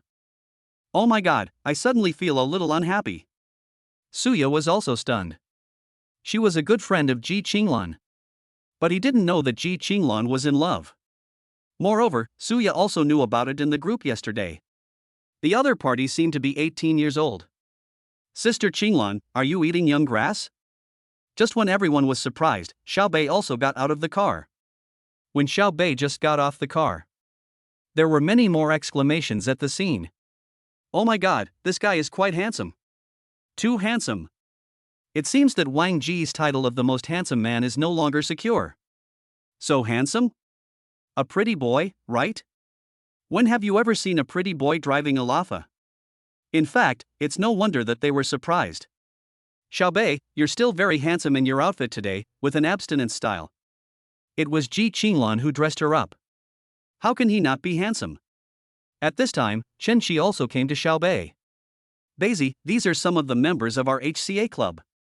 The entire Hangzhou International Circuit is ours this afternoon. You can drive any car you want." "Yeah, okay, Brother Chen. Xiao Bei looked around, smiled and nodded. At this moment, Suya also looked at Xiao Bei. When Xiao Bei came down just now, to be honest, she was also amazed by him. Sister Qinglan, my brother-in-law is so handsome. It's okay, smug. Ji Qinglan said with a smile, but the smile on her lips betrayed her inner happiness. Hey, Sister Qinglan, is this the magic of love? You'll laugh. At this moment, Xiao Bei and Chen Shi also came to Ji Qinglan's side. When Ji Qinglan saw Xiao Bei coming, he took Xiao Bei's arm and said to him, Hubby, this is my good sister, Suya. Xiao Bei looked at the girl named Suya. Well, she was pretty, but she had a bit of a gangster vibe. Pink hair, leather pants, belly-bearing short-sleeved shirt. But her figure is also very good. Hello, Xiao Bei. Brother-in-law, hello. Suya's face turned a little red and she held Xiao Bei's hand. The main reason was that Xiao Bei was so handsome, the most handsome man she had ever seen, and he had a very good temperament. Now when shaking hands with Xiao Bei, she was still a little shy. Hearing Suya's address to him, Xiao Bei was slightly stunned and smiled. Then Chen Qi brought Xiao Bei in front of everyone and introduced him one by one. Although the people in front of him were all second-generation people, Xiao Bei felt good about them and none of them were arrogant or domineering. Maybe he knew Xiao Bei's strength, which was stronger than all of them. When they got to know each other, Xiao Bei was quite impressed by them. One of the two buddies is called Mu Miao. I don't know how much water he lacked in his previous life. The other one is called Kai Kuan, and he is wearing a basketball uniform. This made Xiao Bei think of the trainee in his previous life who had practiced for 2.5 years. Xiao Bei really wanted to ask, brother, can you play basketball? The car they drove must have been expensive, but their attitude was much better than Xiao Bei had expected. They were quite enthusiastic and didn't put on airs. They were just very talkative, and they kept on talking without stopping for even a minute. Daisy, there are 2 more people running on the track now. I will introduce them to you when we get off.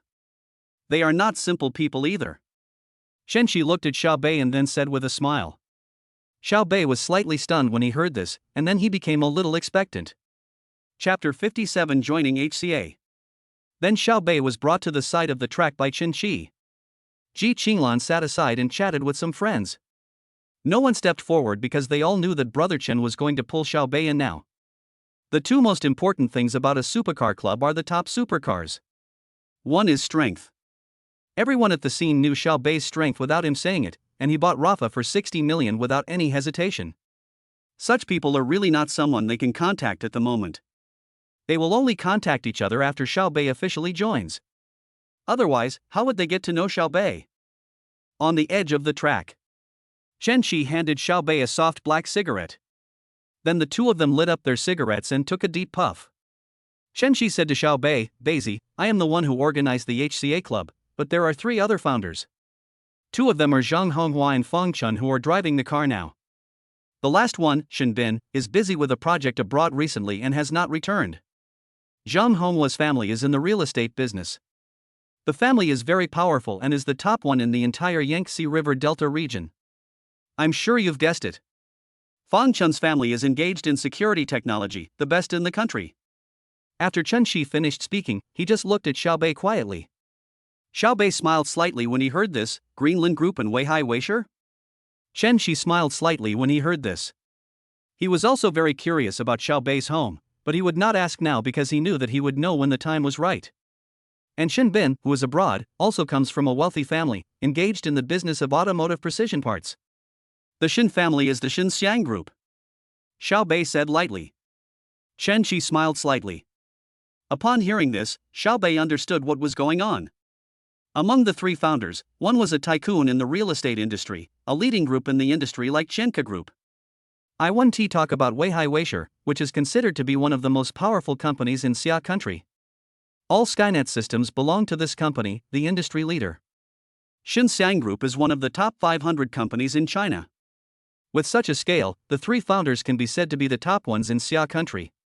Even compared with Wang Song, he is not much inferior. Brother Chen, your last name is Chen, Chen Tian Media? Xiao Bei said with a smile. Hearing this, Chen Qi smiled and patted Xiao Bei on the shoulder. Chen Tian Media, one of the largest entertainment companies in China, owns many cinema chains and artist companies, and is also one of the top entertainment and media companies in the country. The strength should not be underestimated. The reason why Chen Shi values Xiaobei so much is that even though he doesn't know Xiaobei's background yet, he still values him very much. The main reason is not because Xiaobei bought Rafa. Instead, he checked Xiaobei's information yesterday. Good boy, direct confidentiality level. There are two types of such people. One type is those whose family is in politics and their position is definitely not low. Another possibility is that the family's strength has reached the level of the Tuma's. But no matter which one it is, Xiaobei's background is definitely not simple. While the two were chatting, two supercars stopped beside them. Xiaobei took a look and saw that one was a McLaren P1 and the other was a Lamborghini SVJ limited edition. They are all top-notch supercars. Soon, two people got out of the car. They are all very handsome, and judging by their age, they are about the same age as Chen Shi, probably between 28 and 30 years old. After the two got off the car, a man with a slicked back hair looked at Xiaobei and smiled. "You must be brother Xiaobei, I'm Zhang Honghua. I'm Feng Chun." Feng Chun is about the same height as Xiaobei. He is also very handsome and has the charm of a mature man. Xiaobei smiled and nodded. "Hello, brothers. Xiaobei, just call me Beizi." The reason why Xiaobei said this was that he wanted to make some friends. The more friends he had, the more options he would have. Beizi has a very good personality, so we'll take advantage of you and call you Beizi. Zhang Honghua looked at Xiaobei with a smile. "What do you think, Beizi, do you want to join us?" Feng Chun leaned against the car door and asked with a smile. He had a good first impression of Xiaobei, and Chen Shi had said yesterday that Xiaobei's status should be higher than theirs. Xiaobei smiled slightly when he heard this. "Since you all said so, if I don't join, I will be embarrassing my brothers." Beizi, now that you're here, your level will be the same as the rest of us. Normally, you'll just call out when there's something going on. Seeing this, Chen Shi hurriedly spoke. "Okay, I'll trouble you brothers then. Just let me know if you have any problem." Seeing this, Xiaobei also said directly that in fact, Xiaobei also had his own ideas. After chatting with a few people from HCA just now, Xiaobei had a good impression of these people. They did not have the arrogance and domineering attitude of the rich second generation, and more importantly, he just heard a few people talking about cooperation. Xiaobei prefers this to the pretentious supercar club. Moreover, when Chen Shitsong and I met, he was very enthusiastic towards me. That is one point. The second is Chen Shigang's introduction. Being able to get out of it directly and completely shows the sincerity of several people. This is the kind of connections Xiaobei wants, high-quality connections. He had just checked the intelligence of several people on the system. They are all the best among their peers. This is why Xiaobei decided to join.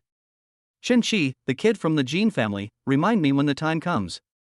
At this moment, Feng Chun said lightly. Hearing this, Xiaobei smiled slightly. "Brother Feng, thank you." Seeing that Xiaobei understood immediately, the three of them smiled. Xiaobei has a high emotional intelligence. Just when the three of them were chatting enthusiastically, Jin Yong, who had been paying attention to this side, had a gloomy expression on his face. In fact, he knew yesterday that the probability that Feng Chun could help him was 50-50. So he made preparations for both scenarios. So when everyone was chatting happily, Jin Yong came to the international track alone and made a phone call. "Mr. Lin, HCA is gathering at the international track now." "Okay, I got it. I'll be right there." Afterwards, Chen Shi and the other two brought Xiaobei to the crowd. "Brothers and sisters, from today on, Xiaobei will officially become a member of our HCA club, with the same rank as the rest of us." With Chen Shi's announcement, Xiaobei officially became a member of the HCA club. No one was dissatisfied with Xiaobei reaching the same level as Chen Shi and others. After all, the strength lies there. Everyone cheered immediately and exchanged WeChat accounts with Xiaobei one by one. There are people from all walks of life, and these can be considered Xiaobei's first batch of connections in this world. Just when everyone was having a great time, the sound of supercars could be heard in the distance. Zhang Honghua looked at it and his face suddenly turned dark. "Fuck, how did Lin Fan know we were having a party here today?" Chapter 58. My 500 million has arrived, what about yours? Just as Zhang Honghua finished speaking, 10 supercars stopped in front of everyone. Xiaobei took a quick look and found that the 10 supercars in front of him were all pretty good. There are 3 big bulls. Although they are not as good as SVJ, they are also the best supercars. Ferrari 488, F8, McLaren 720S, Maserati MC20, Porsche 911 track version. as well as the two previous ones, Koenigsegg and Pagani Basha. Chen Qi came to Xiao Bei and said softly, "This is Lin Fan from the SSC Club. He is a sworn enemy of our HCA. I don't know how he knew we were here today." Upon hearing this, Xiao Bei nodded slightly, without having any thoughts. After all, he had just joined, so for many things, it would be better to say less and watch more. At this moment, all 10 cars opened their doors. There was a man and a woman in each car, getting out. 20 people came down at once, but Xiao Bei ignored the others and focused his eyes on the man who came down from the Pagani. Because among all the people, Xiao Bei saw some aura in this person. At this time, Chen Qi walked up with a smile. "Master Lin, could it be that you have the ability to see and hear from afar?" Lin Fan glanced at Chen Qi, but didn't say anything. Instead, he looked around. Then she spat on the ground, wiped it clean with her shoes, and looked at Chen Qi with a feminine voice. He laughed evilly. "Chen Qi, you are going backwards as you grow older. What kind of place are you looking for? This kind of place doesn't suit your status. The facilities are quite old." "Well, since young Master Lin doesn't like it, that's just right. We can go somewhere better to play," Chen Qi said calmly. Lin Fan looked at Chen Qi and then straightened his clothes. "I heard there's a new player in your club, the one who drives Rafa? Come out and meet him." Chen Qi's originally good-looking face suddenly turned gloomy. "Mr. Lin, you better understand that this is my territory now." Of course Chen Qi would not let Xiao Bei come out to meet Lin Fan. If Lin Fan made a sound, Xiao Bei would be pushed out by them. "What's that?" At this time, Ji Qinglan also came to Xiao Bei's side and whispered in his ear, "Lin Fan, the son of the chairman of Hangzhou Zhongtian Group, has a rather arrogant personality and doesn't get along with us." Xiao Bei smiled slightly when he heard this. In fact, he had just bought Lin Fan's information in the system. His eyes also turned cold. In the crowd of HCA, Jin Yong was seen in the corner and sneered. Xiao Bei would not take the initiative to cause trouble, but if someone wanted to cause trouble for him, Xiao Bei really didn't mind and would just have a good time. "Ha, Chen Qi, didn't you say a big boss was coming? Why is there no fart now? What's go ba?" Lin Fan seemed to be speaking arrogantly, but smart people would know that Lin Fan was putting Xiao Bei on the spot. At this time, if Xiao Bei did not show up, the people of HCA would definitely look down on Xiao Bei. They might show some respect to him on the surface, but they would not become close friends. In this circle, strength is everything. As expected, as soon as Lin Fan finished speaking, many people looked toward Xiao Bei. Seeing everyone's eyes, Xiao Bei patted Ji Qinglan gently. "I'll take care of it and be right back." Ji Qinglan looked at Xiao Bei worriedly. She knew Lin Fan's strength, but she saw that Xiao Bei was still calm. Ji Qinglan nodded, but stepped forward and grabbed Xiao Bei's hand. "I'll go with you." Xiao Bei smiled and nodded. So, under the gaze of everyone, Xiao Bei took Ji Qinglan's hand and came to the front. "Beizi. Beizi, don't be afraid. If something happens, we will handle it." Zhang Honghua also came to the front, looked at Xiao Bei and said. Fang Chun didn't say anything, but also came to the front. Xiao Bei smiled at the three of them, indicating that everything was fine. "Are you the new here?" Lin Fan saw Xiao Bei pulling Ji Qinglan out and glanced at Xiao Bei. "Mr. Lin, right? Don't say any more. Come on, come on. Aren't you here just to cause trouble for someone?" Xiao Bei said lightly. Hearing this, Lin Fan looked at Xiao Bei in surprise. Then there was a burst of clapping. "Quite smart, yes. I heard you're pretty cool, huh?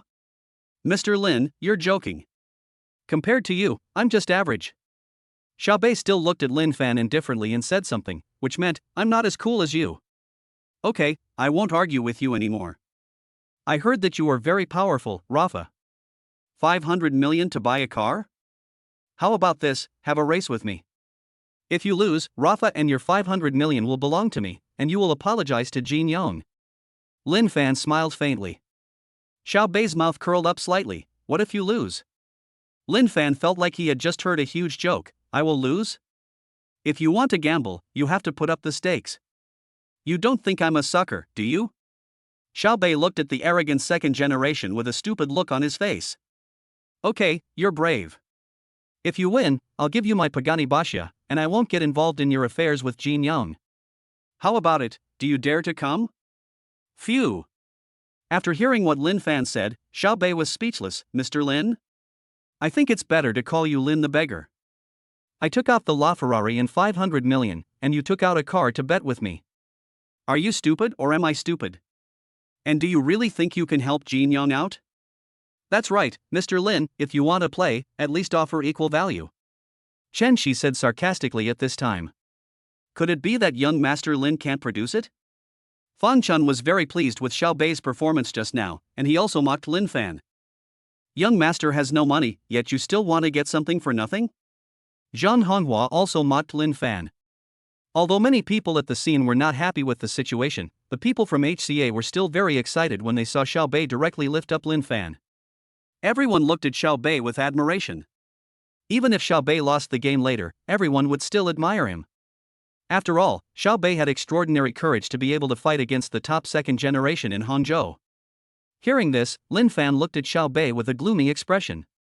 Xiao Bei still looked at Lin Fan calmly, without any change in his expression, but his aura was much stronger than Lin Fan's. Okay, if you're brave enough, I'll bet you the Pagani Basque, my villa in Beima Lake, and 200 million. Xiao Bei smiled slightly. Sure, let's bring the capital plate in first. After saying that, Xiao Bei didn't hesitate at all and directly transferred 500 million to Chen Shi using his bank card. My 500 million has gone to the Ponzi scheme, what about yours? Chapter 59, something else going to happen? Xiao Bei's tone was calm, but everyone was shocked. Brother, those are 5 small goals, not 5,000 yuan. All of a sudden, everyone present looked at Xiao Bei with more fear and admiration in their eyes. How rich must this family be? 5 small goals, just get them when you say so. Suya was standing behind him, looking at Xiao Bei's domineering look, and suddenly felt a little envious of Ji Qinglan. So cool. Lin Fan was also stunned when he saw Xiao Bei's attitude. He had always thought that Xiao Bei's talk about spending 500 million to buy a car was fake. This is why he has always been so fearless.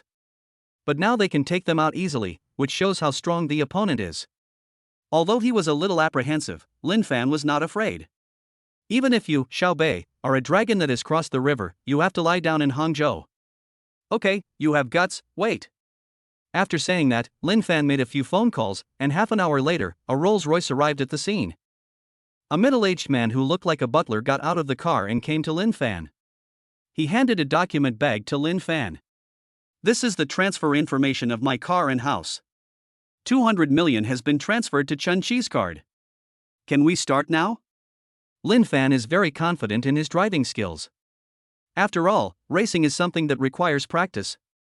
Xiao Bei is so young and just got his driver's license, how can he play with me? Chen Chi and the other two looked at Xiao Bei. Daisy, do you want to ask for external help? Chen Chi looked at Xiao Bei and said worriedly. Daisy, can you do it? If not, it's okay not to gamble. If Lin Fan dares to cause trouble for you in Hangzhou, I will cause trouble for him. Zhang Honghua looked at Xiao Bei and said. Yes, with the 3 of us here, we are in Hangzhou, so there is nothing to be afraid of. Fang Chun said. Thanks, guys. It's all right. Let's just prepare for the celebration party. Mr. Lin, let's get started. To be fair, let's all drive the big bull. Lin Fan looked at Xiao Bei and planned to handle the matter better. Although his Pagani is not inferior to Rafa, he is also very confident in his own strength. If he beats Xiao Bei with his own car and they don't recognize it, that would be bad. Hearing this, Xiao Bei nodded slightly. Let's get started. After Xiao Bei finished speaking, he took Ji Qinglan onto HCA's one-person ox cart. Lin Fan also brought his girl onto a large bull cart of their SSE. Everyone was in high spirits at the moment. At this moment, everyone in HCA witnessed for the first time how awesome Xiao Bei was. Oh my god, Master Xiao is so awesome, he just takes 500 million right away.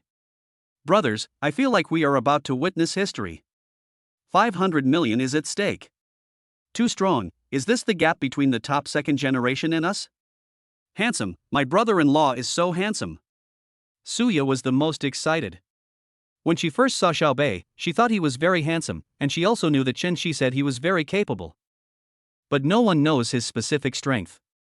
But now, they realized that they had overestimated Xiao Bei in their hearts, but now it seems that they still underestimated this super second generation who came to Hangzhou to study. Accompanied by a roar, the 2 big bulls came onto the track and arrived at the starting line. Everyone also ran to the starting line, ready to watch the upcoming peak showdown. In the car, Ji Qinglan held Xiaobei's hand. Hubby, are you okay? Girl, don't you know best whether we can do this? Xiaobei made a joke. It's so annoying.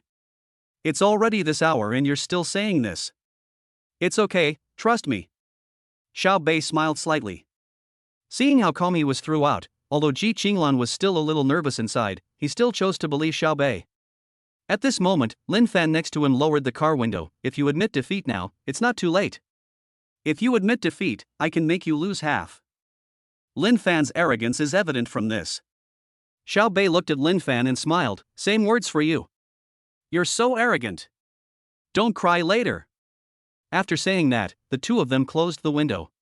Xiaobei directly purchased a top driving god skill in the system, which would allow Xiaobei to become the world's top racing driver. It cost Xiaobei 10 million godly rich points. Xiaobei has a lot of super rich points now, so he feels distressed. If he runs out of money, he can just spend it. What's wrong with that? At this time, a girl in a black bikini walked in front of their car holding a bra. 3, 2, 1. As the girl's voice fell, bra was thrown directly to the ground by her. The two cars sped away like wild horses. The two cars moved forward side by side. Soon we arrived at the first bend. Lin Fan glanced at Xiaobei beside him, a disdainful smile appearing on his face. Boy, let me show you what drifting is. After saying that, Lin Fan took the lead and drifted around the corner. Xiaobei followed closely behind, but was still ahead of Lin Fan. After seeing that he had overtaken the car, Lin Fan drove while looking at the rearview mirror. Boy, you will pay the price for your arrogance. Follow behind and eat the exhaust gas. At this moment, everyone has arrived at the platform. Basie was a little slow at the first turn, so it will be difficult for him to overtake Lin Fan next. Chen Shi said after taking a look. Damn it, Lin Fan is just bullying Basie because he just started driving. Zhang Honghua cursed. If Basie loses at that time, the money cannot be taken away by Lin Fan. I don't think Lin Fan dares to touch a hair of Basie. Feng Chun thought for a while and said. Wow, come on, brother-in-law. Suya looked at the field and saw Xiaobei falling behind. She clenched her fists, put them on her face, and cheered for Xiaobei. Jin Yong, who had been isolated at the side, looked at the field with a gloomy smile. Xiaobei, aren't you awesome? Both cars were driving very fast, and Xiaobei kept chasing Lin Fan. Ji Qinglan looked at Xiaobei who was driving with one hand. Hubby, we are falling behind. It's okay, there's a hairpin bend ahead, trust me. Yeah, come on, husband. I believe in you. Ji Qinglan looked at Xiaobei with eyes full of admiration. Soon, the two cars arrived at the middle section of the track, which was a series of hairpin turns. Lin Fan looked at Xiaobei in the rearview mirror and said, Boy, after the hairpin turn, I'll make sure you can't even eat the exhaust gas. After saying that, Lin Fan pinched the thigh of the woman next to him. But soon, he was stunned. Because Xiaobei accelerated directly. Does this kid want to die? Accelerating in a place like this? Lin Fan was stunned. Look, brother-in-law is accelerating. Is it dangerous? Suya and others on the high platform also saw Xiaobei accelerating at the hairpin turn. Not good, Abbot, get someone ready for rescue immediately, Basie's car is going too fast. Chen Shi looked anxious, and then glanced at Jin Yong who was sneering at the side. He was so angry that he just walked over. He kicked him and said, You bastard, if anything happens to Basie, not only will you be in trouble, but we will all be in trouble. Chapter 60, Extreme Bend, Lin Fan cheats. Jin Yong completely exploded after being kicked by Chen Shi. Brother Chen, he's just a kid from another place. Who made you look down on him? Also, his family is very strong, but this is Hangzhou. In Hangzhou, who is young Master Lin afraid of? Jin Yong smiled foolishly. Who are you afraid of? If his family gets really angry, all of us combined won't be enough to defeat them. You idiot. You'd better pray that nothing happens to Basie. After Chen Shi finished speaking, he ran down. But everyone at the scene was shocked, not because Chen Shi hit Jin Yong, but because of the following sentence. If something happens to Xiaobei, all the people here combined won't be enough to deal with it. What is Mr. Zhao's identity? You ask me, who should I ask? Damn Jin Yong, if it weren't for him. Pray that Xiao Xiao is okay. My passionate horse. At this moment, everyone in HCA doesn't want anything to happen to Xiaobei. Huang Shang, another person in charge of SSC on the other side, also heard what Chen Shi said just now. What is the identity of this Xiao Bei? Fanzi, go check it out. I want to know as soon as possible. Okay, Huang. Although Huang Shang and his men were in opposition to Chen Shi, he still valued what Chen Shi said. Chen Shi must know something that they don't know since he is trying to win over Xiao Bei. At this moment, everyone couldn't help but look at each other, and a sentence popped up in their minds: if something happened to Xiao Bei today, it would be a big deal. Beep. Lin Fan, who was driving, suddenly heard a whistle. It was the sound of a walkie-talkie requesting a call. He couldn't help but frown and answered the walkie-talkie. What's going on? Don't you know I'm driving? In the stands, Huang Sheng said, Lin Fan, don't go head-to-head with Xiao Bei. This guy has a big background. If something happens at this bend, we will all be in trouble. What do you mean? Lin Fan was stunned. Who cares? This is Hangzhou. A foreigner here will be trapped by a dragon. After saying that, Lin Fan hung up the intercom. At this moment, Xiao Bei has caught up. Damn it, I gave you face. Lin Fan directly locked the inside and did not allow Xiao Bei to overtake. Boy, you are so fast, are you in a hurry to reincarnate? Lin Fan has gone crazy at this moment. Xiao Bei was inside the car, smiling slightly. What he wanted was the outside. So he accelerated and overtook him directly. Oh my god, this is really a life-threatening thing. Look, Master Xiao is going 220 miles per hour and is about to overtake from the outside. It's over. At this speed, something's going to happen. Who has an intercom? Quickly notify Master Xiao. Mr. Xiao didn't take the intercom. It's over. Just when Lin Fan and everyone else thought Xiao Bei was going to be finished, Xiao Bei directly entered the state of unity between man and car. After quickly passing 10,000 on the outside, he immediately swung his tail like a dragon and directly grafted to the inside of the second bend. Lin Fan, who was behind, was slightly stunned and almost bumped into Xiao Bei. Then he was shocked.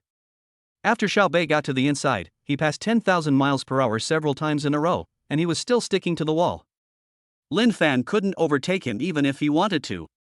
In the end, all he could do was watch Xiao Bei's car lights getting farther and farther away. The people in the stands have fallen into dementia. What they saw. Oh my god, what Master Xiao did just now was really extreme. Damn it, I feel relieved now. Lin Fan can't catch up. Xiao Xiao turns without slowing down and is getting faster and faster. I'm afraid this isn't a professional player. Chen Shi and Zhang Honghua, who were preparing for rescue at this moment, were also stunned. Oh my god, Daisy's driving skills are so good, did he really just pass the driving test? This is a skill only professional players have. The two looked at each other and breathed a sigh of relief. So, the clowns are us, ha ha ha. Zhang Honghua laughed out loud. In the stands, Jin Yong's eyes were already wide open with anger. Why, this? How is this possible? On the field, looking at Xiao Bei getting farther and farther away, Lin Fan turned the steering wheel in fear. How is this possible? Xiao Bei had no idea what everyone was thinking. After passing a series of hairpin turns, his speed soared to the fastest along the way. Drifting against the wall in various stunt moves, at this moment, man and car have become one. It would have taken at least 5 minutes to get there, but Xiao Bei only took 2 minutes to reach the finish line. Cross the finish line, turn, and enter the waiting area. As soon as he got off the car, Chen Shi, Zhang Honghua and others rushed up madly, grabbed Xiao Bei and tried to lift him up high. Wait a minute, keep your composure. Fuck you, if we don't vent, we're going to go crazy. Everyone rushed over without saying a word, yelling and screaming. Oh shit, shit, shit. That's fucking awesome. Brother, come and take my knee. Fuck it. I almost peed. Guys, I almost peed. Oh, thank you for holding back. They were really excited, not because Xiao Bei won, but because nothing happened to this guy. Everyone was under a lot of pressure just now, but now they can finally breathe a sigh of relief. At this moment, Lin Fan's car also drove back. But as soon as he got off the car, he took off his gloves and came directly to Xiao Bei. Fuck you, you know how to race cars, and you're pretending to be here with me? Fuck you. After saying that, Lin Fan raised his fist and prepared to hit Xiao Bei. Everyone was stunned. Xiao Bei's eyes suddenly turned cold when Lin Fan's fist arrived. He stretched out his left hand and grabbed Lin Fan's fist, then turned his body to the side, with his back facing Lin Fan, and threw him over his shoulder cleanly. With a bang, Lin Fan fell to the ground. When the people from the SSC Supercar Club saw Lin Fan being beaten, they were about to step forward, but they were stopped by Huang Shang. "If you want to die, don't take me with you." Huang Shang had just received the information.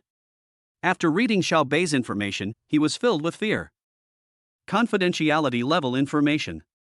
It's not easy to kill people like this. Everyone looked at each other in bewilderment, and then quickly calmed down. Thinking of what Chen Qi had just said in the stands, they looked at Xiao Bei with fear. At this moment, Xiao Bei came to Lin Fan's side. He squatted beside Lin Fan and said in a cold tone, "This is the first time and the last time. If you want to fight me, then come on. Now, give me the bet first." Xiao Bei patted Lin Fan on the shoulder. Lin Fan has always been a favored child of heaven since he was young.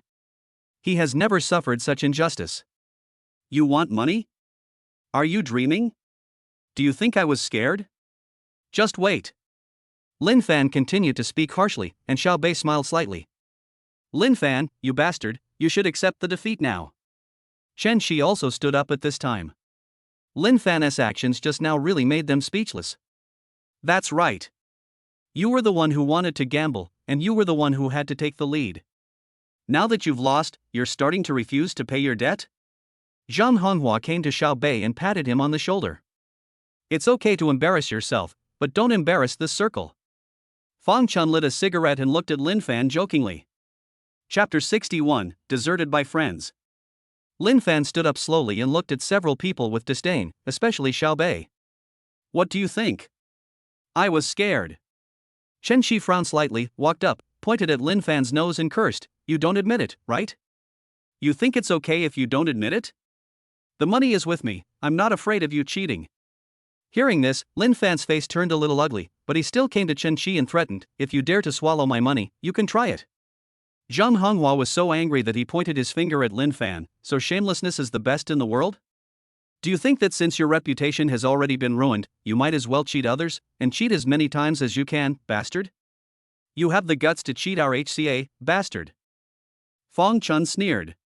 "What are you pretending to be, HCA? You are the leader of HAC now, right? With the tiger gone, a few monkeys want to play big? Call Shin Bin who is abroad and ask him if he is willing to give you the top position."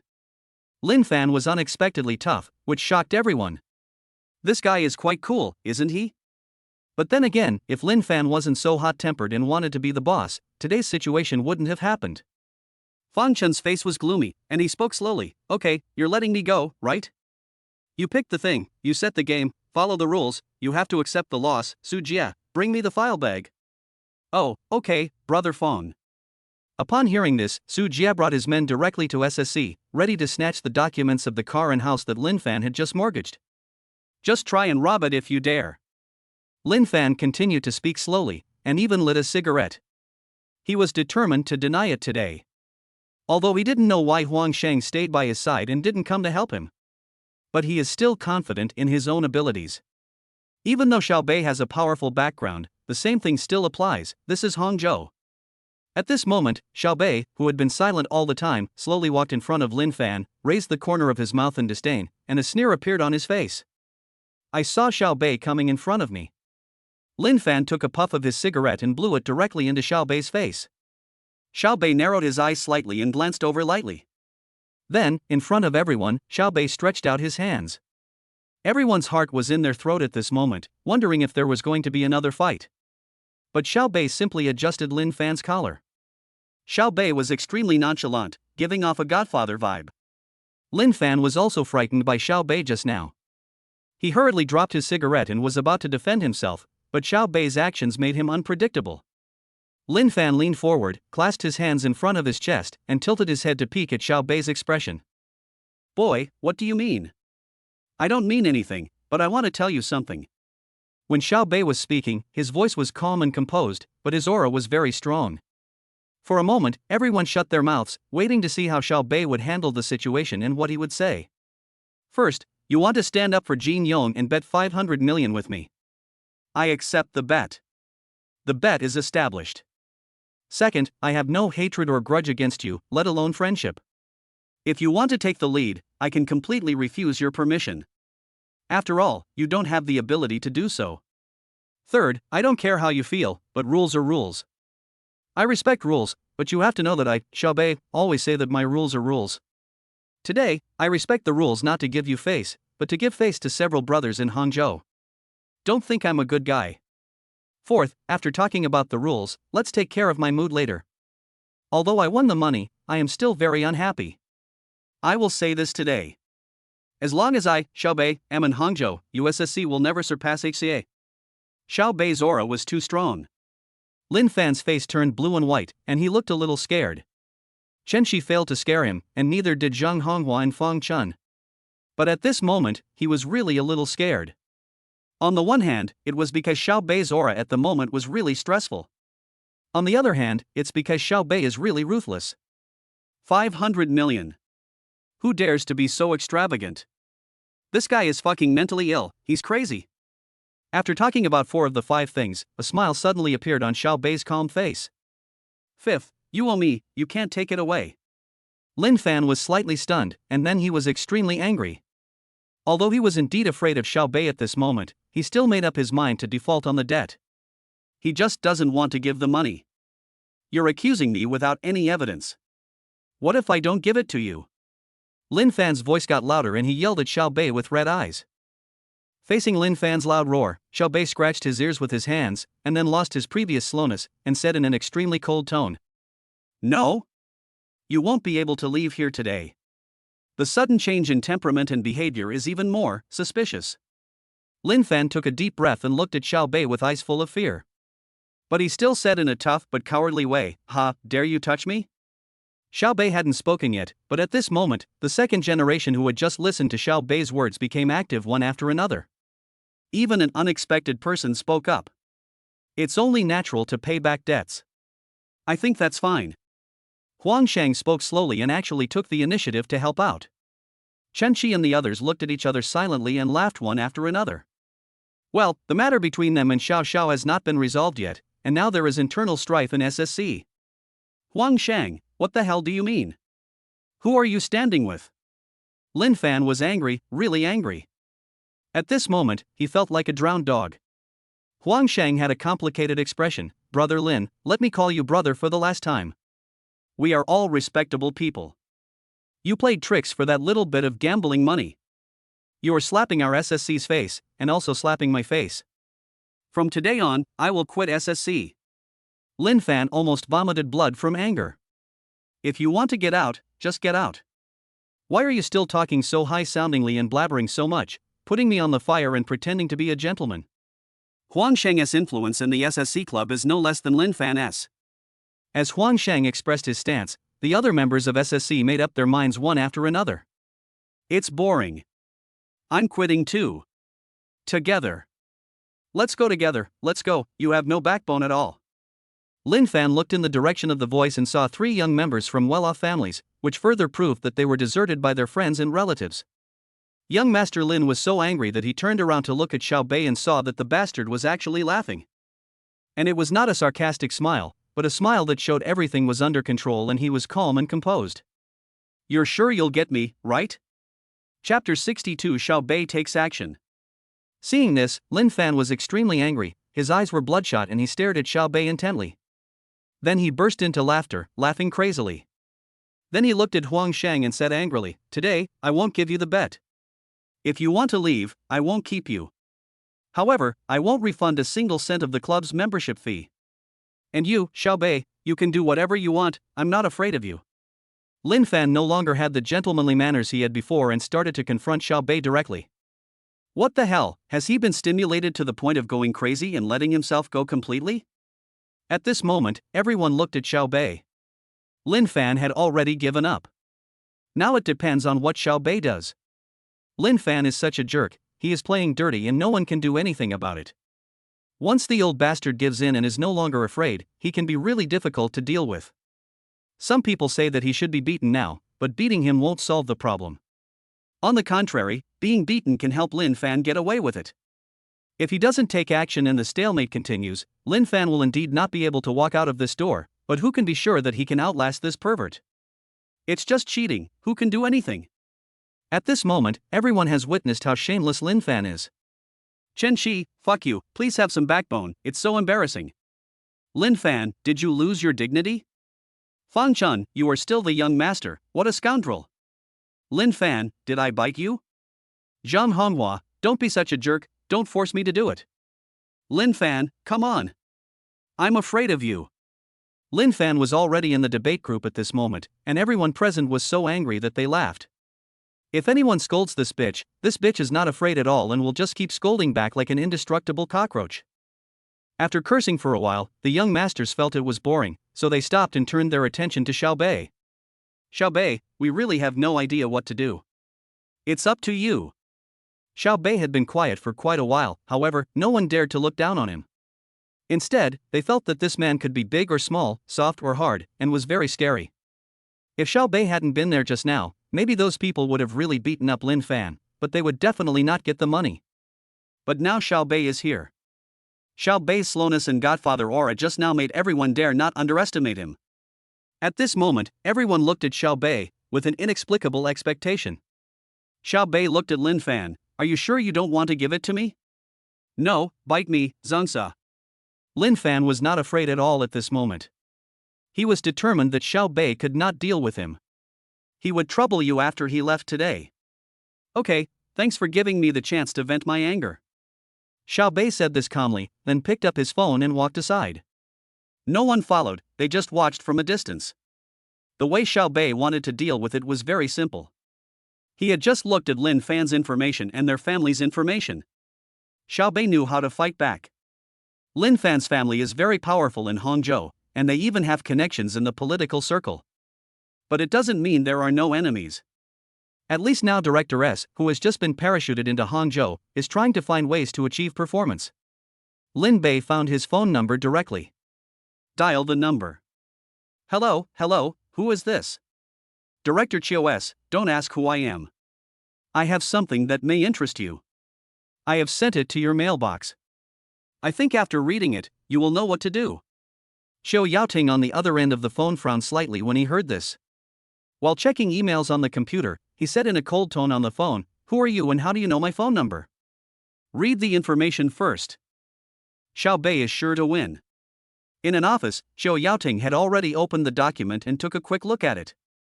His face suddenly became excited, because it was all evidence of Zhongtian Group's tax evasion and bribery of officials. Who are you to have these things? Chief Chiu S, you can't find out about me. What you need to do now is to investigate Zhongtian Group immediately, or someone will run away. Director Chiu S, if we can accomplish this, I think we can discuss the next cooperation, for example, Shudu 8 years ago. Xiao Bei said lightly. Xiao Yaoting on the other side was stunned for a moment, and then asked with trembling lips, You know. Yes, if you want to know all the news, do as I say now. Okay, but if you dare to lie to me, you know the consequences. I am sincere. After saying that, Xiao Bei hung up the phone. After hanging up the phone, Xiao Yaoting on the other side gritted his teeth and took action directly. Together with the Business Investigation Section and the Discipline Inspection Commission, they left the government building directly. After hanging up the phone, Xiao Bei went straight back to everyone. You can go now, but I think you'll beg me in half an hour. Xiao Bei said lightly. Hearing this, everyone was stunned. Why did they let the person go? Ha, kid, you failed at pretending to be cool, and you don't know how to end this, right? I'm not leaving. I'll wait for you for half an hour. After saying that, Lin Fan went straight back to his car. Shen Qi, Beizi, are you just going to let him go like that? Shen Qi asked the question that everyone present had. Some things just need to be left alone for a while. After hearing what Xiao Bei said, everyone became interested and wanted to see how this top young master could make Lin Fan surrender. So everyone just waited together. In less than half an hour, but only 20 minutes, Xiao Bei and Lin Fan's phones rang at the same time. Zhongtian Group has been thoroughly investigated and the news has been released. Okay. That? I'll come find you. After saying that, Xiao Bei hung up the phone, but the way everyone looked at Xiao Bei had become fearful.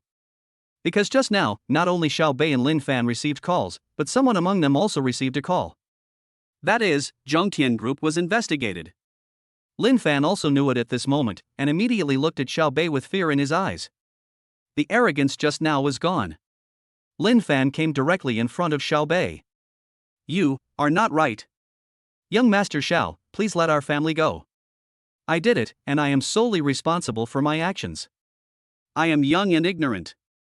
Having said that, Lin Fan, who was so proud, knelt down in front of Xiao Bei. Everyone present was stunned. Who is Lin Fan? He is a top young master in Hangzhou. Xiao Bei made him kneel down with just one phone call. What kind of energy is this? No one will pay for your years of strength. I'll let you go once, twice. Do you really think I'm letting you go? Xiao Bei ignored Lin Fan. Then he turned around and looked towards the crowd of HCA, and saw Jin Yong, who was now pale and trembling, looking at Xiao Bei in fear. Xiao Bei smiled at him and stretched out a hand. She pointed her finger at him and hooked her finger at herself. Motion him over. Chapter 63, Xiao Family in the Imperial Capital. At this moment, Jin Yong already understood what Chen Shi had just said. In other words, everyone present understood what Chen Shi had said before. Xiao Bei, so terrifying. When Jin Yong saw Xiao Bei waving at him, although he was very scared, he still walked over tremblingly. At this moment, when he faced Xiao Bei, he no longer felt the resentment he had before. When the gap between two people is as big as the distance between heaven and earth, one doesn't even have the courage to be jealous. Xiao, Mr. Xiao, I deserve to die. Jin Yong looked at Xiao Bei in horror. You really deserve to die, but someone has paid the price for you. If it weren't for the fact that your family and my wife's family are old friends, you wouldn't be able to leave today. Hearing this, Jin Yong's heart trembled. This meant that he was not going to be punished, so he immediately breathed a sigh of relief. But after all, you have provoked me. If I don't do something, I will feel unhappy. Xiao Bei continued to speak leisurely. Mr. Xiao, you say. At this moment, Jin Yong knew that no matter how much he said, it would be useless. Even someone as strong as Lin Fan was kneeling on the ground begging for mercy, let alone himself. In the face of absolute strength, all conspiracies and tricks are nothing but clouds.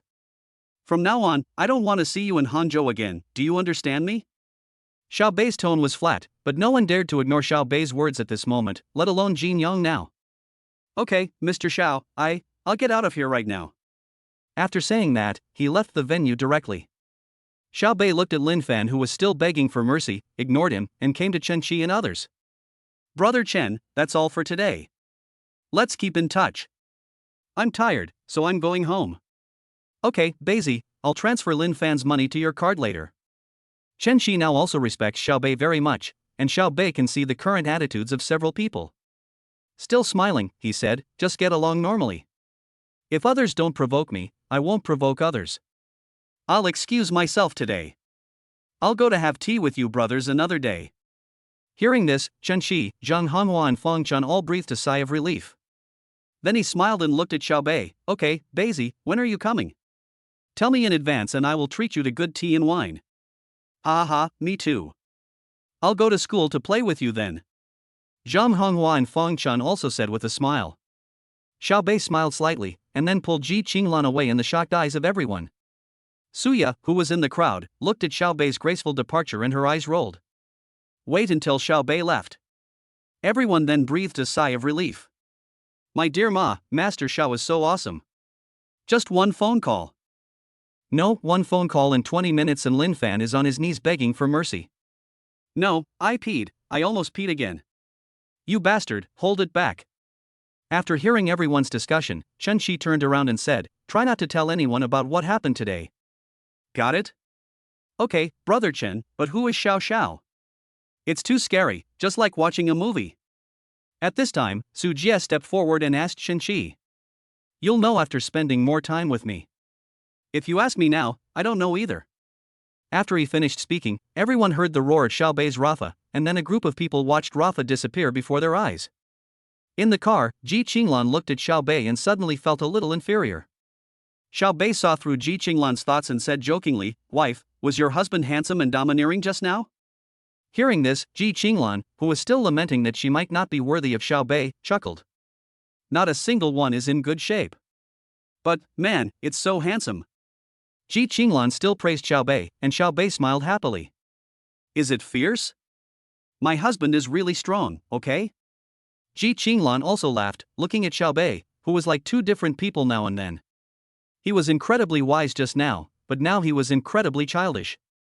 Just when Ji Qinglan and Xiao Bei were chatting, there was a huge storm in the entire city of Hangzhou, the business community and the political circle. First of all, in the political arena, the new director Chios used thundering means and sufficient evidence to bring down the Zhongtian group.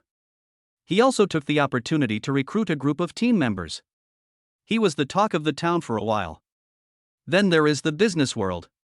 All the prominent people in Hangzhou paid attention to this matter. And no one knew where the news came from, but Zhongtian group was suppressed because Lin Fan offended a young man. At first, everyone treated it as a joke, until they mentioned the matter in front of their own children. Only those business owners knew that this was true. So everyone asked their children to get along well with Xiao Bei. In an instant, Xiao Bei became the most prominent person in Hangzhou. In Xiao Yaoting's office, Xiao Yaoting's assistant stood in front of Xiao Yaoting. "Have you found out the answer to the investigation?" Xiao Yaoting asked as he sorted out the information. "Chief Chios, I can't find it." Xiao Yaoting put down the pen in his hand, frowned slightly, and raised his head. "What's going on?" "Chief Chios, the other party's information is confidential. I don't have enough authority to check it." "What about mine?" Xiao Yaoting asked directly, leaning back in his chair. "Chief Chios, you don't have enough authority." Hearing this, Xiao Yaoting's face suddenly changed. As if he had thought of something, he quickly asked, "Do you have any photos?"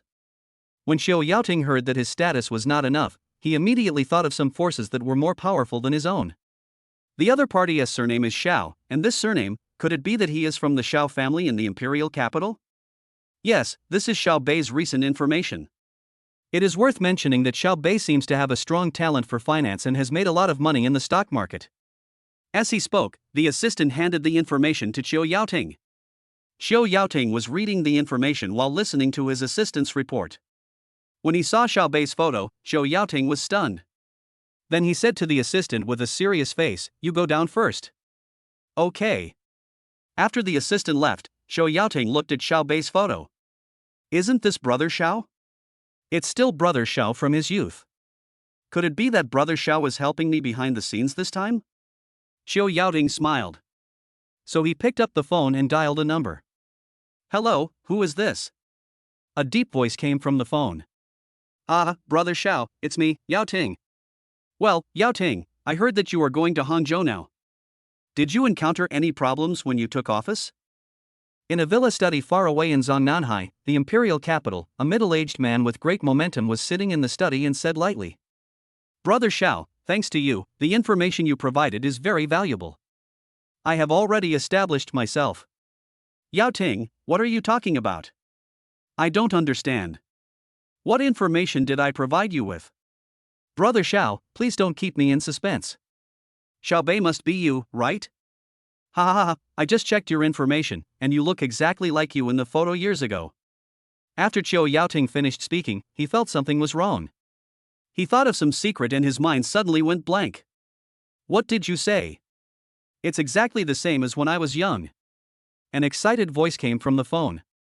Chapter 64, Heading to the Magic City. Xiao Bei had no idea what was happening in Xiao Yaoting's place. Because now he brought Ji Qinglan to the European and American Financial Building. Just now in the car, Ji Qinglan and Xiao Bei said that the company's decoration is almost done and they are just waiting to put on the soft furnishings. So the two of them came to the European and American Financial Building.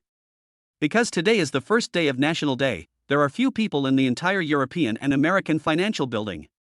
The two of them arrived at the company soon. As soon as he walked into the company, Xiao Bei liked the decoration in front of him. The fusion of modernism and European and American minimalism is just right. Xiao Bei is very satisfied with his office and open-air balcony. The entire office is 200 square meters, and there is a full-length floor-to-ceiling window next to the desk. Behind the desk is a crystal cabinet display cabinet, and next to it is a wine cabinet where you can put some good wine. The entire office is covered with carpet. There is a small door on the wall behind the desk, which opens into a bedroom. It is convenient for those who work overtime until late as they can live here directly. In the office lobby, there are 3 artistically shaped sofas, and in front of the sofas is a 100-inch LCD TV. Then there will be an entertainment venue, where you can buy some entertainment equipment according to Xiao Bei's hobbies, such as a small golf model, a pool table, etc. Next is the office's built-in balcony, which is equipped with a coffee machine, a cigar cabinet, a parasol, an outdoor sofa, etc. After work, you can come here to enjoy the scenery and smoke a cigar. Do you like it? Ji Qinglan hugged Xiaobei from behind on the balcony. Xiaobei smiled slightly. I like it very much. You are worthy of being my wife. Can I not pay for it? Xiaobei joked. If you want to be a gigolo, then don't pay. I can support you. Ji Qinglan looked at Xiaobei with wide eyes. Xiaobei chuckled. Actually, I like to eat soft rice and hard food. What is a free lunch? Ji Qinglan looked at Xiaobei in confusion. Xiaobei did not answer, but simply picked up Ji Qinglan like a princess. Bad guy, what do you want to do? What do you think? Is the bedroom good? I want to experience it. Having said that, Xiaobei carried Ji Qinglan to the bedroom. Then there was a sound of breathing from inside. On October 2nd, Xiaobei set out for the Magic City. After spending the whole night with Ji Qinglan yesterday, the next day Ji Qinglan was about to go home, so Xiaobei sent Ji Qinglan away. There are two things for this trip to the Magic City. One is to capture Lu Qingyan, and the other is to get that information. A month ago, Xiaobei wanted to win over Fu Guochun, so he purchased some future business intelligence at that time. The reason why Xiaobei bought this information was because of the introduction on it. C-level business intelligence. B-level business intelligence is profitable, but its duration is short, so it is positioned as C-level business intelligence. Xiaobei, who understands the system, is very clear about the levels of business intelligence. Business intelligence is divided into D, C, B, A, S, and SS. D-level business intelligence is priced at a minimum of 100,000 points for the rich, and can generate long-term returns of over 1 million. C-level business intelligence is priced at a minimum of 1 million yuan for the wealthy, and can generate long-term returns of over 10 million yuan. Class B business intelligence is priced at tens of millions of yuan and can generate long-term returns of over 100 million yuan but less than 2 billion yuan. A-level business intelligence, priced from 100 million to the rich, can generate long-term returns of over 2 billion and less than 5 billion. S-level business intelligence, priced from billionaires, unicorn companies. SS-level business intelligence, priced at 5 billion rich points, enterprise potential, field overlord, such as Alibaba Group, etc. And Xiaobei's information was that a game company in Shanghai called Jianyu Technology Company, Limited was currently seeking financing. It only needed to invest 2 million to get 30% of the shares, and this company. A game called Awesome will be launched at the end of December. By then it will be popular all over the internet and can bring 2 billion in profits in just 3 months. Xiaobei wants to quickly make a name for himself in venture capital and finance, and this project is undoubtedly not his best project at the moment. The Magic City is not far from Hangzhou and can be reached in 1 hour by high-speed rail. Xiaobei originally planned to drive, but when he thought about the license plate restrictions in Shanghai, he decided to take the high-speed rail. Recently, Xiaobei did not ignore Lu Qingyan and kept chatting with her. This little girl didn't go home during the National Day. After asking, I learned that the young lady was preparing for a performance in Jinling in early November, and now she had to practice hard, so she didn't go home. In the business class of the high-speed train. At this moment, Xiaobei was chatting with Miss Lu Qingyan on his mobile phone. Lu Qingyan, Jr., where do you plan to go when you come to Shanghai? Xiaobei, I want to go to the bar. I haven't been to a bar yet, feeling wronged. Lu Qingyan, humph, what are you doing in a bar? Rolling eyes. Xiaobei, let us just go and see the young ladies. I heard that the young ladies in Shanghai are all very pretty. Xiaobei said this deliberately because he wanted to see what Lu Qingyan's attitude towards him was now. Lu Qingyan, humph, you have a beautiful woman like me to play with you, but you still want to see other beauties? Sure enough, all men are the same. Xiaobei, what does a man look like? Lu Qingyan, men are animals who think with their lower body. Xiaobei, actually, our upper body can also think grin. Lu Qingyan, humph, besides going to the bar, where else do you want to go so I can make arrangements? By the way, have you made a reservation for where you are staying? Xiaobei, not yet, can you help me, senior sister? Actually, I don't mind living in the girls' dormitory. Snickering. Lu Qingyan, okay, Junior, I haven't seen you for a month and your mouth has become messy again. You don't mind, but I do. Xiaobei, can you bear to see me living on the streets? Feeling wronged. Lu Qingyan, stop talking nonsense. Why don't you find a hotel closer to my school? That way it will be convenient for me to come and find you.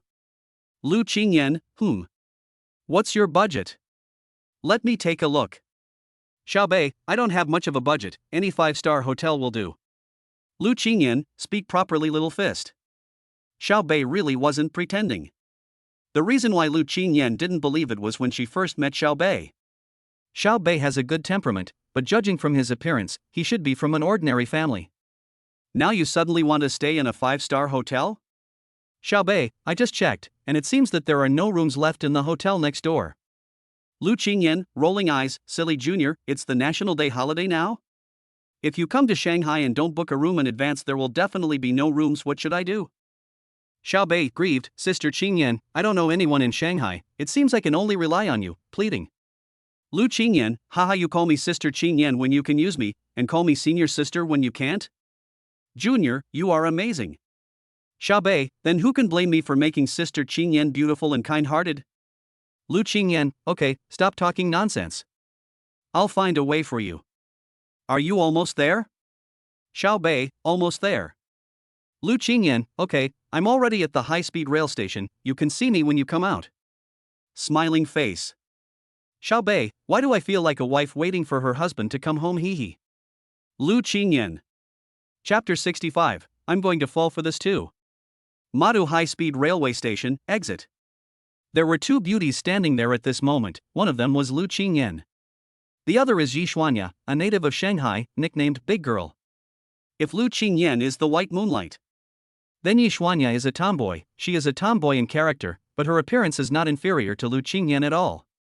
She has a pair of bright eyes, full of determination. Her face is very delicate, with a small cherry mouth embedded in her palm-sized face. Her facial features are sharp, graceful, and luxurious, and she has a strong aura. To be honest, she has a kind of feminine dominance. Paired with a white hat, a pair of Tyrannosaurus sunglasses, and a white LA short-sleeve top wrapped in an irregular denim skirt, although the top has a lot of layering, the most eye-catching thing is the feeling of pressure brought by the surge. At this moment, Yi Xuanya looked at Lu Qingyan, who was staring at her phone with a smile on her face, and rolled her eyes under her sunglasses. Sister, what's going on? Is this junior named Xiaobei really that good? You look so excited right now, OMG. Early in the morning, Lu Qingyan drove Yi Xuanya to the Magic City high-speed railway station. But Yi Xuanya was shocked enough. He almost snatched Lu Qingyan's phone to see who she was chatting with. Now she was becoming more and more curious about what kind of fool could have taken away her sister, who was like an iceberg cabbage. No, it's about to be pushed over. Hey, big girl, what are you talking about? It's just the junior brother. Lu Qingyan's pretty face turned slightly red as she said shyly. Yi Xuanya took out her cell phone and took a photo of Lu Qingyan's face while Lu Qingyan looked puzzled. Big girl, what are you doing? Look at it, look at yourself, your pretty face is full of passion. It's all red, just like you just had GC. Yi Xuanya placed the photo of Lu Qingyan's blushing face on her phone directly on Lu Qingyan's eyes. No, I want to send this photo to old Zhang and old Buddha. Let them see that the popsicle is in spring. Lu Qingyan quickly stepped forward to snatch the phone. Wow, big girl, if you dare to send it, I will. I will ignore you. Popsicle, you're actually going to break up with me for a man? I want to see what kind of god has bewitched you to say such outrageous words. The two were fighting at the exit. Just at this moment, I heard the announcement of the high-speed train arriving at the station. Okay, big girl, I was wrong. Be good, you three are my best sisters. Junior brothers are junior brothers, and sisters are for life. Seeing that she couldn't prevail against the big girl, Lu Qingyan had no choice but to give in. That's more like it. Yi Xuanya looked at Lu Qingyan with a smile. At the same time, she felt a strong curiosity about the junior whom she had never met before. What kind of person is so depressed that he wants to melt a popsicle? By the way, girl, why don't you lend me the apartment near your school for a few days? What? Popsicle, what are you talking about? Popsicle, are you planning to die together with your junior? Yi Xuanya looked at Lu Qingyan in disbelief. I can't tell, Popsicle, you either don't stir, or if you stir, you plan to perish together? Oh. What? Why are you thinking so much? The main thing is that my junior is trying to book a hotel, but he can't get one, so he has to stay alone. But don't worry, the sheets and everything else are mine. Just tell me if you want to lend it to me or not. Lu Qingyan pouted and patted Yi Xuanya. Yi Xuanya looked at Lu Qingyan. You are not right, sister, you are not right, you are finished, you have fallen in love. Stop talking nonsense. Will you lend it to me? Lu Qingyan put her hands on her hips and looked at Yi Xuanya. Say it again, I want to check your character for you. Yi Xuanya was really shocked by Lu Qingyan countless times today. No, she must not let Lu Qingyan go astray and fall into the sad whirlpool of love. Just when Lu Qingyan and Yi Xuanya were playing around, Xiao Bei walked out of the high-speed rail station. Today Xiao Bei was wearing a pure black in style. The top is a Balenciaga round neck knitted t-shirt, the bottom is a pair of Armani casual draped 9-point trousers, and the feet are a pair of LV Oberlampf men's high-top hiking boots. The shirt was still tucked into the trousers, making his legs look extremely long. His hairstyle was a 2:8 split in Hong Kong style, and he wore a Vacheron Constantin overseas watch with a leather strap on his hand. With an LV leather black backpack, his aura was extremely powerful. When he got off the high-speed train, the young ladies around him couldn't help but cast infatuated glances at Xiao Bei. Xiao Bei, who had just walked out, saw a familiar figure. Who else could it be but Lu Qingyan? Xiao Bei saw that at this moment Lu Qingyan was chatting with a beautiful woman next to her, calling back and forth. Xiao Bei smiled slightly and strolled over slowly. When he was not far in front of the two of them, Xiao Bei saw the best friend next to Lu Qingyan. For a moment, I was stunned. I secretly marveled in my heart, what kind of magical place is the Shanghai Conservatory of Music? How come there are so many good-looking people in it? That surging body, that figure, that skin, those long legs. At this moment, Xiao Bei just wanted to say one thing: oh God, can you let me be reborn again, and let me choose the starting place? Lu Qingyan and Yi Xuanya had just finished playing and looked towards the high-speed rail exit. Then he was surprised. Junior? Lu Qingyan was shocked. Although Xiao Bei had become very handsome now, his facial features were still there. Lu Qingyan recognized him at once. I was suddenly surprised. After not seeing him for a month, what had that junior classmate with good temperament and high emotional intelligence experienced? How come he suddenly became so handsome? Yi Xuanya heard Lu Qingyan's muttering. He also looked in the direction of Lu Qingyan's gaze. I was also stunned for a moment. Isn't this really a star? Yi Xuanya suddenly grabbed Lu Qingyan's hand and asked, is that the junior you know? Well, what's wrong? Are you sure you're not the overbearing president? What? It's just my junior fellow student. Can you please stop being so filthy?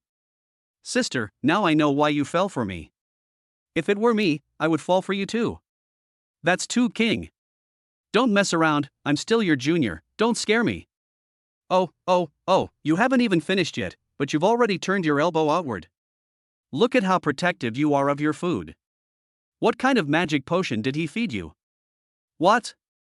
I didn't, don't talk nonsense. Chapter 66: Yi Xuanya's suspicion. Lu Qingyan retorted to Yi Xuanya. Although Yi Xuanya said this, she was still worried in her heart. It was obvious at first glance that the junior student in front of him was not a simple person. Anyway, as a sister, Yi Xuanya would not let Lu Qingyan be deceived. Since she couldn't get anything out of him, then I want to ask.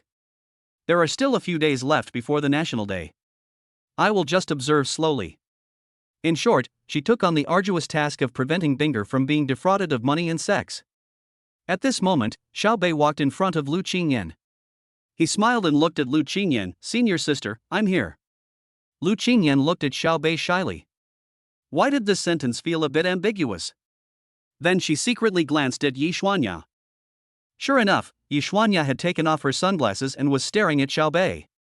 Lu Qingyan felt helpless, and then looked at Xiao Bei in surprise. Junior brother, you have changed so much in this month. Is the change big? In what way?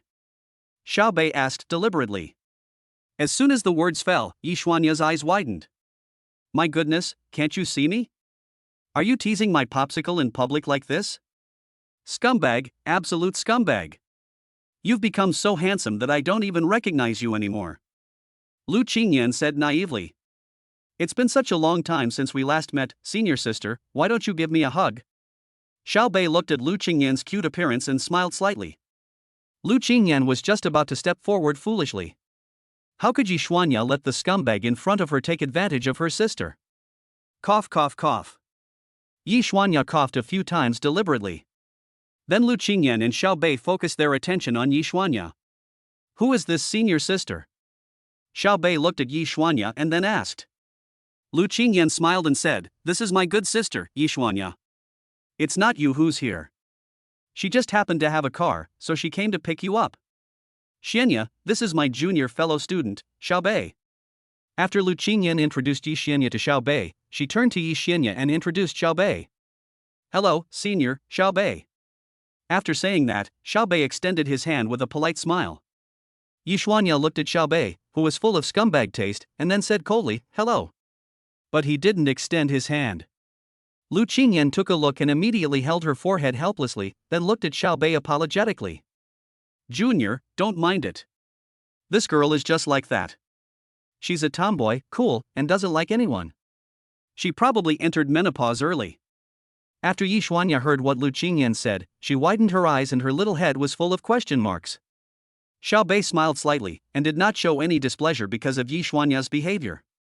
Instead, he said humorously, "I guess I'm not as cool as my senior, huh?" Lu Qingyan smiled slightly. After Yi Xuanya heard what Xiao Bei said, although she felt that the boy in front of her was very polite and had high emotional intelligence, she was still on guard. The perfect man does not exist. But overall, it's not particularly annoying and the first impression is pretty good. Come on, get in the car. Although I feel that Xiao Bei is a scumbag in my heart, he has not done anything bad so far. And her manners were very proper, perhaps it was because of my preconceived notion. So the attitude got a little better.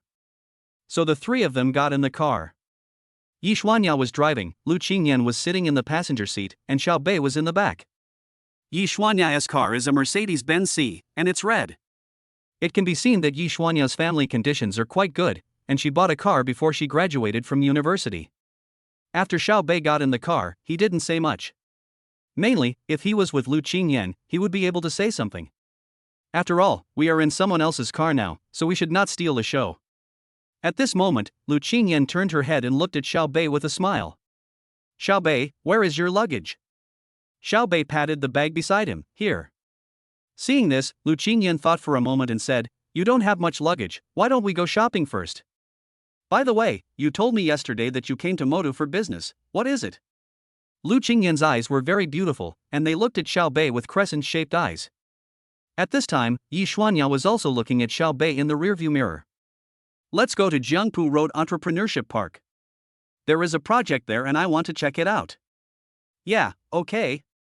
Lu Qingyan didn't think much of it, but Yi Xuanya had her own ideas. An entrepreneurial park? A project? Could it be that this junior fellow is still starting a business? Is it just talk, or is it true?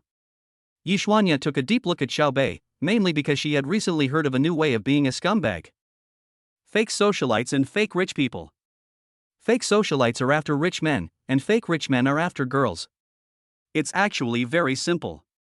He would rent a place in the circle of friends or privately, and deliberately bring girls there, so that the girls would think, "Wow, this man actually has a company." At this moment, Yi Xuanya subconsciously felt that Xiao Bei was this kind of person. But through the rearview mirror, Xiao Bei in front of him seemed very calm. There were 10,000 alpacas running wildly in Yi Xuanya's heart. She endured it again and again, but in the end she couldn't help but say that advice. "Junior, I heard that there are many young people who like to make money.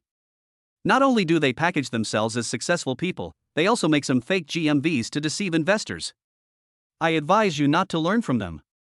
Rather than being an advice, it's more like a question. This girl from Shanghai is so straightforward. If you don't agree with me, why don't you bite me? Being looked down upon by others will always make one feel a little unhappy, and Xiao Bei is no exception. However, he is not stupid enough to confront Lu Qingyan's best friend. Instead, he smiled generously and said, "Thank you, senior sister Yi." I know. Lu Qingyan was stunned by the conversation between Yi Xuanya and Xiao Bei just now. But she didn't know how to start, so she looked at her best friend. Yi Xuanya thought Lu Qingyan knew, so she gave her a reassuring look, meaning, "I'm here." Afterwards, Yi Xuanya drove to the Jiangpu Road Entrepreneurship Park. Anyway, she would see what this junior was going to do and what kind of thing it was. Just at this moment, Xiao Bei's phone rang. Xiao Bei looked at the number displayed on his phone and frowned slightly. But I still answered the call. When Xiao Bei answered the phone, Yi Xuanya's ears pricked up. Chief Zhou, I will contact you later. Don't worry, I'm in Shanghai now. When should I go back? I'm still a student. What do you think? I will contact you in the evening. When Yi Xuanya and Lu Qingyan heard the word Director Zhou, they had two completely different reactions. Lu Qingyan was surprised.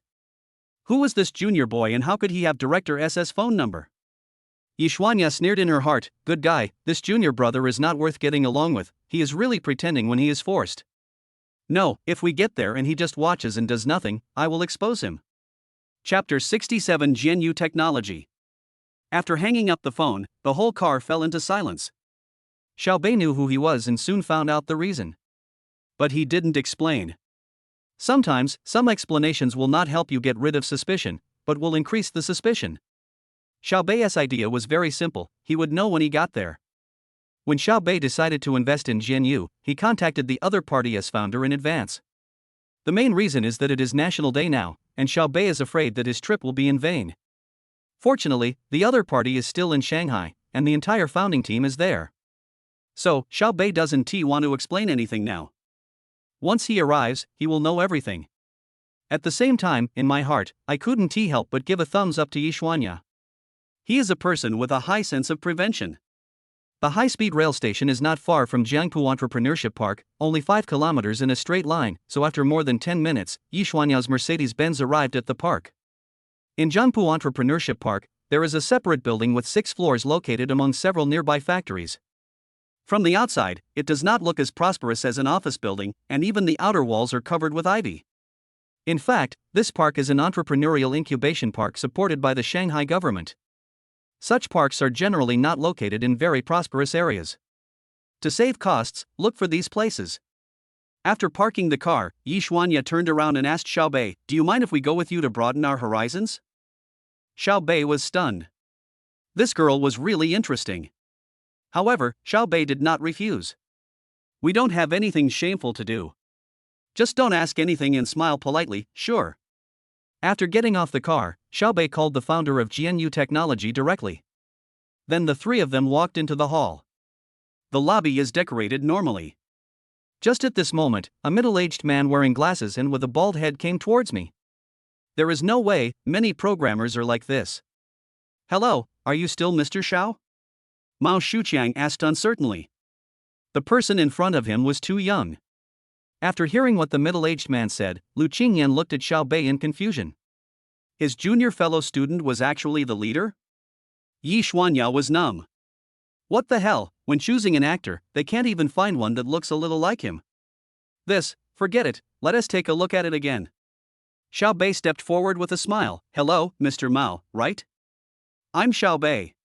After receiving Xiao Bei's affirmative reply, Mao Shuqiang was stunned for a moment, but quickly adjusted himself. After seeing Xiao Bei, and then seeing the two incredibly beautiful beauties behind Xiao Bei, Mao Shuqiang would not doubt Xiao Bei's strength. Because in his eyes, the person in front of him is just a rich second generation who may just be here to invest for fun. It just so happens that I need money, you invest and don't participate in the management. So Mao Shuqiang smiled and said to Xiao Bei, Mr. Xiao, you are really young and promising, with unlimited energy.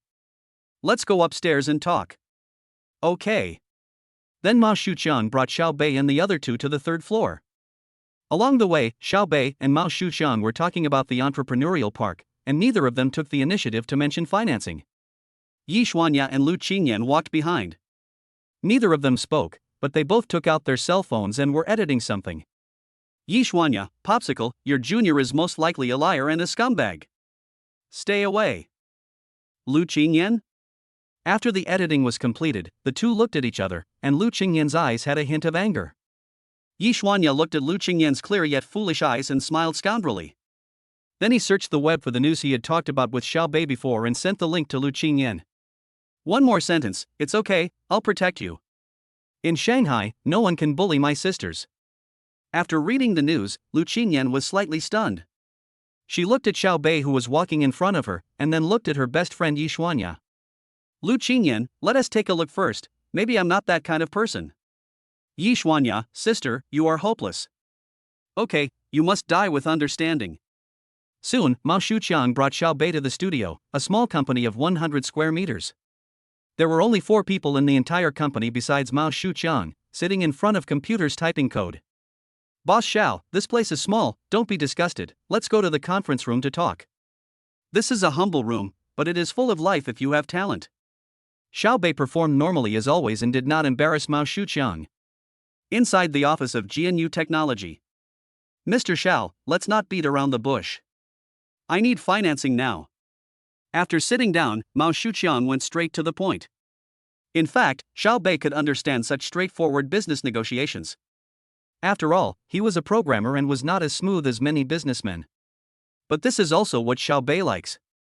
But after Yi Xuanya heard what Mao Shuqiang said, she looked at Lu Qingyan lightly. Lu Qingyan also noticed Yi Xuanya's eyes. "Yi Xuanya, as soon as we sat down, you got straight to the point. How can you talk about business like this?" "Lu Qingyan, let us take another look." Yi Xuanya fainted. "Mr. Mao, I can invest, but I want to hear your ideas about the project, where it is currently developed, how to use the money, and how to operate it in the future." Xiao Bei asked the question directly to Mao Shuqiang. Mao Shuqiang was slightly stunned when he heard this, and then said seriously, "Mr. Xiao, the game is already in the works. After the financing is in place, I will find some gaming experts on Weibo. There is no TikTok in this world yet, and some online gaming bloggers to warm up the game. Of course, we will also use WeChat applets." Xiao Bei didn't understand what was going on, and continued to ask, "How can we make a profit later?" "I haven't thought about it yet, but we are planning to make some paid props." "Is that so, Mr. Mao? How many shares can you give away?" "Sell 30%, 2 million. Mao Shuqiang said without thinking. Xiao Bei shook his head slightly. 30% is too small, I want 50%. "That's impossible, Mr. Xiao. Although our company is small, it is the result of my hard work. What if I say that I will not participate in management, and can even provide you with better operating plans and ways to make profits?" Xiao Bei drank the tea in front of him and waited for Mao Shuqiang to make a decision. Mao Shuqiang was stunned when he heard this, and stared at Xiao Bei, not knowing what he was thinking. The conversation between Xiao Bei and Mao Shuqiang made Yi Xuanya even more convinced that the two were acting. How could they talk about business like that? But soon she was stunned. "Boss Xiao, if you really have a better operation, or even a better way to make a profit, and you don't want to participate in management, that is fine." Mao Shuqiang thought about it and finally agreed. After all, Xiao Bei had already given a lot. Furthermore, he really couldn't delay it because his own funding chain was about to fail. "Okay, Mr. Mao, let's sign an investment contract, and then I'll tell you my idea." "Please wait a moment." Mao Shuqiang went out directly to prepare the contract. After Mao Shuqiang left, Yi Xuanya was about to expose Xiao Bei when Lu Qingyan saw this. He quickly interrupted and said, "Junior, you want to invest in this company?" Chapter 68 Xiao Bei's Thinking. In response to Lu Qingyan's question, Xiao Bei nodded. "I've seen their project before, and it just so happens that I have an idea that can be combined with mine, so I'm ready to invest." "Then, why don't you think about it? After all, this is 2 million. Lu Qingyan's family conditions are pretty good, but Xiao Bei's actions today still gave her a big shock. Although her best friend Yi Xuanya has been saying that Xiao Bei is just pretending to be cool. However, Lu Qingyan's intuition told her that Xiao Bei was not that person, because of his temperament and the first time she met Xiao Bei. Not everyone can imitate that temperament. Just at this moment, Mao Shuqiang walked in. "Mr. Xiao, take a look. This is the investment contract." Mao Shuqiang handed the contract to Xiao Bei. Xiao Bei took it and looked at it carefully. There were no traps. Then he smiled and said to Mao Shuqiang, "Mr. Mao, there is no problem with the contract. Let's sign it now." "That's great. Mr. Xiao, I still have a question. When will the 2 million arrive?" Mao Shuqiang is really poor, and the financing cannot be delayed, otherwise he won't know how to pay the wages. Xiao Bei naturally knew his predicament, so he smiled and said, "Once the contract is signed, it will be transferred directly to the public account immediately." "That's a good feeling." Mao Shuqiang signed his name on the contract without saying a word. Xiao Bei also signed his name on the contract. Lu Qingyan and Yi Xuanya watched the two people sign the contract. Yi Xuanya was also a little stunned at this moment. Now she is a little unsure. Does this junior really want to invest, or is he pretending? First of all, this junior has always been very calm. Secondly, just now Mao Shuqiang asked Xiao Bei when the funds would arrive in the account, but Xiao Bei said that it would arrive soon. If Xiao Bei is really that kind of scumbag and fake successful person, then it would be extremely unreasonable. Because now he and Lu Qingyan are both beside him. The best explanation should be that you can stretch it out in a few days and the money will be credited to your account the next day. In this case, my sisters and I wouldn't know whether he transferred the money or not. At that time, he can just say that he has forwarded it and Photoshop the picture, and who knows whether it is true or not. But what does he say now? Transfer it immediately? Then my sisters and I can see it, right? Am I really being too suspicious? Mr. Xiao, the contract has been signed. Can you tell me what you think? Although Mao Shuqiang is in urgent need of money, the contract has been signed and the money will definitely be received. So he was not in a hurry. Instead, he was very interested in the ideas about operation and profit that Xiao Bei had just mentioned. The stone in his heart fell to the ground, and now he was relaxed for a rare time. Xiao Bei heard this and took a sip of tea. Operation, the previous part is based on your ideas. Try to invest in vertical advertising. What I am going to tell you next is the key point. Xiao Bei looked at Mao Shuqiang, who nodded in motion for Xiao Bei to continue. My idea has these steps. First, our operations must have contradictions. For example, our advertisements say that only people with an IQ of 180 can complete the game, but in reality, does completing the game have anything to do with IQ? Obviously not, so I want you to set up an algorithm. The first level is very simple, and anyone can pass it. The second level is very difficult, and 98% of people cannot pass it. As soon as Xiao Bei finished speaking, Mao Shuqiang shook his head and said, Boss Xiao, if that's the case, who will play our game? Then the next point I want to make is that we use the algorithm to divide the provinces. Anyone who passes the second level can go to the cattle pen in their respective provinces. Your friends can pass, but I can't. What do you think? Mao Shuqiang was stunned. Then I would definitely be unhappy and would call him back directly. Me too. Others are going to go, but I'm not going. I feel itchy inside.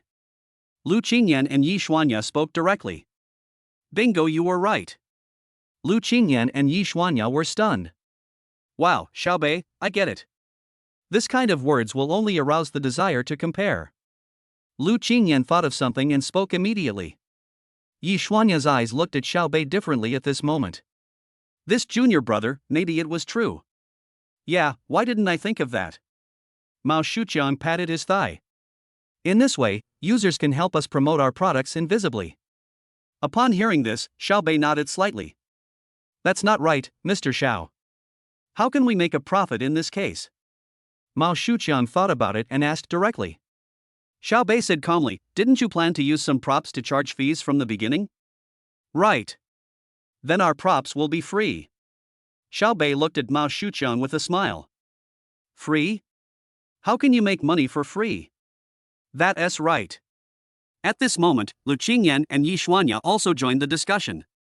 Who says you can't make money if it's free? The three of them looked at Xiao Bei, waiting for him to give an answer. If you want to get free props, there is a prerequisite, that is, you need to watch the advertisement. We want to make money from advertisers. You don't have to worry about advertising. I'll connect you with a few people in the early stages. When our traffic increases, they'll come to us.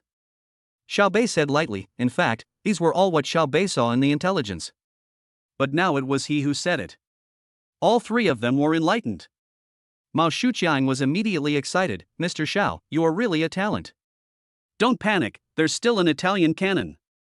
Xiao Bei made a light joke and continued, when our game is popular enough, we will add fuel to the fire. What? The one who asked this question was Yi Xuanya. At this moment, she was also shocked by Xiao Bei's thoughts just now, so she asked quickly. There is not just one way to be read, there is also black and red. Black and red? Mr. Xiao, what do you mean? Yes, that's what you thought. You got the inspiration for this game from that foreign game, right? So, the next thing is hype and plagiarism, but in fact, did we really plagiarize? No. Mao Shuqiang said immediately. That's great, in that case, this is what I think.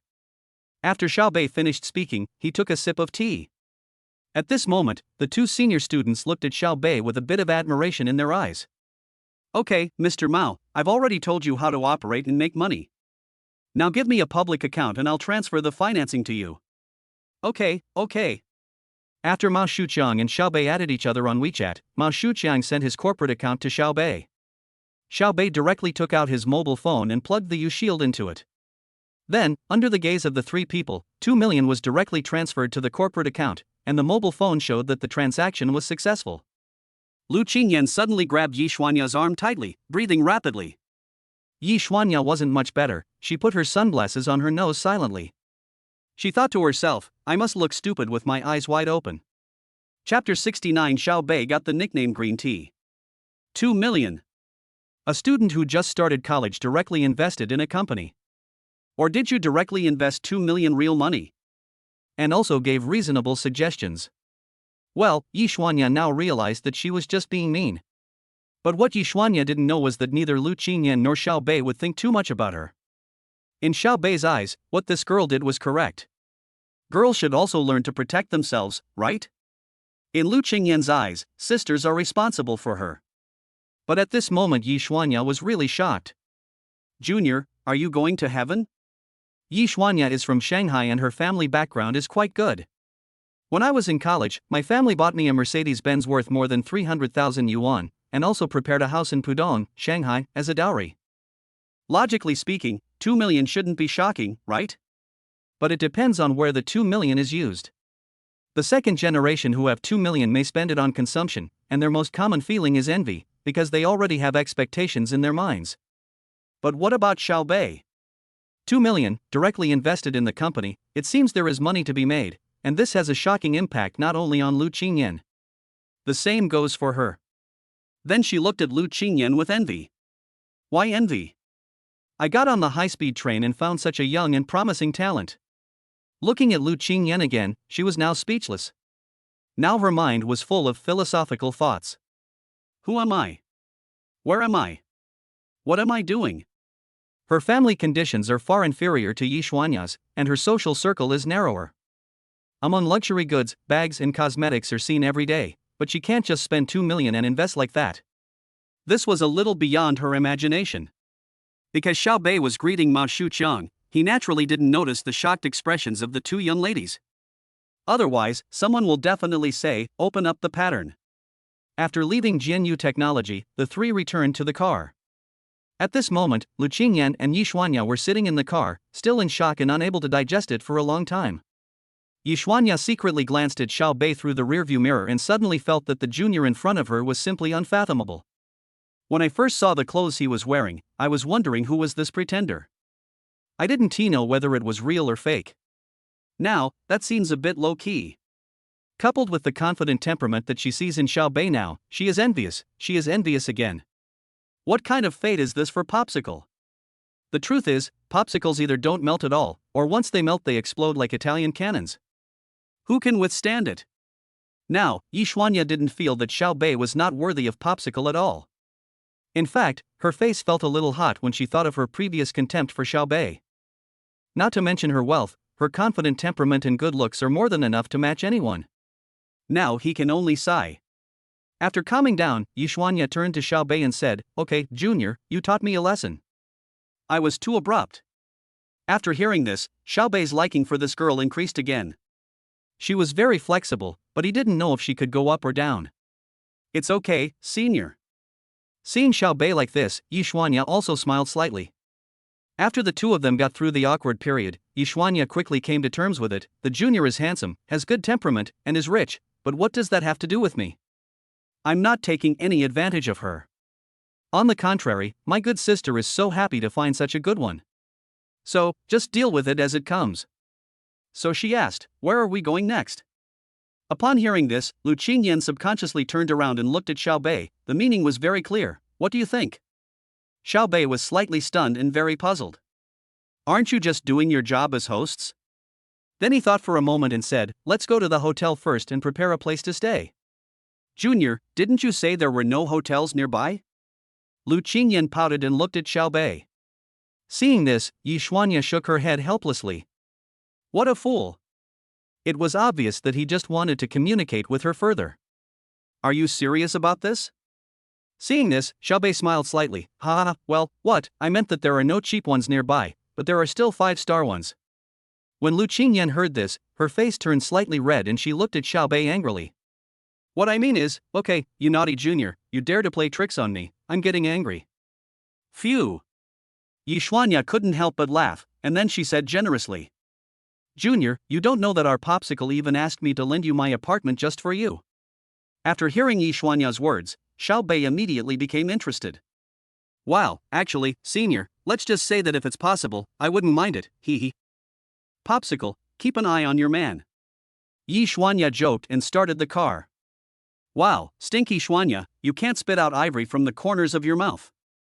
Senior sister Yi, our senior sister Lu is so beautiful, how can you say she is a popsicle? Xiaobei deliberately said it in a green tea tone. Yi Xuanya looked at Xiaobei in the rearview mirror. Then he raised his middle finger and said, Junior, I found out that you are a real green tea. Okay, from now on I will call you green tea. Popsicles and green tea are a perfect match. Uncle, don't bother with her, she is just like that, big girl.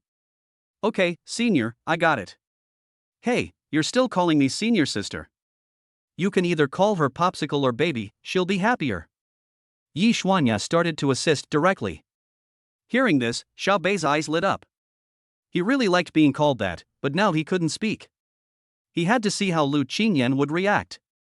Sure enough, after Lu Qingyan heard Yi Xuanya's words, he immediately stopped and looked at the girl angrily. Whoa, big girl, shut your stinky mouth.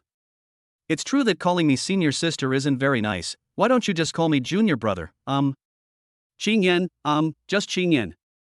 After saying this, Lu Qingyan's pretty face turned visibly red. Yi Xuanya laughed, then just call me big girl.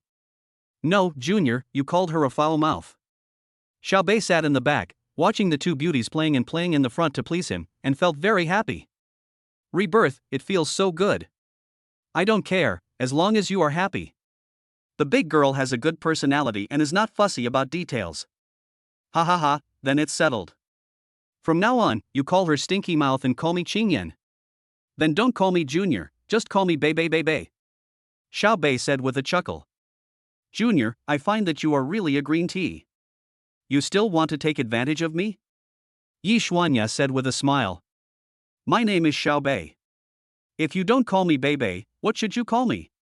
Yi Xuanya and Lu Qingyan looked at each other, and then said in unison, I will call you green tea from now on. Chapter 70 Lu Qingyan claims sovereignty. Xiaobei resisted this. Green tea is definitely not as good as Bei? Xiaobei complained dissatisfiedly. Ha, then let's do this, we fully respect your opinion. Lu Qingyan thought about it, then looked at Xiaobei meaningfully. What? Xiaobei asked. From now on, I'll call you Green Tea North. Look, senior is so nice to you and never does anything hegemonic. Ah, you have your popsicle. By the way, Green Tea North, which hotel are you going to? Yi Xuanya looked at Xiaobei in the rearview mirror. Xiaobei heard this and said, let's go to a place closer to your school, so it will be more convenient for me to find you. Budget? No, popsicle, there's still a budget? Do you think Green Tea North needs to consider a budget? Yi Xuanya complained. Lu Qingyan finally reacted, I was too abrupt. Xiaobei smiled slightly. He really liked this way of getting along with others. He would not try to please you deliberately just because you were rich. That's how friends get along. I've taken a look, so let's just book at Yangyun Anmen Hotel. This is the only good hotel nearby. Xiaobei said lightly. Upon hearing this, Yi Xuanya immediately became angry. Popsicle, I really want to hit someone. Who to hit? Lu Qingyan asked. Green Tea North, you are so Versailles. I hate you, you won't be sad, right? Then I won't be sad. I'll fight with you. He. When Xiaobei heard what the two said, he immediately laughed. Protest. Protests are useless. The three of them chatted and laughed as they arrived at Yangyun Anmen Hotel. You two go get a room first. I'll go park the car and figure out where to go later. Parking is expensive. After Yi Xuanya finished speaking, she drove off to find a parking space. After Lu Qingyan heard Yi Xuanya's words, her pretty face suddenly turned red and she stomped her feet on the ground anxiously. Waving his little fist, he angrily complained to Yi Xuanya as she left the car, You stinky mouth, you're driving recklessly again. You two should go get a room first? What kind of lewd words are these? Lu Qingyan's pretty face flushed as she secretly glanced at Xiao Bei beside her. Seeing this, Xiao Bei smiled and said, "Let's go, Xiao Qingyan, let's go get a room." You. Ha ha ha. After saying that, Xiao Bei grabbed Lu Qingyan's hand and walked in. Lu Qingyan's hand was held by Xiao Bei, and she immediately lowered her head in shame. If there was a third person's perspective at this moment, you will definitely see a man pulling a woman, the man holding his head high and the woman lowering her head and following in small steps. Especially if it happens in a hotel, people will think, "Oh my god, there is one less innocent girl and one more woman in the world today." Soon, the two entered the revolving door. Lu Qingyan quickly pushed Xiao Bei away and glared at him fiercely, "Be careful. I'm afraid of getting lost." Xiao Bei smirked, "It's my first time walking into such a big hotel, I'm so nervous. But holding your hand, I'm not nervous anymore." Annoying. Lu Qingyan was so angry that she slapped him and said, "I don't believe you. You can invest 2 million just like that, why are you panicking?" Wait, are you panicking? Lu Qingyan thought of something, but her head was blank. Humph, you're just taking advantage. Tell me, do you often take advantage of young ladies? Lu Qingyan questioned. Come on, this is my first time holding hands, look how sweaty my palms are. If Ji Qinglan were here now, she would definitely look at Xiao Bei like coldly and say, "Are my hands not hands?" After hearing what Xiao Bei said, Lu Qingyan was slightly stunned. They were holding hands with such a handsome boy for the first time. Suddenly, Lu Qingyan no longer felt shy. It's the first time for everyone, who was afraid of who? In fact, Lu Qingyan also had feelings for Xiao Bei, but she just felt that things were progressing too fast because she was concerned about her reputation. I really don't feel anything. Do you dare to try holding hands? Go wherever it's cool. Feeling nervous about being held by the hand, Lu Qingyan quickly changed the subject. Xiao Bei, how many days are you going to stay in the Magic City? If nothing unexpected happens, we'll be here for the entire National Day. Xiao Bei said lightly. When Lu Qingyan heard this, she felt slightly delighted. Then the two of them held hands and came to the hotel front desk. Hello, sir, how can I help you? The lady at the front desk looked at Xiao Bei politely, and at the same time was surprised in her heart. This is that family's Fergana BMW, and it comes out in full force. I'd like to stay for a few days. Please book me a presidential suite for a week first. Xiao Bei thought for a moment and replied. Xiao Bei doesn't want to play the role of a pig and eat the tiger. Since he has the ability, why not give himself the best enjoyment? Anyway, you come to Shanghai to have fun, so don't treat yourself badly.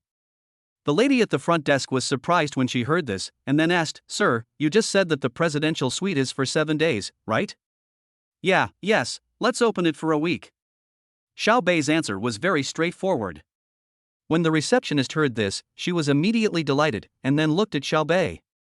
Although there was a beautiful woman next to Xiao Bei, she still gave him a wink. There is no way, the boy looks very capable, handsome, young, and rich. The girl really loves him. Lu Qingyan had been paying attention to this side, and when she saw the look of the receptionist, she immediately became unhappy. So you're still flirting with me while I'm here, right? When I am heir. So Lu Qingyan made her boldest move. She immediately let go of her hand and, under Xiao Bei's puzzled gaze, took Xiao Bei's arm. Claim sovereignty. Xiao Bei felt the touch on his arm and felt very happy. Lu Qingyan also glared at the receptionist fiercely. The lady at the front desk was angry inside, but she still smiled politely.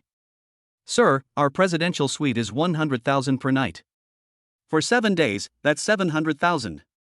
What do you think? Just swipe the card. When Xiao Bei got off the bus, he took his wallet out of his backpack. I handed my bank card and ID card to the lady at the front desk. Where's this lady's ID? The lady at the front desk looked at Lu Qingyan with a professional smile.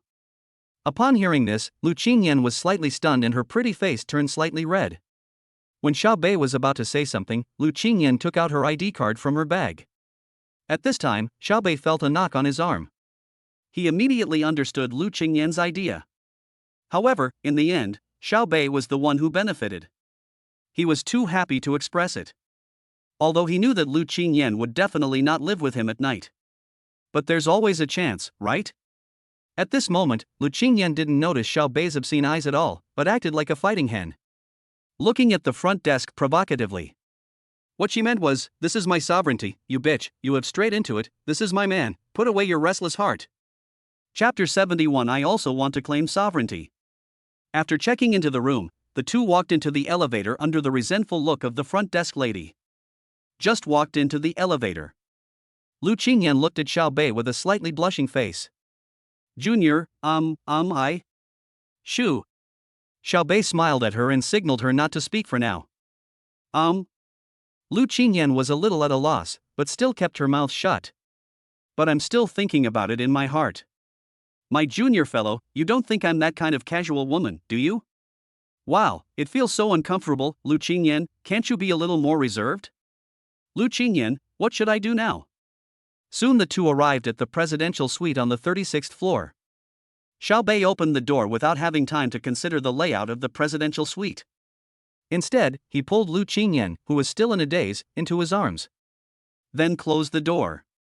At this moment, Lu Qingyan was leaning against the door in a daze, and Xiao Bei was holding the door with one hand. Face to face with Lu Qingyan. Both looked directly at each other. Among them, Xiao Bei's eyes were full of aggression. Lu Qingyan was a little flustered. His eyes darted around. Then he looked at Xiao Bei and said in a low voice, Junior, what are you going to do? Xiao Bei looked at Lu Qingyan, who was like a shy kitten at the moment. The corners of his mouth slightly curled up. Xuan Q, he is obviously Chen Guanqi's handsome guy, why is he called the crooked-mouthed Dragon King? Then, under Lu Qingyan's surprised gaze, Xiao Bei simply held Lu Qingyan's chin with one hand. Senior, were you declaring your sovereignty just now? Lu Qingyan avoided his gaze, and at this moment she exclaimed in her heart, wow, my junior brother is so domineering, I like it so much, whoa. But she still said modestly, no. No, it's just. Woo. Before Lu Qingyan could finish her words, Xiao Bei kissed her. When flirting with a young lady, you should take the initiative. If she doesn't refuse holding hands, it proves that the girl has feelings for you. Just find a time and a place, and attack aggressively. Of course, if you get rejected even when holding hands, don't learn it, because not only will you get beaten, you will also be invited to have tea with the police. If you are more proactive and there is a story, it means you have emotional intelligence. If you are more proactive and there is an accident, it means you are a hooligan. Lu Qingyan was stunned by Xiao Bei's sudden kiss. She opened her eyes wide and looked at Xiao Bei's handsome face.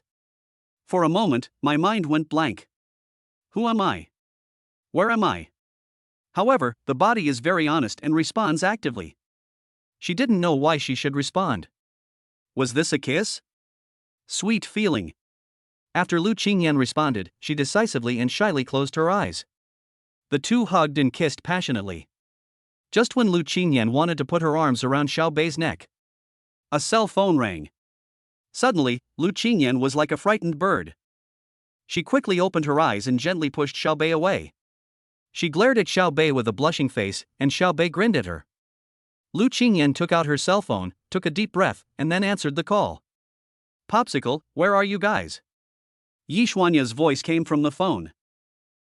Well, we're on the 36th floor, in the room, come on over. Lu Qingyan patted her chest and spoke softly.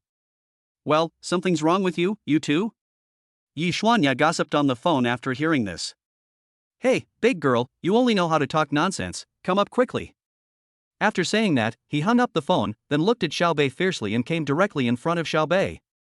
With his hands on his hips, he looked at Xiao Bei. How could you do this, you big bad guy? Looking at Lu Qingyan's cute appearance, Xiao Bei pulled Lu Qingyan over. Junior, what are you doing? Please don't do it, the big girl is coming up soon. Xiao Qingyan, you are so hypocritical. You can claim sovereignty, but I can't? Xiao Bei said shamelessly. Upon hearing this, Lu Qingyan looked into Xiao Bei's eyes. Xiao Bei's eyes are beautiful, clear, and bright. But, how can anyone take an oath of sovereignty like this? Do you like it? Xiao Bei attacked further, and now the problem fell on Lu Qingyan. Lu Qingyan's inner thoughts, I like it. But girls always say one thing and mean another, and are reserved, so she just looked at Xiao Bei shyly. I don't know how to say it. Just at this moment, there was a knock on the door. Lu Qingyan looked at the door and gestured to Xiao Bei. Xiao Bei still didn't let go of Lu Qingyan, and whispered, Xiao Qingyan, do you like it? Seeing this, Lu Qingyan knew that Xiao Bei was shameless, humph, big bad guy. I like it. Okay, let me go, the big girl is coming. After getting the answer he wanted, Xiao Bei let Lu Qingyan go. Then the two of them tidied up a little. Lu Qingyan ran to open the door as if escaping. As soon as she opened the door, Yi Xuanya looked at Lu Qingyan with scrutiny. Blushing face. Oh my god, Popsicle, the atmosphere between you two is a bit weird. No way, there's not a day that goes by when I don't drive. Yi Xuanya walked into the room and looked at the luxurious decoration. Is this the world of the rich? The whole house is very large, with 3 rooms, a master bedroom, 2 side bedrooms, plus an outdoor swimming pool, a study, a living room, and a kitchen that combines Chinese and Western styles. It is extremely luxurious. Xiao Bei smiled slightly, did not respond, and went straight to the refrigerator. I wanted to see what was available to drink, and as soon as I opened it, I saw a row of Filico water. Xiao Bei took out 3 bottles without thinking. Would you like some water? Yi Xuanya was touring the room with Lu Qingyan when she heard what Xiao Bei said. The two returned to the living room and saw the water in Xiao Bei's hands. Yi Xuanya widened her eyes again. He said uncertainly, "Are you sure you want to treat us to this water? It's just a bottle of water, here." After saying that, Xiao Bei directly handed the water to Lu Qingyan and Yi Xuanya. Wow, girl, are all the water packaging in the presidential suite so beautiful? Lu Qingyan looked at the water in her hand, the conical bottle, and the crown on top. She thought this was water customized for the presidential suite. Yi Xuanya was slightly stunned, then looked at Lu Qingyan and explained. Popsicle, this isn't custom made. This is Filico, and it costs $219 a bottle. Yi Xuanya was really shocked. Even if her family had money, they would not buy such expensive water to drink. Having money doesn't mean you're a sucker. Ah, that means more than 1,500 per bottle? Well, Lu Qingyan felt like she was constantly being shocked by herself today. A bottle of water actually cost 1,500 yuan. Okay, it's just a bottle of water, drink it. After saying that, Xiao Bei directly unscrewed a bottle. In fact, Xiao Bei had also drunk this kind of water in his previous life. Seeing Xiao Bei said so, Yi Xuanya stopped being pretentious. Green Tea Bei, you are so nice, brother, I will give you my sister's money. Chapter 72 Consider being single. After drinking the water, the 3 of them sat in the living room and chatted. Where are we going next? Lu Qingyan asked the 2 of them. Old Zhang and old Buddha just called me. They have a weekly gathering tonight. Let's go have dinner together. Yi Xuanya said lightly. Hearing this, Xiao Bei smiled inwardly, knowing that he could see the beauty again. Yes, Xiao Bei has now believed that the Magic City Conservatory of Music is full of beauties, so nice. Girl, can I go? Nonsense, your little Yen Yen will definitely not want you to have a big meal alone in the hotel. Besides, you are my buddy now, how can I miss a meal with you? Big girl, you. Lu Qingyan saw that Yi Xuanya was teasing her again and wanted to say something to refute her. But when she thought of the passionate kiss she had just had with Xiao Bei, her face turned red. He didn't say anything else, but secretly glanced at Xiao Bei. Xiao Bei also looked at Lu Qingyan with a slight smile on his face. Yi Xuanya watched and immediately felt that these 2 people must have been up to something while she was away. Otherwise, why is there a sour smell of love in the air? Tell me, what did you 2 do when I was away just now? Yi Xuanya had a gossipy look on her face, looking at the 2 of them, feeling itchy inside. Why are you making so much drama? There's nothing wrong with that. Lu Qingyan quickly fooled away the question. Xiao Bei smiled slightly at this, then changed the subject and asked, then let's go eat now? Green Tea North, I feel like you don't want to eat, you want to see your sister, right? Yi Xuanya looked at Xiao Bei and said with a smile, then continued, but, my other 2 roommates are also top-notch. When Xiao Bei heard this, he wanted to ask with drool what the best thing was, but he just smiled and said nothing. Lu Qingyan is here, even though I am a scumbag, I still have to be loyal, right? What are you going to eat? It's only what time now? Think about where to go now. Are you going to stay here forever? Lu Qingyan asked. Yi Xuanya also looked at Xiao Bei, and now the 2 of them were obviously looking at Xiao Bei. One of them is a native of Shanghai, and the other is in his 3rd year of studying in Shanghai. They have been to all the places they should go. Xiao Bei didn't know where to go for a moment. In fact, he really wanted to stay in the hotel.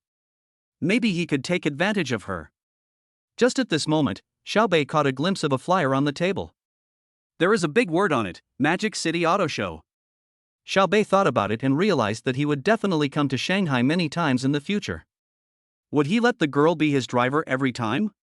So Xiaobei directly picked up the flyer on the table and pointed, "Then let's go here." "You want to buy a car?" Yi Xuanya looked at Xiaobei, but soon felt that she was an idiot. "It's really like taking off your pants to fart. Can the young master go out without a car?" "Okay." Lu Qingyan didn't have any ideas. She would just follow Xiaobei wherever he went. Seeing that Lu Qingyan and Xiaobei had reached an agreement, Yi Xuanya could only nod. In fact, she is also curious about what kind of car Xiaobei is going to buy. The three of them left the hotel and Yi Xuanya went to get the car. Xiaobei and Lu Qingyan were waiting in the hotel lobby. At this moment, Lu Qingyan had just had a passionate kiss with Xiaobei, and she started to feel shy when the two were together. At this moment, Xiaobei and Lu Qingyan were sitting on the sofa in the hotel lobby. Seeing Lu Qingyan's silence and shyness, Xiaobei turned slightly and said in Lu Qingyan's ear, "Xiao Qingyan, you are so beautiful." Seeing Xiaobei's smug look, Lu Qingyan pouted and slapped Xiaobei on the arm. Then he glared at Xiaobei again. What an annoying guy. Xiaobei chuckled and held Lu Qingyan's hand tightly again. Lu Qingyan struggled symbolically, then gave up. She pouted and looked at Xiaobei with both anger and amusement. "Junior brother. Don't call me Junior, call me Xiaobei, or a more intimate nickname." Xiaobei looked at Lu Qingyan with a smile. "Humph, no, Junior fellow. Girl, do you still want me to claim your sovereignty?" Xiaobei grinned and looked at Lu Qingyan. When Lu Qingyan heard this, the words that Xiaobei had just interrupted suddenly came back to her mind, so she angrily said to Xiaobei, "Xiaobei, if you kiss someone without my permission next time, I will be angry. If I am angry, the consequences will be serious." It was obvious that Lu Qingyan lacked confidence when she spoke. Xiaobei chuckled and continued to tease Lu Qingyan, "How serious will the consequences be?" Lu Qingyan rolled her eyes at him, then whispered, "Anyway, it's very serious, Junior brother, are we moving too fast? If time could represent love, then we shouldn't have met so late." In fact, Lu Qingyan's question was not really about asking too quickly. When faced with such a question, many boys might immediately express their loyalty and say something like "it's not fast" or something like that. Well then, you are considered a bootlicker. After all, there is a saying that goes, those who cannot get what they want are always in turmoil, while those who are favored are fearless. In fact, many times, when girls ask this question, what they essentially mean is that they think it is too easy for you to get her, which makes them seem frivolous, and they are afraid that you will not cherish her. It is a typical manifestation of lack of security. So at this time, remember not to say things like a straight man, "I don't think so, it's not going to happen, it's not going to happen," etc. This will not leave a good impression, but will accelerate the speed at which girls move away from you. This is the charm of Xiagua language, words can touch the soul, but they cannot hurt the soul. So, singles, is it useless to learn it? Sure enough, after hearing Xiaobei's words, Lu Qingyan smiled slightly inwardly. Just at this time, Yi Xuanya called and the two ended their brief ambiguity. They walked out of the hotel together. At this moment, Yi Xuanya had already parked the car at the door. The two walked towards the car. This time, Lu Qingyan did not sit in the passenger seat, but sat directly in the back seat with Xiaobei. Seeing this, Xiaobei smiled slightly. Many times, some details of girls' expressions accurately convey their thoughts. And Xiaobei just happened to know this idea. Yi Xuanya was stunned for a moment, and saw Lu Qingyan's appearance through the rearview mirror, and then looked at Xiaobei. He immediately complained, "Green tea and popsicles are really a perfect match." Xiaobei laughed when he heard this. Lu Qingyan would have refuted before, but now she didn't refute anymore. She just smiled and said, "What's wrong? Are you envious? Go find your green tea, no, foul-mouthed man." "Is that so, Beibei?" After Lu Qingyan finished speaking, she looked at Xiaobei and said with a slightly red cheek, mainly the word Beibei. "Yes, yes, yes." Yi Xuanya was so fed with dog food that she grinned and walked away with a stomp on the floor. "If you want to be affectionate, let's do it in bed tonight. Can you consider being a single dog?" Chapter 73, It all depends on your appearance. Yi Xuanya should not be called big girl anymore. When she gets angry, she is no less irritable than a Siberian tiger. She should be called Tiger Girl. Xiaobei was also very confused, why a girl from Jiangnan could be so fierce. Don't mess with her. Along the way, Lu Qingyan, who had already let go, held hands with Xiao Bei in the back row. Yi Xuanya was so angry that she felt itchy and kept crying, saying that being single is not a crime and the dog food is too much. Half an hour later. In the underground parking lot of Pudong Stadium, Yi Xuanya parked the car and the three of them walked towards the open-air football field in the stadium. The car show is held there. I have to say, there were really a lot of people at the auto show in Shanghai. When the three of them arrived at the entrance of the auto show, there was already a huge crowd of people. There are so many people. They come to the auto show on such a hot day. Are you crazy? Yi Xuanya complained. Phew. Xiao Bei and Lu Qingyan laughed out loud at once. Yi Xuanya looked at Xiao Bei and Lu Qingyan and complained, did I say something wrong? Isn't it good to stay at home, enjoy the air conditioning, eat big watermelons, and watch TV series? I agree with the second half of your sentence. Xiao Bei said with a smile. But we don't agree with the first half of your sentence. Lu Qingyan spoke directly after Xiao Bei finished speaking. Why? By Kosi, we are both not sick, you just need to take yourself with you. Xiao Bei smiled.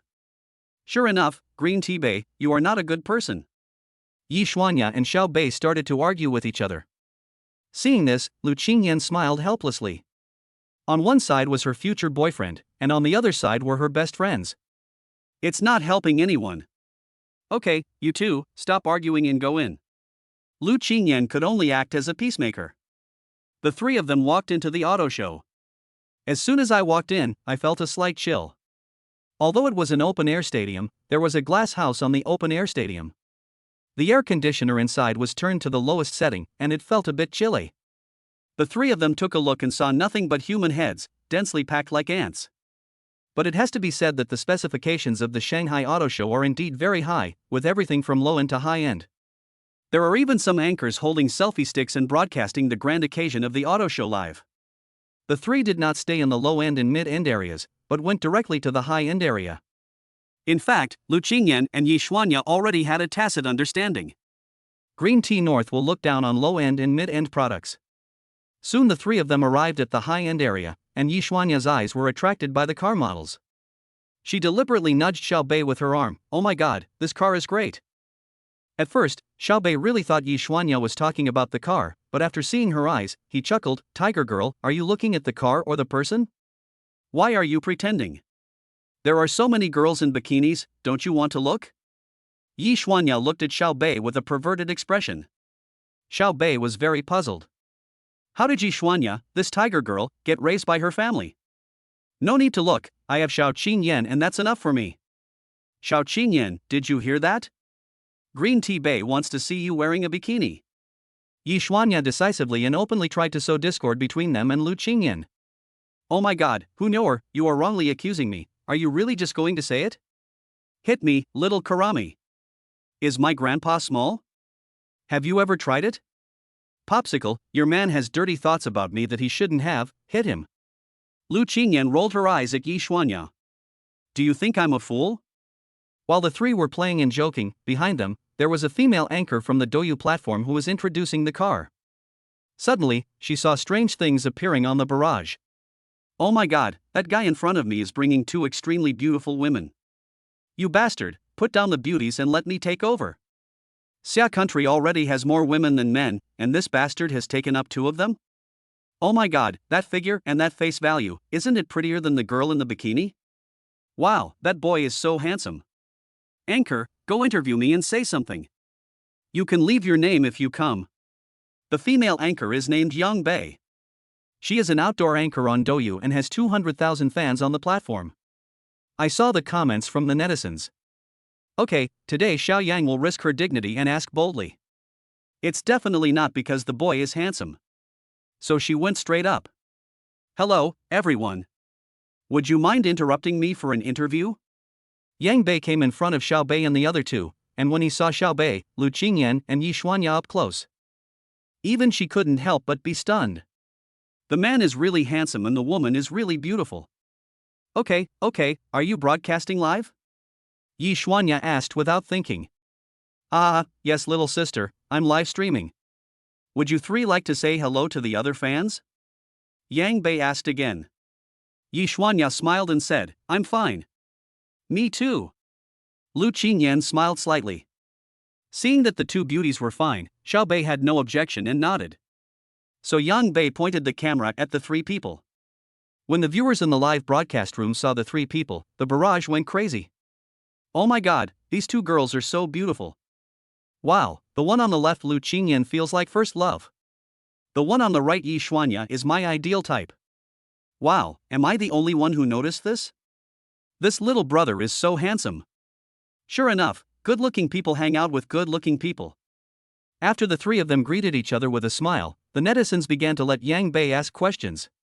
Yang Bei also looked at the three people with a smile and asked, "Brother, sister, are you here to buy a car?" Yi Xuanya, yes and no, I didn't buy it, my buddy did. After saying that, Yi Xuanya pointed directly at Xiao Bei. Lu Qingyan also smiled and nodded, we are here to buy a car with him. Wow, this little brother, all his clothes are famous brands. Handsome and rich. Who knows if it's true or not? It looks like she's still a college student.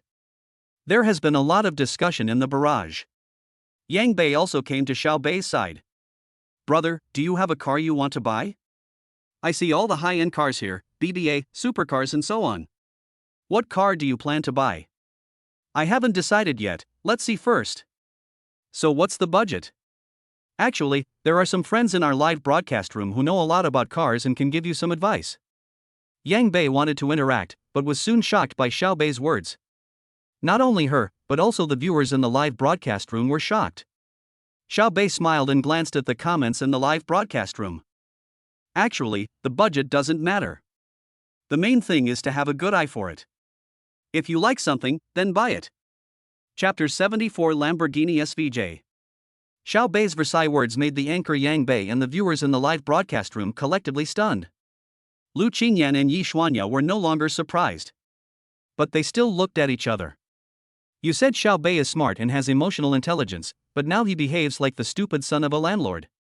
If you say he is the stupid son of a landlord, well, he is very smart. He is really a master who is hard to understand. The most shocked people at this moment are the viewers in the live broadcast room. Oh my god, this guy is so good at pretending, and he even has a good impression of me. Just because I like Rafa and he's attractive to me, can I buy him whenever I want? Such a willful little brother? Suddenly I found him so handsome. I would also say the same thing about the girl upstairs, but I don't know if I can afford it. Don't say anything, you're just a jerk, just pretending to be smart. Look at the cars behind you. Ferrari, Lamborghini, McLaren, Porsche, etc., the worst ones are BBA. The post-95s are really arrogant. They really don't know the value of money and think it's easy to make. Anchor, ask him which car he likes. Yang Bei also reacted at this moment, so with a puzzled look, she raised her perfect face and asked. Well, little brother, is there a car here that you like? Let's take another look. Xiao Bei smiled faintly, but this sentence sounded completely different to the ears of the netizens. Identification completed, you are a show-off. It's just pitiful for the two young ladies. Generally speaking, those who say this cannot afford it, but they don't want to lose face in a place with beautiful women. Ah, don't let there be no car that catches your eye at the entire auto show. Faced with the barrage in the live broadcast room, Xiao Bei simply ignored it, and even Lu Qingyan and Yi Xuanya ignored them. Xiao Bei can't afford it? Are you kidding me? However, none of the three explained, nor did they pay too much attention to the comments. The three of them walked straight forward, and Yang Bei was still wondering whether he should follow them. The viewers in the live broadcast room asked her to follow. Upon hearing this, Yang Bei followed him up. Just follow behind the three of them. Netizens in the live broadcast room also heard the conversation between the three people very clearly. Green Tea Bei, so, let's get a Ferrari 488? Yi Xuanya looked at the Ferrari booth. Are you planning on asking me to buy a Ferrari or are you more interested in the girl next to you? Xiao Bei rolled his eyes at Yi Xuanya. Guess. I guess, I won't buy it, I already have it. Xiao Bei said lightly. Upon hearing this, Lu Qingyan and Yi Xuanya were stunned. Got it? What a great sentence. Damn, invisible pretense is the most deadly. What, he actually has a Ferrari. Blow it up, that's a Ferrari, not a Xiaoli. Anyway, I haven't seen it, so I don't believe it. But why do I feel that what the little brother said seems to be true? The discussion has already started in Yang Bei's live broadcast room. Bei, you already have a car, why are you buying another one? Lu Qingyan asked a little puzzled.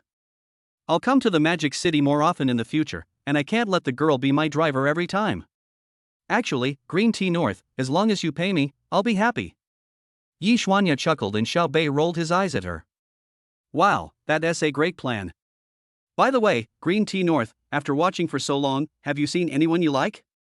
Lu Qingyan also echoed. Yes, what kind of car do you like? You should at least give me a reference price.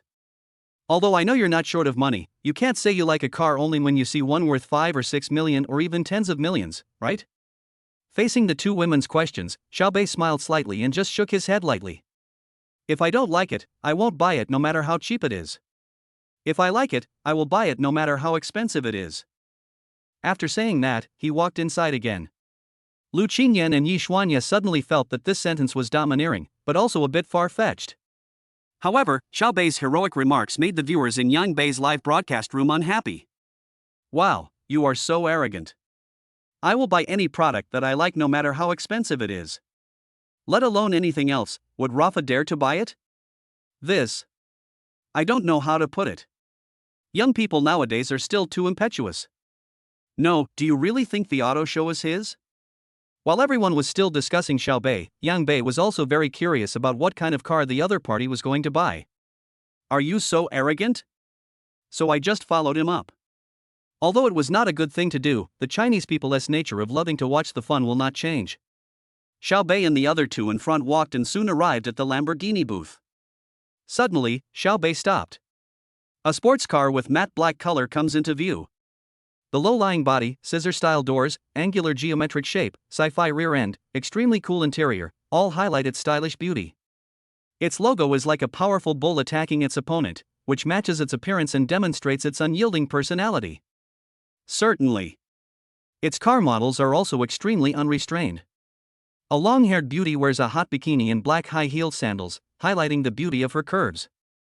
Because the car and the model were so beautiful, a large crowd gathered around and were taking pictures crazily. It's beautiful. Xiao Bei couldn't help but complain. Yi Xuanya chuckled and looked at Lu Qingyan. Your man is looking at a beauty in a bikini and saying she is really beautiful, aren't you jealous? Why should I be jealous? He's not talking about car models. Look. After saying that, Lu Qingyan pointed at Xiao Bei. Xiao Bei came directly to the side of the car model and looked at the matte black supercar behind him. Oh my god, Green Tea Bei took a fancy to this car? Yi Xuanya stared blankly at Xiao Bei who was standing next to the car. Girl, is this a Lamborghini? Lu Qingyan was also fascinated by the streamlined shape of the car in front of her. Before Yi Xuanya could speak, Yang Bei came up from behind and explained to Lu Qingyan.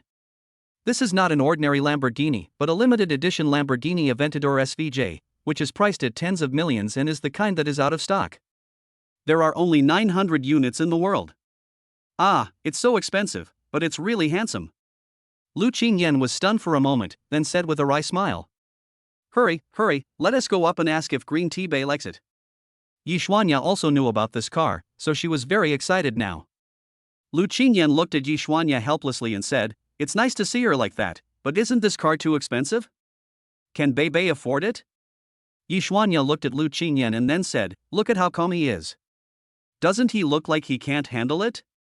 Chapter 75 Tasting Master. Then Lu Qingyan and Yi Xuanya came over. Yang Bei also followed him forward, mainly because the netizens wanted to see whether the other party was bragging or it was true. What do you mean, Green Tea North? This car catches your eye? Yi Xuanya came to Xiao Bei and asked directly. Xiao Bei did not deny it and nodded directly. Oh my god, we like each other. Are we going to buy it? Now we can tell whether he is really capable or just pretending. If I didn't have the ability, I definitely wouldn't go up to watch it. So, I feel like this little brother seems to be real. The woman upstairs, do you want to bet? Go to hell, gambler. Soon, Xiao Bei's actions told them the answer. Because at this moment, a middle-aged fat man with a big belly, slicked back hair and wearing a suit came up to greet them. Sir, what's your name? I see you've been looking here for a long time. Are you interested in our car? Xiao Bei looked at the person who came. The name tag read, Sales Director Tang Xiaolong. When Xiao Bei saw the name, he was slightly stunned. Oh my god, are you sure you are not from Motion Group? Yes, is this a show car or can it be sold directly? Of course Xiao Bei knew this car, Lamborghini's globally limited edition SVJ. If this is a Ferrari brand, you can't buy it just because you have money. Because to buy a limited edition Ferrari model, you need to have purchasing qualifications, unless you buy a second-hand one, like the LaFerrari that Xiao Bei bought. But Lamborghini is different. Generally, as long as you have money and come across a good one, you can buy it. Sir, what's your name? My last name is Xiao. Hearing this, Tang Xiaolong smiled slightly and said, Mr. Xiao, you came at the right time today. We can sell this car, and no one has reserved it yet. Hearing this, Xiao Bei smiled slightly. He decisively took out his bank card from his pocket. I want this car, swipe the card. Xiao Bei was not being willful and did not want to know more about it. He just liked it. After all, this car was one of Xiao Bei's favorites in his previous life, and he was very familiar with its performance. Seeing Xiao Bei's actions, Tang Xiaolong was stunned. Yi Xuanya widened her eyes, but Lu Qingyan still looked at Xiao Bei with a smile on her face. Yang Bei was shocked, and the viewers in the live broadcast room were also shocked. My dear. You bought this without even asking the price? Oh my god, I got slapped in the face, but why don't I feel disgusted at all? Wow, so handsome. The ones upstairs are all handsome guys as long as they pay. I'm confused right now. Can anyone tell me about this car and how much it costs now? Are you blind? Didn't you see 15 million on the billboard next to you? So, this young man directly spent 15 million to buy a car? Oh my god, people in Shanghai are just rich. Tang Xiaolong came back to his senses and took Xiao Bei's card with a smile. He then added, Mr. Xiao, if you want to buy it, you may not be able to take the car away today because we still have 3 days before the end of the exhibition. What do you think? Then contact me in 3 days and pay the money first, so that no one can snatch it from me. Xiao Bei said lightly. After hearing what Xiao Bei said, Tang Xiaolong dared not stay any longer, so he just waved to the cashier next to him. This SVJ swipes. Tang Xiaolong handed Xiao Bei's bank card to the finance department without saying a word. As if he was afraid that Xiao Bei would go back on his word. Mr. Xiao, how about we take a look at other cars? Tang Xiaolong saw that a big customer had finally come, so he was sure to try his best to get him. Xiao Bei originally wanted to go shopping in a Lamborghini, but he quickly thought that it seemed that a supercar could only pull one girl. Now we are in Shanghai, there are many beautiful women. How could that be possible?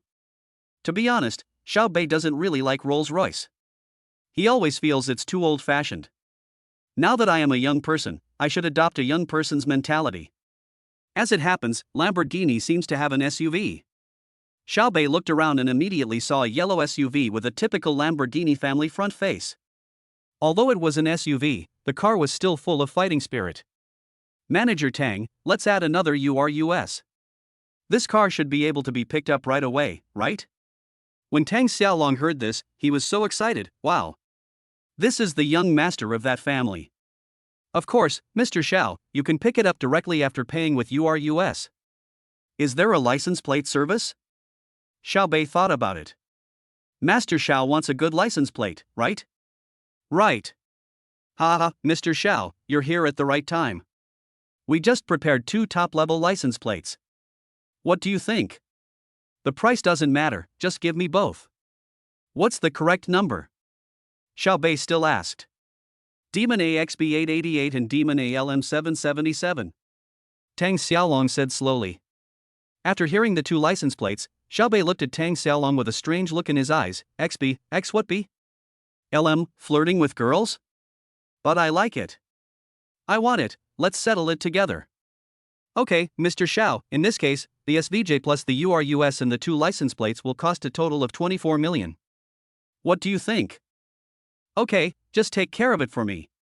Xiao Bei and Tang Xiaolong's conversation did not take Lu Qingyan and the other 2 present into consideration. Lu Qingyan was so shocked at this moment, and Yi Xuanya didn't want to say anything more at this moment. If she really had to say something, it would be, little Qingyan is really born to be rich. Anchor Yang Bei was so shocked, looking at the handsome young man in front of her who was younger than herself. He just threw away 25 million without any hesitation. He is definitely a wild boss. The viewers in the live broadcast room, those who were mocking just now, also lost their temper. One by one, they typed 2 words on the public screen: awesome. Today they truly witnessed what it means to buy a car like buying vegetables.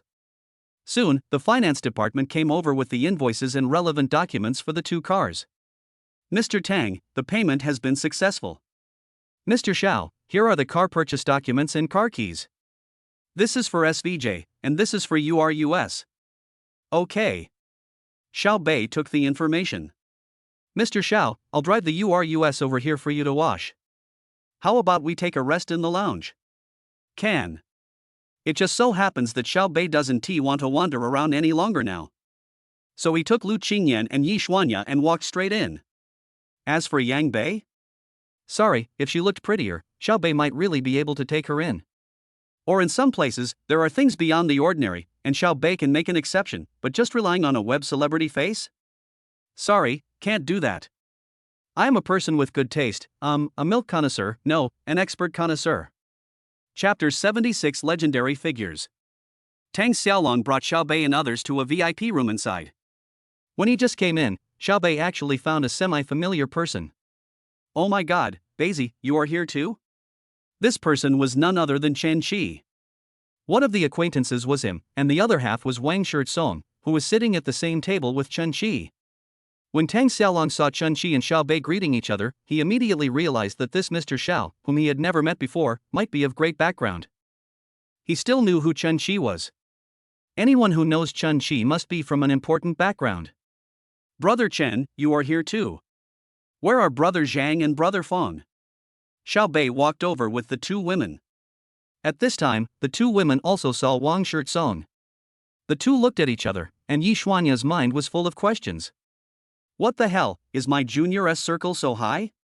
The other 2 didn't come, so I came alone. If I had known you were coming, I would have come with you. After saying that, Chen Qi also noticed the 2 beauties behind Xiao Bei. Then he signaled Xiao Bei with his eyes. Xiao Bei smiled faintly. Come on, Beizi, let me introduce you to Wang Shirtsong, no need to say more. When Chen Qi saw Xiao Bei coming over, he immediately acted as a middleman and started introducing them. What onion, this is the little brother I just told you about. He is very powerful. You can also tell me about your thoughts just now. In fact, when Chen Qi and Xiao Bei greeted each other just now, Wang Shirtsong looked at Xiao Bei.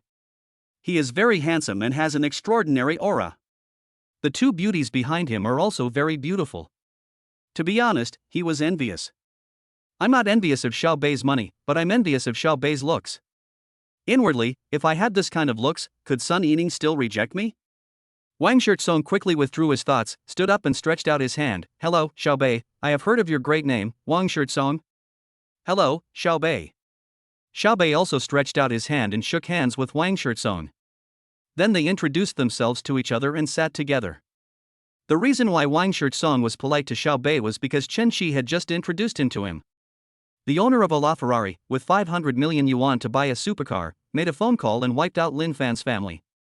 This kind of power is something that even Wang Shirtsong doesn't have. If we really want to classify the 2nd generation of the Xia kingdom, there are 3 categories. One type is a business family like Wang Shirtsong, the top 2nd generation.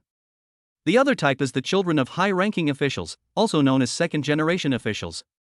There is another type, whose family is good at business and has a deep background, a combination of the 2nd generation of officials and the 2nd generation of rich people. So now, in the eyes of Chen Qi and Wang Shirtsong, Xiao Bei is the 3rd party. And these 2nd generation are either average or extremely awesome. Obviously Xiao Bei is the latter, which is why Wang Shirtsong respects him so much. When Xiao Bei met the legendary figure from his previous life, he didn't feel excited at all. Perhaps it was because he was stronger in this life, so he acted naturally when facing Wang Shirtsong. However, Lu Qingyan and Yi Xuanya behind them didn't know. What did they see? The top young master, Wang Shirtsong, was so respectful to Green Tea Bei? It is conceivable that Green Tea North's background seems to be extraordinary. Master Wang, your name is also well known. After sitting down, Xiao Bei said with a smile. Wang Shirtsong smiled slightly, not worth mentioning. By the way, Mr. Xiao, since you are Brother Qi's friend, you are also my friend. Add me on WeChat and just call me Wet Song. Haha, then don't call me Xiao Xiao. Just call me Bei Zi like Brother Chen. The two exchanged greetings, and then Chen Shi thought of something. Daisy, are you coming to Shanghai to buy a car? No, I came here mainly to invest, and secondly to see my woman. Xiao Bei spoke directly and frankly, not afraid of Chen Shi's nonsense. At their level, men only have one girlfriend. But when Lu Qingyan heard this sentence, she was stunned. My woman? Bad boy, when did I become your woman? But why do I feel so happy inside? Yi Xuanya also looked at Lu Qingyan with envy. My goodness, popsicle is really the destiny of a rich wife. Hearing this, Chen Shi and Wang Shirtsong smiled slightly, and also smiled at the two girls behind Xiao Bei. Daisy, you're here to invest in the company?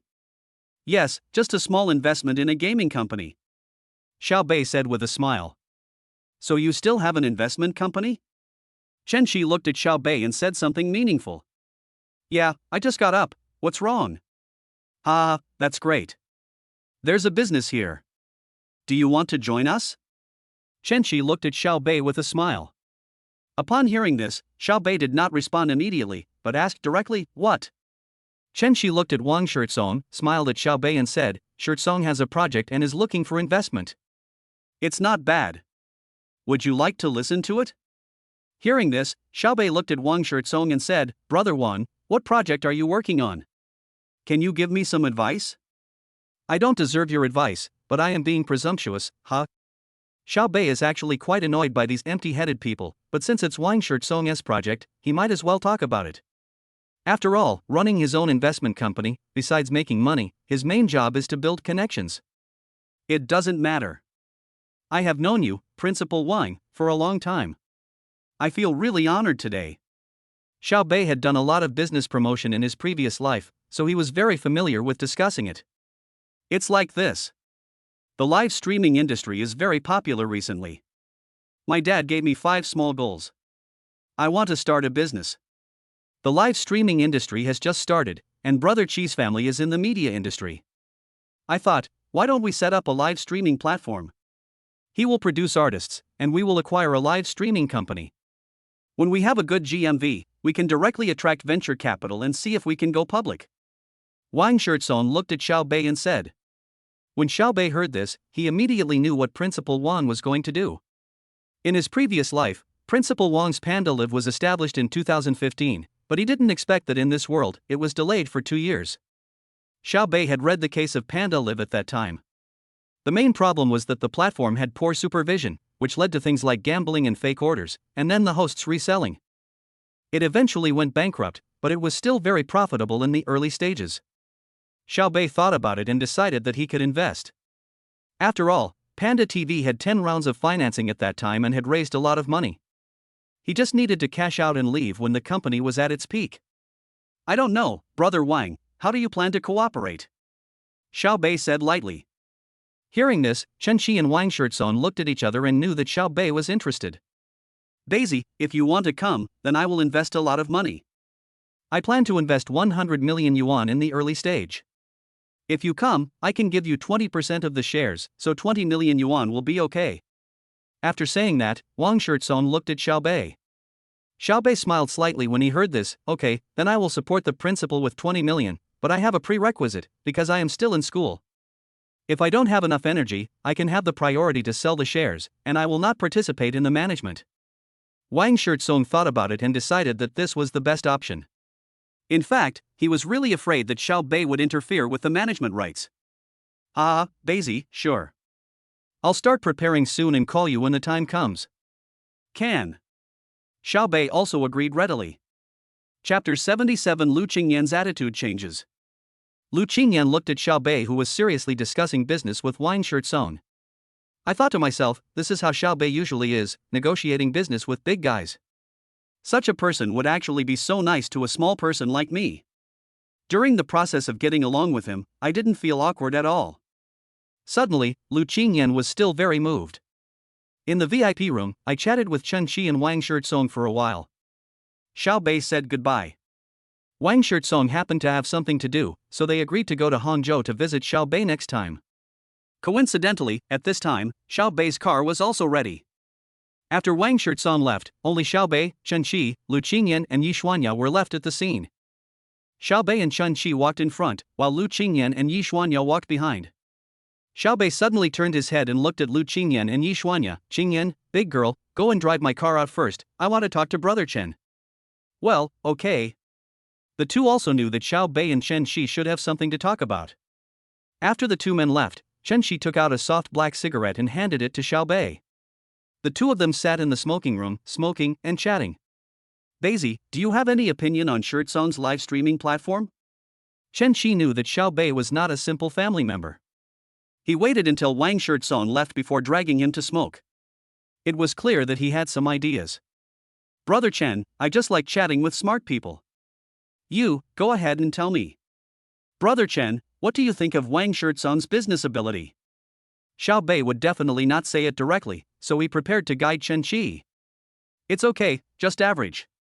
Then, Brother Chen, do you know Wang Shirtsong's hobbies? Xiao Bei took a deep puff of cigarette and asked again. Play games. Pick up girls. Daisy, if you want to say something, just say it. Wang Shirtsong and I are actually partners, and our other relationships are just average. We don't usually keep in touch. Hearing this, Xiao Bei thought for a moment and said directly, Brother Chen, let me pour cold water on you. Wang Shirtsong's platform cannot be listed. At most, it can go through a few rounds of financing.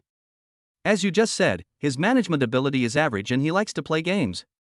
Do you expect such a super second generation to run the company well? Chen Shi took a deep puff of his cigarette and didn't say much.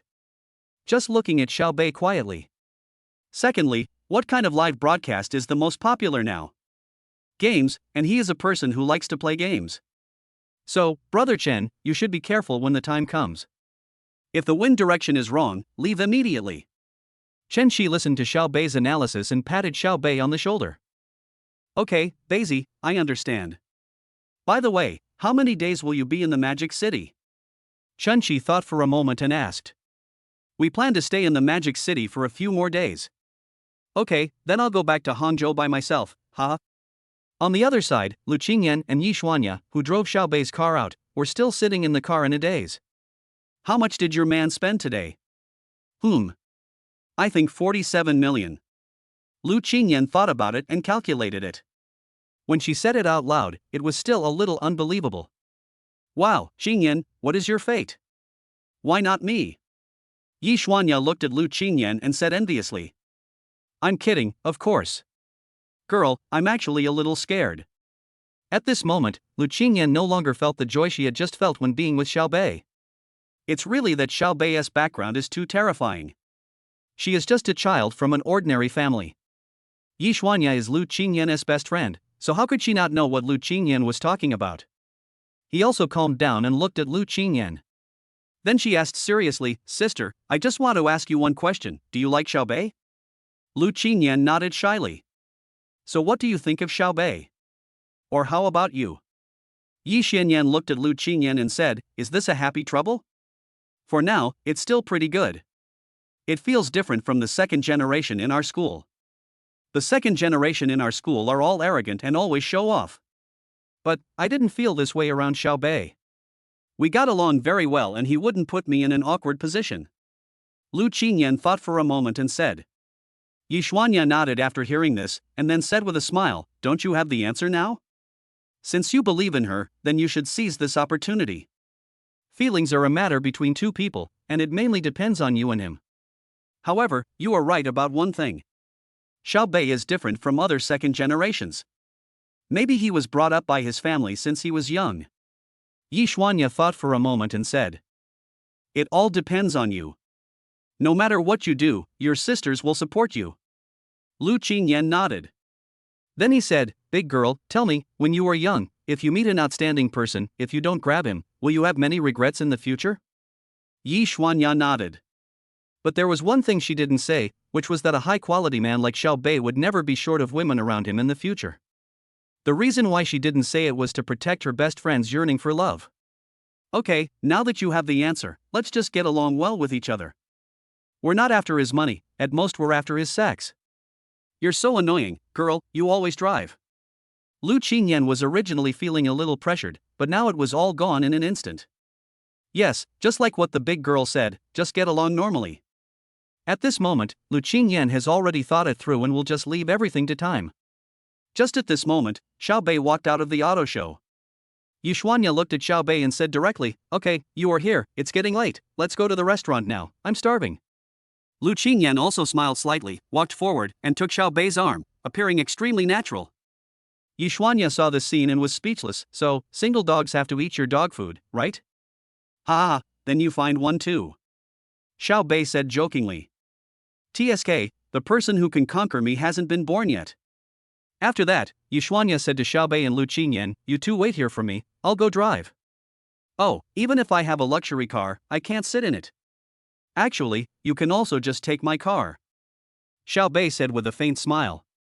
Forget it, I don't want to be shown off." After saying that, he left in a cool manner. Looking at Yishuanya's leaving back, the two smiled at each other. "Xiao Qingyan, get in the car. Brother will take you for a ride." "Oomph, you're being so naughty again. I'm going to beat you up."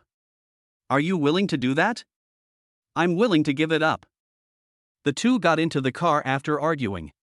Lu Qingyan sat in the passenger seat consciously. At this time, Xiao Bei leaned forward and approached Lu Qingyan. Seeing this, Lu Qingyan knew that Xiao Bei was going to do something bad again, but this time she did not object and simply closed her eyes. But there was no movement for a long time, so I couldn't help but open my eyes. I saw Xiao Bei had already fastened his seatbelt and was looking at me with a smile. Lu Qingyan realized that she had misunderstood, and her pretty face turned slightly red. Just when she was about to say something, Xiao Bei kissed Lu Qingyan directly. Lu Qingyan did not refuse either. She even put her arms around Xiao Bei's neck and responded enthusiastically. Chapter 78, A Cooked Rice? The two didn't stop until they were out of breath. Lu Qingyan's pretty face turned slightly red and her big watery eyes looked at Xiao Bei. She licked the corner of her mouth. Then he looked at Xiao Bei, who was looking at him with a smile. She was still a little nervous, fearing that Xiao Bei would kiss her again without saying anything to her. Now she could feel her mouth, which seemed a little swollen. "My mouth is swollen from your kisses, you bad guy." "Real?" Xiao Bei pretended not to believe it and stared down at her pink lips. The atmosphere started to feel a little strange. Bang! Xiao Bei was hit for no apparent reason, and his arm made a crisp sound. "Why did you hit me? What bad things are you thinking?" TSK. As if you knew what I was thinking. "Of course I know." "Then what do you say?" "No." "Anyway, I know. Just tell me. I'll admit it if you're right." "Get away. You disgusting creature." Lu Qingyan was annoyed again. Everyone could guess Xiao Bei's rogue thoughts, but how could she have the nerve to say it out loud? Just as I was feeling angry, I heard a dripping sound behind me. The two saw through the rearview mirror that the car behind them was Yishuanya's. Yishuanya turned to the right and drove the car to the side of the Lamborghini Urus. Lu Qingyan quickly pushed Xiao Bei back to the driving seat. As soon as I sat down, I saw Yishuanya lowering the passenger window. Xiao Bei also lowered the driver's window. Looking down at Yishuanya, Xiao Bei's eyes were almost popping out. Because Yishuanya was leaning sideways towards the co-pilot seat at this moment. Xiao Bei's Urus has a relatively high body. And from this angle, it really looks like a bulge and a piece of Snow White. I couldn't help swallowing. But Xiao Bei quickly returned to normal and could only smile bitterly in his heart. Yishuanya, this tomboy, still has a very full cleavage. Yishuanya immediately saw the lipstick on Xiao Bei's mouth, and she was immediately like a fighting chicken with its feathers standing on end. "Fuck, you two, are you serious? I'm just going to get a car, and you're so hungry that you don't care about food?" Yishuanya burst out directly. "Don't wrongly accuse a good person," Xiao Bei said righteously. "Oh my god, brother, your mouth is covered with lipstick," Yishuanya said directly, and Xiao Bei quickly looked at the rearview mirror. "Oh my god, I walk by the river all year round and my mouth got wet today." But Lu Qingyan simply stopped talking. Now she wanted to bury her head in her chest. It was too embarrassing and humiliating. Yishuanya chuckled. "Sure, green tea Bei, you get the hang of it quickly. Never mind, no more words, just follow me. Let's go eat now." After saying that, the girl put on her sunglasses, closed the car window, and rushed out with her foot on the gas. Xiao Bei also followed directly. At this moment, Lu Qingyan suddenly raised her head and looked at Xiao Bei fiercely. She pouted her red lips and said, "It's all your fault, bad guy. It was so embarrassing just now." "What's there to be embarrassed about? Everyone will know about our relationship in the future." "TSK, what's the relationship? What's the relationship between you and me?" Lu Qingyan looked at Xiao Bei seriously. Xiao Bei said seriously while driving, "Boyfriend and girlfriend." "Huh, did I promise you? Bad guy. Ha ha ha, then you promise me, okay?" Xiao Bei said with a smile. "No, I won't agree to your proposal unless you make a formal confession. Then I am taking advantage of you for nothing. I, Xiao Bei, am not that kind of person. How about taking advantage of you for a while longer? Go to hell. You are at most a potential boyfriend now. Yes, you are still in the probation period." Lu Qingyan suddenly had a flash of inspiration and thought of something. Then does the boyfriend to be have any rights to exercise his powers? Xiao Bei looked at Lu Qingyan with a sly smile. "Bad guy, you have no rights now. You can only have them if I agree." Along the way, Xiao Bei drove behind Yi Xuanya's car and teased Lu Qingyan in his own car. It was so comfortable. At the same time, Xiao Bei was still very happy today. Because the rebate of the invested 2 million was 10 times, it directly became 20 million. Secondly, the 25 million yuan for buying cars, I didn't have good luck and the rebate was 1 times, but it's not bad either, I got 2 luxury cars for free. Is there anything in the world that is more satisfying than getting something for free? When they drove to the destination, it was already 6 o'clock in the afternoon. It was time for lunch and Xiao Bei was also very hungry. After getting off the bus, Xiao Bei looked around the environment. It was not bad. It was a place called Yuan Yuan Fresh Beef Hot Pot, located in a courtyard near the Magic City Conservatory of Music. It's still very romantic. After the three of them met up, Yi Xuanya looked at the two of them with a smile in her eyes. She said nothing, but her meaning was very clear. Then he took Xiao Bei and Lu Qingyan in. As soon as you step into the courtyard, you will see a different world. There is a small pond in the middle, and a hint of fairy air is rising above it. In the whole yard, there are 8 tables corresponding to 8 pavilions, which are already full of people. A very romantic hot pot restaurant. After crossing the yard, we came directly to the west wing. Yi Xuanya pushed the door open and walked in. When they pushed open the door, they saw 2 women and 1 man sitting inside. When they saw Yi Xuanya and Lu Qingyan, they all raised their hands and cheered. "Wow, big girl, Popsicle, you guys are finally here. I'm so hungry that I'm showing my abs. Big girl, hurry up and order the food. We need to eat.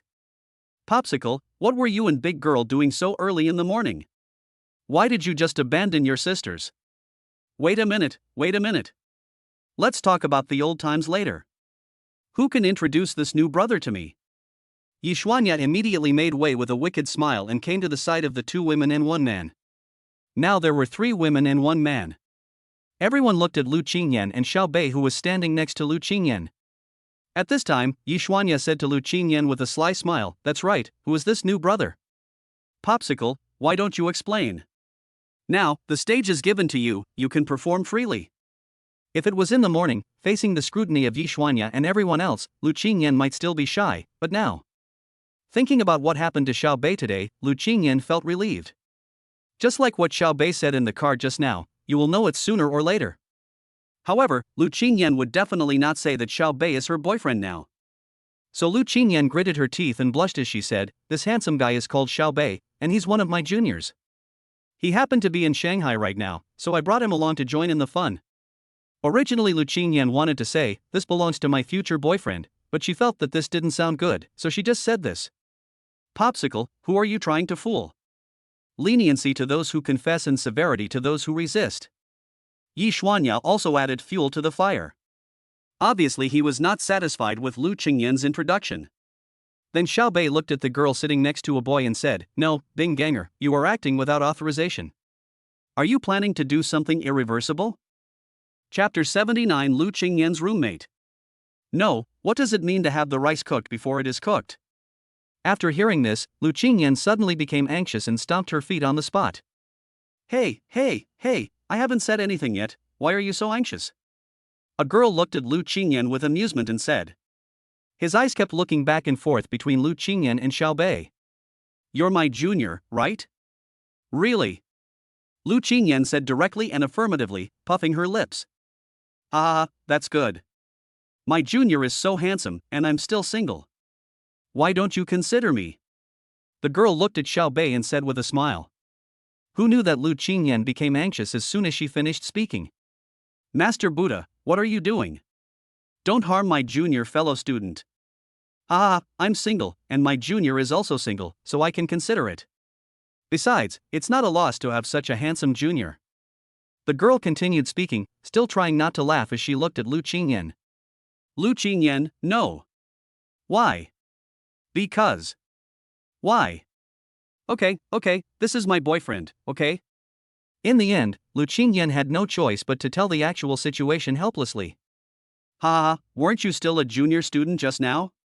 That's right, Popsicle, you're melting a little too fast. Xiao Bei knew that it was his turn to perform. Xiao Qingyan was being teased by the gang, but actually she was mainly hungry, so he stepped forward immediately. Hello, beautiful seniors, I'm Xiao Bei. Xiao Bei walked straight forward, greeted everyone, then turned to look at the only boy present. Hello, senior, what's your name? Hello, junior, my name is Su Pinghua, and I'm Zhang Shibing's boyfriend. Hello, senior Su. We are brothers in the same trench from now on. Su Pinghua looked at Xiao Bei, smiled slightly and nodded. The tense atmosphere at the scene was directly resolved by Xiao Bei. The entire box fell silent. Xiao Bei immediately looked at Zhang Shibing beside Su Pinghua, then smiled and nodded. Xiajie Zhang, nice to meet you. Please take care of me in the future. Hello, Junior Xiao, this is Zhang Shibing. The girl giggled, climbed onto Su Penghua's shoulders, and looked Xiao Bei up and down. I was slightly surprised inside. Wow, did Popsicle find a god? While Zhang Shibing was looking at Xiao Bei was also looking at the woman and the man. Su Pinghua, Zhang Shibing's boyfriend, is 1.8 meters tall, the same as Xiao Bei. He is quite handsome and looks a bit like Eddie Peng in his previous life. Zhang Shibing is also a beauty. She should be from the north. She is a mute bride. When she doesn't speak, she is a typical northern beauty, tall and with fair skin. As soon as you open your mouth, you can smell the smell of cornstarch. Then Xiao Bei smiled and looked at the girl who was sitting with Yi Xuanya. Hello, I guess you are senior sister Hani. Just now in the car, Lu Qingyan told Xiao Bei about the situation in the dormitory. The one with a boyfriend is called Zhang Shibing, and the other single one is called Hani Rina. Hani Rina is the girl who has been teasing Lu Qingyan just now. This girl is very distinctive, because when Xiao Bei saw her for the first time, he almost blurted out, Diliaba. She looks very similar to Dilraba Dilmurat, with a high nose and deep eyes, a typical West Asian minority appearance. Nickname, Karl Lagerfeld. Hello, Hanajina. The girl looked at Xiao Bei openly with a smile in her eyes. Thank you, big girl, senior sister Honey, and senior sister Zhang, for taking care of our little Qingyan. I have troubled you all a lot. I should treat you tonight anyway. Thank you for taking care of Qingyan. Xiao Bei has a high emotional intelligence, which immediately eased the awkwardness of the previous meeting, and he also spoke in a pleasant manner. Hani Rina was very satisfied with Xiao Bei's attitude, so she said generously, it's no big deal, we are all sisters. Oh, by the way, since the big girl asked you to call her big girl, it means you are a good person. Don't call me Hani senior sister, just call me Lao Foi. Xiao Bei smiled slightly and nodded.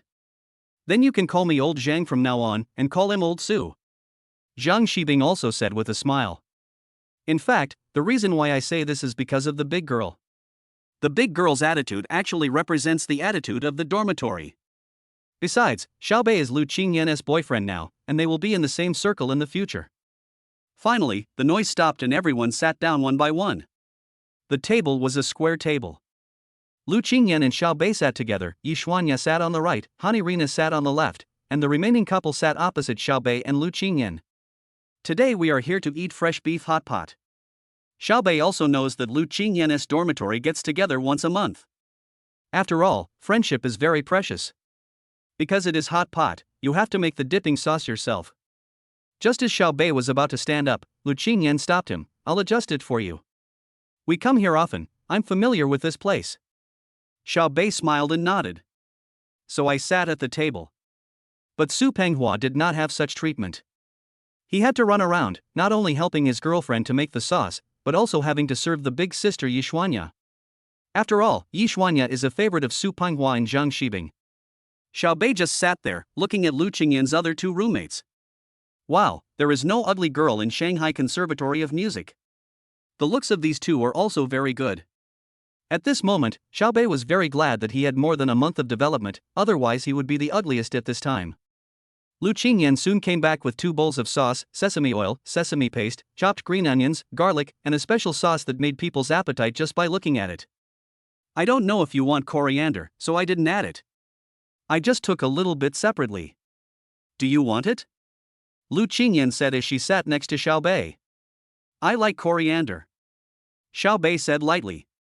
Lu Qingyan smiled slightly when she heard it, and then shared some of the coriander in her bowl with Xiaobei. Try it and see if it suits your taste. Xiaobei picked up the chopsticks, tried it, and his eyes lit up. Delicious. Lu Qingyan asked happily, as long as you like it. The interaction between the two surprised the other girls. TSK, Green Tea Bay, you really have some skills. Ping Ganger is the treasure of our dormitory. We are reluctant to treat her like this, and she is willing to do it now. TSK. Popsicles are very repulsive to boys, so how did you achieve this in such a short time? Xiaobei smiled and pretended to be dumb and didn't understand. What? Whispering sound. Boring. How cunning. Only Su Pinghua cast an envious look at Xiaobei and silently gave him a thumbs up. Chapter 80 Real Name Envy. As the dishes were served, everyone began to feast on them. Everyone takes good care of Xiaobei and Lu Qingyan. Gradually, through chatting, everyone became familiar with each other. Just when the atmosphere reached its climax, Yishuanya couldn't help it. Sisters, you don't know how shocked I am today. What's wrong? Is there any scene we missed? Zhang Shibing picked up a piece of meat that Su Pinghua picked for him and asked with a smile. Big girl, stop talking. The stage is right in front of you, start your performance. Hanazina said directly and domineeringly. The girl was not stage shy and started to describe her experience of the day in vivid detail. Oh my god, you have no idea how surprised I was when I first saw Green Tea North at the high-speed railway station. This guy is definitely not the hero in a romance novel. I was wondering how our popsicle fell for him. Just looking at Green Tea North's appearance, I'm going to fall for him too. Ha ha ha, I agree. When I saw Green Tea North just now, I was thinking, what kind of immortal is that? Hanazina said excitedly while biting her chopsticks. Later, I met Green Tea North. After he greeted Popsicle, he said, it's been so long since we've met, why don't you give me a hug? Sister, do you know what I was thinking at that time? Scumbag. Scumbag. Scumbag. The name Scumbag was called out 3 times. It was said in unison by old Buddha, old Zhang, and old Su. Xiaobei, okay, just bully me, then I'll eat it well. Why don't you eat all these delicious food and tell crosstalk instead? Whoever says that is stupid. And then? Big girl, tell me how you dispelled this doubt. Hanazina loves listening to crosstalk. Then, we got in the car, and I asked Green Tea North, where are we going? She told me that she was going to the Puxi Entrepreneurship Park and that there was a project she wanted to invest in. When the big girl said this, the 3 people present looked at Xiaobei in a daze. What the hell, investment? Then, I thought, could it be the kind of fake socialite and fake rich man we saw in the news a few days ago? But I guessed wrong. This guy went in and invested 2 million directly after talking to the other party for a short time. He even transferred the money on the spot. That scene. Can you imagine how shocked I was? They all nodded in unison, yes. The visuals are all there. Yishuanya almost laughed out loud, but she held it back and continued describing. At that time, my impression was that the stupid son of that landlord had come out to start a business. But before I could figure it out, this guy took us to the Shanghai Auto Show to buy a car. He said, it all depends on your appearance. Then I took a fancy to a Lamborghini SVJ and bought it without hesitation, and also bought a URUS as well. I was immediately. Whose stupid son of a landlord is this, such a spendthrift? Ha ha ha.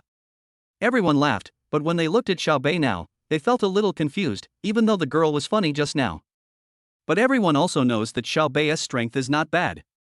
This is not over yet. What surprised me most is that we are going to the VIP room.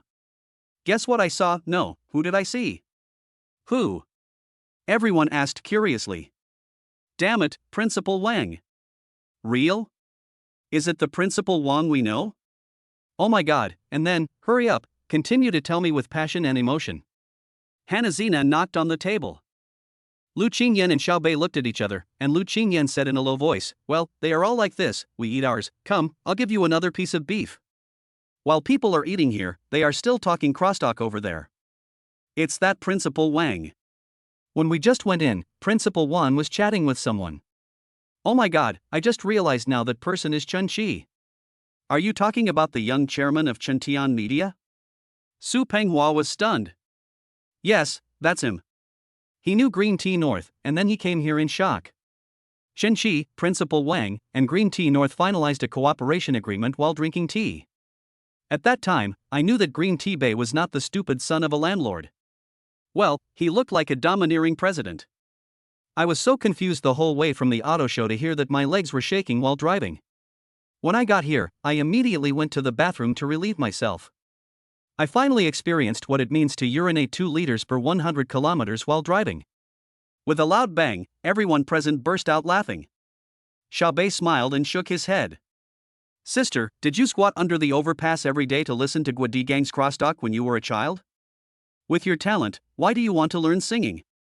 Change your career as soon as possible and you will definitely become famous. But Xiao Bei still looked at the big girl meaningfully.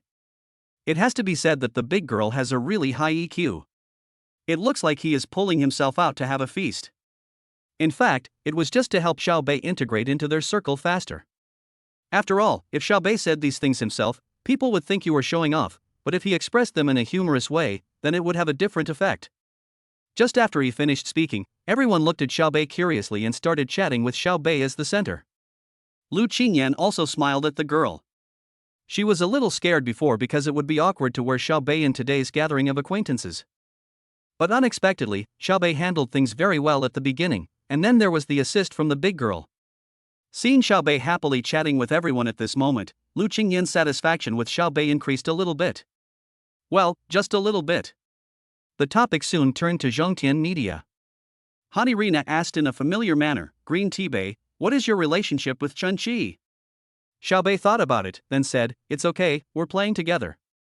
Ah, that's good. How should I put it, Green Tea Bei, when we enter the entertainment industry in the future, can you protect us a little? That's a must. Xiao Bei looked at Hanazina with a smile. Okay, since you said that, I don't mind if you go to bed with Popsicle tonight. Hanajina smiled and made a joke. Lu Qingyan, Master Buddha, what are you talking about? This is not the bus to the kindergarten. I want to get off. Hanirina, Popsicle, for your sexual happiness and for our future happiness, how about you sacrifice your looks tonight and help us sisters? Lu Qingyan blushed and was about to hit Hanirina. A group of people are having a great time. Zhang Shibing was amazed and whispered to the girl, Binggun is so lucky that he can pick up such an excellent junior student while riding a bus. The girl nodded, her eyes were somewhat deep, yes. To be honest, I can't help but envy her. If I met her, I might be moved. Chapter 81 What good things are you thinking about? Lu Qingyan and Hani Rina are having a fight. I saw Denyor and Zhang Shibing whispering to each other, so I went up to them and asked, what are you talking about? I envy you. Popsicle. Yeah, I'm so jealous. The two looked at Lu Qingyan and said with a smile. Lu Qingyan was slightly stunned, then looked at Zhang Shibing, are you jealous of me? Not really, old Zhang, isn't your Penghua the best? To be honest, you still don't believe it. If you don't want it, give it to me. The big girl touched the popsicle's head and said fiercely. Zhang Shibing looked at Lu Qingyan and Yi Xuanya and smiled slightly. She did not tease Lu Qingyan. Popsicle, you have to keep an eye on Green Tea Bei. Our Penghua is also handsome, but he's not as rich as yours. Lu Qingyan's pretty face turned red again, and she continued to be stubborn. Hey, old Zhang, stop teasing me. Everyone knows about your relationship with old Su. Besides, Bei Bei is studying in Hangzhou. The big girl curled her lips. Hangzhou and Shanghai? They shouldn't be too close. Whether it's the high-speed rail or the gas price, is it a problem for Green Tea North? But, that's also a foreign place. After Lu Qingyan finished speaking, she suddenly looked ugly and her mood was visibly depressed. The big girl and old Zhang looked at each other and neither of them tried to comfort Lu Qingyan at this moment. Some things could only be relieved by oneself. Relationships are a matter between two people. Sometimes even the two of them can't figure it out, let alone a third person. All they could do was to look at Lu Qingyan carefully and stand behind her no matter what. At this moment, the girl suddenly thought that it looks good to meet an excellent person at the best age. But it is precisely because I have met the best and most outstanding person that if we had not been together, it would have been really difficult to avoid comparison in the future. Of course, it would be worth it if we could be together forever. But, you choose your own path, don't you? Some people want to throw themselves into the fire, but they don't even have the chance. Love, especially the love during student days, is beautiful, but many of them are full of regrets. Although Xiao Bei was eating, he was also paying attention to the atmosphere in the box. Now seeing how disappointed Lu Qingyan had just been, Xiao Bei smiled slightly, raised his glass and said to everyone, "Come on, let's have a drink. Since we have to drive, let's drink instead of wine. Let's toast to our friendship, which will last forever." After hearing Xiao Bei's words, the somewhat depressing atmosphere suddenly dissipated, and everyone responded loudly. Cheers! To friendship! For a long time! Cheers! After one drink, today's party came to an end. We were originally planning to go to the bar to have some fun. But thinking about the rehearsal tomorrow, I had to give up. Green Tea North, we have a rehearsal tomorrow. If you don't feel comfortable playing alone, just ask old Sue to take you out to play. The girl is worthy of being the big sister in the dormitory, she is very good at making arrangements. Xiao Bei smiled and nodded. The atmosphere today was quite good. Everyone was respectful to him, but without any fawning or flattery, which made Xiao Bei feel very comfortable. After leaving the restaurant, it was already past 8 o'clock in the evening. Everyone came outside the restaurant. Everyone also saw the Lamborghini Urus parked nearby. Wow, is this a Lamborghini? Hanajina asked with wide eyes. Are you blind? Don't you see the logo of Danio? The big girl said with a smile. Wow, no, I want to ride the big bull. Old Buddha looked at Xiao Bei with shining eyes. Xiao Bei smiled and nodded. At this time, Lao Zhang came over holding Lao Su's hand and said, "Sisters, Lao Su and I are leaving first. See you tomorrow. See you tomorrow, bye. Bye bye.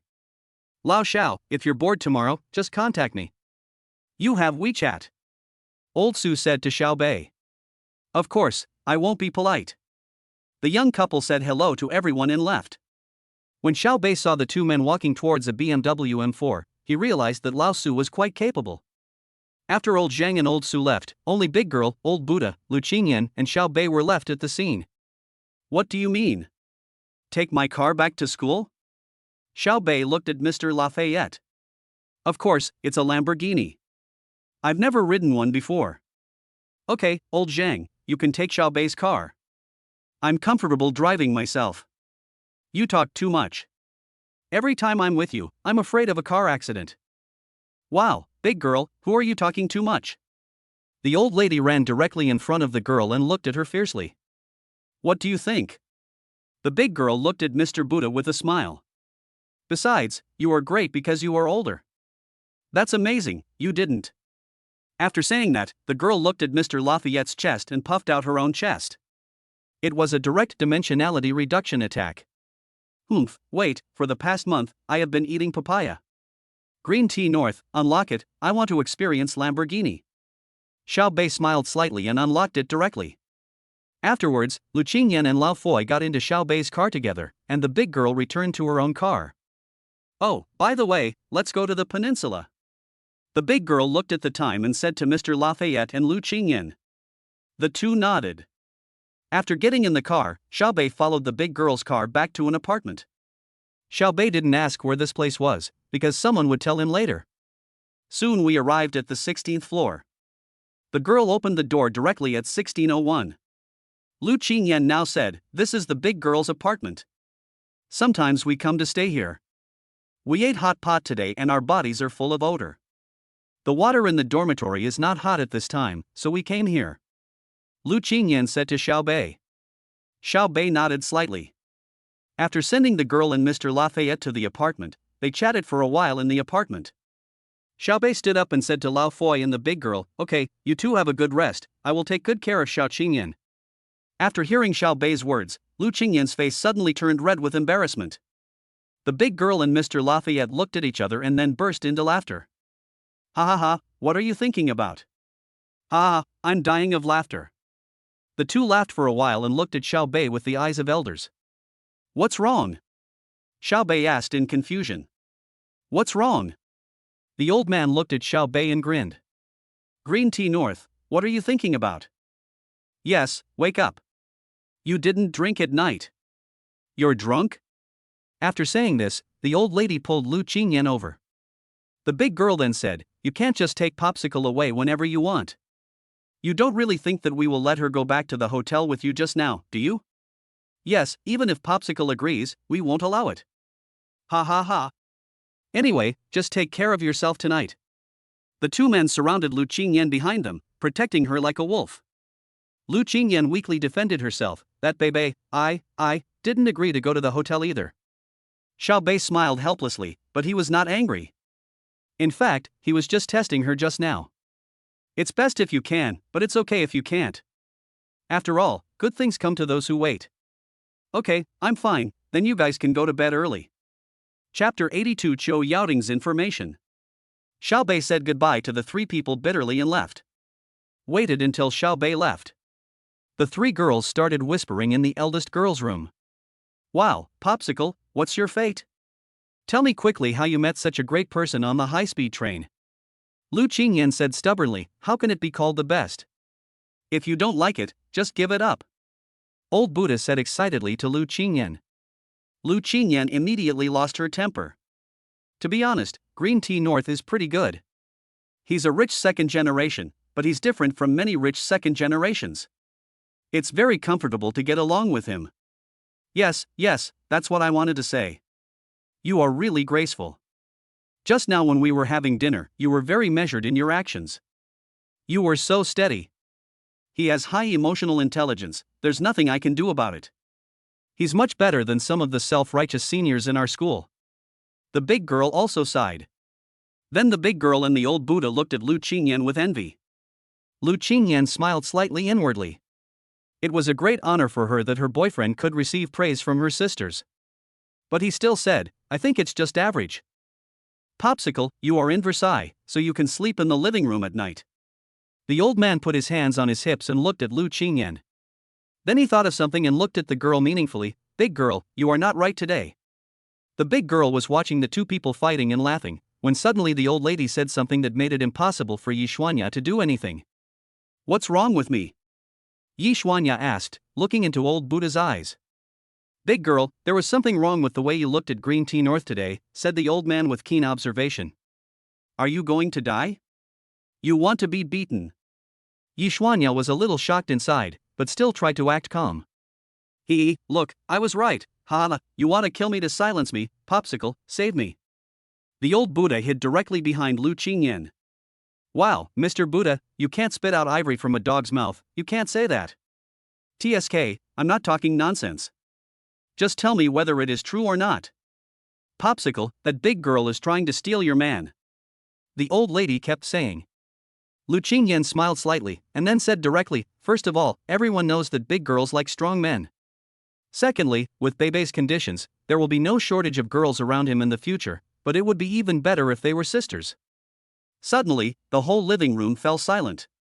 The old Buddha looked at Lu Qingyan in disbelief, then stretched out his hand and touched Lu Qingyan's forehead. "You don't have a fever, why are you talking nonsense?" "Oh, I'm serious." Lu Qingyan looked at the two of them with a smile. In fact, when they were eating just now, Lu Qingyan could also see that there was something wrong with the way Yishuanya looked at Xiaobei. In fact, it was not only Yishuanya, but also old Buddha. But she didn't say anything, because she knew that if she was with Xiaobei, she might have to face these things in the future. Seeing this, the big girl smiled and said, "Okay, stop joking about this. Let time take care of everything. Besides, maybe we are just appreciating it." After the big girl finished speaking, the three of them returned to their previous atmosphere. They believe in friendship more than stinky men. Gradually, the topic was no longer limited to Xiaobei. Then everyone washed up and went to bed. After going to bed, Lu Qingyan sent a WeChat message to Xiao Bei, but did not receive a response for a long time. Suddenly she felt a little anxious. Will Xiao Bei blame himself for not going to the hotel? Or is there something going on right now? Bath? Asleep? Are you serious about liking me? All kinds of random thoughts. Lu Qingyan slowly fell asleep while she was lost in thought. In fact, this is what girls are like. When they are not in a relationship, they live a good life, but once they are in a relationship, they like to have wild thoughts. After leaving the apartment, Xiao Bei drove directly back to the hotel. After returning to the hotel, Xiao Bei went straight into the bathroom and took a pleasant bath. Just came out and lay on the bed. Looking at the empty room, Xiao Bei still felt a little lost, but he soon got over it. Even though I am a scumbag, I want to be loyal to him. Scumbags are not scary. What is scary is perverts. Stop being a pervert. At this moment, Xiao Bei saw the message sent by Lu Qingyan. Just when I wanted to reply immediately, a phone call came in. When he saw the call, Xiao Bei patted his head. How could I forget about this? The person who called was none other than Director Chiu S. Xiao Bei answered the phone quickly. Soon, a steady voice came from the phone. Xiao Bei, are you resting now? Xiao Bei was slightly stunned when he heard Director Chiu S addressing him. When did you and I become so close? But Xiao Bei didn't think much about it and said apologetically, I'm sorry, Director Chiu S.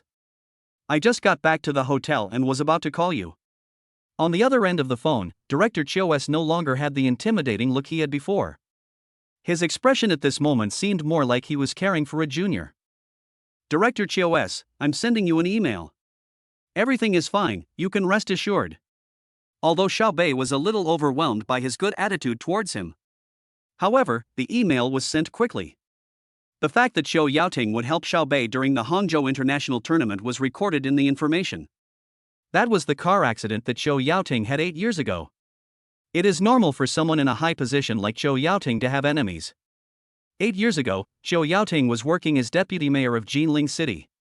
He was in high spirits and his career was on the rise. With the retirement of the old Director S, he and another executive deputy Director S, Zhao Dongli, are the most likely to be promoted. But Zhao Dongli wanted to get that position. Once when Xiao Yaoting and his family went for an outing in the countryside, on a small road, the killer sent by Zhao Dongli crashed the car and the person directly into a cliff. Fortunately, Xiao Yaoting survived, but his wife died in the car accident and his 2-year-old daughter also disappeared. All signs indicate that this was not an accident, but there are no clues. This is what Xiao Bei learned after purchasing Xiao Yaoting's information. Seeing this at that time, Xiao Bei decided to spend 20 million godly points to purchase Xiao Yaoting's future information. In the future information, Xiao Yaoting got the clues when he was 60 years old, and finally found out the murderer behind the accident and found his daughter. What Xiao Bei provided was not only clues about the driver, but also clues and evidence about the murderer behind the scenes and the current news about his daughter. This is why Xiao Yaoting, an old stubborn man, could agree to my request. In addition, Xiao Bei chose him for another reason, that is, Xiao Yaoting is a good official. Otherwise, Xiao Bei would not choose him. Chapter 83 The Mysterious Visitor. There was silence on the phone, and Xiao Bei was not in a hurry. He knew that Xiao Yaoting was looking at some information at the moment. Suddenly, there was a crying sound coming from the phone. Xiao Bei knew that it was the sound of tears of joy. Xiao Bei, thank you. Although I don't know where you got the information, I still want to thank you. From now on, as long as you don't do anything illegal, as long as you can use your uncle, just ask. Xiao Yaoting said firmly on the phone. Xiao Bei smiled slightly when he heard this. Isn't this exactly the connection he wanted? You're welcome, Uncle Qiu. Xiao Bei was also a smart man. Since the other party asked him to call him uncle, he would definitely do so directly. Thinking of something, Xiao Bei continued, Oh, Uncle Qiu, that truck driver changed his name and has 2 ID cards. Different ID numbers. He has long since stopped using his original identity information, and he has had some minor plastic surgery, so you'd better ask your people to check his household registration and get the photo he uses for his current registration.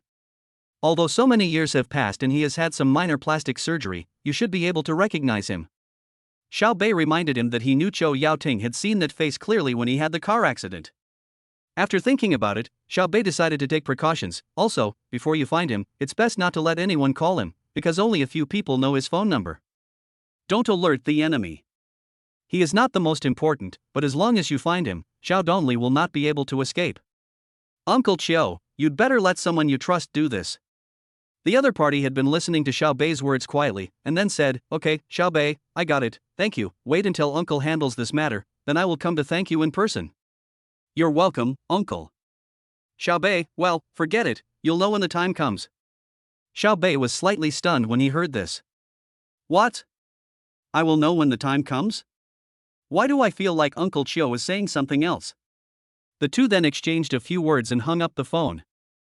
In a villa community deep in the West Lake of Hangzhou, this is the place with the strictest security in Hangzhou, because it is home to high-ranking politicians from Zhejiang province. 2 inches the villa, Zhou Yaoting hung up the phone, looked at the information on the computer, and then his eyes became deep. He took out his phone and dialed a number. Uncle, it's so late, what's the matter with you calling me? A young man's voice came from the phone. Xiaohao, I'll give you some information. You should investigate it secretly. Don't even tell your parents about this for now. Is it about my aunt? Okay, Uncle, I understand. Then he hung up the phone. After hanging up the phone, Zhou Yaoting breathed a sigh of relief, and then he thought of Xiao Bei. Sure enough, none of the men in the Xiao family are vegetarians. I wonder how many people in the Xiao family will have trouble sleeping when the prince returns to the family. Imperial capital, Xiao family in Zongnanhai. In a study, a middle-aged man with a majestic demeanor just hung up the phone, his eyes revealing excitement. Everything depends on the next few days. In the hotel in Shanghai, Xiao Bei hung up the phone. He wanted to reply Lu Qingyan, but when he looked at the time, it was already very late and she was probably asleep. So I gave up the idea. Xiao Bei originally wanted to lie down on the bed and sleep, but after thinking about what Zhou Yaoting had just said, he always felt deep in his heart that something had happened recently, and it might be about him. After thinking about it, Xiao Bei directly called out the system and planned to buy a copy of Zhou Yaoting's information to check it out. But suddenly, his eyes widened. Oh my god, wasn't it 20 million super rich points? How did it become 10 billion super rich points now? Xiao Bei's scalp suddenly felt numb. System, please come out here. Is it really okay for you to raise the price like this? Ding. The items sold in this system mall are all clearly marked with prices that are in line with market conditions. There is no such thing as raising the price arbitrarily. With the system mall, you can be happy. Xiao Bei. You bastard, you didn't raise the price? Then why did Zhou Yaoting's information change from 20 million points to 10 billion points? Ding. The future information in the mall is the future situation, and the price is not fixed. After hearing the system's explanation, Xiao Bei was stunned. Well, you are the system and you are the boss. Xiao Bei originally wanted to shut down the system directly, but suddenly thought of something. I can check other people's, but can I check my own? Thinking of this, Xiao Bei became extremely excited. I am so smart. So Xiao Bei conveyed his thoughts to the system directly in his mind. Call up my own information, past, present and future. Ding. Do you need to spend 100 billion godly points to purchase Xiao Bei's past intelligence? Ding. Do you need to spend 1 million points to purchase Xiao Bei's current intelligence? Ding. Do you need to spend 500 billion points to purchase information about Xiao Bei's future? I sent it on purpose? System, you bastard, did you do it on purpose? Xiao Bei was really shocked by the selling price of his own intelligence. His current intelligence was not as good as the intelligence from the past and the future? But Xiao Bei quickly calmed down. After thinking about it, I guessed a little. When I bought Zhou Yaoting's information before, the price was still very low. Now it has become higher, which shows that I have the butterfly effect. But it's obviously unreasonable for me to do this. Really? Suddenly Xiao Bei thought of something. The most mysterious thing about him now is his identity. I am an orphan in this world. Could it be related to my own background? Thinking of this, Xiao Bei felt it made sense. Forget it, I won't think about it. I'll just have fun today. I have a family now, and it might hinder my normal life and development. Xiao Bei stopped thinking about it if he couldn't figure it out. He had a system, so what was there to be afraid of? Lie down and go to sleep. Nothing happened that night, and Xiao Bei got up early the next day. Looking at the scenery outside the window, Xiao Bei smiled and thought that today was another beautiful day. Just at this moment, Xiao Bei received a message on WeChat. There are Ji Qinglan S and Lu Qingyan S. And there are at my own in the class. Ji Qinglan's message was to ask when Xiao Bei would return to Hangzhou. Xiao Bei replied and then looked at Lu Qingyan's message. Lu Qingyan, you big bad guy, are you angry? You ignored me grievance. Seeing this, Xiao Bei quickly replied. Xiao Bei, I was taking a shower yesterday, and when I came out, I was busy with my own things. I wanted to reply to you, but I saw that you seemed to be asleep, so I didn't. Xiao Bei usually gives an explanation for such emotional news. After all, you have to comfort your own woman. Xiao Bei replied okay, but when he saw that the other party didn't reply for a long time, he thought that he might have gone to rehearse. Thinking of this, Xiao Bei chuckled. Why don't we go to the Magic City Conservatory of Music today? Boom boom boom. Just at this moment, there was a knock on Xiao Bei's door. Who is it? Xiao Bei was slightly stunned. After thinking about it, I walked out in my shorts and opened the door. As soon as I opened the door, I saw a burly man standing in front of me, with several men in black behind him. Who are you? Same, so similar. Chapter 84, You little brat, you hit your uncle? However, when Xiao Bei heard what the other party said, his brows slightly frowned. The man in front of me had a strong body, with bulging veins on his arms. He has a buzz cut, and the most noticeable thing about him is the scar on his face, which makes him look very tough. Look at his clothes again, a black shirt with his sleeves rolled up, and a pair of black suit pants, which are extremely slim-fitting. A man's buttocks are more perky than a woman's. Then there were the shiny leather shoes and a pair of sunglasses. The outfit is strange, but you can tell at first glance that he is not someone to be trifled with. As Xiao Bei is proficient in fighting, he can see things that ordinary people cannot see. My intuition tells me that the man in front of me is an expert, and judging from the aura around him, I can tell that this man has killed people before. Then his identity is locked into being a professional killer or a military man. Since he could come to his presidential suite so openly, the former possibility could be ruled out and the person should be the latter. Is it a problem with my own funds? At this moment, Xiao Bei thought of a possibility. But this middle-aged man who seemed threatening to Xiao Bei was now looking at him with a smile on his face, and even had a kind look. It's like an elder in the family, looking at the younger generation kindly. Who are you? Xiao Bei asked coldly. After hearing Xiao Bei's words, the middle-aged man laughed. Would you like me to come in and sit down? The middle-aged man did not directly answer Xiao Bei's question, but asked if he could go in. Xiao Bei was speechless. You look like you are not a good person. Should I invite you in? Aren't you afraid that you'll get your kidneys choked? Seeing that the other party didn't say anything, Xiao Bei didn't want to say anything more and just closed the door. But soon, the door was held open by the middle-aged man's hand. Who are you? And let go of your hand right now. Although there were a total of 5 people outside including this man, Xiao Bei was not afraid at all. The male protagonist still didn't say anything and took a step forward. Seeing this, Xiao Bei quickly stretched out a hand and was about to push him. But the middle-aged man was faster and grabbed Xiao Bei's left hand directly. So you come to your grandfather's place early in the morning to cause trouble, right? My passionate horse, I'll let you go once, twice, don't think I'm letting you go. Xiao Bei's catchphrase came out directly. He was really angry. What kind of person are you? I don't know you and I don't even have any grudge against you. Seeing that the other party had removed his hand, Xiao Bei punched him directly with his right hand. The opponent sets a pick and roll. The 4 bodyguards who were standing behind the man saw Xiao Bei taking action. Bold. It happened in a flash. Before the middle-aged man could react, one of the bodyguards in black stepped forward and attacked Xiao Bei with a whip kick. Okay, you want to play, right? I'll play with you. The whip kick was about to hit Xiao Bei, so he turned sideways, stretched out a hand, and grabbed the ankle of the attacker. Before the other party could react, Xiao Bei supported himself with his ankles, turned around, swung his tail like a scorpion, turned his back to the bodyguard in black, and kicked him directly. Bang! The bodyguard in black was kicked directly against the wall of the corridor. Seeing that the leading bodyguard was beaten by Xiao Bei, the remaining 3 bodyguards stepped forward directly. One of them protected the middle-aged man behind him, and the 2 of them formed a double team, attacking Xiao Bei from both sides. Xiao Bei countered the opponent's moves and then deliberately revealed a flaw. One of the bodyguards narrowed his eyes and was about to hit Xiao Bei in the arms. Xiao Bei used his grappling hands to directly relieve the opponent's force, then he pulled him into his arms and with an elbow strike, the man immediately bent over. Xiao Bei supported himself on the man's waist and back, jumped into the air, and with a scissors kick, he clamped the other man's head and thrust it backwards. Then the two bodyguards fell to the ground. Just at this moment, the middle-aged man protected by the last bodyguard. Suddenly there was a hearty laugh. "Ha, you are worthy of being a son of the Xiao family." "Stop it, Xiao Bei, I'm your third uncle." "Oh my god, old man, you're taking advantage of me.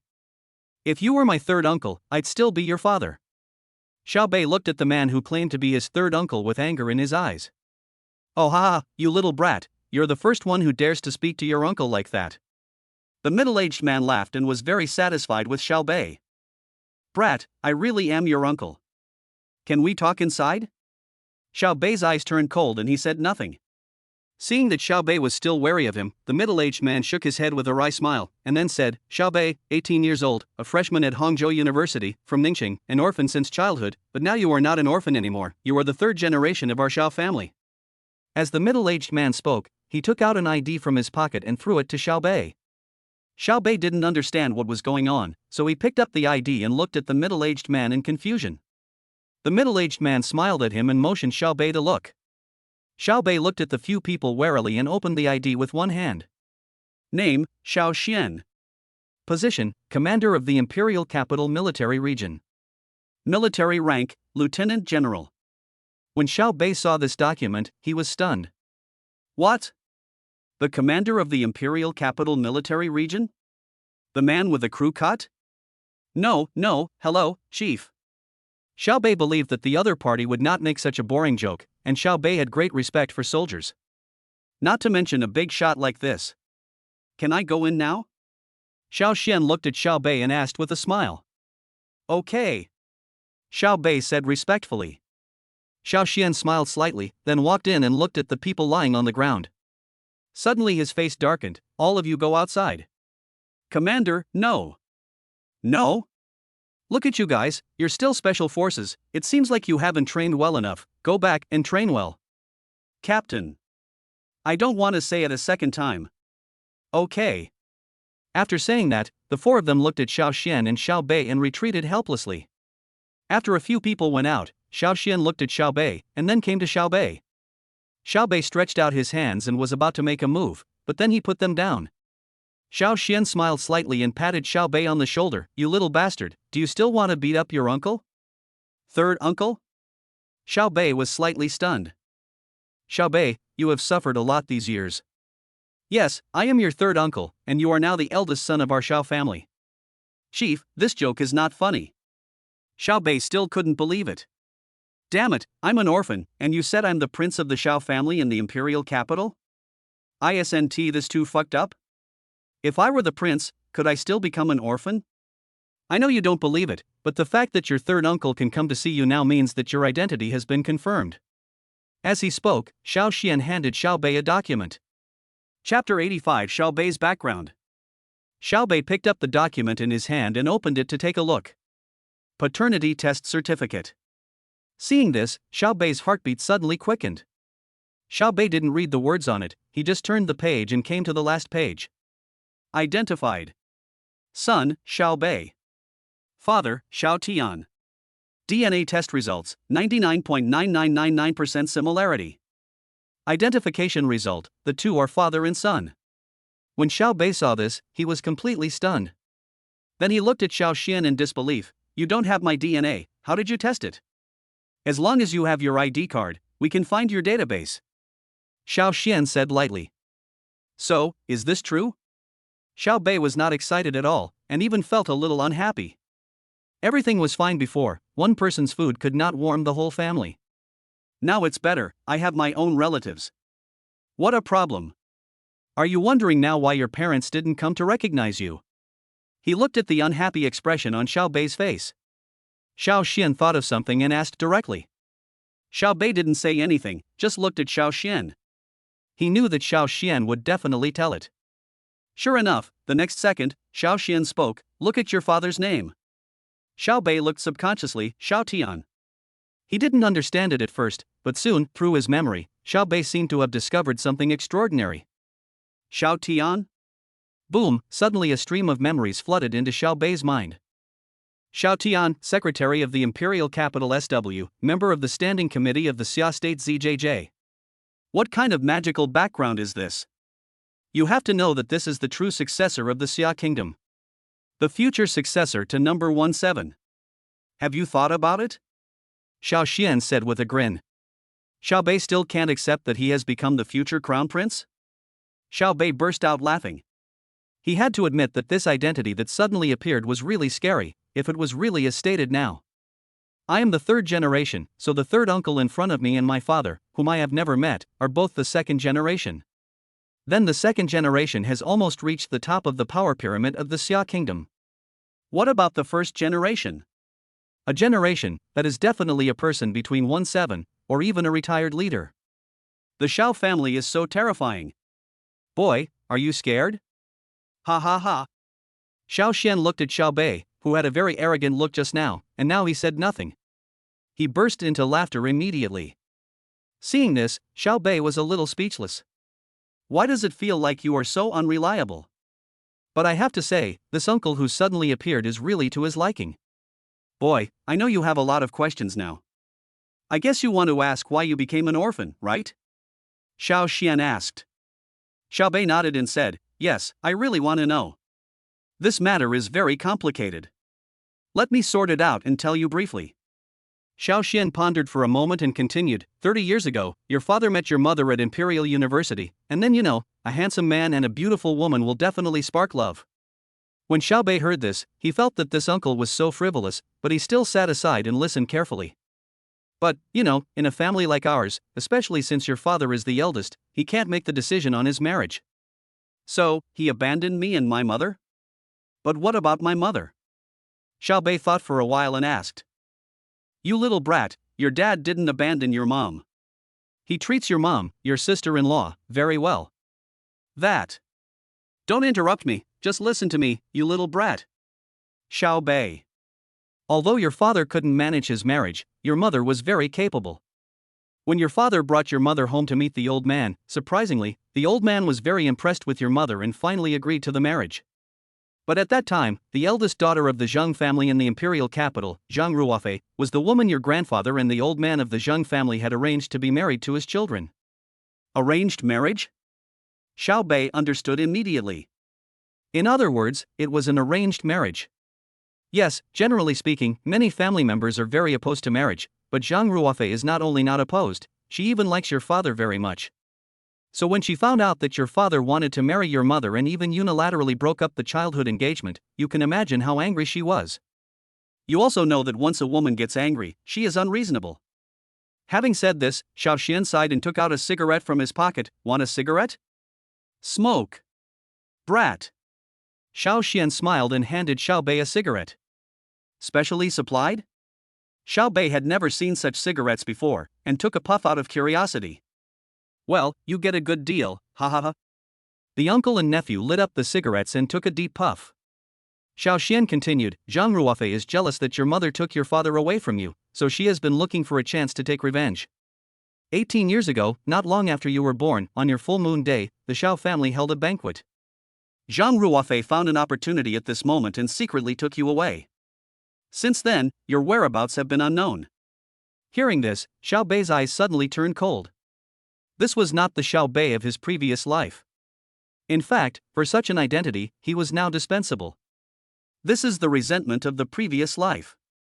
Xiao Xian patted Xiao Bei on the shoulder and said, Son, your father and mother have been looking for you all these years, but finding you in Xia country is like looking for a needle in a haystack.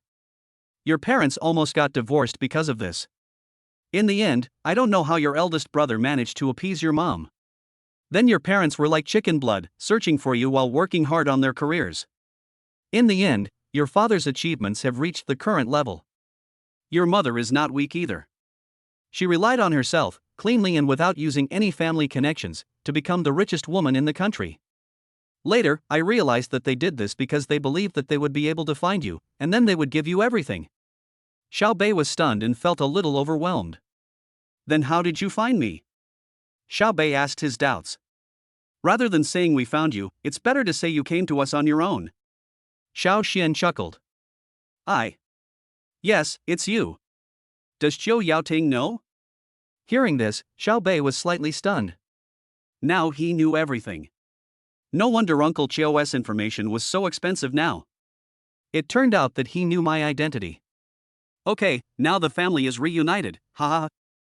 By the way, this time I came here in secret. Your father didn't tell anyone, not even your mother. He just asked me to come and confirm. Now, I have already confirmed your third uncle. My child, you have suffered a lot these years. As soon as Xiao Xian finished speaking, he looked around and saw the presidential suite. No, it seems that you are living well, ha. Xiao Bei really wants to say something now. No, say something on behalf of his predecessor, my passionate horse. Do you know how I have been through these years? Chapter 86. What does love bring? Xiao Bei, I'm going to go back and talk to your father now. If nothing unexpected happens, your father will go to Hangzhou for an inspection in November, and will come to see you then. Xiao Xian looked at Xiao Bei and said, let's talk about it later. My mind is in a mess now. Xiao Bei is not being pretentious, he is just really a little confused. Originally, I was a carefree person, but now suddenly I have parents, and they are both top bosses. What attitude should I have when facing it? Although he has such an identity, Xiao Bei can almost be said to be able to walk sideways in Xia country. However, there is no such thing as a free lunch. When you enjoy convenience, you also have to pay a price. In fact, Xiao Bei really hopes that his father can be one of the richest people in Xia country like his mother. But what now? My father is at the top of the power pyramid of the Xia kingdom, which means that I will inevitably have to passively understand the officialdom in the future. Xiao Bei actually doesn't like the officialdom, because it's full of old foxes. If he really has to describe it, he might not survive more than one episode. But now that it has happened, let's just accept it. Maybe, it's not a bad thing. Okay, Uncle San, I got it. Xiao Bei already knew his life experience and knew that his parents did not abandon him on purpose, so if he had such a relative, he would acknowledge him. There are only advantages, no disadvantages. Xiao Bei, this is my contact information. If you encounter any problems, you can call me directly. See you in the capital. After saying that, Xiao Xian stood up and patted Xiao Bei on the shoulder. Then Xiao Bei sent Xiao Xian out. Xiao Bei knew that people like Xiao Xian usually had a lot of official business to do and it was impossible for them to stay in his place for a long time. After seeing Xiao Xian off, Xiao Bei returned to his room. I saved my uncle's phone number in my phone and then opened the system. At this moment, whether it was his own information or Qiu Yaoting's information, the points of the rich man had become 100 million points. From this we can see that Xiao Bei's previous guess was correct. After exiting the system, Xiao Bei smiled slightly. So, brother has really become the prince now? Thinking of this, Xiao Bei couldn't help but smile. Xiao Xian left Xiao Bei's residence and returned to his car. He immediately took out a phone and dialed the number.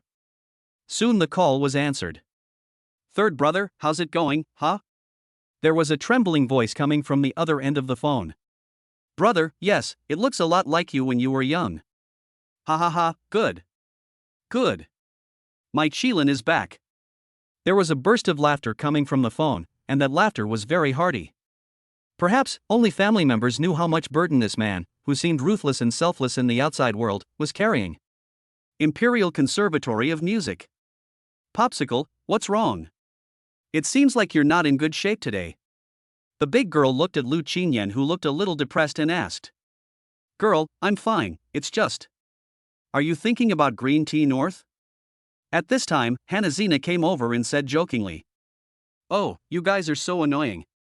Okay, I have to go get my violin fixed. We'll talk later.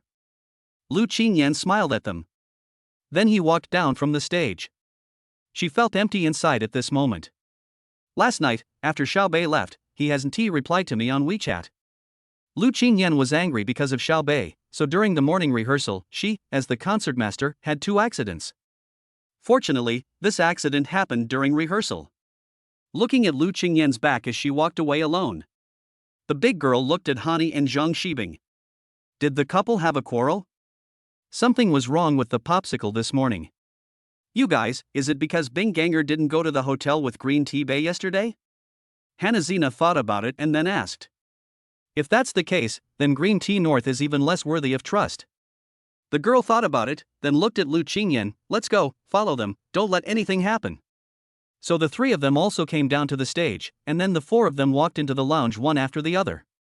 Just when the three of them wanted to ask Lu Qingyan what was going on, I saw Lu Qingyan returning to her seat. She had a blank expression on her face at first, but after picking up her phone, I don't know what she saw, and her gloomy mood suddenly disappeared. When the three of them saw this, they knew who the WeChat message was from. Oh my god, there's something special about green tea North. It always touches my heart. So, what does love bring? Hanazina looked at Zhang Shibing, then looked at Bingun, who was holding a cell phone and smiling foolishly. The big girl didn't bother to pay attention to her and walked towards the popsicle. Old Zhang looked at old Buddha and said meaningfully, love is like eating noodles and adding a fried egg, or drinking coffee and adding a partner. Maybe you think the single product is nothing, but once you find the right partner, you can give it more connotations. So, single dog, think about it slowly.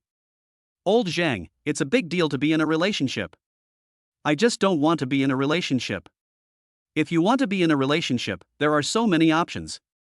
The old lady followed behind old Zhang and muttered to herself. The big girl came over to the popsicle and poked it. Green tea NATO, are you going out? Lu Qingyan put down her phone, looked at the girl, smiled and nodded. I just told him that the violin is broken and needs to be repaired. Guess what he said? What? He told me to get out. He's coming? Lu Qingyan nodded, and then said to the three of them, sisters, I will go first. Wow, Popsicle, now I shouldn't call you Popsicle, I should call you Waterstick. Hanarina looked at Lu Qingyan enviously as she left. Okay, Lao Su is here too. I plan to go to the movies with him today. I'll be leaving now. After Zhang Shibing finished speaking, he also left with his things. At this moment, only Dinior and Hanazina are left. Hanarina opened her eyes wide and looked at Yishuanya. They are all a bunch of people who value love over friendship. My eldest girl is still the best. No, I have to go home for dinner today. I'm leaving too, Mr. Buddha, you can have fun by yourself. The girl pinched Mr. Buddha's face and then left. Finally, Hanarina was left alone, staring blankly ahead with a look of despair on her face. Just at this moment, a voice was heard. Well, we're having dinner tonight, do you want to come? The old lady turned her head and saw that it was the monitor of musical instrument class 2, Chen Fei. Wow, Fei, you are the best. Go, I'll go. Ha ha ha, let's go together then. By the way, do the other three in your dormitory have appointments? Chen Fei asked with a puzzled look. Woo, that's right, the eldest girl goes home to eat, and the remaining two go have a sweet romance.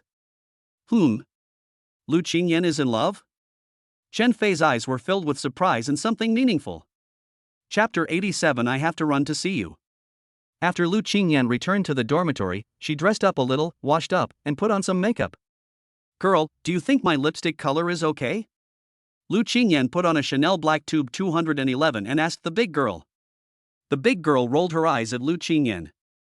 Then he said, let's just say, Green Tea North would dislike your lipstick color? Hearing this, Lu Qingyan directly pulled the big girl's arm and shook it, and said coquettishly, can you give me some reference? Does it look good? When the girl was about to comment, old Zhang took a look and said meaningfully with a smile on his face, actually, it's best not to wear lipstick. Ha? Why? Lu Qingyan looked at old Zhang in confusion. Old Zhang put down his instrument and took a sip of water, because no matter how beautiful and seductive you are, if you go out and see your boyfriend for less than half an hour, everything will be gone. Upon hearing this, Lu Qingyan immediately understood the deeper meaning.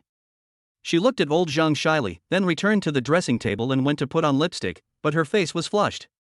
Wow, old Zhang, does old Su often bite you? The girl became interested and sat next to old Zhang, looking at him with a lewd look on her face. Dog chewing? You think I'm a bone, don't you? Old Zhang smiled slightly. Then the two of them began to frantically impart their experience in this regard to Lu Qingyan. However, what puzzled Lu Qingyan was, big girl, you seem to be single, right? Girl, if old Zhang is passing on his experience to me, I will definitely accept it, but you? Lu Qingyan looked at the girl with disdain, then smiled and said, you don't get angry every day? Popsicle, you are not my beloved concubine anymore. Hee, okay, sisters, I'm leaving first. Bebe has been waiting for a long time. After saying that, Lu Qingyan picked up her bag and left the dormitory directly. Wow, you stupid Popsicle, you hurt me and you just laughed it off? the big girl complained towards Lu Qingyan's back.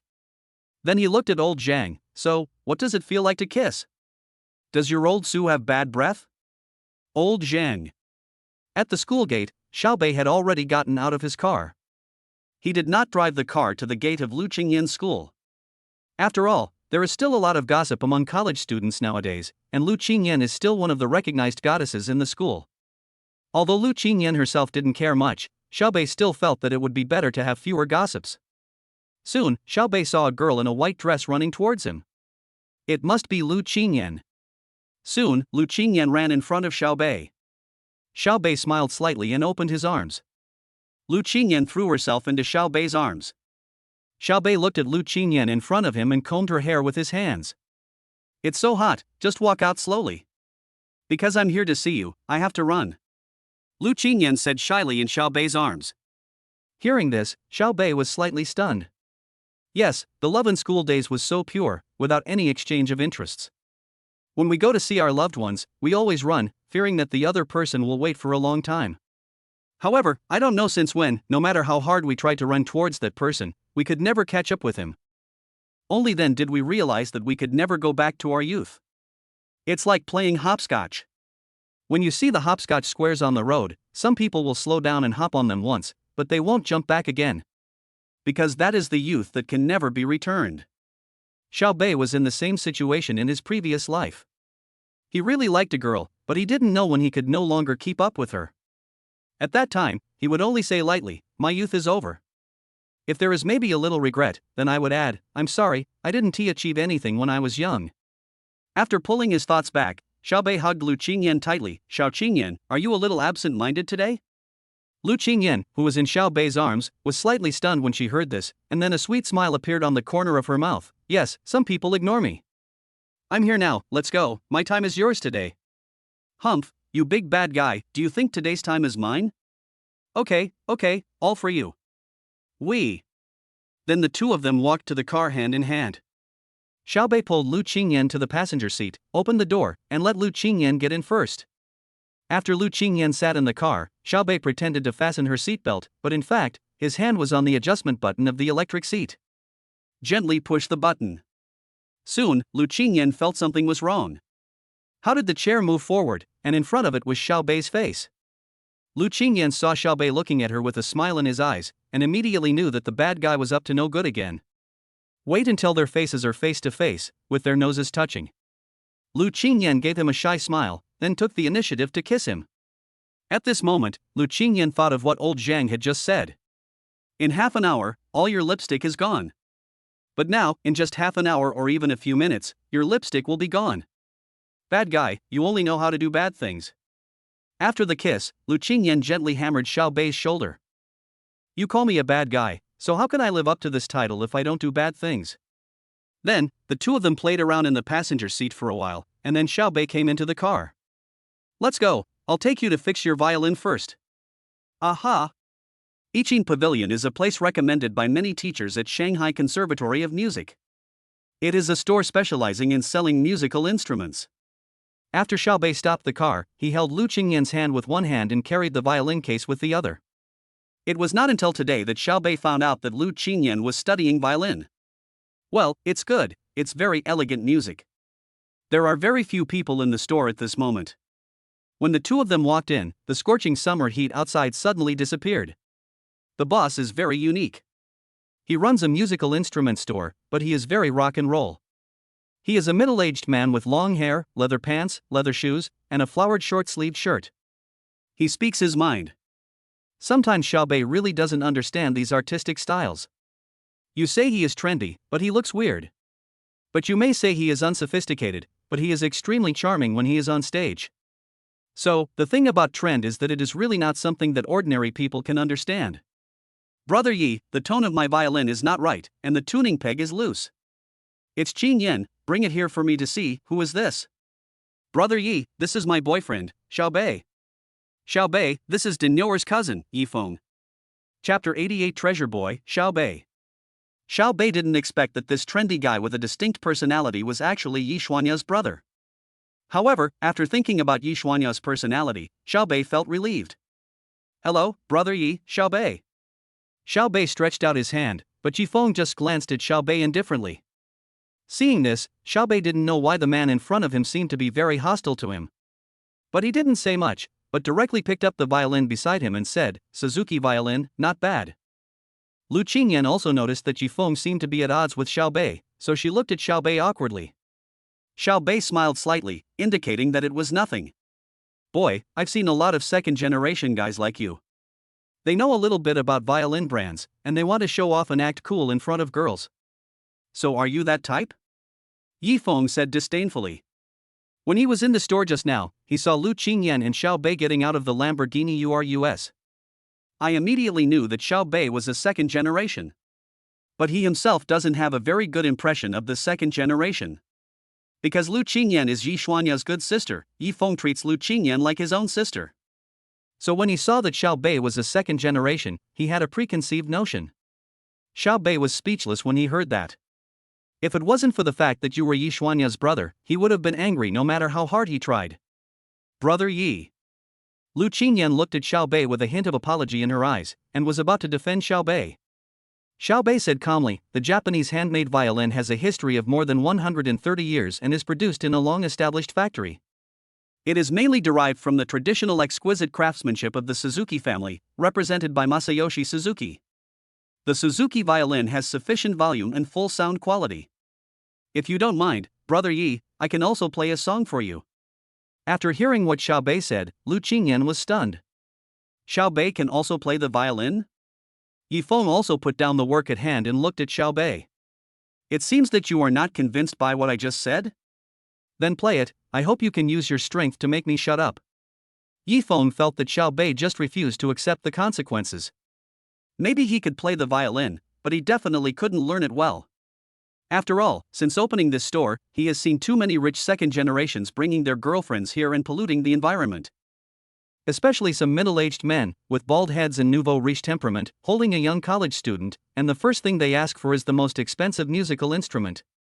Such a person, in front of an artist like him, is a blasphemy to musical instruments and music. "Then Brother Yi, I won't be polite." Xiao Bei smiled slightly. Seeing the tense situation between the two, Lu Qingyan was a little at a loss. She pulled Xiao Bei with her little hand. "Bei, Brother Yi is not only the owner of this music store, he was also the concertmaster of the National Music Orchestra. You? Don't worry, that's perfect. This way I can get some guidance from Brother Yi." After saying that, Xiao Bei directly systematized 5 million godly points and purchased the master violin playing skill. Suddenly, a flow of information and airflow rushed into Xiao Bei. He knew nothing about the violin, but now it was as if he had practiced the instrument for decades. Not only does he have a deep understanding of the violin, he also has his own unique understanding. The violin master is already at the top level on the planet. Those long famous violinists are all masters. That is why when we listen to their violin music, we can feel the picture. That is because they have their own unique understanding. It's just like singing. When singing the same song, why can young actors sing it so Alice and Chan can bring out the picture? That's the reason. Seeing Xiao Bei say this, Lu Qingyan did not stop him. In fact, she was also very curious about whether Xiao Bei could do it. "Then Brother Yi, I will show you my ugliness." Paganini's 24 Caprices, Part 1. After Xiao Bei said this, he placed the violin between his left jaw and shoulder. Many times, an expert can tell whether something is real or not. Lu Qingyan and Yi Feng were both stunned by the way Xiao Bei put down the violin just now. Lu Qingyan was stunned because this posture was very standard. Yi Feng was stunned because this boy seemed to be serious about it, but he still looked down on him a little bit, and everything had to wait until the performance was finished. Especially when playing something as difficult as Paganini. "Here we go." Xiao Bei said something to the two of them with a smile, then slowly began to play the Qinxian. As Xiao Bei's violin sounded, Lu Qingyan immediately covered her mouth and looked at Xiao Bei with surprise. She really didn't expect that Xiao Bei would really pull it. Because it had just begun, it was not obvious yet, and Yi Feng still had a calm expression on his face. But with the gradual climax, the hand speed should also become faster and faster. At this moment, Xiao Bei made a small jump bow and immediately switched to the octave true chord. "Perfect chord change!" Yi Feng exclaimed. Lu Qingyan also looked at Xiao Bei in shock, then immediately took out her cell phone and started filming. She wanted to record a video of Xiao Bei playing the violin. Throw the bow. Although throwing a bow is basic, it is really not easy to throw a bow at an extremely fast speed like Xiao Bei. As the performance reached its climax, more and more techniques appeared dazzlingly in front of Yifeng and Lu Qingyan. Even some music lovers who were strolling around the store stopped to watch. At this moment, everyone in the music store held their breath, and all eyes were focused on Xiao Bei. The person who was the most shocked was Yifeng. At this moment, he didn't dare to underestimate Xiao Bei at all, and he even smiled bitterly and laughed at himself in his heart. Being self-righteous, I am talking about myself. Since Lu Qingyan is probably still a student, she can only see 7 to 8 points. But Yifeng is one of the top violinists in the country. It's easy to see how sharp Xiao Bei's vision is. He handles this with ease. I can't play this piece as easily as Xiao Bei. Moreover, he saw Xiao Bei's attitude in his music. It is a state of being the only one sober when everyone else is drunk. It is a state of mind of standing on the top of a mountain and overlooking all the other mountains. 15 minutes later, Xiao Bei's performance came to an end, and the last sound was done just right. It seems like that's how it should be handled. Wait until Xiao Bei finishes his performance. Everyone in the store applauded. Lu Qingyan didn't care about everyone's shock, she just ran forward and hugged Xiao Bei. Bei, tell me, what are you hiding from me? Are you the blue fat guy? You know everything. Xiao Bei really wanted to say, don't worship me, I just have a system, I'm a legend. At this moment, Yifeng also came back to his senses from Xiao Bei's state of mind. Then he came in front of Xiao Bei. Master Xiao, I was reckless just now. I apologize to you. I shouldn't think I'm noble. Chapter 89. Buy it if you like it. Yes, at this moment, in Yifeng's eyes, Xiao Bei is already a violinist who can be compared to, no, is a master-level violinist. Seeing Yifeng say this, Xiao Bei was slightly stunned. Then he quickly said, Brother Yi, you're welcome. I'm just showing off my ugliness. If this is considered a disgrace to you, then what is ours? Yifeng smiled bitterly. Lu Qingyan looked at the state between the two, smiled slightly, and then said, okay, both of you don't have to be modest, anyway, you are better than me. After hearing Lu Qingyan's words, Yifeng and Xiao Bei looked at each other and smiled to put away their unhappiness. Afterwards, Yifeng called a staff member to look after the store, and he took Xiao Bei and Lu Qingyan directly to the tea room on the second floor. After brewing the tea, Yifeng poured a cup for Xiao Bei first. Xiao Bei, how long have you been practicing the violin, or learning music? Xiao Bei wanted to say, isn't this something you can do as long as you have hands? But he still made up a white lie, I have been learning since I was a child. What about you, Brother Yi? Almost the same as you. After saying that, Yifeng showed a look of relief on his face. I heard from Xiao Qingyan that you used to be the chief, why are you now? Why did you come here to open a music store, right? Yifeng looked at Xiao Bei with a smile, and Xiao Bei nodded. It's simple. I like rock music now. I don't like to stay in one field until I get old, so I came out and started to learn music production, then I learned rap, and now I learn rock music. Yifeng spoke in a leisurely manner as if he was telling a story. Bei, actually Brother Yi had a pretty good career before, but he was cheated by his agency, so... As Yi Xuanya's roommate, Lu Qingyan certainly knew more inside information. Xiao Bei looked at Yifeng and suddenly an idea came to his mind. Brother Yi, do you still want to go back to the stage now? Don't even think about it. Yifeng smiled faintly. As a singer, I want to return to the stage. Similarly, as an artist, I can choose not to return to the stage. Xiao Bei heard Yifeng's words as, you clearly want to go back, but you are being stubborn. In Xiao Bei's understanding, whether it is a singer or an artistic performer, they all need a stage or a platform.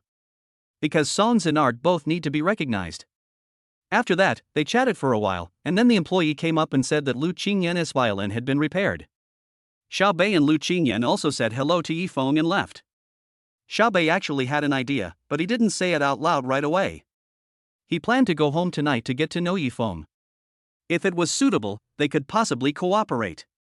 After leaving the musical instrument store, Xiao Bei brought Lu Qingyan to Pudong Shopping Mall. What are we doing here?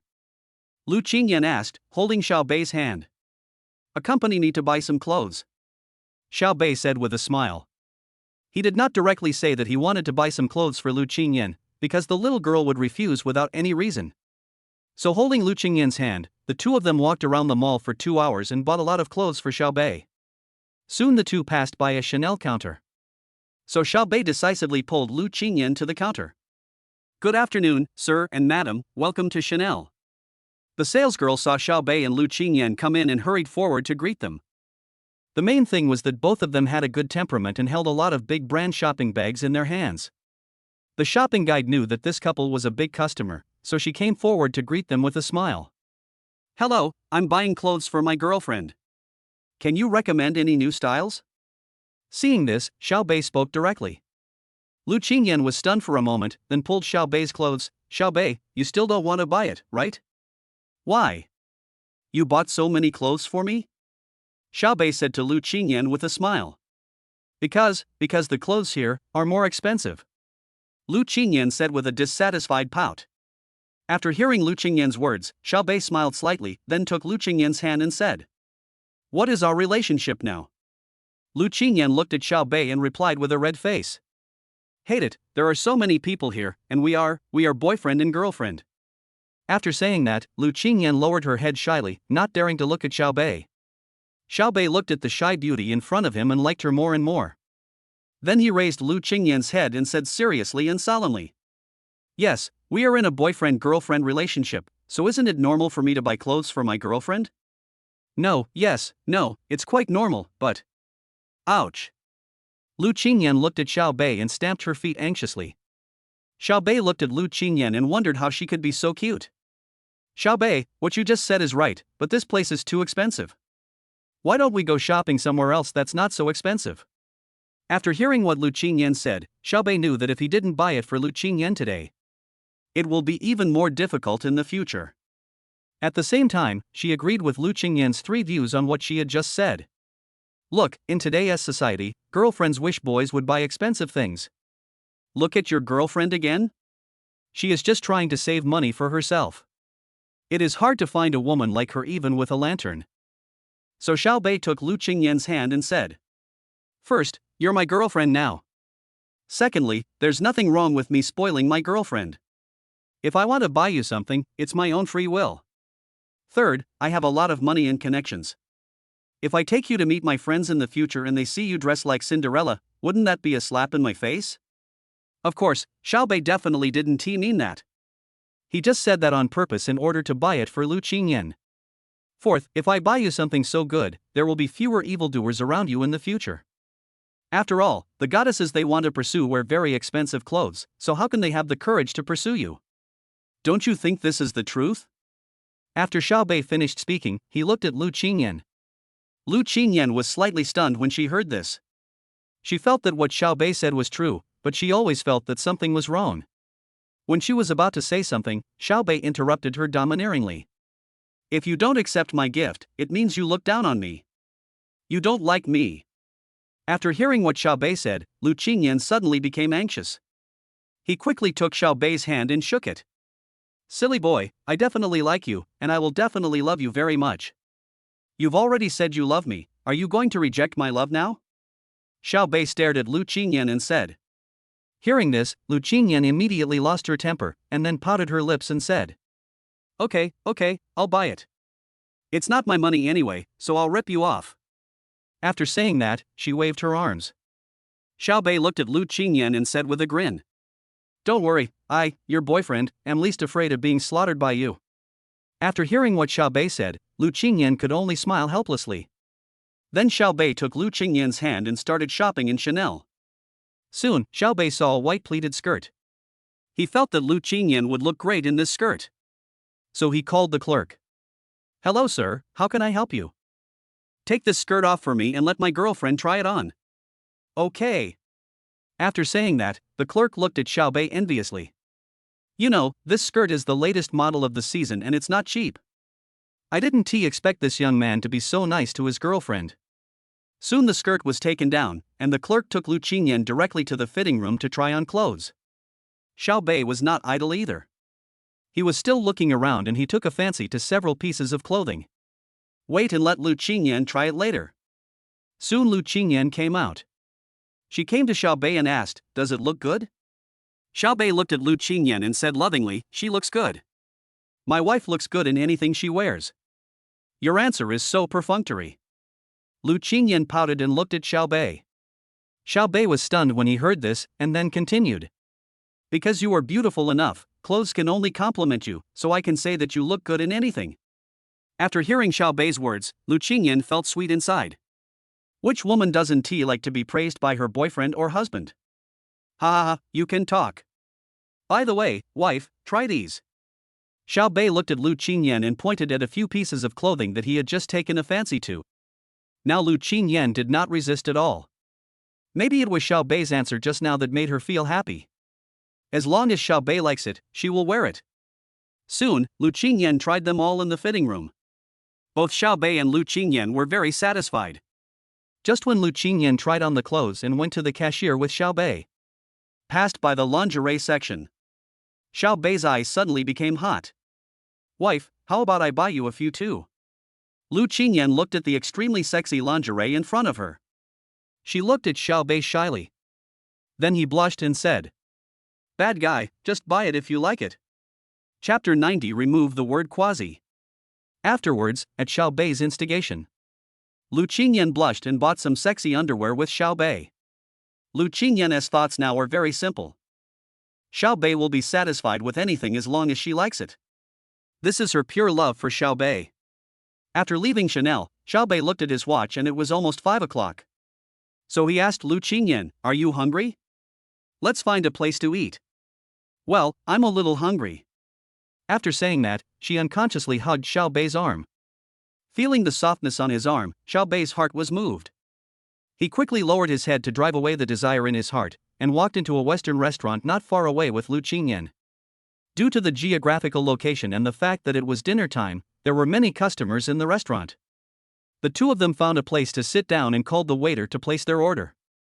After ordering 2 set meals and a bottle of red wine, the two chatted while waiting. Just at this moment, Lu Qingyan saw a piano in the restaurant and thought about it. Playfully asked, Bei, can you play the piano?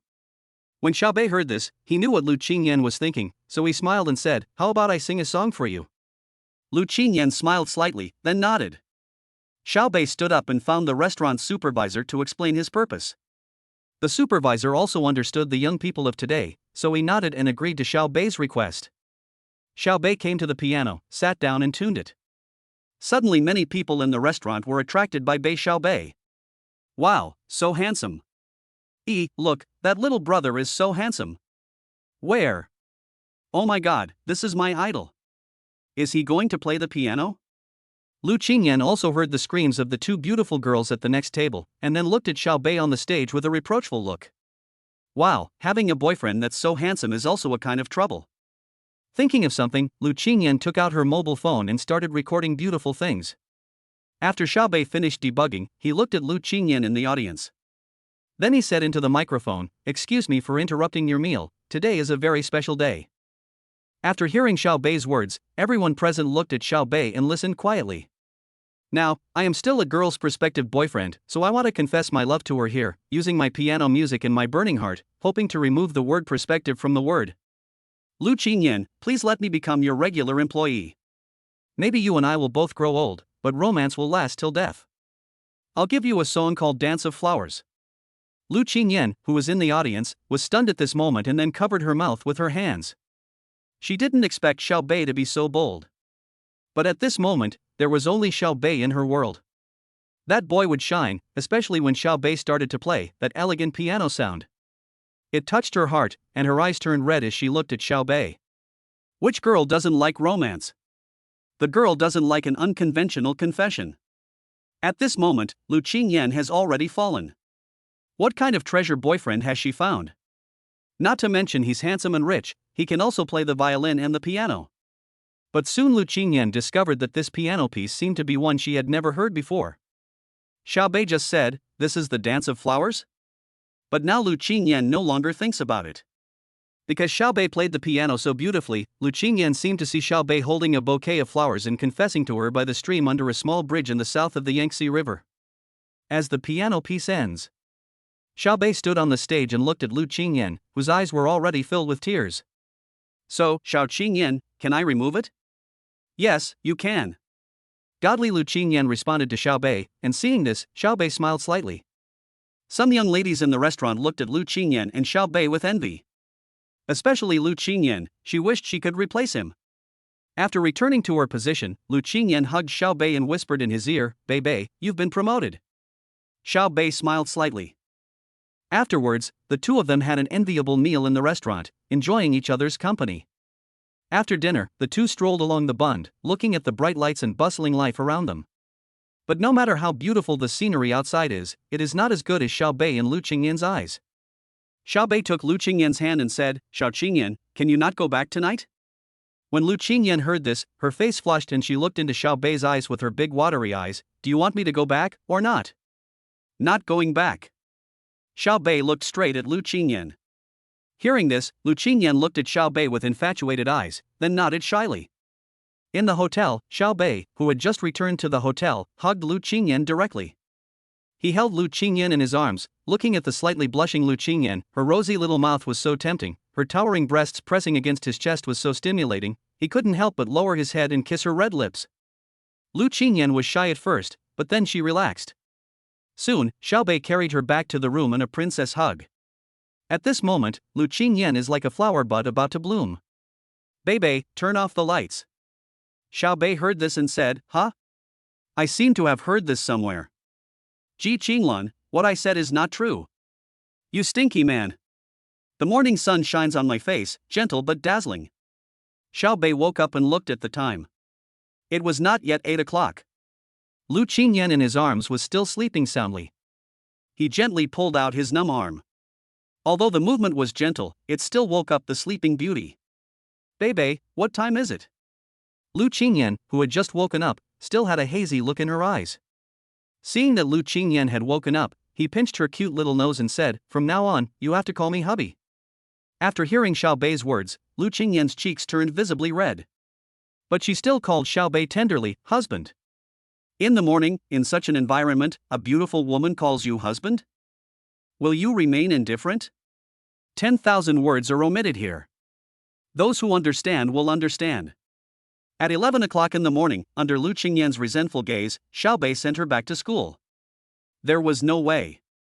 The two of them wanted to be together, but Lu Qingyan had a rehearsal mission to complete. Hence, Lu Qingyan now has that resentful look in her eyes. After sending Lu Qingyan to school, Xiao Bei didn't know where to go for a moment. "When I got back to the car, I was considering whether I should call Lao Su and ask him to take me flying. Suddenly, 2 WeChat messages came on my phone at the same time. One is Ji Qinglan's. Ji Qinglan, husband, the company has been registered and we just got the business license. When will you come back? Or should I go to Shanghai to find you? Wang Shirtson, Mr. Xiao, are you still in Shanghai?" Chapter 91. Another legendary figure. After seeing the 2 messages sent on his mobile phone, Xiao Bei smiled. When leaving Hangzhou, Xiao Bei asked Ji Qinglan to register a company for him with a very domineering name, Xingchen Venture Capital. In his previous life, Xiao Bei was engaged in industry, but he also knew the horror of capital. In this life, he wants to be the Buffett of Xia country. No, he will not become anyone but himself. His goal is the Sea of Stars. Xiao Bei did not reply to Ji Qinglan on WeChat, but called her directly. "Hello, husband." A pleasant voice came from the other end of the phone. It could be none other than Ji Qinglan. "Wife, have you missed me recently?" Xiao Bei is not a straight man, he asked directly about the company's affairs. "People have run around for you and finally made a phone call, and now you just get straight to the point?" Sure enough, after hearing what Xiao Bei said, Ji Qinglan felt sweet inside, and then she said tenderly, I miss you so much." "Hey, what do you miss about me?" "I want everything. I want you to come back and hold me in your arms to sleep," Ji Qinglan said shyly. Hearing this, Xiao Bei's lower abdomen was burning with anger, and he wished he could rush directly to Hangzhou and have a big battle. But Xiao Bei still held back. "Be good, wait until I have dealt with the matter in the Magic City, I will go back to accompany you." "How long will it take?" At this moment, in Ji Qinglan's office courtyard at Qinglan Company in Hangzhou, Ji Qinglan sat on the deck chair and asked with a look of grievance. If an employee came up at this moment, they would definitely be surprised. President Ji, who usually doesn't smile much, is now acting like a little woman and acting coquettishly? It will be quick. "By the way, honey, are you free now?" "What's wrong, husband, do you want to do something bad?" Hearing this, Xiao Bei was slightly stunned. What the hell? You are Ji Qinglan, you are the cool and aloof school beauty? What's wrong with you now? Keep flirting? Where is your reserve? Girl, wait for me to get back and deal with you. I have something important to do now. It's convenient, don't you think? Ji Qinglan knew that Xiao Bei had something important to do, otherwise her bad husband would definitely take the bait if she flirted with him like this. Prepare a blank financing contract for me, stamp it with Xingqian's official seal, and send me an electronic copy. It should be useful later. Xiao Bei thought of the message Wang Shirtsong had just sent him. I guess the reason he came to me at this point is because of the live streaming platform. Okay, I'll go now. Ji Qinglan is also a decisive woman. Well, give me a kiss, my wife. Xiao Bei said lightly. M. Then the two hung up the phone, and Xiao Bei sent a message directly to Wang Shirtsong. Then Wang Shirtsong sent a location to Xiao Bei. Xiao Bei checked the location and found it was at a golf club on the outskirts of Magic City. So Xiao Bei drove there directly. Motto Huigang Golf Course. Wang Shirtsong put down the phone and smiled slightly. Who is this person? You, Master Wang, need to go and invite him in person. A handsome man sitting next to Wang Shirtsong looked at Wang Shirtsong and smiled. A very powerful young man is ready to build a platform together. Very powerful? The man smiled slightly and didn't say much. Take a shot? Wang Shirtsong looked at the man in front of him, picked up the golf club, and said with a smile. No, I'm here to see the beauty, not to play ball with you. The man said with a smile, holding the beauty in his arms. Something promising. Half an hour later, Xiao Bei drove the car to Huigang Golf Course. I got out of the car and looked around. Xiao Bei smiled slightly. Is Wang Shirtsong still good at choosing addresses? Surrounded by green mountains and clear waters, Xiao Bei remembered a saying, wherever there are green mountains and clear waters, there are mountains of gold and silver. Xiao Bei looked around and saw a hall in front of him. So he locked the car and walked straight to the hall. As soon as he walked into the hall, Xiao Bei saw a waitress in professional attire walking towards him. Hello, sir, would you like to play ball? I have an appointment, take me to Wang Shirtsong, Mr. Wang's stadium. Xiao Bei said lightly. The young lady was stunned for a moment, then she immediately said with a smile on her face, You must be Mr. Xiao, Mr. Wang has already given instructions here, come with me.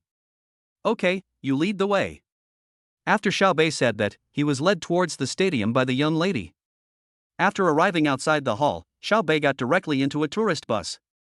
He sat in the back, looking at the scenery around him, feeling very calm. Soon the tourist car started. Run around the huge grass court.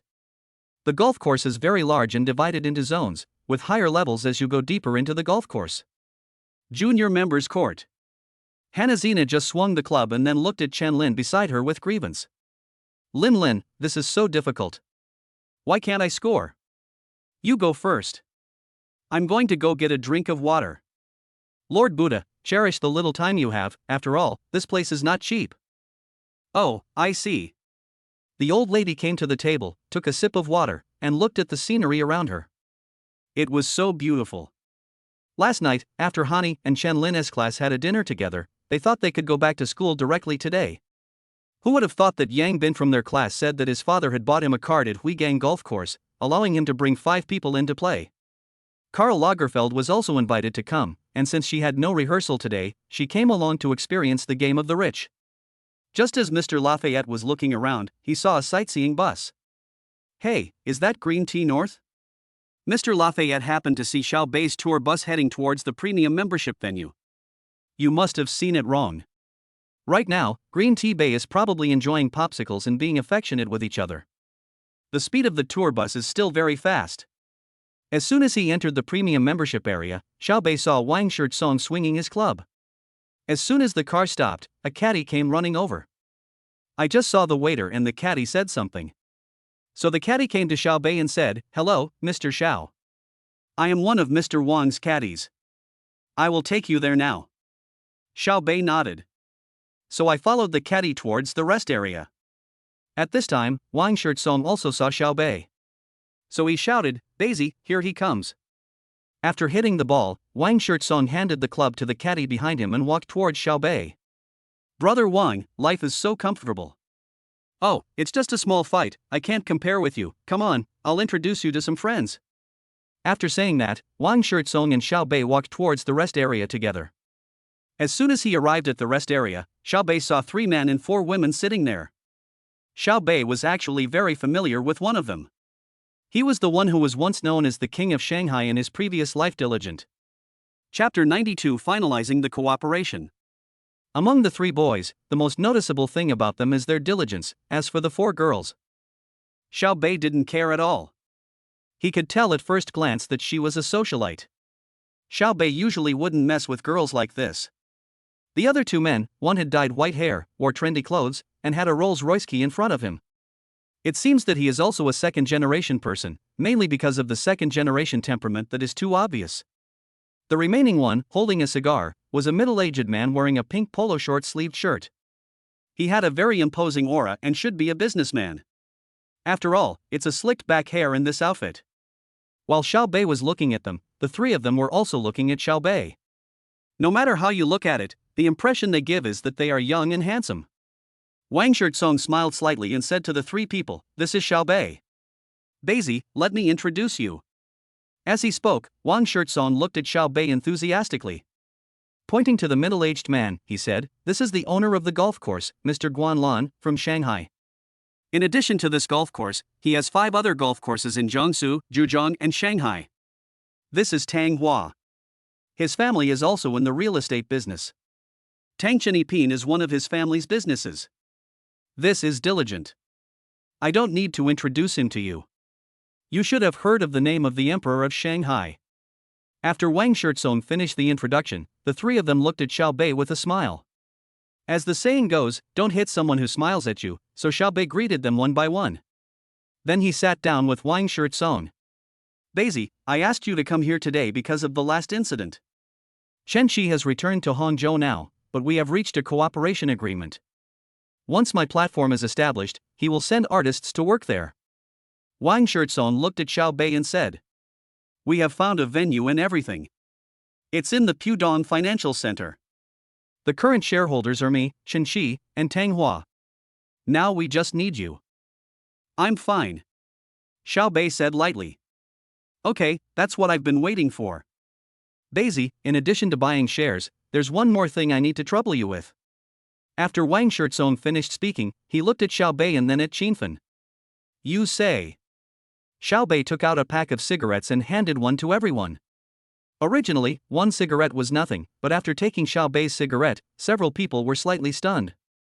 The cigarettes that Xiao Bei got were from his 3rd uncle Xiao Xian.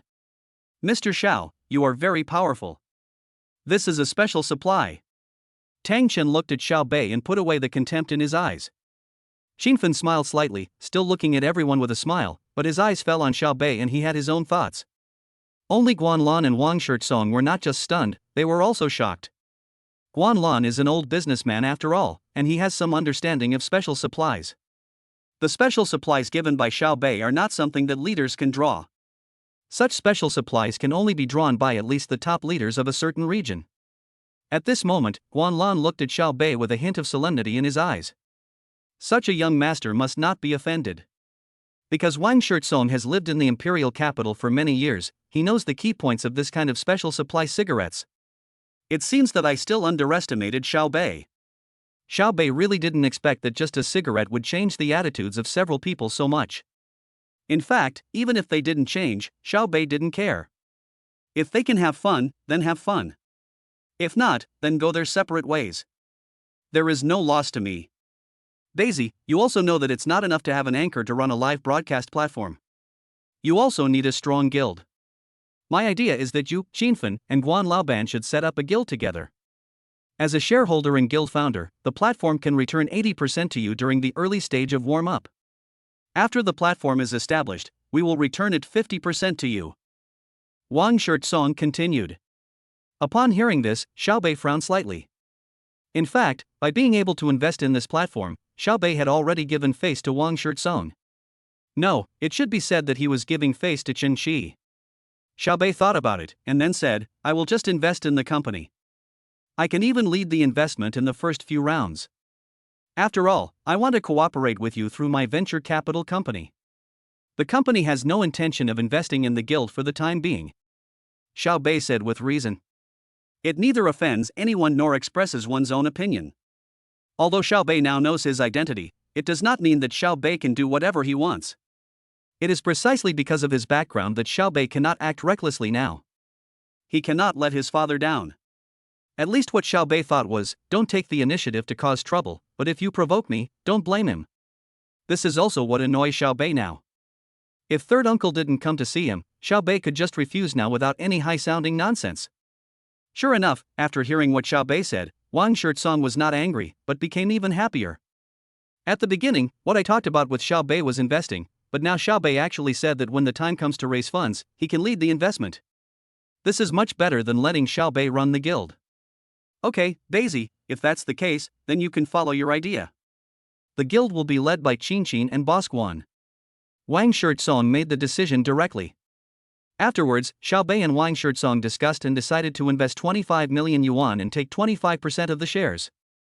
Wang Shirtsong's Panda Live platform had an initial investment of 100 million yuan, of which Wang Shirtsong contributed 55 million yuan, accounting for 50%, Xiao Bei contributed 25 million yuan, accounting for 25%, and Shenqi invested 20 million yuan plus artists, accounting for 25%.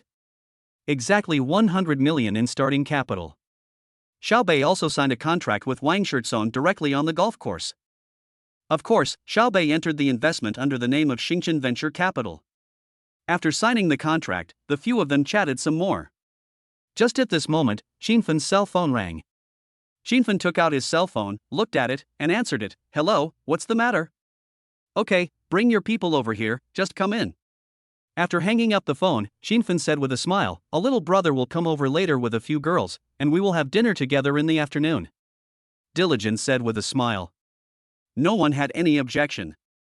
Daisy, I heard that you bought a LaFerrari? Xinfan looked at Xiao Bei and asked with a smile. Xiao Bei was a little puzzled. This should be because he came here diligently and actively talked to him.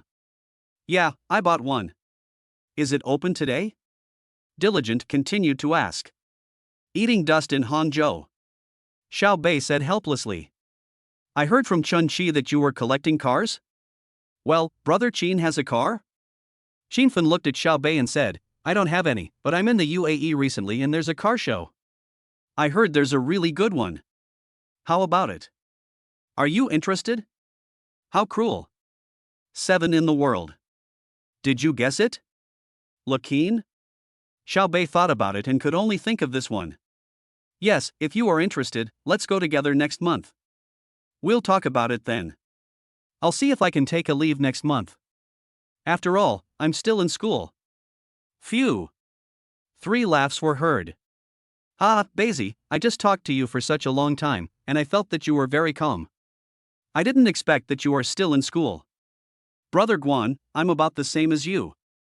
I thought Daisy just looked a little younger. It's my fault. I forgot to mention that our Daisy is still a college student. Chapter 93 Xiao Bei, save me. Xiao Bei smiled speechlessly when he heard this.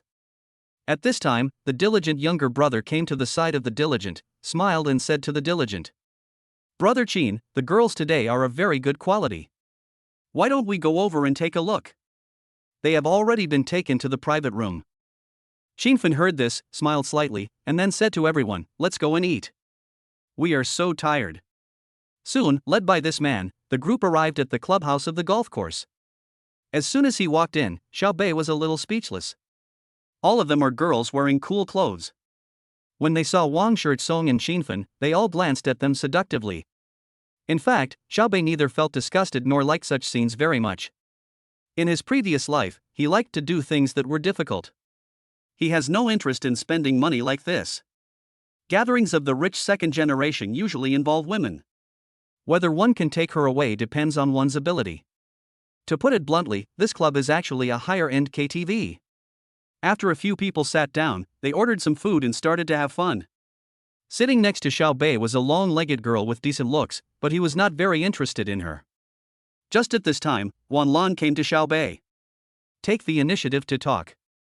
Daisy, is it convenient for us to chat? Xiao Bei was feeling bored, so he smiled and said, Brother Guan, what do you want to talk about? You just said you have a venture capital company? Guanlan asked with a smile. Yes, just tell me what you have to say, Brother Guan. Xiao Bei smiled faintly. It's like this. I don't know how to run any other business except running a golf course, so I have a lot of spare cash. Brother Guan, are you planning to invest the money? Xiao Bei took a sip of wine and asked lightly. Yes, it's better to say that it's like a financial company, rather than an investment. I'll let you manage it. Although I don't know how capable you are, we can cooperate in the early stages. Guanlan said with a smile. Xiao Bei smiled inwardly when he heard this. What an old fox. How could a wealthy man who operates so many golf courses in the Yangtze River Delta not have his own investment channels? Tell it to others, do you believe it? Anyway, Xiao Bei doesn't believe it, so there is a possibility that this person wants to make friends with him. In fact, what Xiao Bei thought was not wrong. The reason why Guanlan was able to start from scratch and build such a big business, in addition to his own abilities, was more because he made friends with the powerful. As for Xiao Bei's strength, he didn't know it. But there is one thing he knows: none of those who can be friends with Wang Shirtsong and Chen Qi are simple. He is still willing to make friends with such people, although he doesn't know when they can help him. However, it is right to have more friends and more paths. Especially after communicating with Xiao Bei just now, he felt that Xiao Bei had a unique vision. Secondly, Xiao Bei had a calmness that was rare among his peers. With such temperament, the family behind him must be extraordinary. This is why he wanted to get to know Xiao Bei. Xiao Bei thought for a moment and asked calmly, Brother Guan, how do you want to cooperate? Just leave the money with me? Or how else? I'll give you the money. I don't care what you invest in. The main thing is that it appreciates in value. Xiao Bei thought about it for a moment, then said, okay, let's find time to talk. Xiao Bei agreed because he had his own considerations. Don't worry about your current identity for now. First, I need to expand my business territory. Second, to build your own network, the main thing is to enhance your own strength. Uncle San said that my cheap father will come to see me next month, so it won't be long before I return to the capital. Although Uncle San said that the Xiao family is very united, in such a large family, intrigue is inevitable. If I go back alone and with little strength, even if I am the eldest son, I will probably find it difficult to gain respect. Just think about it, most wealthy families are as deep as the sea, let alone a top family like the Xiao family. Your own energy is always better than the energy given by others, isn't it? Originally, Xiao Bei wanted to take it slow and have fun while doing business, but the situation in the Xiao family has changed dramatically at this moment. Xiao Bei also wants to become stronger quickly. Even if the Xiao family is really united as Uncle San said, it would be okay for me to be stronger. Although my father is in a high position now, nothing is set in stone yet. More energy means more confidence. Don't think you can rest easy now. When it comes to money, Xiao Bei is not afraid of anyone. But many of the problems you will face in the future cannot be solved with money, they require energy. Then you must have your own trump card. Maybe 1 Guanlan is not surprising, but what about 100 Guanlans, or 1,000 Guanlans? Now Xiao Bei already knows what to do, which is to lead these wealthy people to create more economy, so that he will have his own trump card. It would be best if you could get involved in all walks of life and become a superboss. In fact, just like Jack Ma, if he could have his own alliance, such as Taishan Club, it would also be a considerable force. Now I have something that others don't have, and that is system intelligence. This information can not only help Xiao Bei achieve business success quickly. It can even help your father in the future. For example, taking sides and some international trends. Then the Xiao family will truly become the #1 family in Xia country. Of course, the prerequisite for all this is to be able to successfully become the crown prince of the Xiao family. Then, Xiao Bei had a chat with Guanlan. Seeing that it was getting late, Xiao Bei said goodbye. As for playing with these young ladies, Xiao Bei said he didn't like it.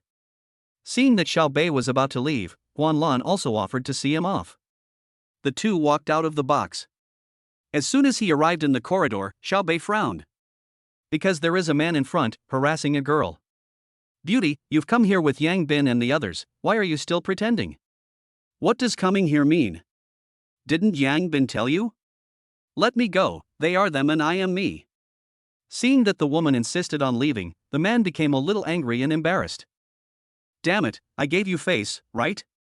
You want to leave, right? I'm giving you one chance. Drink this bottle of whiskey in one gulp and I'll let you go. Otherwise, you won't be able to leave today. I say. After saying that, the man grabbed the woman's hand and walked towards the box. Ah! Get out of here! The woman screamed in fear and then struggled desperately. Unfortunately, a girl's strength cannot be as great as that of a boy's. Just when the woman was in despair, a voice came. Hey, let her go. Both the man and the woman looked towards the direction where the sound came from. When the woman saw the owner of the voice, her eyes suddenly lit up. Xiaobei, save me. Chapter 94 Arrogant? This person is none other than Hanazina. This is also the reason why Xiaobei frowned and became furious when he saw it. When Hanarina saw Xiaobei at this moment, it was like seeing the dawn in the darkness. Boy, you'd better not meddle in other people's business. The man showed no fear when he saw Xiaobei and Guanlan. Xiaobei's eyes turned cold when he heard this. When Guanlan saw this man, she cried out inwardly, "It's over." Because Guanlan knew the person in front of him. It is the only child of the Lu family in Magic City, and also the younger brother of that woman, Lu Xiaoyong. Guanlan didn't know Xiaobei's identity, so he didn't dare to step forward rashly. After all, the Lu family in Magic City is not an ordinary family. Even Wang Shirtsong in Magic City does not dare to be arrogant in front of the Lu family. It's not that Wang Shirtsong's family is weaker than the Lu family, but that the Lu family is the local tyrant in the Magic City. Mr. Xiao, the other party is from the Lu family. Lu Xiaoyong of the Lu family is a well-known playboy in the Magic City. The Lu family may not be a concern, but his sister. Boss Guan, please don't interfere in this matter. Xiaobei said coldly, and Guanlan was slightly stunned. He knew that he must have embarrassed Xiaobei because he used to call him Brother Guan, but now he calls him Boss Guan. However, Guanlan had no choice at the moment, because there was a giant behind the Lu family. There is no way that Guanlan would offend the local tyrants in the Magic City for a young master who doesn't know how to be affectionate. At this moment, Lu Xiaoyong saw that Xiaobei didn't speak. He smiled slightly. If he hadn't met a top-notch guy today, he would not have let this man go. After looking at Xiaobei with contempt, Lu Xiaoyong looked at Hanarina and said, "See? In the Magic City, I am the king. Your friends dare not even fart in front of me. Come back with me now. My patience is limited." After saying that, Lu Xiaoyong was about to put his arms around Mr. Buddha's waist. Oh shit. Seeing this, Xiaobei suddenly became angry. Damn it, I haven't even hugged her yet, and you just did it? Xiaobei stepped forward directly. He grabbed Lu Xiaoyong's hand, used a grappling move, and then threw him to the ground cleanly. I fuck you. Shut up. Xiaobei stepped on Lu Xiaoyong's stomach and turned to look at the old Buddha beside him. At this moment, the old man was trembling all over. Old Buddha, are you okay? The next second, the old lady seemed to react and hugged Xiaobei while crying. Xiaobei, they are all bastards. Them. Okay, I'm here, it's okay. Xiaobei felt the softness in his arms and gently patted Hanazina's back. Although it feels good to have the beauty in his arms, Xiaobei doesn't have the heart to think about it now. Fuck, you're dead. Don't even think about leaving today, either of you. I'm telling you, even Jesus can't stop you. At this moment, Lu Xiaoyong, who was stepped on the ground by Xiaobei, was still arrogant. Then he shouted loudly. Yang Bin, get out here, I've been beaten. As Lu Xiaoyong roared, the door of the box next to Xiaobei was pushed open. Xiaobei looked up and saw a few men and a few girls walking out of the box. Those girls had blushing faces and dazed eyes, and you could tell at a glance that they hadn't done anything good in there. The yellow-haired man who was in the lead was Yang Bin. He saw Lu Xiaoyong being stepped on the ground by Xiaobei. His eyes, which were originally slightly drunk, suddenly became sober. Young Master Lu. Stop yelling, just take care of this guy first. If anything goes wrong, I'll take responsibility. Lu Xiaoyong, who was lying on the ground, had his eyes wide open and was shouting loudly. Fuck, you are so bold that you even dared to hit young Master Lu? Fuck him. Yang Bin called out to the young men behind him. Several people came up and wanted to beat Xiaobei up. Xiaobei killed each of them with one punch. After all, he was proficient in fighting and was not afraid at all. Puff. Puff. Puff. After 3 shouts, the 4 men who came forward to beat Xiaobei were all knocked to the ground by Xiaobei. Xiaobei's actions were very reasonable and he would not leave any handle for himself. At this moment, in another box, Wang Shirtsong and others heard the noise in the corridor and came out as well. I just came out and saw this scene. Xinfen, oh my god, it's Lu Xiaoyong. Wang Shirtsong was a little speechless at this moment. It turned out to be this kid. But to be honest, Wang Shirtsong, Qinfen, and even Tang Hua went forward without thinking. Daisy, stop it first. The other party is from the Lu family. Take your friends away first, and leave the rest to me. Wang Shirtsong is still very loyal. Qinfen also said, Daisy, just teach him a lesson, but don't get hurt, otherwise it will be very troublesome. Tang Hua, Lu Xiaoyong, let's stop here today. Let's each take a step back. Although your sister has someone backing her up, the other party is not someone you can easily mess with. Seeing this, Xiaobei turned around and said to Hain, go to the side first, leave this to me. Hanarina had never seen such a scene before, and her body was shaking a little at the moment. Looking at Xiaobei aggressively, Xiaobei, I'd better stay by your side. If the other party, does anything bad to you, we will call the police. Xiaobei smiled slightly when he heard this, then just stay by my side, it's okay. Then Xiaobei smiled at Wang Shirtsong and the others. He let go of Lu Xiaoyong, turned around and said to Wang Shirtsong and the others, Brother Wang, it's okay, I'll take care of this. Boy, you're dead, wait. Lu Xiaoyong knew that he couldn't beat Xiaobei, so he decisively stepped aside and made a phone call. Sister, I was beaten. Well, the other party beat me for no reason. It's at the Huigang Golf Course Club. Come quickly. If you hadn't come, brother, I would have been beaten to death. After hearing what Lu Xiaoyong said, everyone in the corridor was speechless. It was obviously you who did the bad thing, and you still say that you were beaten for no reason? At this time, Wang Shirtsong stepped forward and said, Daisy, don't be cowardly later. I don't believe that the people behind her sister can disregard our face and deal with you. You are finished. When my sister comes, you will all be in trouble. Tang Hua's face suddenly darkened. Lu Xiaoyong, don't think that you dare to yell in front of me just because your sister is backing you up. Your sister is just an ordinary friend of that person. Do you really think you are a big shot? Lu Xiaoyong's expression suddenly changed. He sneered, don't worry about who I am. You need to think carefully about whether your family will forgive you if you have a conflict with me today. Tang Hua, you know that your family is not good enough in front of that person. Chapter 95 Dare? Dare not? After hearing what Lu Xiaoyong said, Tang Hua's face suddenly darkened. He looked at Lu Xiaoyong's arrogant face and clenched his hands. But there is nothing to say. Because what Lu Xiaoyong said was right, he was nothing, and even in Tang Hua's eyes he was just a clown. But after touching Lu Xiaoyong, he really has to take the person behind his sister into consideration. Compared with that person's power, he is really not enough. In fact, Tang Hua was not really afraid of that young man. Everyone has a temper and is full of blood. At worst, they could die together, one dragging the other. But what then? How should one's family face the other party's retaliation? Tang Hua knew very well that if he really dared to do this, that person's family would make his group collapse in a matter of minutes. So, in this situation, although he was very unhappy with Lu Xiaoyong, there was nothing he could do. At this moment, he could only shut his mouth with a grim face, and there was even a hint of a grieved look in his eyes. The same goes for diligence. If there wasn't someone standing behind, let alone Lu Xiaoyong, even if the Lu family came, it wouldn't be enough. At this moment, Xiaobei also realized that the person behind Lu Xiaoyong's sister was probably not simple.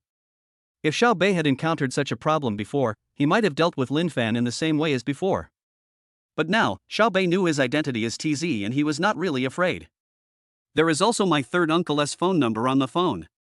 Unless the opponent is one of the children of number 17, he is still not good enough in front of Xiaobei.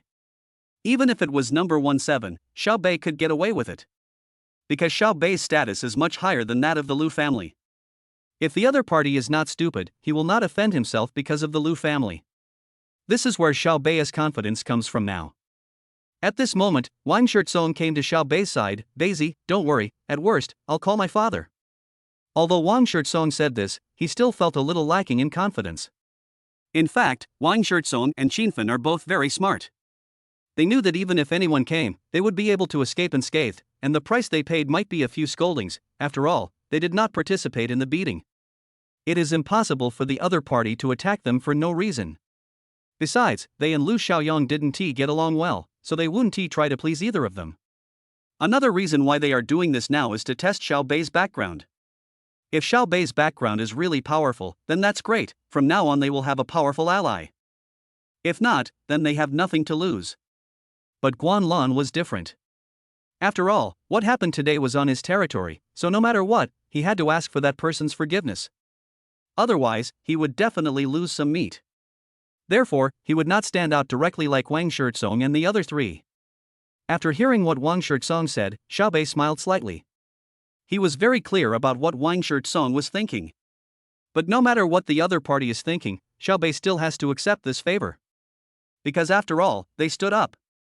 My colleague Xiaobei really doesn't mind flexing his muscles, otherwise he'll keep the other party guessing. If they start to cooperate, it would be unpleasant to be stabbed in the back suddenly. Thank you, Brother Wang, Brother Qin, Brother Tang. Leave this matter to me, Xiaobei said directly. Then he turned around and asked Hanarina, who was standing beside him, what happened today? Tell me about it. Hanarina was next to Xiaobei at the moment, and inexplicably felt an unprecedented sense of security, so she said, I was having a party with Chen Lin and others from class 2 yesterday, and I was supposed to go back to school early in the morning.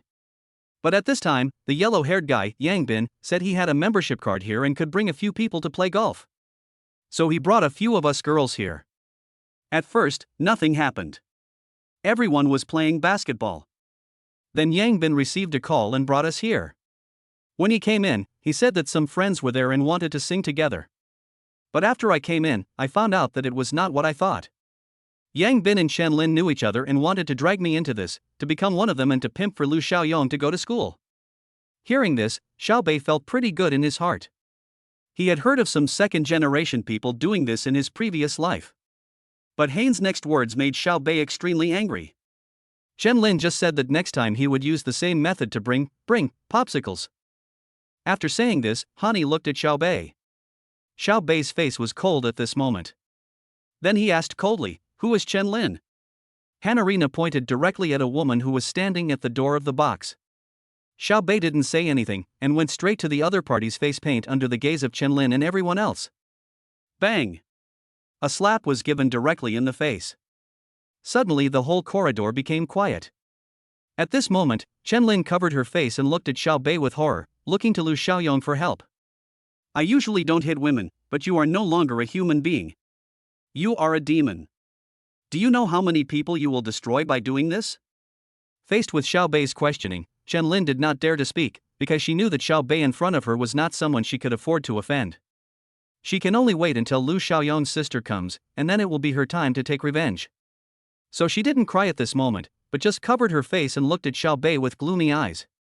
Fuck you, you really think you're a big shot, don't you? When Lu Xiaoyong saw that his men were beaten, he immediately stepped forward to confront Xiaobei. At this moment, he had forgotten that the other party had just stepped on him to the ground. Upon hearing this, Xiaobei turned around and looked at Lu Xiaoyong coldly. And you, don't worry, I'll deal with you today too.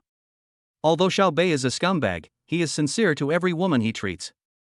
It can be said that now, whether it is Lu Qingyan or Ji Qinglan, they are both Xiaobei's weak spots. The boy in front of him has already set his sights on Lu Qingyan. Fortunately, they met today, otherwise, when Xiaobei returned to Hangzhou, something would happen to Lu Qingyan. Thinking of this, Xiaobei felt a little scared. Then he looked at Lu Xiaoyong with murderous eyes. He grabbed Lu Xiaoyong. You, what are you doing? My sister will be here soon. If you dare to hit me, my sister will not let you go. Won't let me go? Then you'll see, will it be me who won't let her go, or will it be her who won't let me go? After saying that, Xiaobei was about to slap Lu Xiaoyong. Stop it, you bastard. If you dare to hit my brother, I'll make you pay. Just at this moment, a female voice came from the end of the corridor. When everyone heard this, they all looked over. When Xiaobei saw the woman, he smiled disdainfully. He raised his hand and slapped Lu Xiaoyong directly. Bang bang bang. Chapter 96, I give you a chance, but you don't want it? The sound of slapping hands echoed loudly in the corridor. Xiaobei did not let Lu Xiaoyong go just because of what the woman said. Xiaobei's actions shocked everyone present. Wang Shirtsong and the other two were about to speak, but it was too late. Xiaobei had slapped Lu Xiaoyong several times in a row. Woo woo. Sister, hurry up. Bang. Xiaobei slapped him again. You. Bang. Another slap. My warmth, you. Bang. Another slap in the face. As long as Lu Xiao said something bravely, Xiao Bei would slap him. Today, Xiao Bei is going to be a playboy. Aren't you arrogant? Aren't you awesome? Well, let's see who is more arrogant. On the other side, Sister Lu Xiaoyong, who came hurriedly, saw that the other party dared to slap her in the face under her threat. What are you guys doing? Hurry up and rescue the young master. Don't let that guy go. I want to see who in the entire Magic City dares to touch anyone from my Lu family. Lu Xiaoyong's sister said this in a domineering manner. Soon, the bodyguards behind him came together and prepared to subdue Xiao Bei. But who is Xiao Bei? He is a man blessed by the system. Even the special forces around Xiao Xian cannot beat Xiao Bei, let alone a few bodyguards. Xiao Bei directly threw Lu Xiaoyong to the ground, and then quickly performed various dazzling fighting skills. He beat several bodyguards directly and made them lie on the ground. When everyone saw this scene, they looked at Xiao Bei with fear. The man in front of me must have grown up in the army, right? Xiao Bei brushed the dust off his clothes and now set his eyes on the woman. A pink blazer, a pair of white shorts, and a pair of Valentino high heels. The most eye-catching thing is the lips, which are painted with black lipstick. Appears unruly. While Xiao Bei was looking at the other person was also looking at Xiao Bei.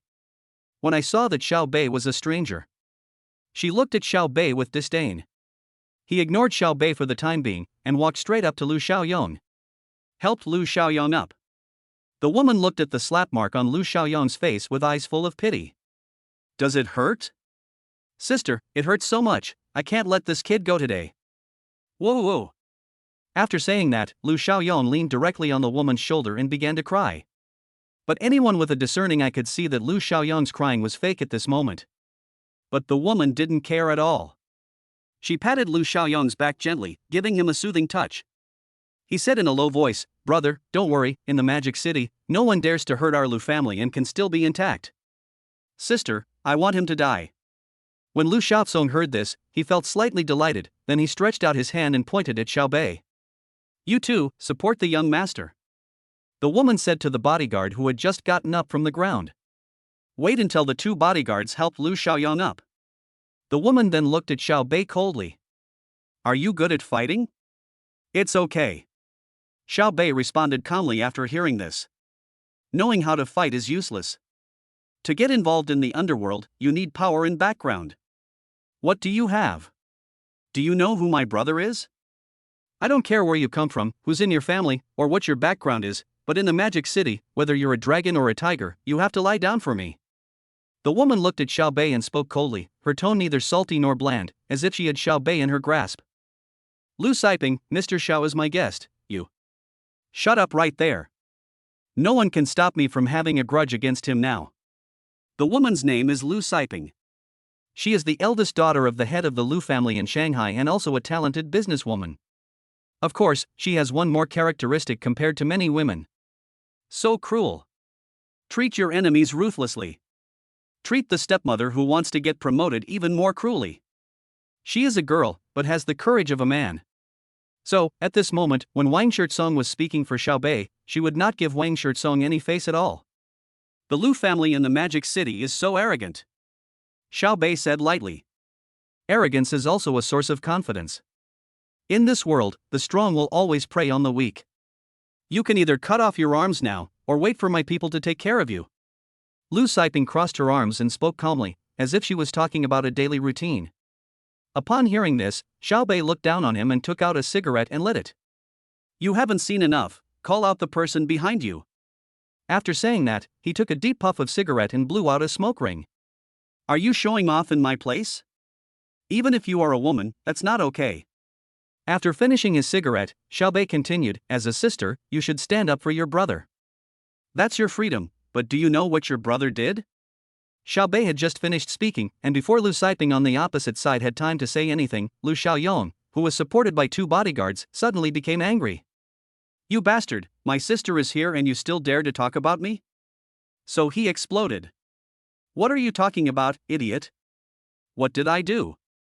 Speak now, fuck you. I gave you face, didn't I? Do you see the situation clearly, you stupid idiot?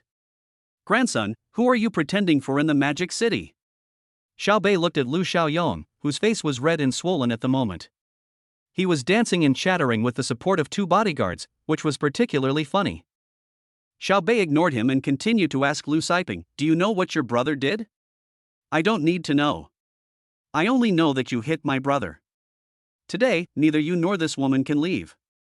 Lu Siping certainly knew about her brother's behavior, but she would not say anything. After all, that's how the world is. If you have strength and background, you can do whatever you want. Even if you don't accept it, you have to hold it in. Han Irina, who was standing behind Xiao Bei at this moment, was afraid after seeing Lu Siping's momentum, but her pretty face was still full of anger and tears in her eyes. She then looked at Xiao Bei worriedly. At this moment, she regretted very much. Why did she come here to play? If she hadn't come, would what happened today have not happened? Xiao Bei noticed Han Irina's worry, so he smiled slightly, came to her side, and protected Han Irina behind him. He also gave her a smile, meaning, "Don't worry, I'm here." Then he turned his head to look at the arrogant Lu Siping and said softly, "There's nothing to talk about, right?" Xiao Bei's voice was very flat, without the slightest fluctuation. "Either you cut off your arms, or I'll cripple you." Lu Siping's voice was cold. Hearing this, Xiao Bei suddenly grinned, "I wanted to have a good talk with you, but I see that you don't seem to be convinced. Well, call the person behind you. To be honest, your Lu family is not good enough in front of me. I will give you a chance to call, but it will not be available after the time is up. You can take it as a joke, but if your people don't come when the time comes, then your Lu family will suffer because of you, I say." Chapter 97, The One Behind. After Xiao Bei finished speaking, he was full of vigor. An aura of a superior rushed directly towards Lu Siping. Although momentum cannot be seen or touched, it exists. Lu Siping was stunned for a moment and looked into Xiao Bei's eyes. She was calm and composed, not showing any worry at all because she was the eldest daughter of the Lu family. There are only two types of such people. One type is the ignorant young man who has no idea of the immensity of the world. One type is someone who has strong self-confidence and has considerable power behind him. In Lu Siping's eyes, Xiao Bei could not be the former. First of all, it is impossible for the former to play with Wang Shizong, Qinfen and Tang Hua. Second, a rookie would not have the momentum that Xiao Bei just had. But even when she thought of this, Lu Siping was not afraid at all. Maybe the power behind you is indeed stronger than that of my Lu family, but when Lu Siping thought of the person behind him, he felt at ease. Xiao Bei just looked at Lu Siping like that. "I hope you can still be as calm as you are now when he comes." Lu Siping is really confident in the person behind her. But it is not blind, because that person is indeed the person at the top of the Xia Kingdom's pyramid. Don't waste any more time talking nonsense. I'm waiting for the person behind you in the box. Remember, you only have 10 minutes. After saying that, Xiao Bei pulled Han Irina behind him and walked directly to the box where he had just stayed with Wang Shizong and the others. Wang Shizong, Qinfen and Tang Hua looked at each other. Then he followed Xiao Bei into the box. At this moment, the only people left in the corridor were Lu Xiaoyang's group, Lu Siping, and Guan Lan, who was standing aside. Guan Lan looked at Lu Siping and then said, "Miss Lu, your son got into trouble here today because I didn't take good care of him. I can afford the subsequent medical expenses." The reason why Guan Lan said this was to prevent Lu Siping from involving her anger on herself. Now he is on both teams and one T-stand with anyone. Just consider yourself unlucky. Lu Siping glanced at Guan Lan calmly, then asked meaningfully, "Boss Guan, do you know where the other party came from?" Guan Lan was in a dilemma when he heard this. Lu Siping seemed to be asking Guan Lan, but in fact she was forcing herself to take sides. "And I can't stand. If I don't say it now, the Lu family will not let me go later." But now Guan Lan has somewhat offended Xiao Bei. So he gritted his teeth and said to Lu Siping, "The other person's name is Xiao Bei. I don't know where he's from, but he's a friend of Wang Shizong and Chen Shi from Hangzhou. Oh, there is one thing I don't know if it's true." Guan Lan seemed to have thought of something, so he said to Lu Siping, "What?" "That is, when we were chatting in the box just now, Wang Shizong said that Lin Fan from Hangzhou was killed by a phone call from him."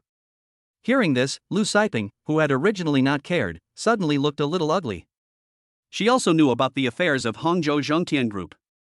At least, her Lu family doesn't have such ability. From this we can see that Xiao Bei is no ordinary person. Etc. Last name Xiao? Lu Siping thought of something, but quickly shook her head. That shouldn't be possible, since I've never heard of that name. Lu Siping thought about it, then walked to Lu Xiaosong and said, after today's matter is settled, you'd better behave yourself. The other party is powerful. Who can suppress it this time? But if the other party retaliates, our Lu family may not be able to withstand it. Sister, who is that guy? Lu Xiaosong rarely saw his elder sister giving him such instructions. Although he was a playboy, he also knew that if his elder sister had not contacted someone just now, the Lu family might have been in danger.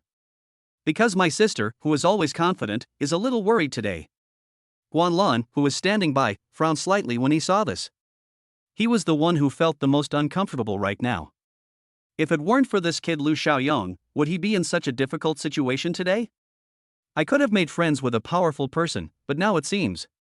Thinking of this, Guanlan's eyes turned cold when he looked at Lu Xiaoyong, but it only flashed by. He knew who was behind the Lu family. No, it should be said who was behind Lu Siping, was the real top dignitary. At this moment, several people in the corridor all have their own ideas, but the most important thing is to see the game between the two sides at that time. But Guanlan knew that no matter which side won, it would not be of any benefit to him, because both parties in the confrontation did not like to be neutral or fence-sitter. At this moment he could only say in his heart, Lu Xiaoyong, my warm warmth. On the other side, in the box.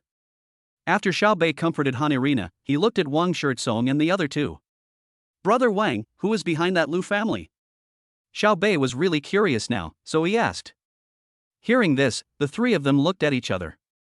Tang Hua thought for a moment, looked at Xiao Bei and said, Beizi, his identity is actually no secret in our circle. I can tell you that he is from the imperial capital. And it's also top-notch in the imperial capital. After Tang Hua finished speaking, Wang Shirtsong looked at Xiao Bei and continued, Beizi, we don't know what your situation is, but don't worry, although this person is powerful, he still knows right from wrong. After all, this matter is not your fault. The Lu family doesn't really matter. To put it bluntly, if it weren't for someone behind me, I really wouldn't look up to them. Xinfen continued.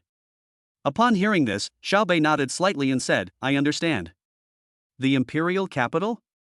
The top of the imperial capital. It seems that I am also the top of the imperial capital, right? Just when a few people were chatting. At Huigang Golf Course, a very low-key Audi A6 drove in. Then a man in his 30s got out of the car. Just standing there, there is a sense of awe-inspiring power. He is on the phone at the moment. Okay, I got it. I'll go find him once I finish what I have on hand. Don't worry, that's for sure. If I bully him, not to mention my uncle and grandfather, you will skin me alive. After saying that, the man hung up the phone. Then he looked at the golf course and shook his head helplessly. Just as he walked into the hall, Lu Siping saw the other person and hurried to greet him.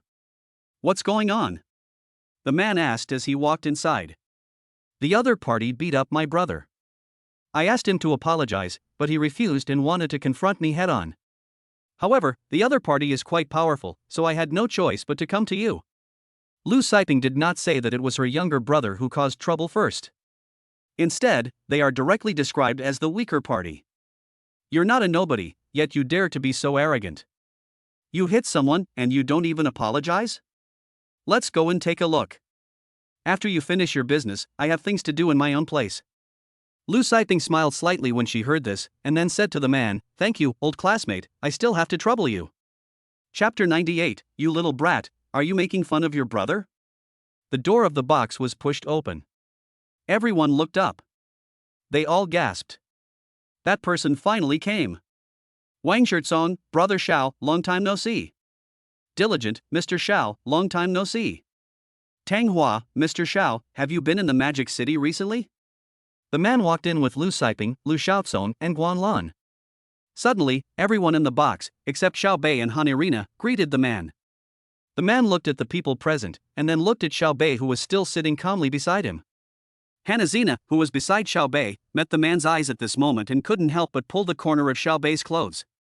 She had just been comforted by Xiao Bei. Especially when she saw Wang Shirtsong and Xinfen, she knew that Xiao Bei's background was not simple. I feel a little more confident. But now, the man in front of him just walked in. Those who were previously considered the top second generation by the public, all greeted the man in front of them. She was not a novice either, so of course she knew that the man in front of her was definitely above her ken. Suddenly, he couldn't help but look at Xiao Bei. At this moment, Xiaobei looked at the man in front of him, was slightly stunned, and suddenly felt happy in his heart. Because Xiaobei knew the man in front of him. In other words, we are not just acquaintances, but also a family.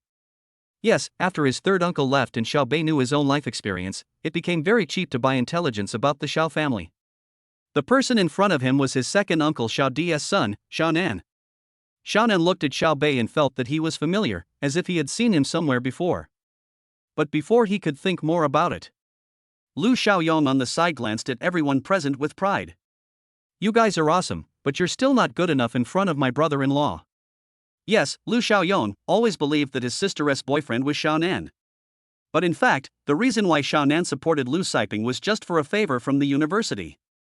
Otherwise, the Lu family would not be able to compete with the top powerful family like the Xiao family. So, Lu Xiaoyong shouted directly, "Brother-in-law, it was him. The slap mark on my face was caused by him. Brother-in-law, you have to make the decision for me." Lu Siping, who was standing next to Xiaonan, heard her younger brother call Xiaonan brother-in-law and did not explain anything. After all, what is the relationship between him and Xiaonan? It's enough for both of them to be clear about it. Xiaonan also did not recommend Lu Siping to take advantage of the situation. As long as she did not do anything out of line, Xiaonan could suppress her. This has led to the outside world believing that Xiaonan from the Xiao family is in love with Lu Siping from the Lu family in Shanghai. Lu Siping would definitely not explain such a misunderstanding because she needed such a misunderstanding. Because only in this way can she become the first female chairman of the Lu group. In this way, he seized the family property from his stepmother and protected his younger brother, now Lu Xiaoyong. After hearing what Lu Xiaoyong said, Wang Shizong couldn't bear it anymore. He came directly to Xiaonan and said, "Brother Xiao, this is not the case. It was obviously Lu Xiaoyong who. I will judge the truth of the matter myself," Xiaonan said lightly. After hearing Xiaonan's words, the entire box fell into silence. Then Xiaonan stared at Xiaobei and asked Lu Siping beside him, "Siping, tell me everything that happened today." Xiaonan's tone was flat. "Xiaonan, the thing is, my brother and his classmate came here to play, and then the young man from the opposite side fell in love with my brother's classmate and wanted to molest her. My brother would definitely not allow it, so the two of them had an argument." Lu Siping spoke without hesitation, relying on Xiaonan's trust in her and unconditionally siding with her younger brother. "Nonsense, it was Lu Xiaoyong who wanted to force himself on me." After hearing Lu Siping's words, Hanarina's three views were immediately refreshed. It turns out that there really are people in this world who confuse right and wrong, and they are right in front of her. "Little friend, what I said is true, isn't it? Don't be afraid, the person in charge is here now." Lu Siping interrupted Hanarina directly. Hanarina looked at Xiaobei anxiously, unable to say anything, her eyes were red. She looked pitiful. "Xiaobei, how can she confuse right and wrong?"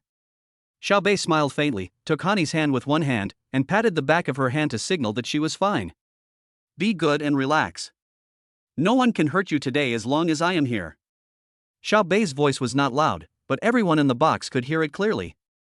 Wang Shizong and the other two looked at Xiaobei, and thought to themselves, "Oh my god, Daisy, who are you? The other party is from the Xiao family, and you can still be so calm." Lu Siping looked at Xiaobei, then at Xiaonan, and thought to himself, could it be that the other party is also from the imperial capital? Lu Xiaosong was the most simple-minded. He said directly with disdain, "Wow, you are really awesome. You don't care about anyone. Who do you think you are? Do you know who my brother-in-law is? I'm giving you face. Apologize to me quickly." After saying that, Lu Xiaosong looked at Xiaonan with admiration. Xiaonan heard what Xiaobei said, glanced at him, looked at Xiaobei with a smile, then smiled and shook his head. He now knew who was on the other side. He was not sure at first, but after hearing the way the girl addressed Xiaobei just now, Xiaonan knew that the man in front of him who was very familiar to him was none other than Xiaobei, whom he was going to find later, his cousin and the TZ of the Xiao family. When Xiaobei saw Xiaonan, he also smiled slightly. "Brother-in-law, look at him, he doesn't take you seriously at all, he..." Bang! The sound of a slap was heard, and everyone in the box looked at Xiaonan in surprise. Lu Xiaosong looked at Xiaonan who hit him with a look of fear, and Lu Siping was no longer able to think straight. Looking at her brother being beaten by Xiaonan, she looked at Xiaonan in disbelief. "Xiaonan, you..." "Lu Siping, apologize right now." When these words were spoken, everyone was shocked and looked at Xiaonan in surprise. "What do you mean, weren't you invited by Lu Siping? Why now?" For a moment, everyone's brains were a little confused. When Lu Siping heard this, although she didn't know why, she still obeyed. She pulled Lu Xiaosong over and looked at Xiao Bei sitting on the sofa with a complicated expression. Mr. Xiao, I'm sorry, it's our fault. We shouldn't have exaggerated it, let alone act recklessly. Xiao Bei didn't say anything, but looked at Xiao Nan. Seeing this, Xiao Nan smiled slightly and said, You little brat, you recognized me early in the morning, right? What's the matter? Are you planning to make fun of me, your brother, here? Chapter 99 The Dust Settles. Boom! As Xiao Nan's voice fell, everyone present was shocked. At this moment, the Lu siblings were undoubtedly the most shocked. Lu Xiaoyang bent over and looked at Xiao Bei, who was sitting on the sofa with trembling eyes. For a moment, his forehead was covered with sweat. What is he doing? Did he bully Xiao Nan's younger brother? At this moment, even Lu Siping looked at Xiao Bei, who was sitting on the sofa with a calm temperament, with a look of shock. She knew that she had really hit a wall this time, but soon she thought of something. Since Xiao Bei is Xiao Nan's younger brother, could this be a misunderstanding? The most shocked and conflicted person at this moment was Guanlan. At this moment, he was cursing himself madly in his heart. Guanlan, you missed an opportunity to reach the top overnight. Then he looked at Lu Xiaoyong and his eyes suddenly became cold. It was all because of this brat. Ha, Lu family, now you don't have Xiao Nan's protection, just wait and see how I'll deal with you. The biggest surprises were caused by Wang Shirtsong and his two companions. The three looked at each other in shock. Wang Shirtsong, ha, the bet was right.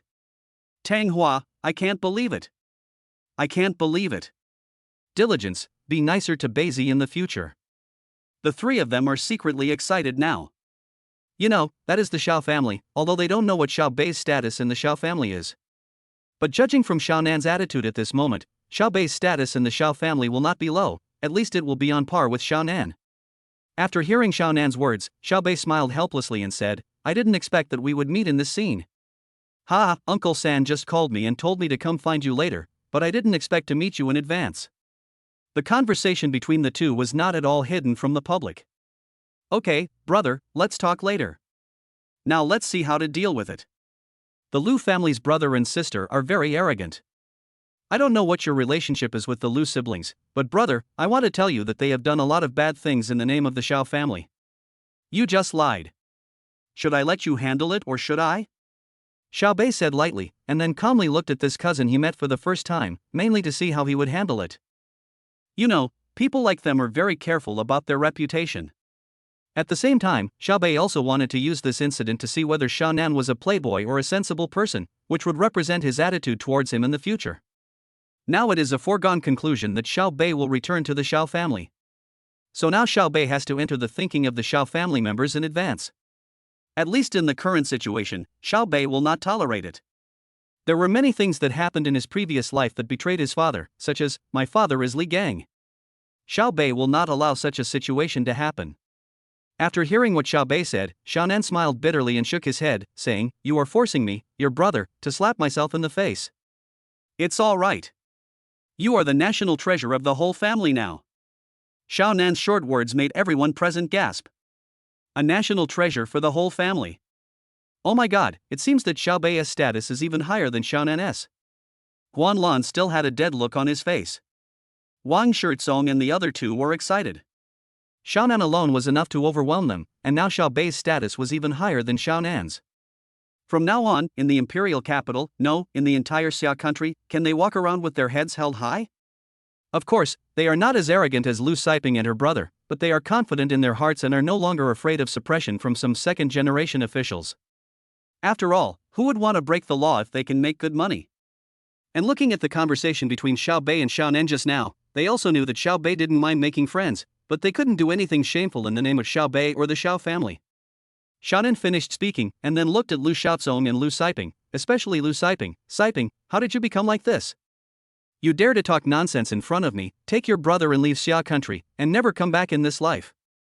Lu Siping looked at Xiao Nan in disbelief. Xiao Nan, I know I was wrong, but, as your brother, can you? Shut up, Siping, I can still deal with you like this now because of Tianxi. After all, he is your boyfriend, and he left to save me. So all these years, my help to you is all out of gratitude to Tianxi.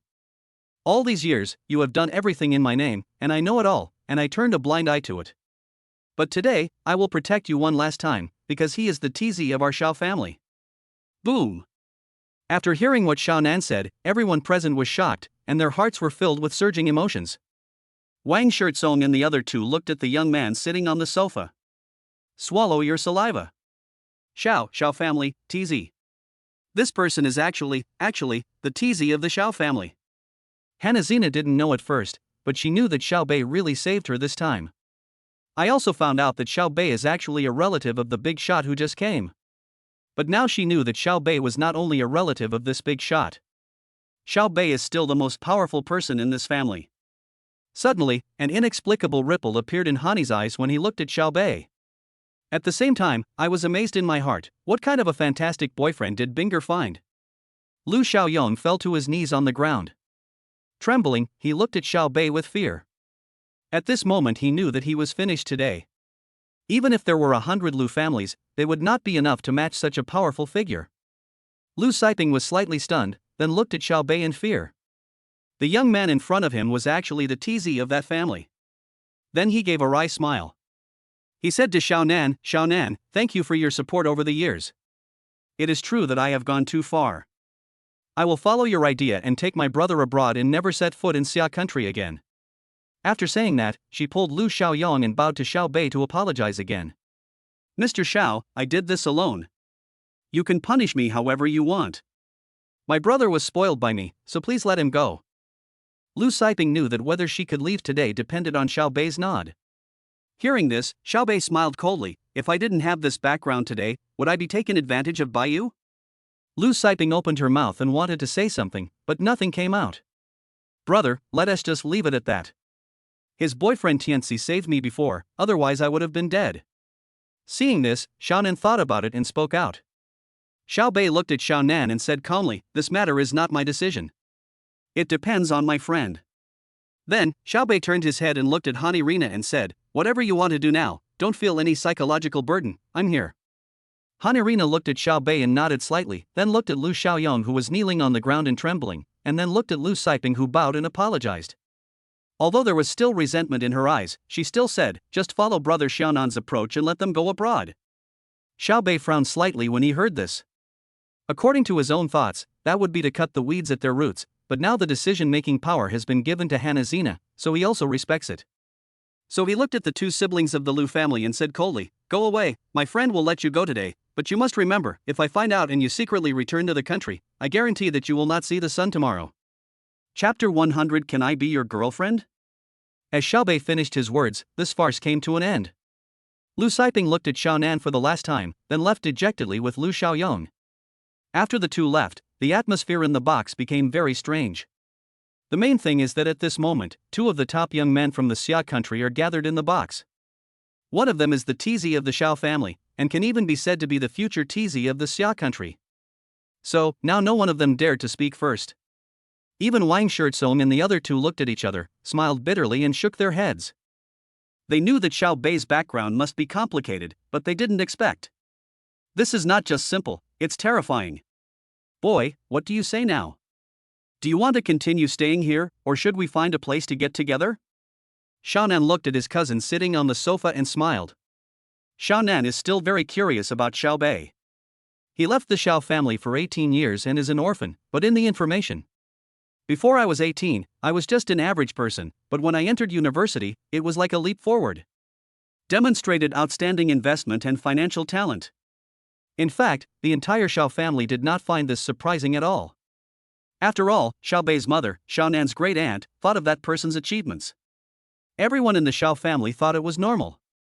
Cousin, sure, let's find a place to talk. By the way, I need to send her back first. Xiao Bei looked at Hanazina who was sitting next to him and holding his hand. Okay, send your girlfriend back first, and then we can have a good chat. Xiao Nan looked at the girl sitting next to Xiao Bei, very beautiful.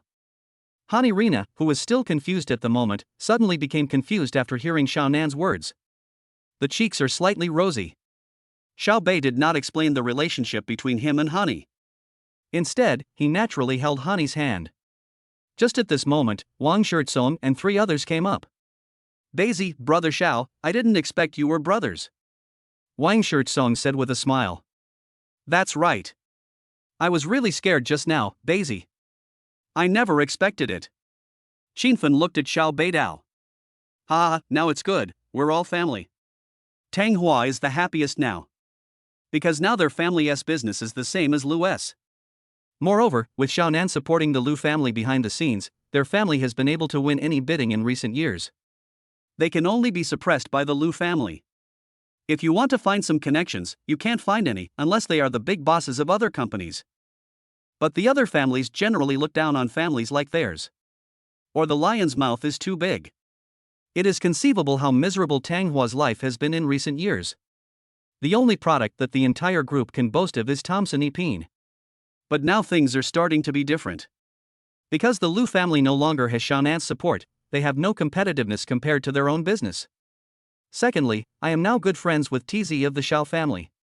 At least I can do business safely in the future without being afraid of any monsters. Xiaonan heard this and looked over to see that there were 3 people. He didn't say much, but he wouldn't take the initiative to make friends with her either. After all, this was Xiao Bei's resource. As his cousin, he really doesn't bother to argue. But the most important thing is, Xiao Bei is the most important, because Xiao Bei's return means that the 3rd generation of the Xiao family is all together. Hearing this, Xiao Bei smiled at the 3 of them and said, "Brothers, let's talk another day. That's all for today." "Okay, Daisy, it's okay. If you have something to do, take care of it first. Anyway, I'll be in the Magic City recently, so I'll have plenty of time when the time comes." Wang Shirtsong said with a smile. If Wang Shirtsong had thought that Xiao Bei's family was as strong as his own before, he would not have been so polite. But now I know, I have to be polite and hold such a thigh tightly. It's not just Wang Shirtsong, but also Qinfen and Tang Hua. After saying goodbye to the 3 people, Xiao Bei walked out with Hani and Xiaonan. After the 3 people left, the 3 people in the box slowly breathed a sigh of relief. Then the 3 of them looked at Guanlan, who was looking extremely miserable. "Boss Guan, you really are. Boss Guan, why are you so confused this time?" In fact, Boss Guan has no choice but to do this. He can't offend either side. The 3 of them looked at Guanlan, who had a miserable look on his face. Guanlan was also extremely unhappy at this moment. He could have clearly gotten on top of others and taken off directly, but it was because of the 2 sisters of the Lu family. At this moment, he was in deep pain but couldn't express it in words. Fuck, from now on, Guanlan, will never coexist with the Lu family. Poor Guanlan could only say these words in the end. Then he thought of something and said to the 3 of them, 3 young masters, "Please help me, old Guan. Hua Zi is right. I have to do this." Guanlan said bitterly that he still wanted to mend his relationship with Xiao Bei. "After all, I didn't know it before, but I know it now." Wang Shirtsong and Qinfen looked at each other. Then Wang Shirtsong said, "Regardless of the situation, we won't help you. After all, we are not very familiar with Beizi yet. But, when we become your family in the future, maybe we can talk to you." Qinfen said with a smile. They also felt sorry for Guanlan. After all, no one knew Xiao Bei's identity at that time. They can support Xiao Bei because they can get away with it safely. But it's not certain about Guanlan. After leaving the golf course, Xiaonan saw Xiao Bei's Lamborghini.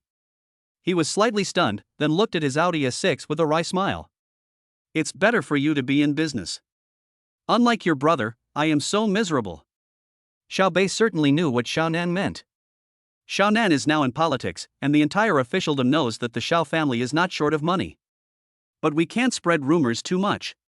After all, everyone knows that a tree stands out from the crowd. "Brother, don't say that. In your current position, even rich people have to curry favor with you." "Ah, okay, I won't bother you 2 anymore. Let me send you a location tomorrow and you can come over." Xiaonan looked at Hani, who was following behind Xiao Bei, and then gave Xiao Bei a wink. Upon hearing this, Xiao Bei nodded slightly. The 2 brothers said goodbye here. In the car, Hanirina sat in the passenger seat of Xiao Bei's car.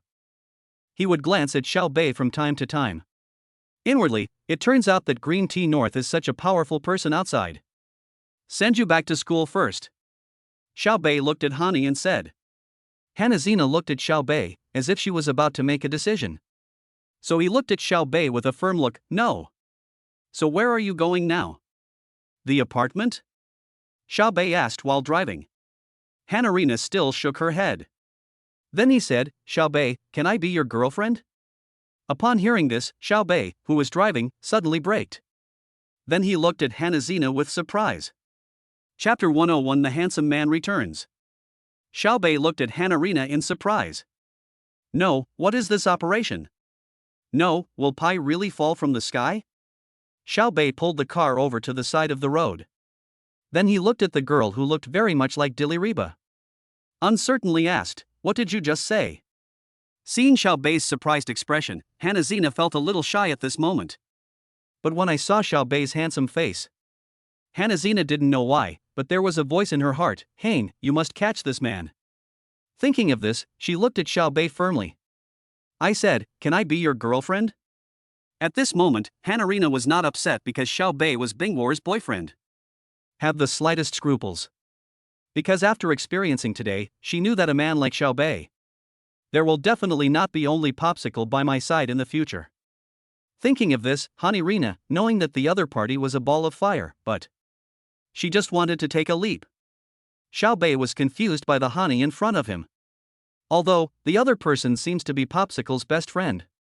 But, aren't besties better? Xiaobei never considered himself a good man. At least when it comes to treating women. He can't be loyal. It has always been like this in our past and present lives. However, what he can guarantee is that as long as she is his woman, he can treat everyone equally. Why do you have such an idea? Xiaobei would definitely not agree immediately. How could he be so scumbag? At least we should leave a good impression on Karl Lagerfeld. I am not a stud who will go after anyone I see. I am not a horse breeder. At this moment, the two of them have already started the conversation, and Hanazina is no longer hiding anything. Happiness is something you have to fight for yourself. So she looked at Xiaobei. Then he said, Xiaobei, I know you have popsicles now.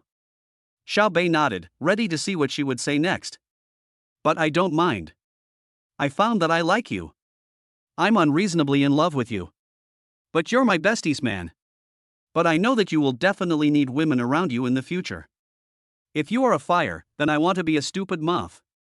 I won't let you separate from Popsicle, but I like you too. Hanarina looked at Xiaobei, then blushed and bit her red lips.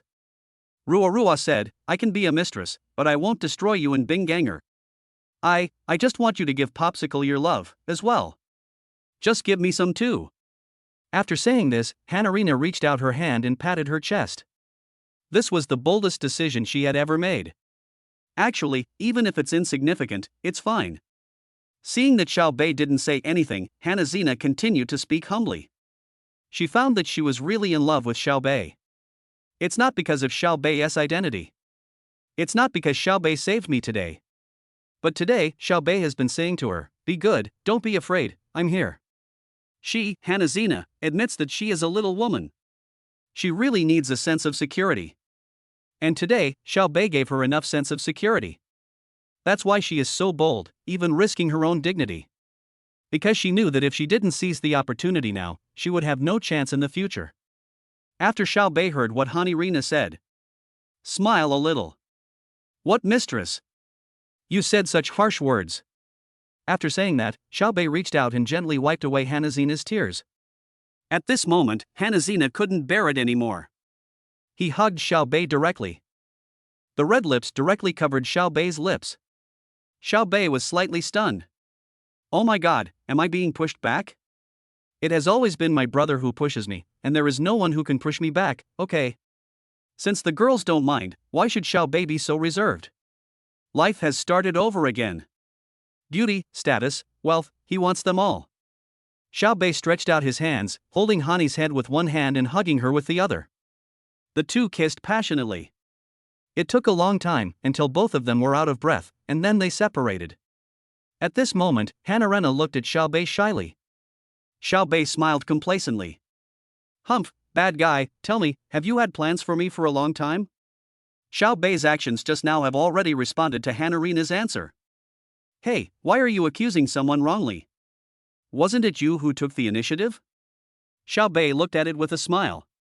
Upon hearing this, Hani reached out and patted Xiaobei. Then he said shyly, "Are we really together?"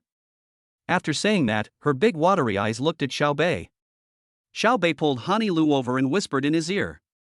"Yeah, but you're not a mistress. You and Popsicle are both my women. You can't say you are a mistress anymore. Do you understand?" Hearing this, Hani's eyes suddenly turned red. Thinking of my bold behavior just now. Then I thought again, at worst I could become Xiaobei's lover in the future, that would be fine too. But now Xiaobei said that she was not a mistress, but his woman. This sudden feeling of happiness directly enveloped Hanazina's whole body. Hani Rina held Xiaobei's face in her hands. Looking at that incredibly handsome face. Smiling foolishly.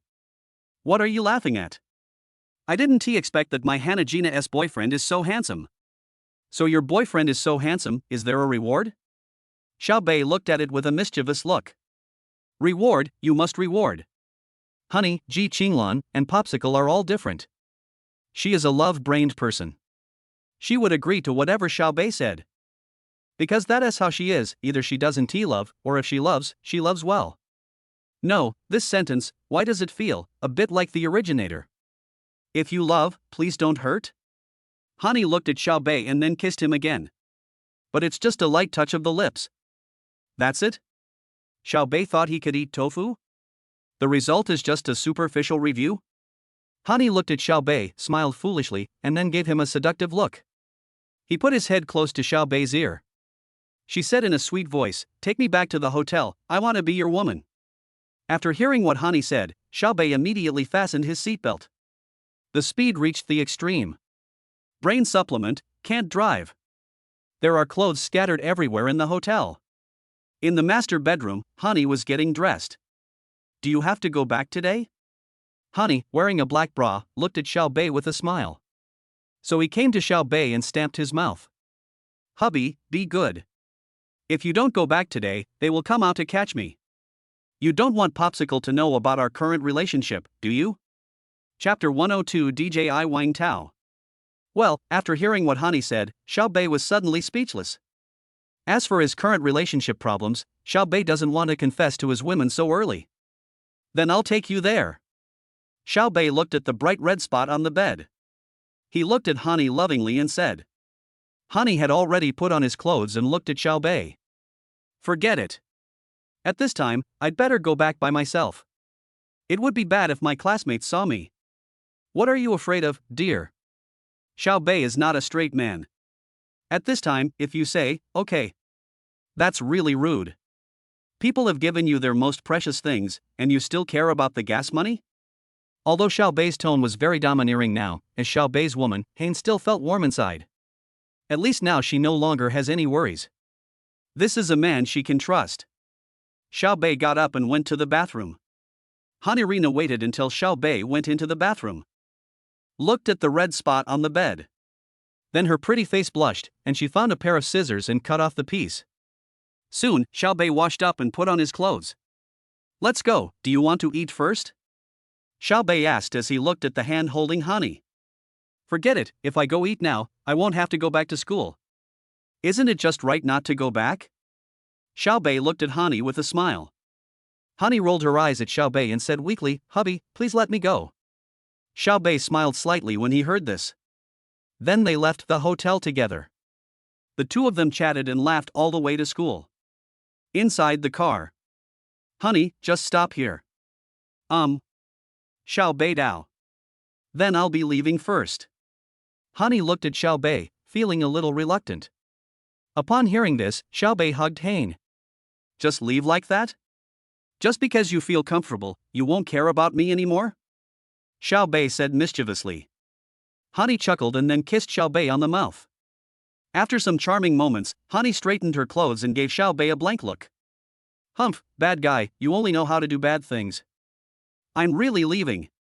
"Well, go to the dormitory and send me a message." Hani nodded slightly, and Xiaobei watched Hani walk into the school. Wait until Hein disappears from his sight. Xiaobei still felt like today was a dream. First, he recognized his relatives, then he met his cousin, and finally he got a girlfriend.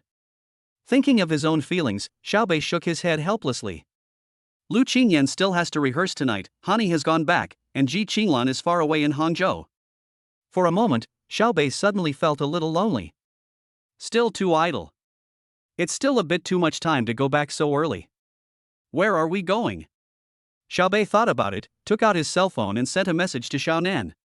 After obtaining an address, Xiaobei drove there directly. Half an hour later, Xiaobei arrived at a private club.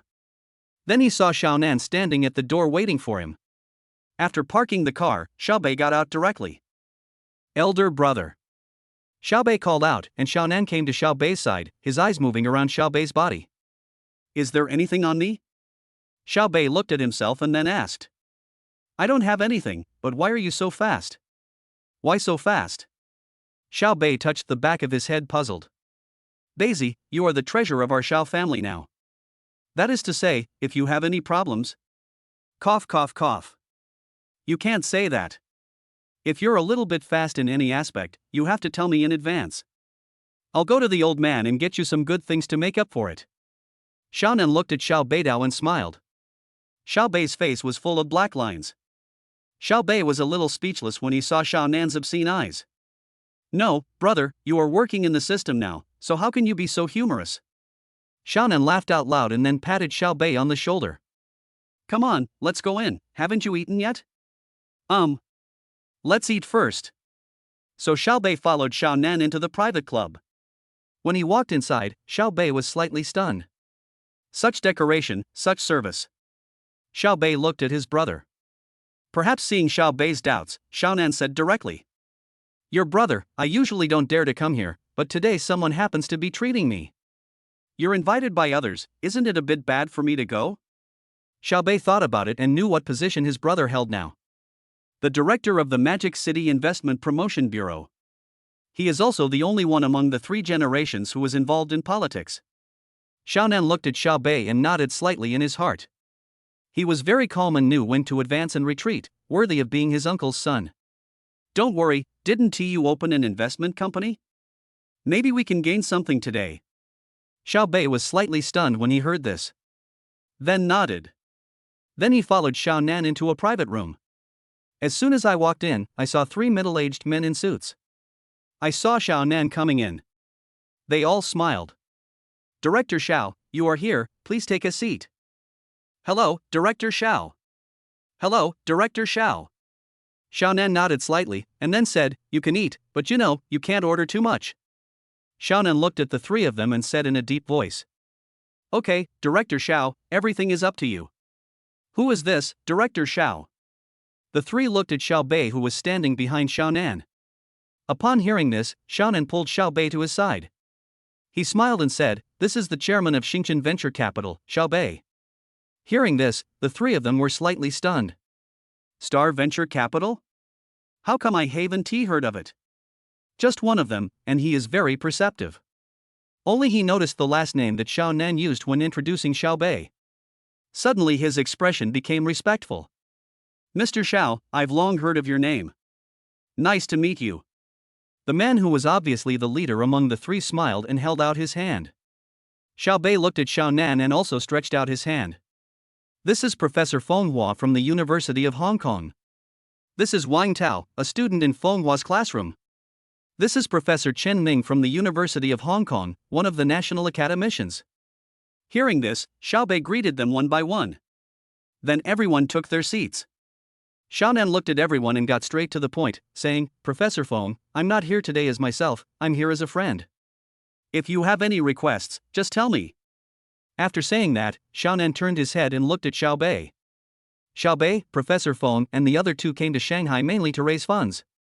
You guys can discuss the specific projects. I won't get involved. Upon hearing this, Xiaobei looked at Xiaonan and then nodded. Then Xiaobei asked, Professor Feng, could you briefly talk about your project? Upon hearing this, Professor Feng looked at Wang Tao standing beside him.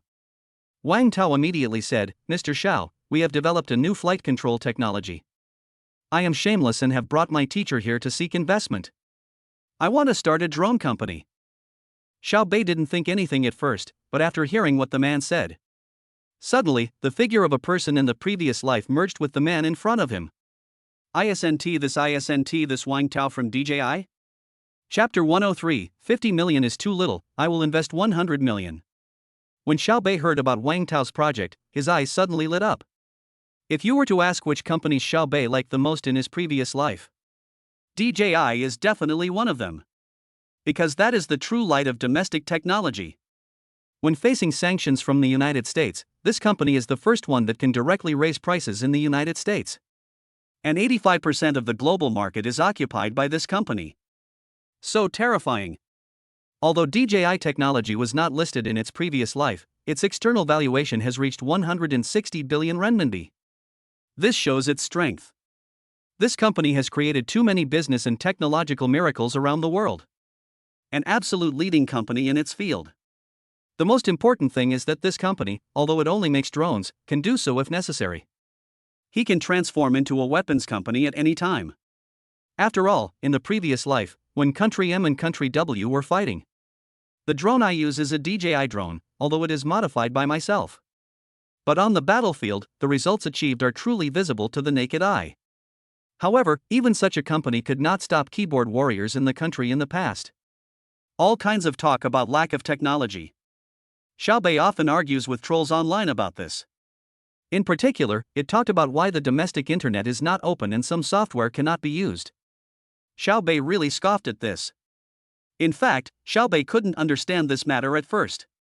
But after visiting the Three Kingdoms once, Xiaobei understood everything. It's because India has connected to the external network. As a result, their entire country's internet industry is completely controlled by the United States and other Western countries. Even in India, which has a similar structure to Xia, why has there been no good internet companies emerging? That is because their vital points have been controlled by the Western world led by the United States. This is very scary, because in this case, all the information and media you receive have been processed by the West. Secondly, the same is true for countries where people live a good life. That's why when you watch the movie, the opening subtitles will include the word FBI. Thinking back to the present, Xiaobei asked directly after listening. First, how to enter the market. Second, how to achieve profitability.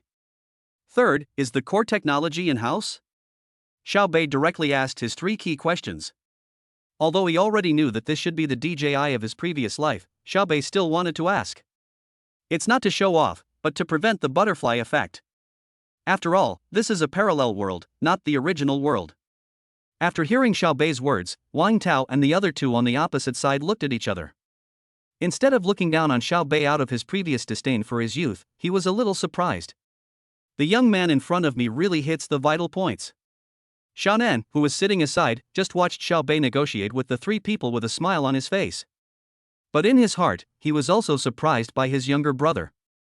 As expected of my aunt's son, his business talent is beyond words. Wang Tao thought about the wording and said, Mr. Xiao, first of all, market positioning. We want to make a product in the early stage, cooperate with the country, and build the country's military industry. Second and third, our core technologies are all our own. If we can get the cooperation of the armament department, I think it will not be difficult to make a profit. After Wang Tao finished speaking, he looked at Xiaobei, who was sitting opposite him with a smile on his face. Upon hearing this, Xiaobei shook his head slightly. Boss Xiao, do you have any different opinions on anything? When Wang Tao saw Xiaobei shaking his head, he felt a pang in his heart. This was already the 10th investor they were looking for. Professor Feng had taken him to meet many investors before, but some of them were not interested in such projects. Some people think that their own dreams are fantasy. Is it going to be the same as before? Wang Tao suddenly lost his confidence. Hearing this, Xiaobei took a sip of tea and said calmly, Brother Wang, I'll call you this, is that okay with you? Mr. Xiao, sure. Wang Tao smiled slightly. First of all, I approve of your technology, but I deny your market entry, or market positioning. Xiaobei paused deliberately after he finished speaking. Wang Tao frowned slightly when he heard this, and then asked, so what does Mr. Xiao mean? First of all, give up the idea of military industry. Your current military industry, or core technology, is not enough to support it. As far as I know, the attack drones of AVIC armaments have already appeared, and they are backed by Xia country. Therefore, our market is not in the military industry, but in civilian use. Civilian use? Wang Tao and the other two were confused. For civilian use? Who would spend thousands of dollars to buy a drone to play with? Mr. Xiao, we have also thought about civilian use, but it seems that it is not profitable. After all, no one would buy a drone worth thousands of dollars just to play with it. So what if we add a gimbal to the drone and install a camera? Boom! After hearing Xiao Bei's words, the three people on the opposite side suddenly felt as if they had been enlightened. Yeah, why didn't we think of that? It seems that our thinking is limited. Professor Feng and Shen Ming were startled and looked at Xiao Bei with burning eyes. Wang Tao was also surprised. Mr. Xiao, please continue. There is no one engaged in the field of civilian drone photography at present, especially in the film industry, which now adopts aerial photography, which is very expensive. But as long as you can develop good gimbal and anti-shake technology, as well as drone flight control technology, then you will dominate this field. If you believe in my vision, then I will invest in you, and I will not participate in management throughout the process, but only give advice. Xiao Bei said calmly, but he was still very excited inside. Damn, this is DJI. The returns from this investment are limitless. Upon hearing this, Wang Tao and the other two discussed the matter on the spot. Xiao Bei and Xiaonan just sat aside and didn't interrupt. At this moment, Xiaonan gave Xiao Bei a thumbs up. He was also very surprised. If things could really develop as my cousin said. In the future, such a company will definitely be a giant. Just at this time, Wang Tao and the other two had finished their discussion. Mr. Xiao, how much can you contribute? How much stock can you release? Xiao Bei asked directly. At most 30%. Price? 50 million. After Wang Tao announced the amount of financing, he looked at Xiao Bei nervously. Xiao Bei shook his head. Suddenly Wang Tao and the other two looked at each other. Is it going to be too high? But what Xiao Bei said next made them overjoyed. Xiao Bei looked at the three people's anxious expressions and said, for the angel round, 50 million is too little.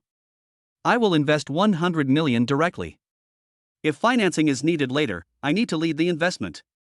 Chapter 104, The Capital's Pattern, Xiao Bei's mentality changes.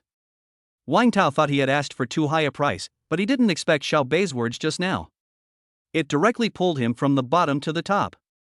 It's like reaching, He was extremely excited at this moment. Professor Feng and Professor Chen also looked excited.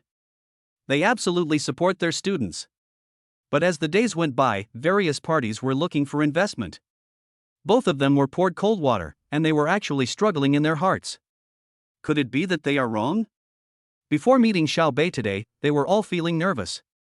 I was afraid this would be another rejection. But now there is a sudden turn of events. It not only reduces investment, but more importantly determines future development. No one here is an idiot.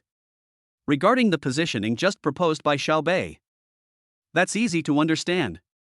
Now we not only have financial support, but also a partner with strategic vision. It can be said that this kind of investment is their favorite. Wang Tao looked at Xiao Bei excitedly. He immediately filled his glass with wine and raised it to Xiao Bei. Mr. Xiao, thank you. We will definitely not let you down. I'll drink this cup. You can do whatever you want. After saying that, Wang Tao drank it without waiting for Xiao Bei to stop him. Seeing this, Xiao Bei didn't even hold it, but directly filled a glass with wine. Although the other party said he did it, he was casual. But Xiao Bei knew that DJI would still need to rely on them in the future. Technical personnel are always the most valuable. Therefore, Xiao Bei also respects these three people very much. Mutual achievement is always more worth looking forward to than one person's excellence. Then the few of them discussed the future of the company. Many of Xiao Bei's suggestions made the three people's eyes light up when they were spoken. Finally, when deciding on the company name, Xiao Bei also directly talked about DJI in his previous life. At this moment, Xiao Bei officially invested in DJI, with a 30% stake worth 100 million. Only Xiao Bei knows how much profit this company can bring to him in the future. In the evening, after seeing off Wang Tao and the other two, Xiaonan took Xiao Bei to a small tea room. Brother, when are you planning to go to the imperial capital? Xiaonan asked. Let's talk about it later. I'm not ready yet. Xiao Bei said lightly. That's fine. It will be good for you if you become stronger before going back. What do you mean? Xiao Bei heard something deeper from Xiaonan's words. Xiaonan took a sip of tea and looked at Xiao Bei.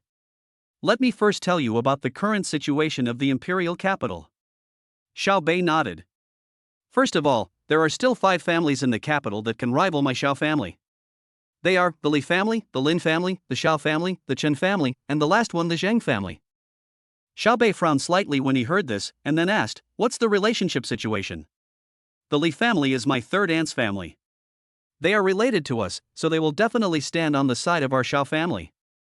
The Lin family is my mother's family, the same as above. The Xiao family, the Chen family, and the Zhang family are all related families. In fact, our families are more or less connected, except for our Xiao family and Zhang family. After Xiaonan finished speaking, he looked at Xiao Bei and saw that there was no expression on his face, so he knew what was going on. Uncle San should have told Xiao Bei about that incident. Now our entire Xiao family knows that you, TZ, are still alive, but the other party has not officially announced it yet.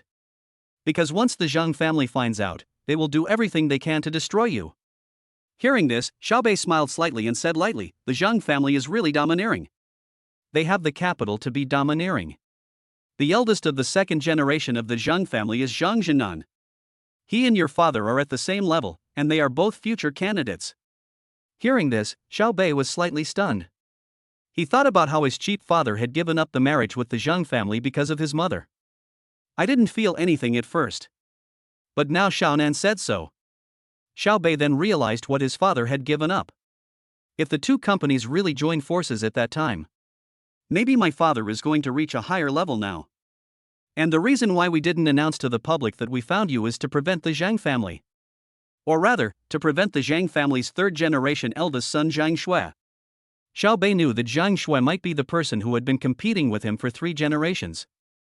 I'm not in politics, there's nothing to compare to. Xiao Bei said lightly that according to his idea, perhaps the eldest son of a large family needs to go into politics. And I am a businessman. No, brother, among the third generation, he is also engaged in business. Although he is not an investor like you, his business ability is also very strong. If he knew that you were still alive and were even planning to return to the Xiao family, he will suppress you unconditionally. After Xiaonan finished speaking, he was also helpless because there was an unspoken rule among several families in the imperial capital. The elders cannot interfere in the competition between the younger generations. Unless your life is in danger. Although Xiaonan saw Xiao Bei's abilities, he also saw Xiao Bei's business acumen today. But, so what? Zhang Jin of the Zhang family is now one of the top leading figures among the second generation in the imperial capital. It is indeed not possible for Xiao Bei to return to the family now. Because I don't have my own team. Even though he is the TZ of the Xiao family, many people will give face to Xiao Bei, but they will never choose Team Xiao Bei. After all, Xiao Bei had not lived in the imperial capital since he was a child. As for Zhang Shui, he grew up in the imperial capital and was the best among the 3 generations. Don't think that only the older generation has started to take sides in officialdom after working. For a top family like theirs, they have to take sides from a young age. Xiao Bei was not clear about this before, but that doesn't mean he hadn't thought about it. But, brother, you have an innate advantage. What? Xiao Bei asked. Your mother's company. If you can successfully take over your mother's company, then add your identity. When you return to the imperial capital, you can also become one of the decision makers. Now I know what uncle and auntie are up to. But this is an advantage, but also a disadvantage. Xiaonan looked at Xiao Bei, who smiled slightly and said, the kingdom you inherit is always inferior to the kingdom you build yourself, isn't it? Right. Xiao Bei heard this, thought about it, and then said to Xiaonan, how much time do I have? Xiaonan was slightly shocked when he heard this. Xiao Bei actually guessed it. Brother, I have to say that you are really smart. If you had been in the Xiao family since you were a child, those people now would probably not even be worthy of carrying your shoes. Yes, old man, time is running out. Now that he is here, the first generation is fine. The second generation has your father to support it, but for the third generation, although our Xiao family is not bad, we are missing a legitimate eldest son. Xiaonan said lightly, although he himself was also one of the top few. But after all, he is not the eldest son, not the first in line. I understand. Don't worry, leave everything to me. Xiao Bei said lightly, and the thoughts from his previous life came back to him. Xiao Bei didn't care at first, but then he thought of a sentence. Under the overturned nest. Chapter 105 Road Killer. After chatting with Xiao Nan for an evening, Xiao Bei knew that he didn't have much time left. One night, Xiao Bei thought a lot. So I planned to return to Hangzhou early. I plan to take advantage of the National Day holiday to build up my company's team. This way, when you invest on your own in the future, you don't have to do everything yourself. So the next morning, Xiao Bei called Lu Qingyan and Hani Rina respectively. Tell him that something happened in Hangzhou and he needs to go back immediately. Although both of them were reluctant. But they more or less knew Xiao Bei's identity. Xiao Bei did not take the high-speed train back this time. Instead, drive directly back to Hangzhou. As for the Lamborghini SVJ, Xiao Bei also called directly and asked the other party to deliver it to Hangzhou. Along the way, Xiao Bei was immersed in driving. Playing your favorite music. Soon, 2 hours later, Xiao Bei got off the highway smoothly. Xiao Bei, who had just got off the highway, was ready to go directly to the company. So we drove to the European and American Financial Building. A quarter of an hour later, Xiao Bei was just one intersection away from the European and American Financial Building. The Euro-American Financial Building is on the left. Xiao Bei changed lanes in advance and drove very standardly. Just as she was about to reach the intersection, suddenly there was a loud roar. Then Xiao Bei saw a car suddenly appear to the right of his car. At first the car was fine and driving in its own driveway. But for some reason, when we were almost at the intersection, still on the solid line, the other party changed lanes without turning on the turn signal, driving towards Xiao Bei's driveway. However, Xiao Bei's car speed is extremely fast now. The brakes definitely can't stop. Xiao Bei's mastery of racing skills told him that the current situation could be solved by drifting. However, Xiao Bei thought that the other party was cutting in maliciously. I'm so angry inside. Others have always asked me to be Xiao Bei, why should I let him be? Xiao Bei knew that in this situation, even if he collided directly with the other party, it would be fully the other party's fault. In an instant, Xiao Bei lightly pressed the brakes a few times. He wanted to teach the other party a lesson, but he didn't want anyone to die. So I tapped the brakes a few times. Bang! Xiao Bei's car hit the rear of the Porsche 718 steadily. After the collision, Xiao Bei calmly turned off the engine. Turn on the hazard lights, get out of the car and call the traffic police directly. Just at this moment, the front door opened. Xiao Bei looked towards the other party. He wanted to see what this road killer looked like. Soon, Xiao Bei's eyes froze. Then he swallowed. Suddenly Xiao Bei felt that this rear-end collision was very nice. Because the other person is a Lolita girl. And when the other party was walking towards him aggressively, it trembles all the time, which shows how big it is. Judging from his age, he is very young and probably still in school. Just when Xiao Bei was admiring the other person, the lowly girl came to the rear of the car and first looked at the place where the rear-end collision occurred. Then he looked sad. Wow, my beloved car. Then she turned around and came in front of Xiao Bei, pouting his cheekbones fiercely. Can you drive? Can't you see I'm in front of you? The light ahead is red, why are you still driving so fast? Facing the lowly girl's questioning, Xiao Bei suddenly laughed out loud. Then he said, don't you know that you can't change lanes on a solid line? I was driving fine, but you didn't use your turn signal and changed lanes on a solid line. I'm not Superman, so how could I have braked in time? Fortunately, you are fine, so just be happy. After hearing Xiao Bei's words, the lowly girl was slightly stunned.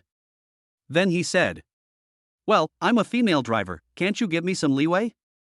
I wanted to, but I couldn't react.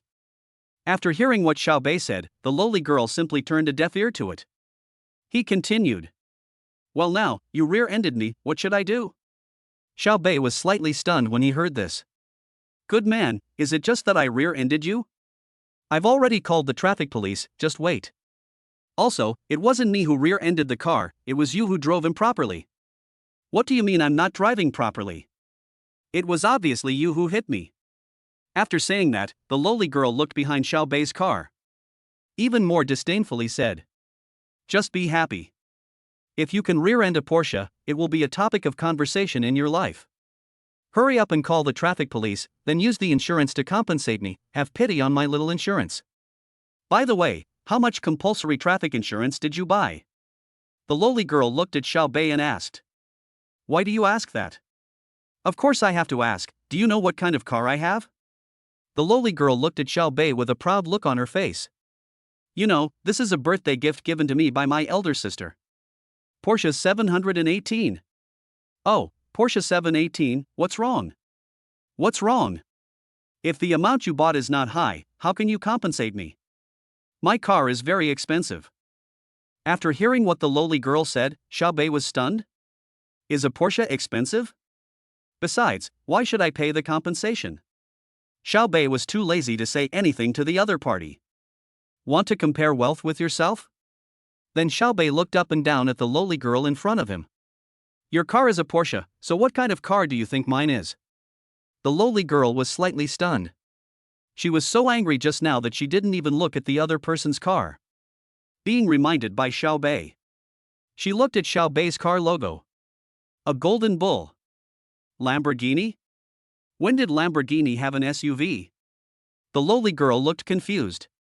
Then he thought of something and looked at Xiao Bei with a smile. But her smile was a little malicious. Ha, you don't want to buy a Lamborghini but you can't afford it, right? Study Bao Shi Tai? To hook up with girls? Please, if you want to learn it well. How can a Lamborghini have an SUV? But why do you have to do this when you can just rely on your looks to hook up with girls? Her voice was very loud because two cars had collided and there were people watching nearby. She just wants to expose the scumbag. When Xiao Bei wanted to say something, a young man next to him said, Oh my god, a Lamborghini Urus and a Porsche 718 collided, the girl is in trouble. After the lowly girl heard what the handsome guy said, I was slightly stunned. Could this car really be a Lamborghini? So she searched it directly on the internet. When she saw the information about the car, she was a little shocked. Then she looked at the handsome guy in front of her with a guilty conscience. I thought to myself, no, I must insist that he rear-ended me, Lamborghini, I can't afford to pay for it. So, my car is fake? Xiao Bei looked at the girl in front of him and complained speechlessly. The lowly girl blushed when she heard this. Then he snorted at Xiao Bei. She knew that she couldn't handle this matter, so she took out her cell phone and called her sister directly. Just when the girl hung up the phone, a traffic police car slowly stopped in front of Xiao Bei and the lowly girl's car. The traffic police got off the car, understood the situation, and checked the real-time surveillance. The traffic police filmed the scene. You two are the owners of the car, right? Yes. Xiao Bei said calmly. Well, police officer, I'm the owner of the Porsche and he rear-ended me. Upon hearing this, the traffic police looked at the lowly girl and said nothing. Instead, they asked the two to show their driver's licenses and register something on their cell phones. Only then did he hand the driver's license to the two of them. Then he looked at the lowly girl and said, It's all your fault. No, traffic police uncle, why is it all my fault? Shouldn't it be him?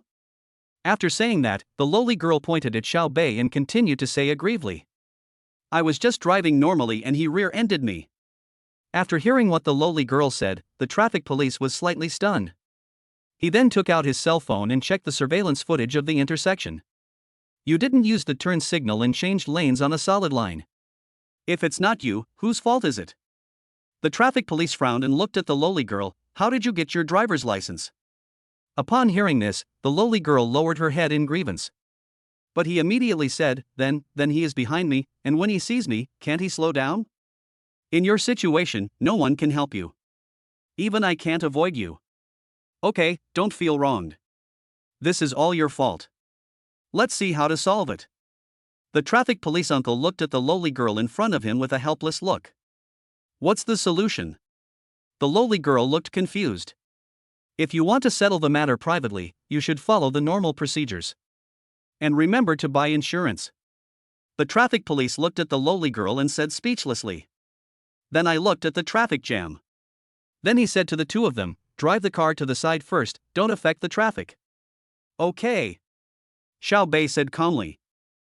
The lowly girl was very frustrated. She looked at Xiao Bei, then snorted and got into her car. Drive the car to the side of the road. So, has your damage assessor arrived? Xiao Bei asked while standing aside. What do you care, you bad guy? I let my sister come. Chapter 106 Sister Fengqin. Seeing the lowly girl like this, Xiao Bei didn't say anything else. Soon, 10 minutes later, the adjuster arrived at the scene. Several people from the insurance company came out. After some on-site understanding and testing, one of the appraisers came to the lowly girl's place. Ms. Fong, there is no problem with your full responsibility. You can go to the compartment. The damage to the other vehicle will be assessed tomorrow, but you have to be mentally prepared. The lowly girl was slightly stunned when she heard this. Then he asked, what mental preparation? You can just pay the insurance. It's really unlucky today. After hearing what the lowly girl said, the damage assessor said with a wry smile. The other party's car is a Lamborghini USUR. I'm not sure how much the compensation will be. It needs to be inspected, but I guess your insurance premium is not enough. After the damage assessor finished speaking, he looked at Fong Ye and continued. Moreover, Ms. Fong, after our evaluation, your car repair will cost hundreds of thousands. Even if you use insurance, you will still have to pay at least 150,000 to 200,000. The adjuster looked at Fong Ye with some sympathy. Fong Ye was stunned when she heard this, and then her face turned pale. The adjuster ignored Fong Ye. Things had already happened. So he came to Xiao Bei. Sir, how about this? We can just take your car back to the repair shop and leave it there. Then contact the Lamborghini manufacturer and ask them to come up with a solution. You can't get the damage assessment for your car done here. Xiao Bei smiled slightly when he heard this, and then said, okay, thank you for your hard work, that's it.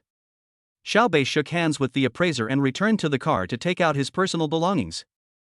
Then he looked at Fong Ye, who was silent at the moment. Just when I was about to say something. Just at this moment, a Porsche Panamera stopped by the roadside. Then a woman who looked to be in her early 30s got out of the car. This woman is the tallest Xiao Bei has ever seen. She is estimated to be about 1.78 meters tall and has a great figure, with well-proportioned curves and an S-shaped curve. Maybe he just came out of the company and didn't have time to change his clothes. She was wearing a well-fitting white suit and a knee-length skirt. The skin between her black stockings and the suit reflected white light under the fluorescent light. The most obvious thing was that Xiao Bei looked at Fong Ye and then looked at her. The two look very similar. Fong Ye also saw this woman at this moment. Then he trotted up and said to the woman aggrievely, Sister, you are finally here. Fong Qin cried when she saw her sister. Hug her quickly. Good boy, sister is here, what's going on now? Fong Qin asked as she looked at her sister who was crying in her arms. Sister, it was clearly him who rear-ended me, but the traffic police and he both said it was all my fault. Hearing this, Fong Qin was stunned, but quickly comforted her. Don't worry, I'm here. Don't cry. Tell me the situation first. Then Fong Ye told what had just happened. After listening to her sister's words, Fong Qin knew that it was indeed her sister's responsibility. But she still frowned. It wasn't because she was unhappy with Xiao Bei, but because something bad had just happened to her. Sure enough, misfortunes never come singly. But she still pulled Fong Ye to Xiao Bei. When Fong Qin saw Xiao Bei for the first time, she was slightly stunned. Handsome. Very handsome, and then there is the temperament of this young man, very good. Hello, sir, my name is Fong Qin. What's your name? Fong Qin asked with as much smile as possible. She knew that Xiao Bei, who could drive such a good car at such a young age, must not be a simple person. Xiao Bei looked at this mature lady, then looked at Fong Ye who was standing silently beside him. Wow, sisters, what genes are in your family? The older one is mature and charming, while the younger one is quirky and cute. The most shocking thing is that both of them are very beautiful, and are on par with his three women. Moreover, looking at it now, the personalities of this elder sister and the younger sister are really very different. Hello, my last name is Xiao. Xiao Bei responded with the same smile. Mr. Xiao, this is the case. This matter is indeed entirely my sister's fault, and we will actively compensate her. Yeah, okay. Xiao Bei said lightly. However, at this time, Fong Qin hesitated, and still looked at Xiao Bei and said, Mr. Xiao, I'm wondering if I can pay in installments? After saying this, her face turned a little red. It's obvious that he's lacking confidence. Xiao Bei was a little puzzled at this moment. What the hell? I drive a Panamera and my sister drives a 718. Don't they look like a poor family? Seeing Xiao Bei's puzzled look, Fong Qin continued to explain. It's like this, Mr. Xiao, we just bought a house in Hangzhou, and just when I came here, I was fired. I bought my sister's car with a mortgage. What about your family? Xiao Bei looked at the two sisters' graceful appearance and thought that their family must be quite prominent. Fang Qin bit her lip and said calmly, my sister and I's parents died when I was just 18 years old. Sorry, I didn't mean it. Xiao Bei quickly apologized. Then he looked at Fang Qin in front of him and saw the work badge she was wearing around her neck. Gao Ling Ventures Vice President of Investment Fang Qin. Xiao Bei looked at his work badge. Then he spent 3 million points to purchase Fang Qin's information in the system mall. Name, Fang Qin. Gender, female. Age, 30. Purity, 99. Background information, born in Kuaiji City on January 25, 1987, family members, younger sister Fangya, parents deceased, graduate school, Department of Finance and Investment Management, Imperial Capital University. After learning about Fang Qin's information, Xiao Bei was slightly stunned. He didn't expect that he was a big shot in the field of venture capital. Mr. Xiao, do you think it's okay? Seeing that Xiao Bei didn't respond for a long time, Fang Qin asked again. Upon hearing this, Xiao Bei shook his head under Fang Qin's gaze. Seeing Xiao Bei shook his head, Fang Qin's heart skipped a beat and she bit her red lips slightly, wanting to say something. Xiao Bei said calmly, actually, there is another way. If you want, you don't have to pay any money. Xiao Bei looked down at Fang Qin. Hearing this, Fang Qin looked at Xiao Bei warily. Mr. Xiao, please respect yourself. I won't agree to it. After saying that, his eyes looked a little angry. She saw Xiao Bei staring at her breasts, so she thought of a possibility. Xiao Bei heard this and knew that the other party had misunderstood, so he said. You misunderstood. I saw on your name tag that you were previously Jailing's Vice President of Investment. Coincidentally, I also recently established a venture capital company. I'm looking for a professional manager. If you're willing, you can come with me to my company and take a look. You don't have a job right now, right? Not far away, it's in front of the European and American Financial Building. Chapter 107 Throwing the Olive. Fang Qin was slightly stunned when she heard Xiao Bei's words. Then her cheeks turned slightly red, it seemed that she had misunderstood the young man in front of her. Then Fang Qin looked at the European and American Financial Building not far away. He looked at Xiao Bei again. Although he had no idea about Xiao Bei's company. Xiao Bei is so young, and you can tell at first glance that he is a rich second generation. However, Fang Qin still decided to go and take a look. Because of this, there will be an opportunity for further discussion. She really doesn't have much money now. I just bought a house. The housing prices in Hangzhou are not cheap. I'm sorry, Mr. Xiao, I misunderstood. It's okay, can you come and talk with me now? Xiao Bei looked at Fang Qin in front of him with a smile. I have to say that after reading Fang Qin's information, Xiao Bei was still very interested in her. After graduating from university, I joined my current company, Jailing Venture Capital.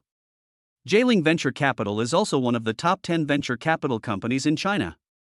In just 6 years, he was able to rise from an ordinary employee to vice president of investment. This shows its strength. Xiao Bei now really needs a professional person who can build up Xingchen Venture Capital. The Fang Qin in front of me is suitable at least for now. As for whether to stay in the end, it depends on how the conversation goes. Sure, Mr. Xiao, I'll drive over directly from here. After saying that, Fang Qin invited Xiao Bei to get in the car. Fang Yan on the other side looked at Xiao Bei with vigilance. In her heart, Xiao Bei was just taking advantage of someone's misfortune. She must protect her sister. So when Xiao Bei was about to get on the passenger seat, Fang Ye walked up directly. You can't sit in the passenger seat, sit in the back. After saying that, she pouted and looked at Xiao Bei. Fang Qin saw this and quickly scolded, Xiaoya, you are rude. Sister. Fang Ye pouted and looked at her elder sister with grievance. My elder sister has never been mean to me since I was a child. I actually hurt myself today. Suddenly his eyes turned red. Seeing this, Xiao Bei looked at Fang Qin with a smile. Then he said, Ms. Fang, it's okay, I'll just sit in the back. Mr. Xiao, I'm so sorry, my sister is a little naughty. It's okay. At her age, she is in her prime. Being a little naughty is actually cute. Xiao Bei said with a smile, showing his high emotional intelligence directly. Fang Ye's actions did not cause any delicate relationship between Xiao Bei and Fang Qin. After all, Xiao Bei was still planning to poach Fang Qin. Hearing this, Fang Qin smiled slightly. Then the three of them got in the car and left.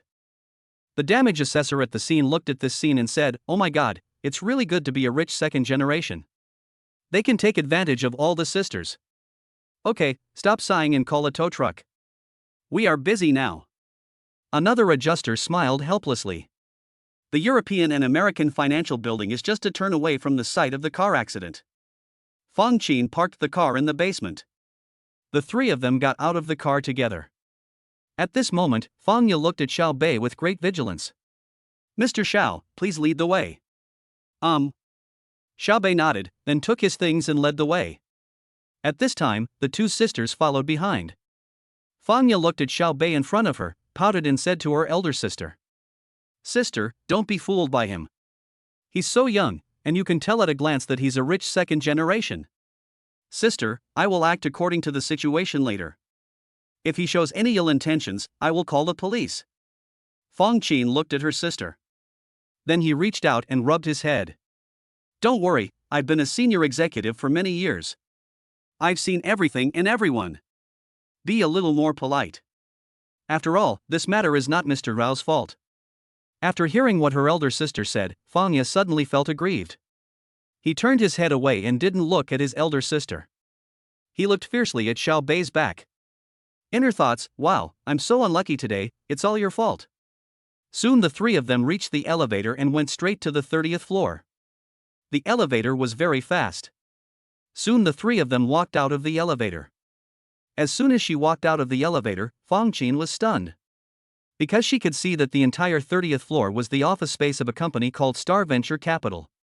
Fang Ye was also shocked and looked at Xiao Bei with a little shock. This bad guy, who is almost the same age as me, actually has such a big company.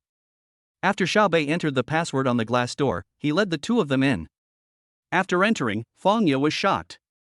The decoration was so beautiful. After Fang Qin looked at the decoration and then the scale, she immediately stopped looking at her previous underestimation. This kind of strength is very strong. "Ms. Fang, please come in." Xiao Bei brought the two of them to an office with a sign outside that read Chairman. He turned and said to Fang Qin. Then Fang Qin looked at Fang Ye and said, "Xiao Ye, wait for me outside." "No." Fang Ye looked at Xiao Bei warily. A single man and a single woman, in an office?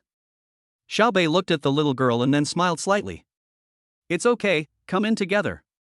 After saying that, Xiao Bei unlocked his office with his fingerprint. These were all decorations arranged by Ji Qinglan, who also took safety issues into consideration. After entering the office, Fang Qin and her sister were stunned. A large office with a terrace. Rest area. "Xiao Ya, go to the rest area over there and wait for me," Fang Qin said to Fang Ye. Fang Ye looked at the two of them and nodded. After all, she could see the desk from the sofa in the lounge area. "Excuse me, Mr. Xiao." "It's okay, Ms. Fang, let's talk." Xiao Bei came to the boss chair behind the desk and sat down, then motioned Fang Qin to sit opposite him. "Mr. Xiao, you are really young and promising. I wonder how many people your company has now."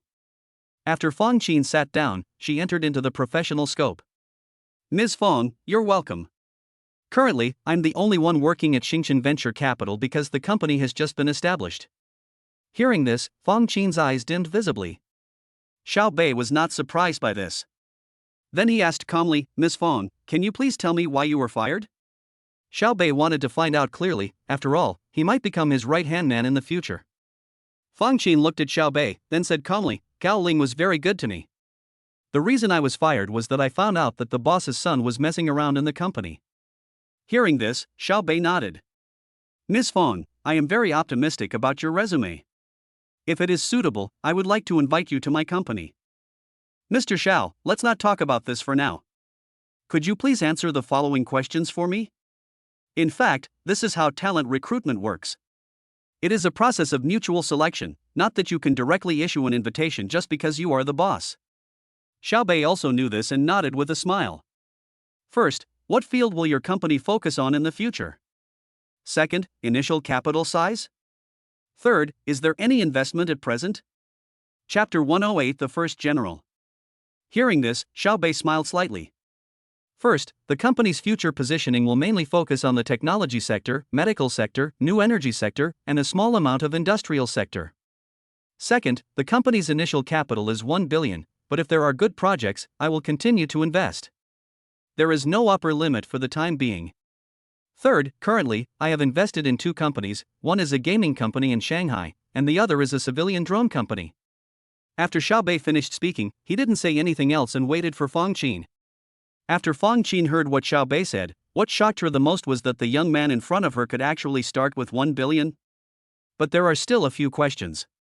So he asked, Mr. Xiao, the first few items of the company's positioning are very good, but what about the industrial sector? It's actually very simple. We need to hedge risks. Although the industrial sector requires large investments and its output ratio is not as high as the above 3 categories, it is more stable. You can't put all your eggs in one basket. Technology and new energy are both superficially strong but weak in reality. Hearing this, Fang Qin nodded. Seeing this, Xiaobei smiled slightly and asked, It would be convenient for me to know, Ms. Below, what is the investment field you are good at? Hearing this, Fang Qin thought for a moment and said, I am currently mainly engaged in the technology sector. After the voice fell, Fang Qin continued to ask, If I join your company, what will my responsibilities be? What can I get in the future? Upon hearing this, Xiaobei did not immediately respond to Fang Qin's words, but instead asked a question. Ms. Fang, what do you think of the current international situation? What do you mean? The monetary system, or the dollar? Xiaobei said lightly. Hearing this, Fang Qin thought about it and realized that Xiaobei was testing her. Right now, I am not bullish on the dollar. Why? Xiaobei became interested and asked directly. First, the Federal Reserve's crazy interest rate hikes are extremely destabilizing for the market, especially for Wall Street companies. Because once the interest rate is raised too much, it will not only cause inflation. It will have more impact on the world economy. Many of the companies listed on Wall Street currently have their foundries in Asia Pacific. The market value of high-tech stocks is the most susceptible to change. The increase in US dollar interest rates means the collective depreciation of high-tech stock companies. The decline in market value is not just a decline in the value of a company, but also due to many factors behind it. Hearing this, Xiaobei clapped slightly, and then said, Ms. Fang, I now formally invite you to join Xingchen Venture Capital as president. Annual salary of 3 million plus 25% commission of the project. If you can increase investment in your field year by year for 3 consecutive years, you will get 25% of the company's shares. Hearing this, Fang Qin was slightly stunned. You have to know that when she was at Jialing, as the vice president of investment, her annual salary was just over 1 million, and the project commission was only 20%. The price Xiaobei offered at this moment was already very good. Mr. Xiao, nice to meet you. Fang Qin had no reason to hesitate.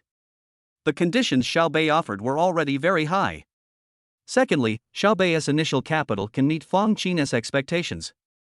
So what's there to hesitate about? The most important thing is that I can become the absolute second in command in this company. Mr. Fang, welcome. Here are some things you need to do when you join the company. First, fill the company's workstations as quickly as possible. Second, you must sell off my 2 investments in this gaming company in Shanghai by December. Third, regarding this civilian drone company, there is no need to promote its listing. As long as the other party has funding needs, I will check the financials and invest as much as they need. Of course, I will take as many shares as possible. After saying that, Xiaobei handed the 2 documents in his hand to Fang Qin.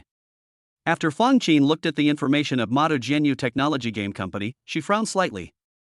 Then I looked at DJI's information and was shocked. All this information was compiled by Xiao. Mr. Xiao, there is no problem with the second company. It is a civilian drone aviation company with the potential to become a leader in the field.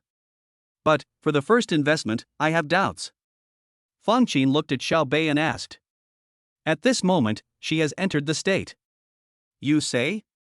The founders' backgrounds are not from prestigious schools, and they have no previous entrepreneurial experience.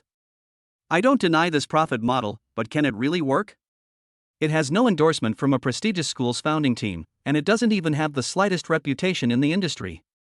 Besides, isn't its game product just a simple elimination game? Fang Qin was a little confused about Xiaobei's investment. In Fang Qin's opinion, such an investment is not worth even 500,000 yuan. Xiao Bei actually invested 2 million directly. Xiao Bei thought for a moment after hearing this and said, "If I say that this company can bring in at least 2 billion in profits in the next 3 months, do you think it's possible?"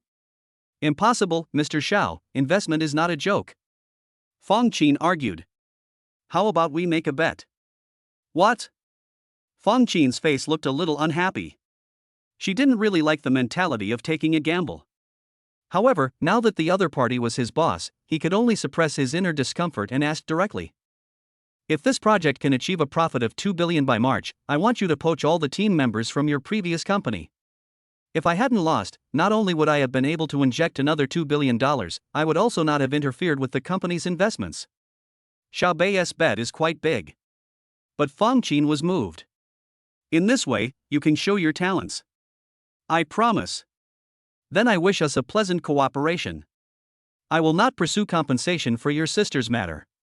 But I just have one request, get me a professional team." Xiao Bei thought for a moment and said, "Okay, Mr. Xiao. Well, you can come to work tomorrow. There are many offices. Choose one." Afterwards, Xiao Bei discussed some future systems of the company with Fang Qin. After everything was discussed, it was already 5 o'clock in the afternoon. "Mr. Feng, it's getting late. Would you like to have dinner together?"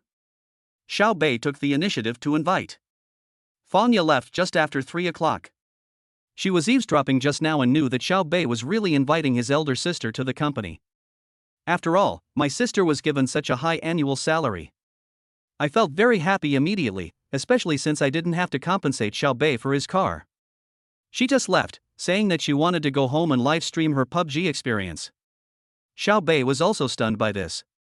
He didn't expect that the other party was a small anchor. "Okay, Mr. Xiao, but I still want to thank you today." "You're welcome. We'll be a family from now on. So do your best." "Well, I will do my best." Just when Xiao Bei found his first professional manager. At the Imperial Capital International Airport, a private plane flying back from France slowly landed on the tarmac. Then a beautiful and elegant woman got off the plane. She got off the plane quickly and ran into a Hongqi car. "Husband, have you really found your son?" Chapter 109. Little Rabbit, open the door.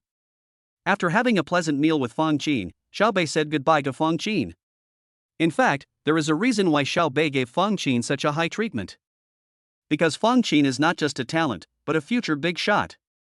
Yes, big guy. The venture capital queen in the capital circle. According to the future intelligence purchased previously, Fang Qin was fired. "I chose to start my own business, which took me 3 years. From a multi-million level investment company, we bet on many future giant companies." He became the helmsman of a large investment group with a market value of hundreds of billions. If Xiao Bei didn't have a system. At this moment, he began to doubt whether Fang Qin was the owner of the system. There is also the most terrifying thing. That's why Xiao Bei wanted to gamble with Fang Qin and pay such a high price. Just to let Fang Qin go back and poach the original team. Because 3 years later, the only big investor in this team was Fang Qin. There are 3 more. This is the most important thing. The other 3, in their respective investment fields, they are all big boss level. It seems that Xiao Bei lost money now, but in fact he made money. As for the 25% dry shares, it is just a way to make Fang Qin return to her heart. It took another 3 years for Fang Qin's team to arrive. In the next 3 years, Xiao Bei will not interfere with the investments of Fang Qin and her team. At the same time, I will also invest independently. High salaries and good treatment will prevent talent from leaving. Besides, Xiao Bei provided help to Fang Qin when she was in the most difficult time. Instead of adding insult to injury, he showed respect for the talent. As for the 25% dry shares, they were actually intended to be directly converted into shares for Fang Qin after 3 years. Some people are born talented entrepreneurs. Such people are generally difficult to retain. In his previous life, Zhou Shouzi of the Rice Group was definitely a great man. Lei Jun offered him even more favorable conditions, the original shares of Rice Group. At that time, it was not in the tens of millions, but in the hundreds of billions. But what in the end? Zhou Shouzi left Dami and joined the founding team of a certain audio platform. At that time, as the CFO, he had connections that Zhang Ming did not have. It was also his push that enabled IDG to successfully invest in the most critical round of financing for a certain audio, and finally made the certain audio become an international giant. That's not a little bit strong. This is the terrifying thing about top talents. Because they can bring you unexpected energy and funds at any time. Now, Xiaobei only paid 3 million yuan a year, or even 25% of the shares, which is only 250 million yuan. Not only can we hold on to the helm of a future multi-billion-dollar group.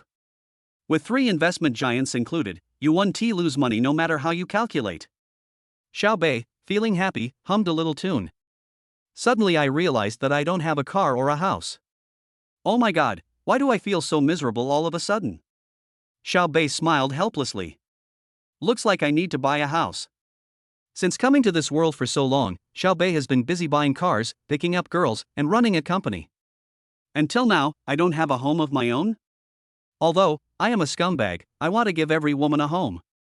But you have to have your own doghouse, right? A nest of gold or silver is not as good as your own doghouse. After thinking about it, Xiaobei decided that he must buy a house tomorrow no matter what. Xiaobei planned to hail a taxi on the roadside and secretly go to Ji Qinglan's house to give her a surprise. I don't know if Qinglan is at home now. Xiaobei took a taxi and left the European and American financial building. Wangjiang Pavilion. Ji Qinglan, who designed the drawings in the company today. Look at the time, it's getting late. So I prepared to go home. When I got home, I saw the empty house. For a moment, Ji Qinglan felt empty inside. I didn't have this feeling when I lived alone before. Since living with Xiaobei for a few days, Ji Qinglan has become accustomed to the fighting and playing around when living with Xiaobei. Looking at my current home, I suddenly feel like something is missing. Yes, Xiaobei is missing. She is now completely dependent on Xiaobei and cannot live without him for a single day. What should she do? Came to the sofa. Ji Qinglan was stunned for a while. He then took out his cell phone and clicked on Xiaobei's profile picture. She now wants to know what the bad guy Xiaobei is doing.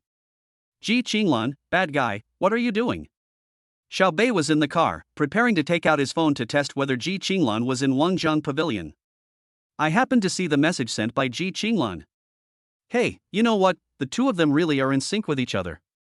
Xiaobei, I'm looking at some information. Xiaobei didn't tell Ji Qinglan that he was in Hangzhou and would be arriving at her house soon. Ji Qinglan, humph, do you have a woman in the Magic City? You've been gone for so long and you never called me once. Have you forgotten about me, your wife? Ji Qinglan typed with resentment and sent it to Xiaobei. Seeing this, Xiaobei smiled slightly. Xiaobei, of course I do. I have to work. Otherwise, how can I support you in the future? After seeing the message from Xiaobei, Ji Qinglan smiled slightly. These words brought some comfort to her lonely heart. Ji Qinglan, then I don't want you to support me, but I can support you. Xiaobei, haha, that one work. Although I really want to be a gigolo, I prefer to be forced to eat. Ji Qinglan, how can you force yourself to eat? Could it be shy? Ji Qinglan, husband, come back soon, I will eat it. Xiaobei, haha, little girl, how can I work if you are like this? Xiaobei, don't worry, I will be back tomorrow. Be good and wait for me at home. Ji Qinglan, really? At what time? I'll drive to pick you up. After seeing Xiaobei's message, Ji Qinglan chuckled. Xiaobei, just wait for me at home, I will come back by myself. Ji Qinglan, no, I want you to see me as soon as you get off the high-speed train, tell me quickly. Xiaobei, let us talk about it tomorrow.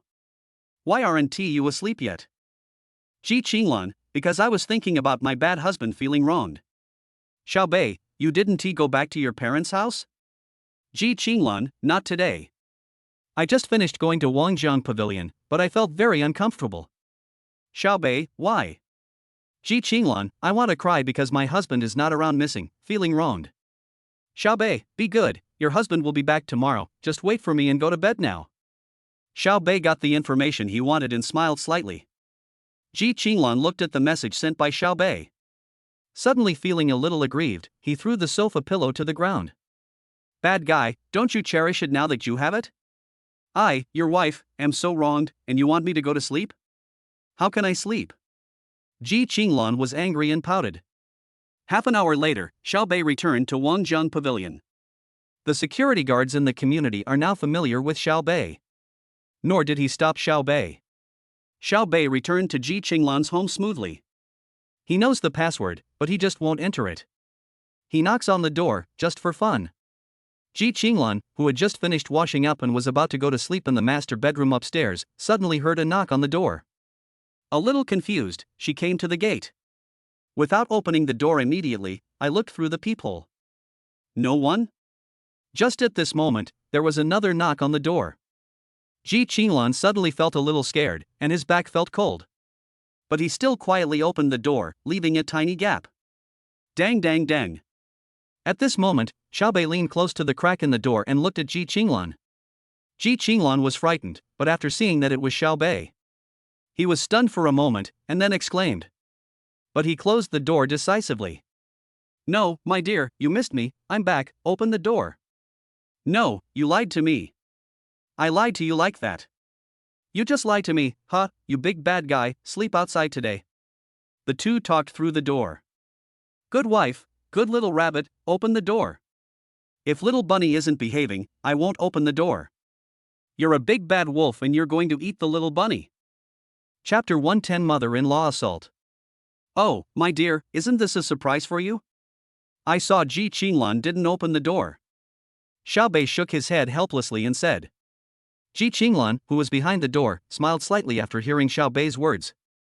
Then he said arrogantly, Humph, bad guy, don't you have the password? After saying that, she shyly ran to the master bedroom. After hearing Ji Qinglan's words outside the door, Xiao Bei smiled slightly. You have to enter the password. But when entering the password, Xiao Bei suddenly thought of something. There was a helpless smile on his face. This feeling? Why does it feel like a door-to-door service? So what, remote control? Thinking of this, Xiao Bei chuckled. Little girl, since you think of yourself as... After entering the password, Xiao Bei went straight into the house and closed the door in one go. Without even changing his shoes, he ran straight to the master bedroom upstairs. Little white rabbit, hide well, the wolf is coming. At this moment, Ji Qinglan was hiding in the quilt with a red face. Soon, she felt pressure on the bed. Then a gust of wind blew by. The quilt on my body was lifted off. Because I slept with the air conditioner on, the quilt was also thick. Ji Qinglan knew there was no way to hide and looked at Xiao Bei with a red face. He said angrily, Who are you? Who let you into the house? Xiao Bei was not upset when he heard this. Girls are all like this, they say one thing and mean another. But Xiao Bei would definitely not say right away, I am your husband. My wife is playing cosplay, so just satisfy her. Life still needs romance, doesn't it? Xiao Bei then revealed a lewd smile. Chirp, chirp, little girl, it's a dark and windy night, no one can save you now. Wow wow wow, I'm so scared. Help! Ha ha, no one can save you even if you scream your throat out. Xiao Bei rushed over and covered him with the quilt. Ji Qinglan was held in Xiao Bei's arms at this moment, and both of them were covered under a quilt. Eye to eye. Ji Qinglan pinched Xiao Bei's face, Stinky husband, do you miss me? Xiao Bei hugged Ji Qinglan tightly and smelled her fragrance. She said tenderly, Yes, I think about you all the time. You're lying. You missed me, why aren't you moving? What do you want to move? Xiao Bei was puzzled. Ji Qinglan's face flushed slightly and she looked at Xiao Bei shyly. Then he stretched out his hands, hugged Xiao Bei's neck, and whispered in his ear. Oh, old man, I didn't feel its movement. After saying that, she shyly rested her head on Xiao Bei's shoulder. When Xiao Bei heard this, his lower abdomen suddenly felt hot. Movement? Movement. Wife, is this really okay for you? Of course Xiao Bei knew what Ji Qinglan was talking about. Ji Qinglan looked at Xiao Bei and showed his little fangs. He bit Xiao Bei's shoulder. Ah. Wife, let go, it hurts. Ha, you still feel pain? Ji Qinglan looked at Xiao Bei with a look of disappointment. No, what's wrong? What's wrong? You're a grown man, but you want me to tell you everything directly, right? Hurry up, a little absence is better than a new marriage. I think you don't understand at all. Hearing this, Xiao Bei laughed. Compared to the shy Ji Qinglan, she prefers the current fierce Ji Qinglan. Then beg me. Xiao Bei said more and more aggressively. Ji Qinglan, I give you face. After saying that, he pounced on Xiao Bei and pressed him under him. Today, I want to be a husband. Just you? Just when Xiao Bei and Ji Qinglan were about to fight. Suddenly, they all heard the sound of the front door of their house being opened. Then there was the sound of high heels. The two of them stared at each other. Xiao Bei asked softly, "Wife, what's going on?" Ji Qinglan was even more nervous than Xiao Bei at this moment. He quickly said to Xiao Bei, "Oh no, that's the sound of my mother's high heels." Ji Qinglan knew that in this family, besides himself and Xiao Bei, the only ones who knew the password were his mom and dad. And now the sound of high heels came from downstairs. As soon as I heard it, I knew it was from my mother. Sure enough, at this moment, the sound of high heels was heard downstairs, walking up the stairs. "Lan Lan, are you asleep?" Ji Qinglan suddenly panicked. Now it was just him and Xiao Bei. A single man and a single woman in the bedroom, and she was only wearing a red bra and panties. Xiao Bei is shirtless at this moment. If my mother knew this, then I guess Xiao Bei has no chance of a third retreat, right? Ji Qinglan was very panicked at this moment.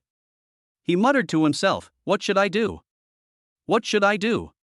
Xiao Bei was also stunned. What? The mother-in-law is here? So should we welcome it? Wrong? How can I welcome him when I'm like this? Ga! Ga-da! The sound from the stairs was getting closer and closer, and the sound of high heels was getting louder and louder. The sound gets thicker.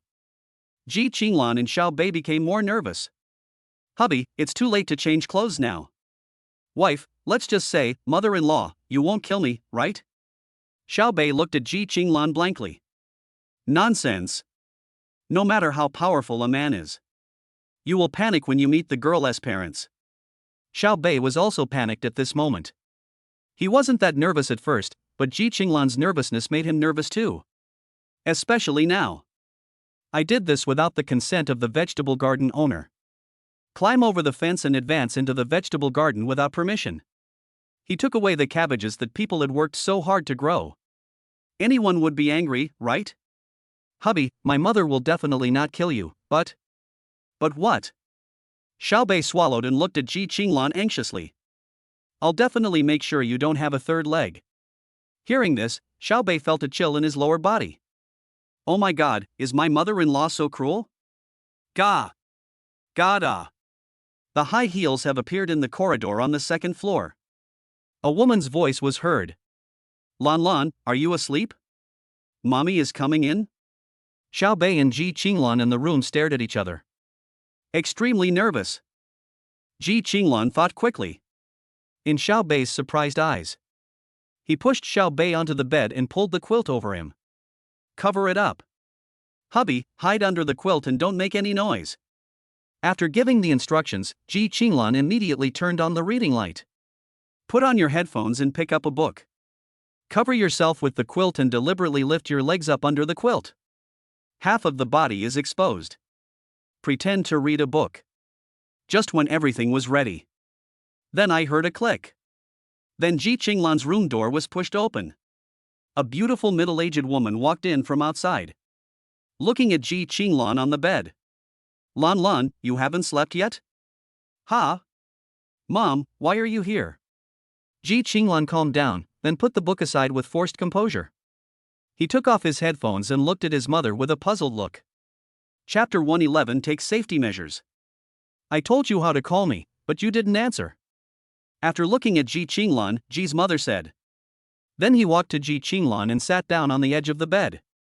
Ji Qinglan's heart was pounding. The hands that were nervously grasping the quilt were secretly exerting force.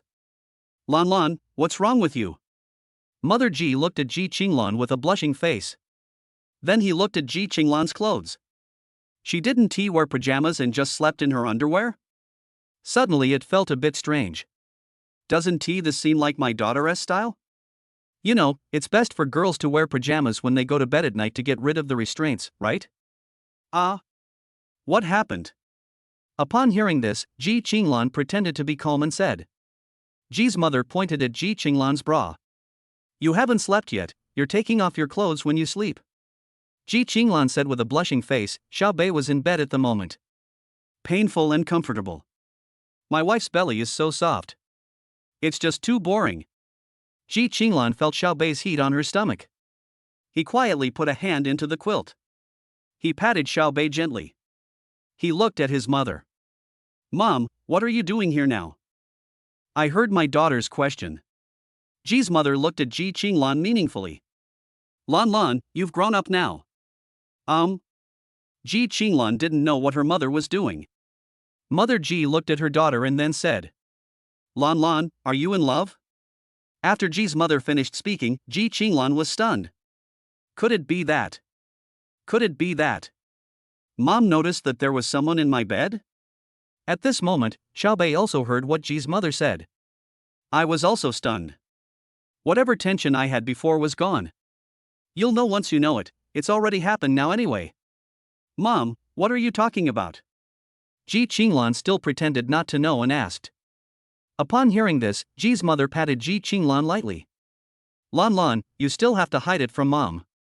Seeing Ji's mother's confident words, Ji Qinglan knew. It's over, barbecue, she's been discovered. Mom, how did you find out? Ji Qinglan looked at her mother with a blushing face. Hearing this, Mother Ji smiled slightly, but her expression was still a little serious.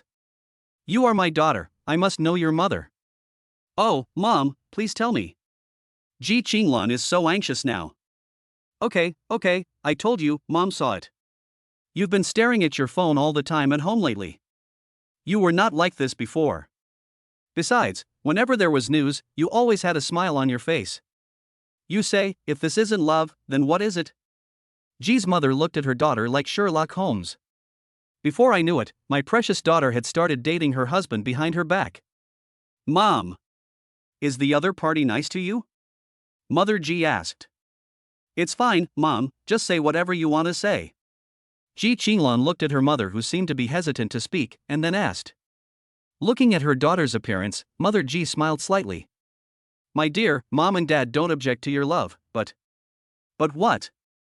But don't let us become grandparents before you graduate. Hearing this, Ji Qinglan's cheeks turned red. She looked at her mother shyly, and then thought of Xiaobei on the bed. Suddenly I had a different feeling. Mom thought about it tonight and decided to come and talk to you about it. Mother Ji looked at Ji Qinglan and said with a smile. People who have experienced this know about this kind of thing and can talk about it openly. Okay, I got it, Mom. You came all the way here for such a small matter. You could have just told her on the phone. That won't do, what if you don't take it seriously? Mother Ji looked at her daughter and then got up to leave. But when he stood up just now, he looked at Ji Qinglan. I always feel that this seems a bit awkward. It's not cold here, why do you cover yourself tightly with the quilt? The air conditioner is on, so it's just right to cover yourself with a blanket. Ji Qinglan said with a slight smile, feeling extremely anxious. Mom, please go away quickly. If you don't leave now, you'll be exposed. The most fatal thing is. She could already feel Xiaobei buried in the quilt, almost unable to hold it back any longer. Because her belly was already wet. I guess Xiaobei is sweating. At this moment, Xiaobei, who was lying in bed, could hardly bear it anymore. It was too hot and hard to breathe. He pinched Ji Qinglan with his fingers. The message to him is, otherwise, I'd better go out openly. Ji Qinglan was immediately startled. A hand placed under the quilt quickly pressed down Xiaobei's head. Okay then, I'll leave first, you have a good rest. After hearing Ji Qinglan's explanation, Ji's mother smiled, nodded, and gave some instructions. Okay, Mom, take care. Let me know when you get home. Ji Qinglan finally breathed a sigh of relief. Oh my God, I'm finally leaving. Mother Ji smiled and nodded. Then he prepared to leave his daughter's room and go home. But when I reached the bed, suddenly, I saw a piece of men's clothing out of the corner of my eye. He stopped immediately. Ji Qinglan had just breathed a sigh of relief, but suddenly stopped when he saw his mother. I was stunned for a moment. Then I saw my mother and turned around. Mom, what's wrong with you? Ji Qinglan stuttered a little. Mother Ji looked at her daughter. Then he looked at what his daughter was wearing. Finally figured out what was wrong. So he glanced at the bed. Why raise your legs? Really? Mother Ji thought about it. So he walked to Ji Qinglan's side. Ji Qinglan watched his mother walk towards him without saying a word. So nervous. What's going on? Why are you back suddenly? Mother Ji came to her daughter's side and looked at Ji Qinglan. Well, it seems that your mother, am still a step late. No, just in time. Mother Ji looked at the bra on her daughter. Said meaningfully.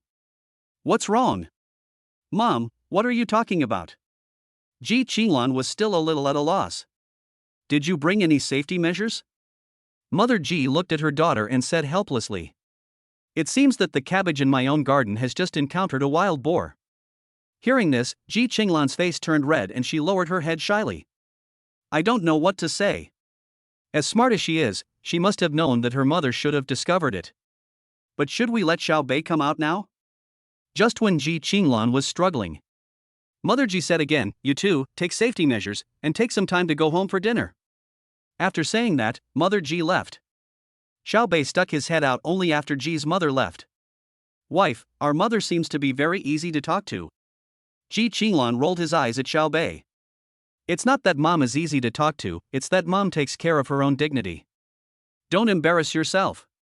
Ji's mother, who was leaving on the other side, had a slight smile on her face. As for why she was smiling, perhaps only she and Ji Qinglan's father knew. Chapter 112, Luxury House Bo Jingting. Ah! Ji Qinglan suddenly screamed. Seeing this, Xiao Bei quickly asked, No, wife, what's wrong? Hasn't the crisis been resolved? What are you doing now? Ji Qinglan was going crazy. It was so embarrassing. My mom had discovered it. Look at Xiao Bei, who looks so wretched at the moment. She was so angry. Wife, a short separation is better than a new marriage. Shall we continue? Xiao Bei looked at Ji Qinglan with a smile. Ji Qinglan looked at Xiao Bei, who was heartless and looked like he deserved a beating. Asshole, do you know what you just went through? Come on. I don't have any desire at all now. Young married woman? Xiao Bei looked at Ji Qinglan, who was pouting, and spoke. A short absence is better than a new marriage. Yes, a short absence is definitely better than a new marriage. After hearing Ji Qinglan's words, Xiao Bei foolishly went up to hug Ji Qinglan. Ji Qinglan took direct action at this time. He grabbed Xiao Bei's head and pulled his hair. Ji Qinglan is really furious now. If Xiao Bei hadn't said this when he came out just now, he wouldn't have been so angry. What is frustrating now is that this guy is still so heartless. Girls care about details. Xiao Bei didn't know why his brain short-circuited. It just added fuel to the fire. How could Ji Qinglan not be angry? Hey, wife, what are you doing? Ji Qinglan, husband, be good, don't scream, your wife will serve you well. Hey, stop it. Xiao Bei shouted. Ji Qinglan didn't give Xiao Bei a chance to explain, it's all your fault. Who told you to come back today?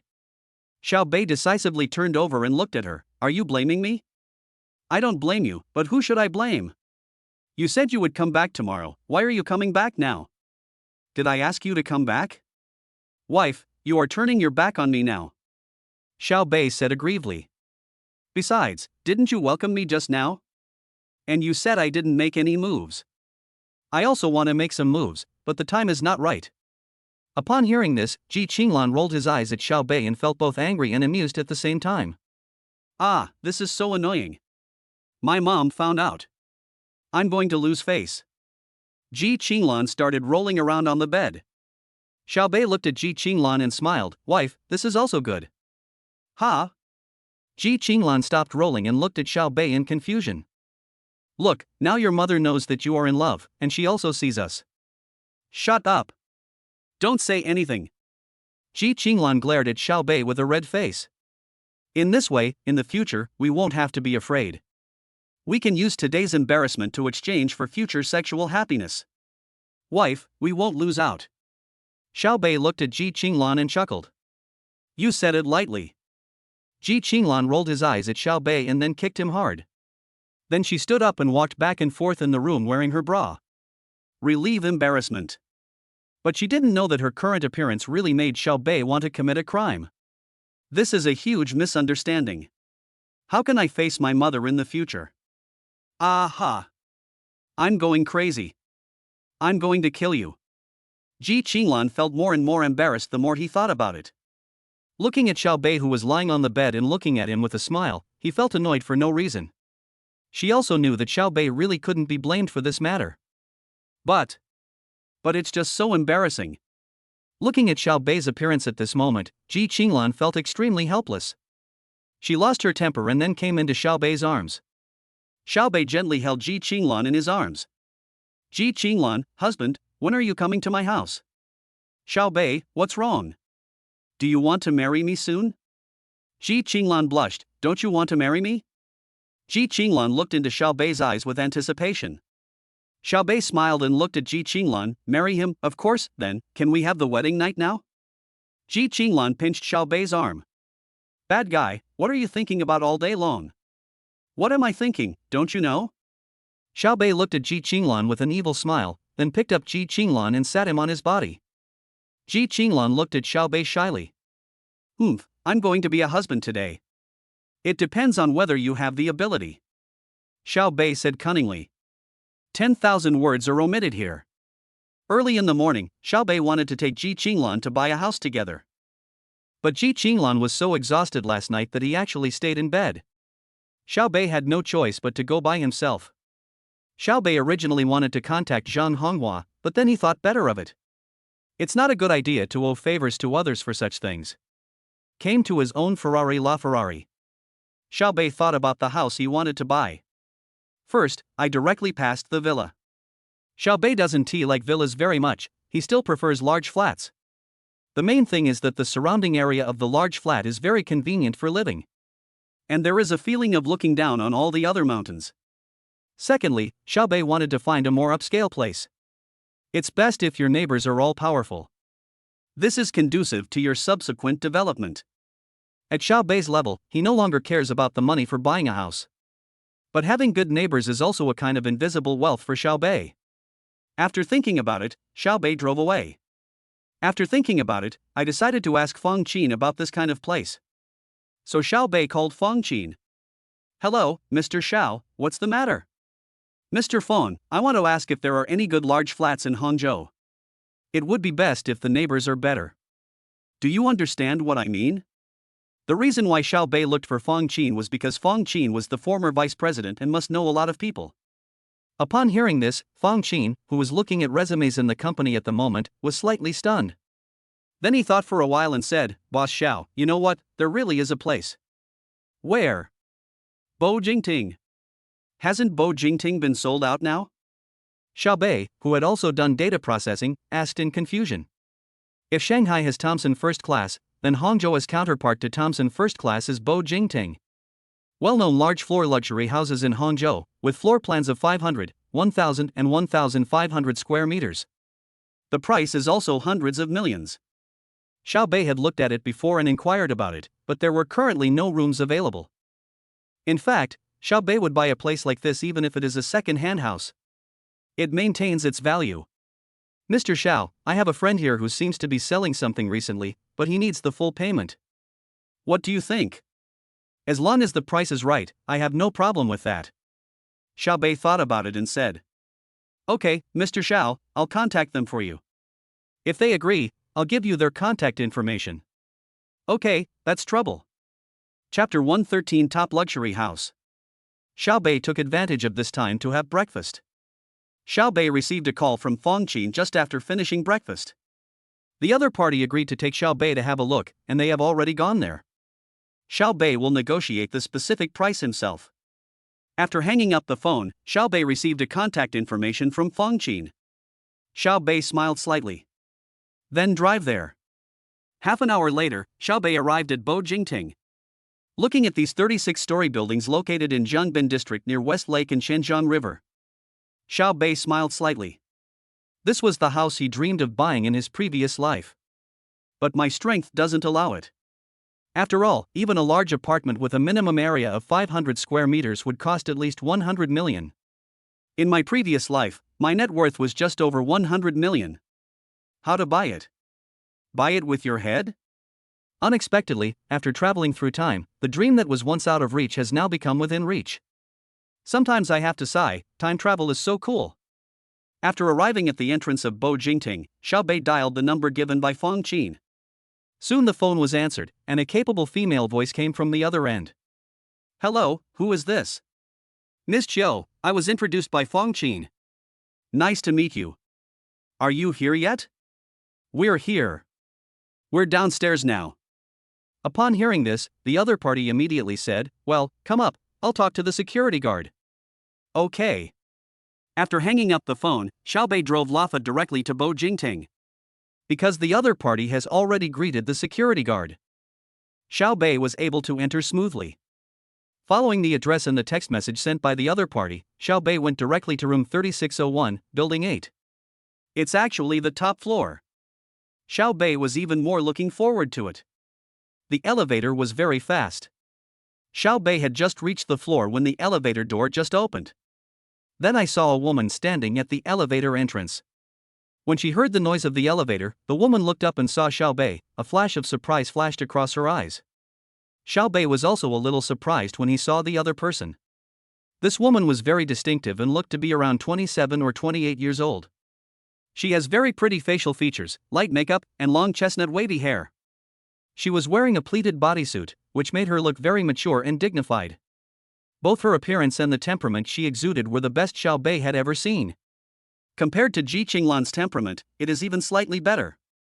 Such a woman is very beautiful, but she doesn't look simple at first glance. So Xiaobei was naturally surprised when he saw her for the first time. Before he came, he had always thought that the owner of this house should be an elite in his 30s or 40s. Because the prices here are really not affordable for ordinary young people. But I didn't expect that she was actually a very rare beauty, and a great beauty who possessed maturity, beauty, and temperament. The other party looked at Xiaobei with the same surprise. The surprising thing is actually the same as Xiaobei's. She first received a call from Fong Qin, saying that her boss of her new company wanted to buy her house. She also directly believed that the other party should be a social elite around middle age. He is also very well educated and does not have the temperament of a nouveau riche. After all, it seems that even the nouveau riche can't afford to buy their own house. But until the moment she saw Xiaobei, she never imagined that the other party would be someone who looked so handsome and seemed younger than her. Xiaobei was the first to react. He nodded and said politely, hello, Miss Chiu. My name is Xiaobei, Xiao for portrait rights, and Bei for north. The woman also nodded politely and said, Xiu Qiaoyan, Xiu means Xiuga, Xiao means clever, and Yan means beautiful. Don't just stand there, go in and take a look at the house first. Xiu Qiaoyan politely invited Xiaobei into the room. Xiaobei nodded with a smile and followed Xiu Qiaoyan into the house. Xiaobei was surprised when he just entered the house. What is a bit unexpected is that the decoration of this house is very good. It is not as magnificent as imagined, but instead it is extremely simple. Xiaobei doesn't really like the decoration of the mansion seen on TV. It's too rustic and suitable for the older generation, not young people like him. As soon as you enter the door, you are greeted by a large living room in black and white. It has good lighting and a whole row of floor-to-ceiling windows in front. The floor is made of alternating black and white marble. Xiu Qiaoyan said in front, this is the first living room, and that is the second living room. On the right is the activity area, fitness area, leisure area, bartending counter and wine cabinet, and on the left is the kitchen, which is a combination of Chinese and Western styles. Then there is the laundry and drying room. Let's go ahead. On the corridor on the right between the living room and the French window are 2 guest rooms, both with their own bathroom and dressing room. To the left is the video room and tea room. This is the balcony on the first floor. It is a circle. On rainy days, you can't jog outside, but you can run directly on the balcony. This is the second floor. There is a master bedroom, a study, an activity room, and a collection room upstairs. The master bedroom is 300 square meters and has everything you need. There is also a large open-air balcony where you can sit and have a glass of red wine while looking at the night view of Hangzhou.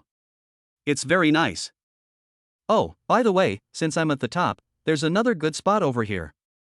Xiu Qiaoyan introduced Xiaobei to him while walking forward with him. Soon, on the balcony, there was an open-air elevator that could go directly to the top floor. After the two arrived at the top floor, Xiaobei was shocked, because there was an open-air constant temperature swimming pool. And a whole big platform. This is a heated swimming pool, and next to it is a terrace, where we can have parties on weekdays. In addition to the bedroom balcony on the second floor, you can also go directly up to the balcony on the first floor. Oh, and there is also an external elevator here. With your authorization, guests can go directly to the swimming pool from the first floor of this building. After looking around, Xiao Bei was very satisfied with the apartment. Especially Qiu Qiaoyan's decoration, which is very consistent with Xiao Bei's positioning. Even a house like this doesn't need to be renovated after purchase, so you can move in right away. Ms. Qiu, let's talk about the price. Okay, let's go to the living room on the first floor. By the way, Bo Jingting's property management is very good, with butler-style service. If you need anything, you can ask them to prepare it directly. Xiao Bei smiled and nodded. As for the mansion, the property management is not a property management company, but a comprehensive housekeeper. The properties here serve the owners of luxury homes. Not only can they go shopping for groceries and purchase goods, but they can even directly host some events and parties. In addition, we can also provide some business consulting and top legal services. The two of them came to the living room. Zhou Qiaoyan handed Xiao Bei a bottle of premium sparkling water. Mr. Xiao, are you satisfied with this apartment? I'm satisfied. As long as the price is not too outrageous, we can make the deal today. Chapter 114, 420 million deal. Zhou Qiaoyan raised her head and looked at Xiao Bei. Looking at his young face, he thought for a moment and said, Mr. Xiao, let's not talk about the price for now. I wonder if Sister Fong has told you the conditions for my sale of the house. I told you, full payment, no problem with that. Xiao Bei said lightly. Upon hearing this, Zhou Qiaoyan looked at Xiao Bei deeply. Although she is not a native of Hangzhou, the company also has a branch in Hangzhou. I also often come to Hangzhou on business trips. Although she doesn't mix in some so-called circles, but at her level. In fact, the circle is just this big. At least in Hangzhou, she had no impression of Xiao Bei at all. So, when I heard Xiao Bei say that he could pay the full amount, I was still a little surprised. Even when nothing happened in her family, it was still very stressful to pay the full amount at once. For businessmen, capital chain is very important. Don't be fooled by the fact that many companies have a market value of hundreds of billions, but there are very few people who can actually come up with 1 billion in cash. From this, it can be seen that Xiao Bei's strength was beyond her expectations. But after a slight shock, Zhou Qiaoyan returned to normal. Since the other party can pay the full amount, that's great. My family's company needs the money right now. Mr. Xiao, you are really young and promising. Now let me tell you the price. You say. Xiao Bei nodded politely. When I bought it, it was 150,000 per square meter. My apartment is now 2,000 square meters, without the top floor. After all, it was given as a gift. According to the current price, it is 250,000 per square meter. Since you were also introduced by Sister Fong, I will give you a discount and make it 230,000 per square meter. That means the full amount is 460 million, what do you think? Zhou Qiaoyan did make some concessions. After all, it was a full payment. You know, although the current selling price is 250,000 yuan per square meter, she can actually sell it for 260,000 yuan or even 270,000 yuan per square meter, and many people will buy it. However, those people can rarely pay it all at once. So she can only make concessions now. Because she really needs the money now. Upon hearing this, Xiao Bei did not speak immediately, but thought for a while. He could accept this price. However, after all, I am paying the full amount now, so if I can still lower the price, I will do it. Being rich doesn't mean you're a sucker, right? Seeing Xiao Bei fell into deep thought, Zhou Qiaoyan actually felt a little nervous. At this time, Xiao Bei slowly raised his head and said, Miss Zhou, you know that I paid the full amount at once, 230,000 per square meter, which is still expensive. Xiao Bei said this deliberately. He did not directly state his ideal price and threw the question to Zhou Qiaoyan. If the other party is really eager to sell it, he will definitely fight for it. Then it will be a good time for you to lower the price. As expected, after hearing what Xiao Bei said. Biting her lip, she looked at Xiao Bei and asked, Mr. Xiao, what's your price? Xiao Bei smiled slightly. The other party was obviously also a smart person. Miss Zhou, I really like this apartment and I am sincere in the transaction. So, 210,000 per square meter. If it is possible, I can pay you the full amount today. Mr. Xiao, you are indeed a businessman. My house is still very popular in the market. Because you are Sister Fong's friend, I have already given you a friendly price. Secondly, you should also know that I can even sell it directly at 260,000 or 270,000 per square meter, and there will still be people who want it. Zhou Qiaoyan argued with all her might, and her aura immediately rose. Hearing this, Xiaobei nodded and said, Miss Zhou, you are right. Your house is very popular and can even be sold at a premium. But how many can pay in full? The price I offer is also very fair. We are all businessmen. I believe you also know that such a large amount of money will be injected into the company. The effect produced can be worth at least 5 times the price. Xiao Bei's judgment was direct and precise, and what he said was also true. No one would be stupid enough to pay the full amount at once to buy such a luxury house. Unless it's someone like Jack Ma, but in Xia country, how many Jack Ma's are there? Hearing this, Zhou Qiaoyan smiled bitterly in her heart. In fact, what Xiao Bei said was very right. This was exactly the weak point of her apartment. But the price of 210,000 is still a bit low. After thinking for a while, she looked at Xiao Bei and said, Mr. Xiao, you are sincere in buying and I am sincere in selling. How about this? Let's each take a step back. At 210,000 per square meter, if possible, we can go and transfer the ownership now? Sure. Xiao Bei actually expected 210,000 yuan in his mind. This price would not be a disadvantage for anyone. Zhou Qiaoyan smiled slightly when she heard this. Then he stood up and held out a hand. Happy transaction. Happy deal. Xiao Bei also stretched out a hand, but did not fully shake hands with Zhou Qiaoyan. Instead, hold it in 2/3, which is a more polite way. When Zhou Qiaoyan saw this, she was slightly stunned. I wonder whose family this young man is from, but he has good manners. Then Mr. Xiao, let's go to the bank now. Can. After going downstairs, Xiao Bei took out the car keys and unlocked the Ferrari LaFerrari directly. Zhou Qiaoyan was not surprised that Xiao Bei kicked Rafa. After all, he can pay in full for a mansion worth hundreds of millions, so a car worth tens of millions is nothing to him. However, what shocked Zhou Qiaoyan was Xiao Bei's age. Who is this young man? He has such a configuration, not to mention in Hangzhou. Even in the entire Xia country, they are the top second generation. However, this thought only lasted for a moment, and then she stopped thinking about it.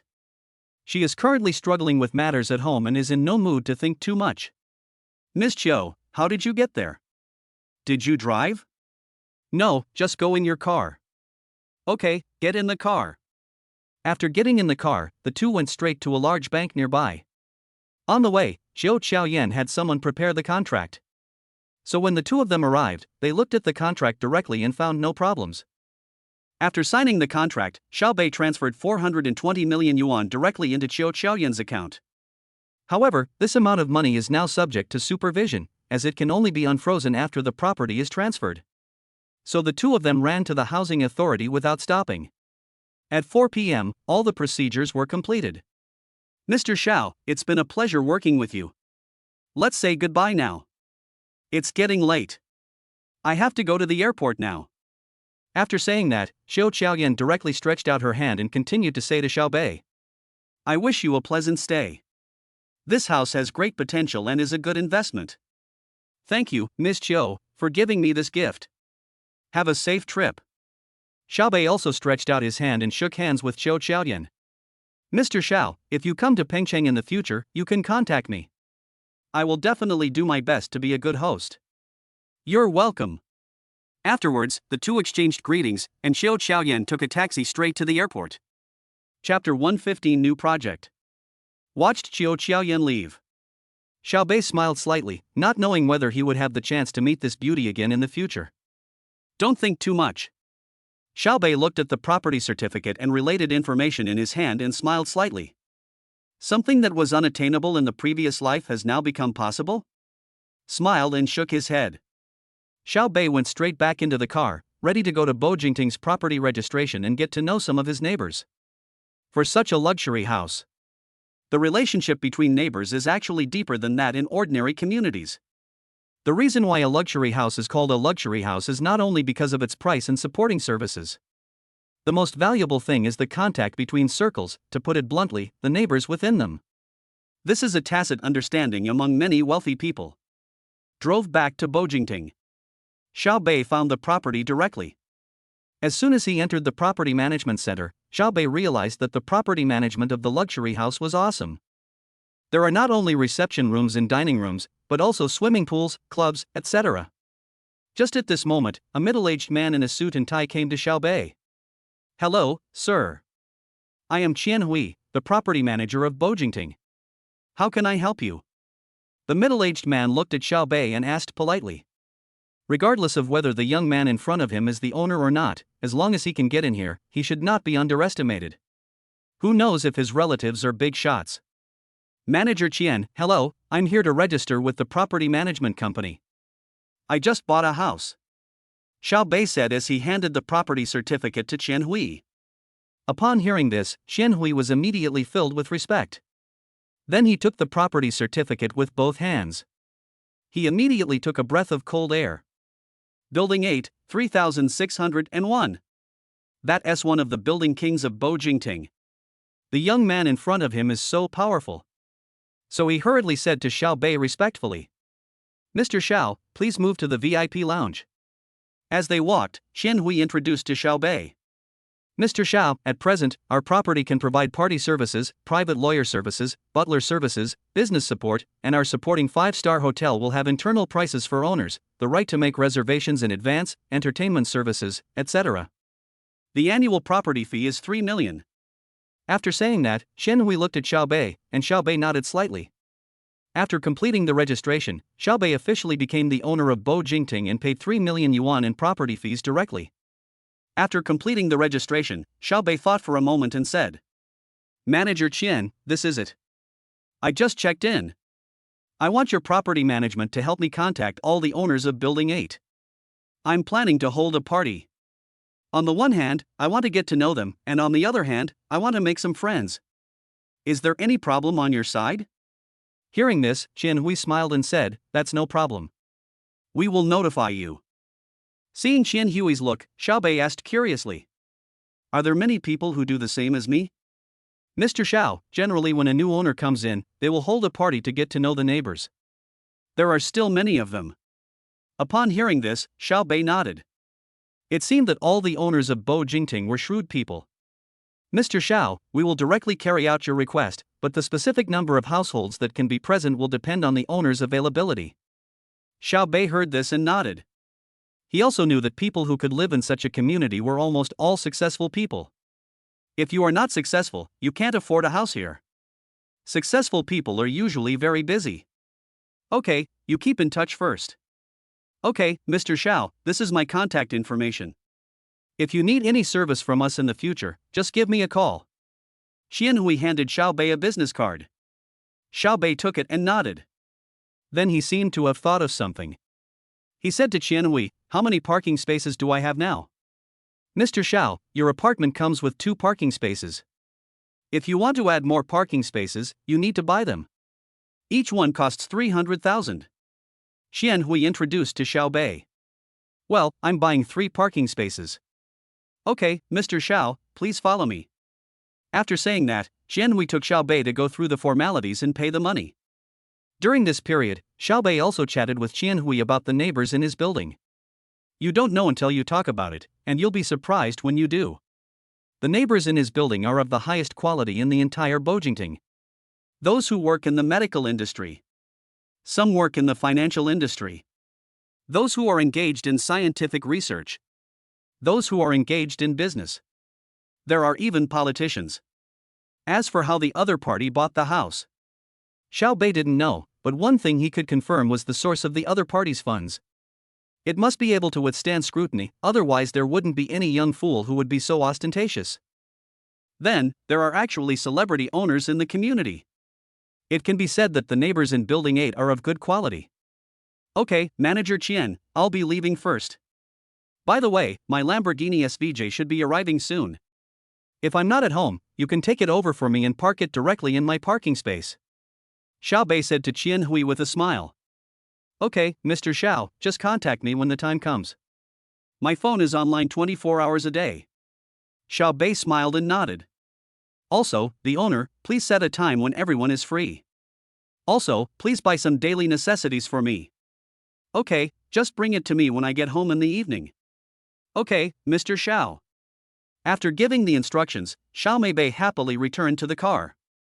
He was now ready to go back to Wangjiang Pavilion to call Ji Qinglan to come and take a look together.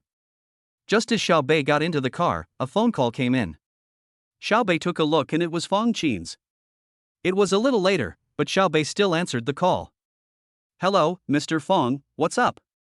"Mr. Xiao, are you available now? I have something that requires you to come to the company." Fong Qin's voice came from the other side. "What's up?" "There's a case I can't make up my mind about." "Okay, I'll come over now." After hanging up the phone, Xiao Bei drove directly to the European and American Financial Building. Half an hour later, Xiao Bei arrived at the company. At present, Fong Qin is the only one working in the company. After all, recruiting people is not something that can be done in one day. "What's going on, Mr. Fong?" Arriving at Fong Qin's office, Xiao Bei looked at Fong Qin. "Boss Xiao, my previous team was optimistic about a project, but it was rejected by a high-ranking gentleman. I just found out while chatting with you. I think it's worth investing." Fong Qin looked at Xiao Bei and said with a smile. "What company?" "Dahua Security." Xiao Bei was slightly stunned when he heard this. Isn't this Dahua, the eternal runner-up that was always suppressed by Hikvision in the previous life? No, this world. Xiao Bei recalled in his mind and found that there was only Hikvision in this world, but no Dahua Security. Thinking of this, Xiao Bei was a little excited. Although Dahua was the runner-up for 1,000 years in the past, it was also a very strong company and it was also at its peak. A large enterprise with a market value of over 100 billion. Chapter 116 Dahua Technology, Accident. What does the other party do? Xiao Bei was not sure if this Dahua was the Dahua from his previous life. So I asked Fong Qin cautiously. Fong Qin said to Xiao Bei, the other party is engaged in security equipment. Although it has just been established, it has its own core technology. Hearing this, Xiao Bei was stunned for a moment, and then he laughed wildly in his heart. Good boy, Fong Qin, you are really my lucky star. Just on the second day after taking office, I was brought such a big cake. Oh, you're in the security field? Isn't Hikvision already in the security field? Xiao Bei asked directly, wanting to hear Fong Qin's thoughts. Yes, Mr. Xiao, this is what I am not sure about. Why are you unsure? Tell me what you think. Xiao Bei sat opposite Fong Qin, looked at Fong Qin and asked directly. Fong Qin thought about it, then took out her laptop. A data survey is opened. Mr. Xiao, look, this is Hikvision's current market share. Did you see anything? Xiao Bei took a look and immediately found the clue. Hikvision has many national projects, but its projects in the private sector are so-so at the moment. Yes, that's why I hesitated. Fong Qin looked at Xiao Bei and was very impressed that he could see the clues at a glance. At least the professionalism Xiao Bei has shown so far has made Fong Qin even more certain that Xiao Bei is not someone who uses his family's money to play around in the venture capital world. At least based on the document just now, there will be many people who can see it. But there are not many people who can see the core at a glance. What's the reason? Tell me. Xiao Bei took a sip of water. Now that they were sitting together, Xiao Bei could smell the perfume on Fong Qin. I'm a little distracted, but when it comes to work, Xiao Bei is still very serious.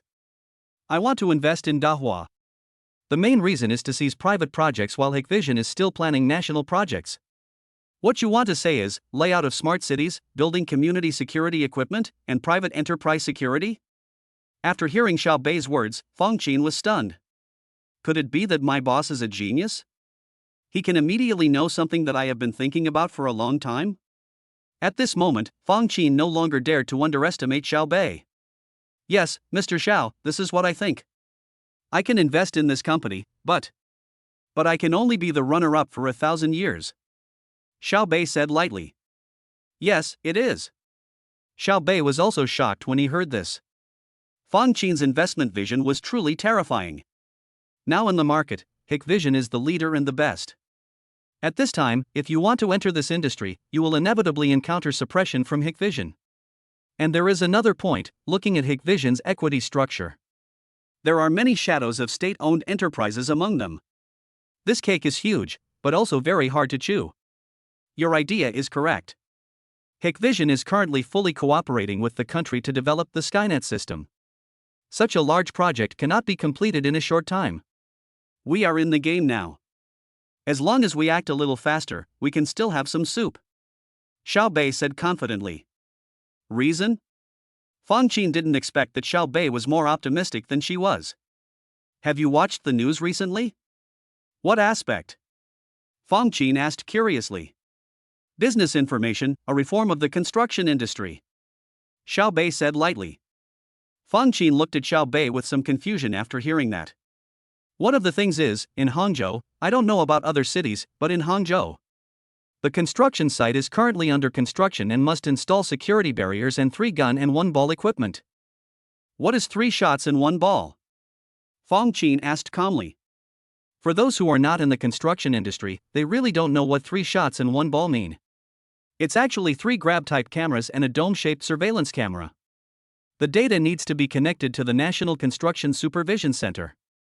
That is, everything on the construction site can be viewed at once at the National Construction Supervision Center through this set of equipment. Hearing this, Fang Qin suddenly thought of something.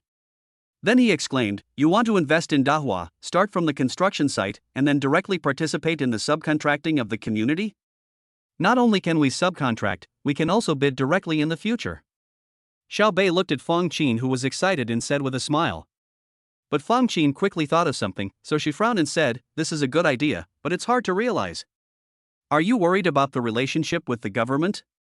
After all, Hikvision has a state-owned enterprise behind it, so you can't compete?" Hearing this, Fang Qin suddenly stood up and stared at Xiao Bei. "Mr. Xiao, are you sure this is your first time starting a business?" Fang Qin was shocked by Xiao Bei's logical thinking. "Yes, actually, you don't have to be so surprised. I can handle the government connections." Fang Qin was immediately delighted when she heard this. She knew that Xiao Bei would definitely not say anything nonsense at this time. Then, as long as the government relationship can be established, Dahua can indeed invest. We can grab a lot of market share from Hikvision. Even if it is the runner-up for 1,000 years, its valuation will definitely not be reduced in the future. There is a reason why Fang Qin said this. If we can be second in the country, then we will be second in the world. After all, Hikvision is indeed a giant in the industry. Not only domestically, but also internationally. However, there is really no rival in the world that can do security like Hikvision. After all, Hikvision is very powerful. Just look at Xiaogua's Skynet system, which is one of Hikvision's products. No, I'll be the number 1 if I want to be the number 2. Xiao Bei looked at Fang Qin, his eyes revealing ambition. "Mr. Xiao, do you have any other ideas? Don't we still have a DJI?" Xiao Bei smiled slightly and didn't say it explicitly, but those who understood would understand. Sure enough, after hearing what he said, Fang Qin thought about it and immediately looked at Xiao Bei with excitement. "Boss, do you want to build drone security equipment?" Xiao Bei nodded. In fact, after learning that the other party was Dahua, Xiao Bei immediately thought of DJI. Dahua's surveillance and Hikvision's are both top-notch in the industry. So DJI is still a drone, if it is equipped with Dahua's monitoring or cloud equipment. Then it is not 1 + 1 is equal to 2 anymore. Well, Mr. Fang, you should first contact the other party and build up the team. If we can successfully invest, then what you need to do next is invest in a new energy vehicle company and a software technology company. Xiao Bei didn't say it explicitly, but Fang Qin was stunned. "Boss Xiao, that's amazing. You are developing in a different direction from Hikvision. If we can integrate with Hikvision in the field of the Internet of Things." Having said that, Fang Qin was truly impressed by Xiao Bei. At least she would not have thought so far. For a moment, there was a hint of admiration in Fang Qin's eyes when she looked at Xiao Bei. In her excitement, she stamped her feet, but accidentally fell. Then, under Xiao Bei's gaze, Fang Qin pounced directly towards Xiao Bei, who was lying on the sofa. Faced with the sudden accident, neither of them reacted. Soon, Fang Qin threw herself into Xiao Bei's arms. Their mouths were pointed at each other, their eyes met, and Fang Qin's cheeks quickly turned red. Chapter 117 Dormitory Party? Touch, very soft. This was Xiao Bei's first thought. The two looked at each other, and Fang Qin's face turned visibly red. Then, they separated and stood up. Neither of them spoke. The air is very quiet. Cough, cough, cough. Xiao Bei pretended to cough, breaking the silence. "Well, Mr. Fang, just do as I say. If you have any questions, call me. I have something else to do, so I'll leave first." Xiao Bei stood up. Oh, okay, Mr. Xiao. After saying that, Fong Qin hurriedly walked to the desk and sat down. Eyes staring at the computer, face flushed, thoughts flying. Xiao Bei looked at Fong Qin and smiled slightly. Then he left Fong Qin's office. Wait until Xiao Bei leaves. Fong Qin, who had been staring at the computer desktop, blinked. My heart is pounding. Subconsciously, he touched his lips with his hand.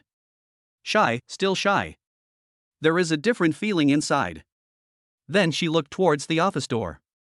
If it is a blessing, it will not be a disaster. If it is a disaster, it cannot be avoided. Fong Qin said lightly. He immediately got down to work, but the scene just now kept appearing in his mind. On the other side, Xiao Bei left the company. Sitting in the car, smiling faintly. After thinking about the scene just now, he couldn't help but laugh. But there are no ideas at the moment. After all, they are our employees. As for what the future will be like, leave it to God. Xiao Bei thought about going back to Wangjiang Pavilion, finding Ji Qinglan, and going to see the new house together. But who knew that Ji Qinglan was called back home by her mother-in-law? Now Xiao Bei felt bored again. Suddenly there was a sense of loneliness. Just at this moment, Xiao Bei received a call. It's exactly Zhang Jibo's. Hey, Lao Si, are you back in Hangzhou? What do you mean, son of a bitch misses his dad? Xiao Bei said with a smile. I miss my son, is he home yet? I'm back. What do you think?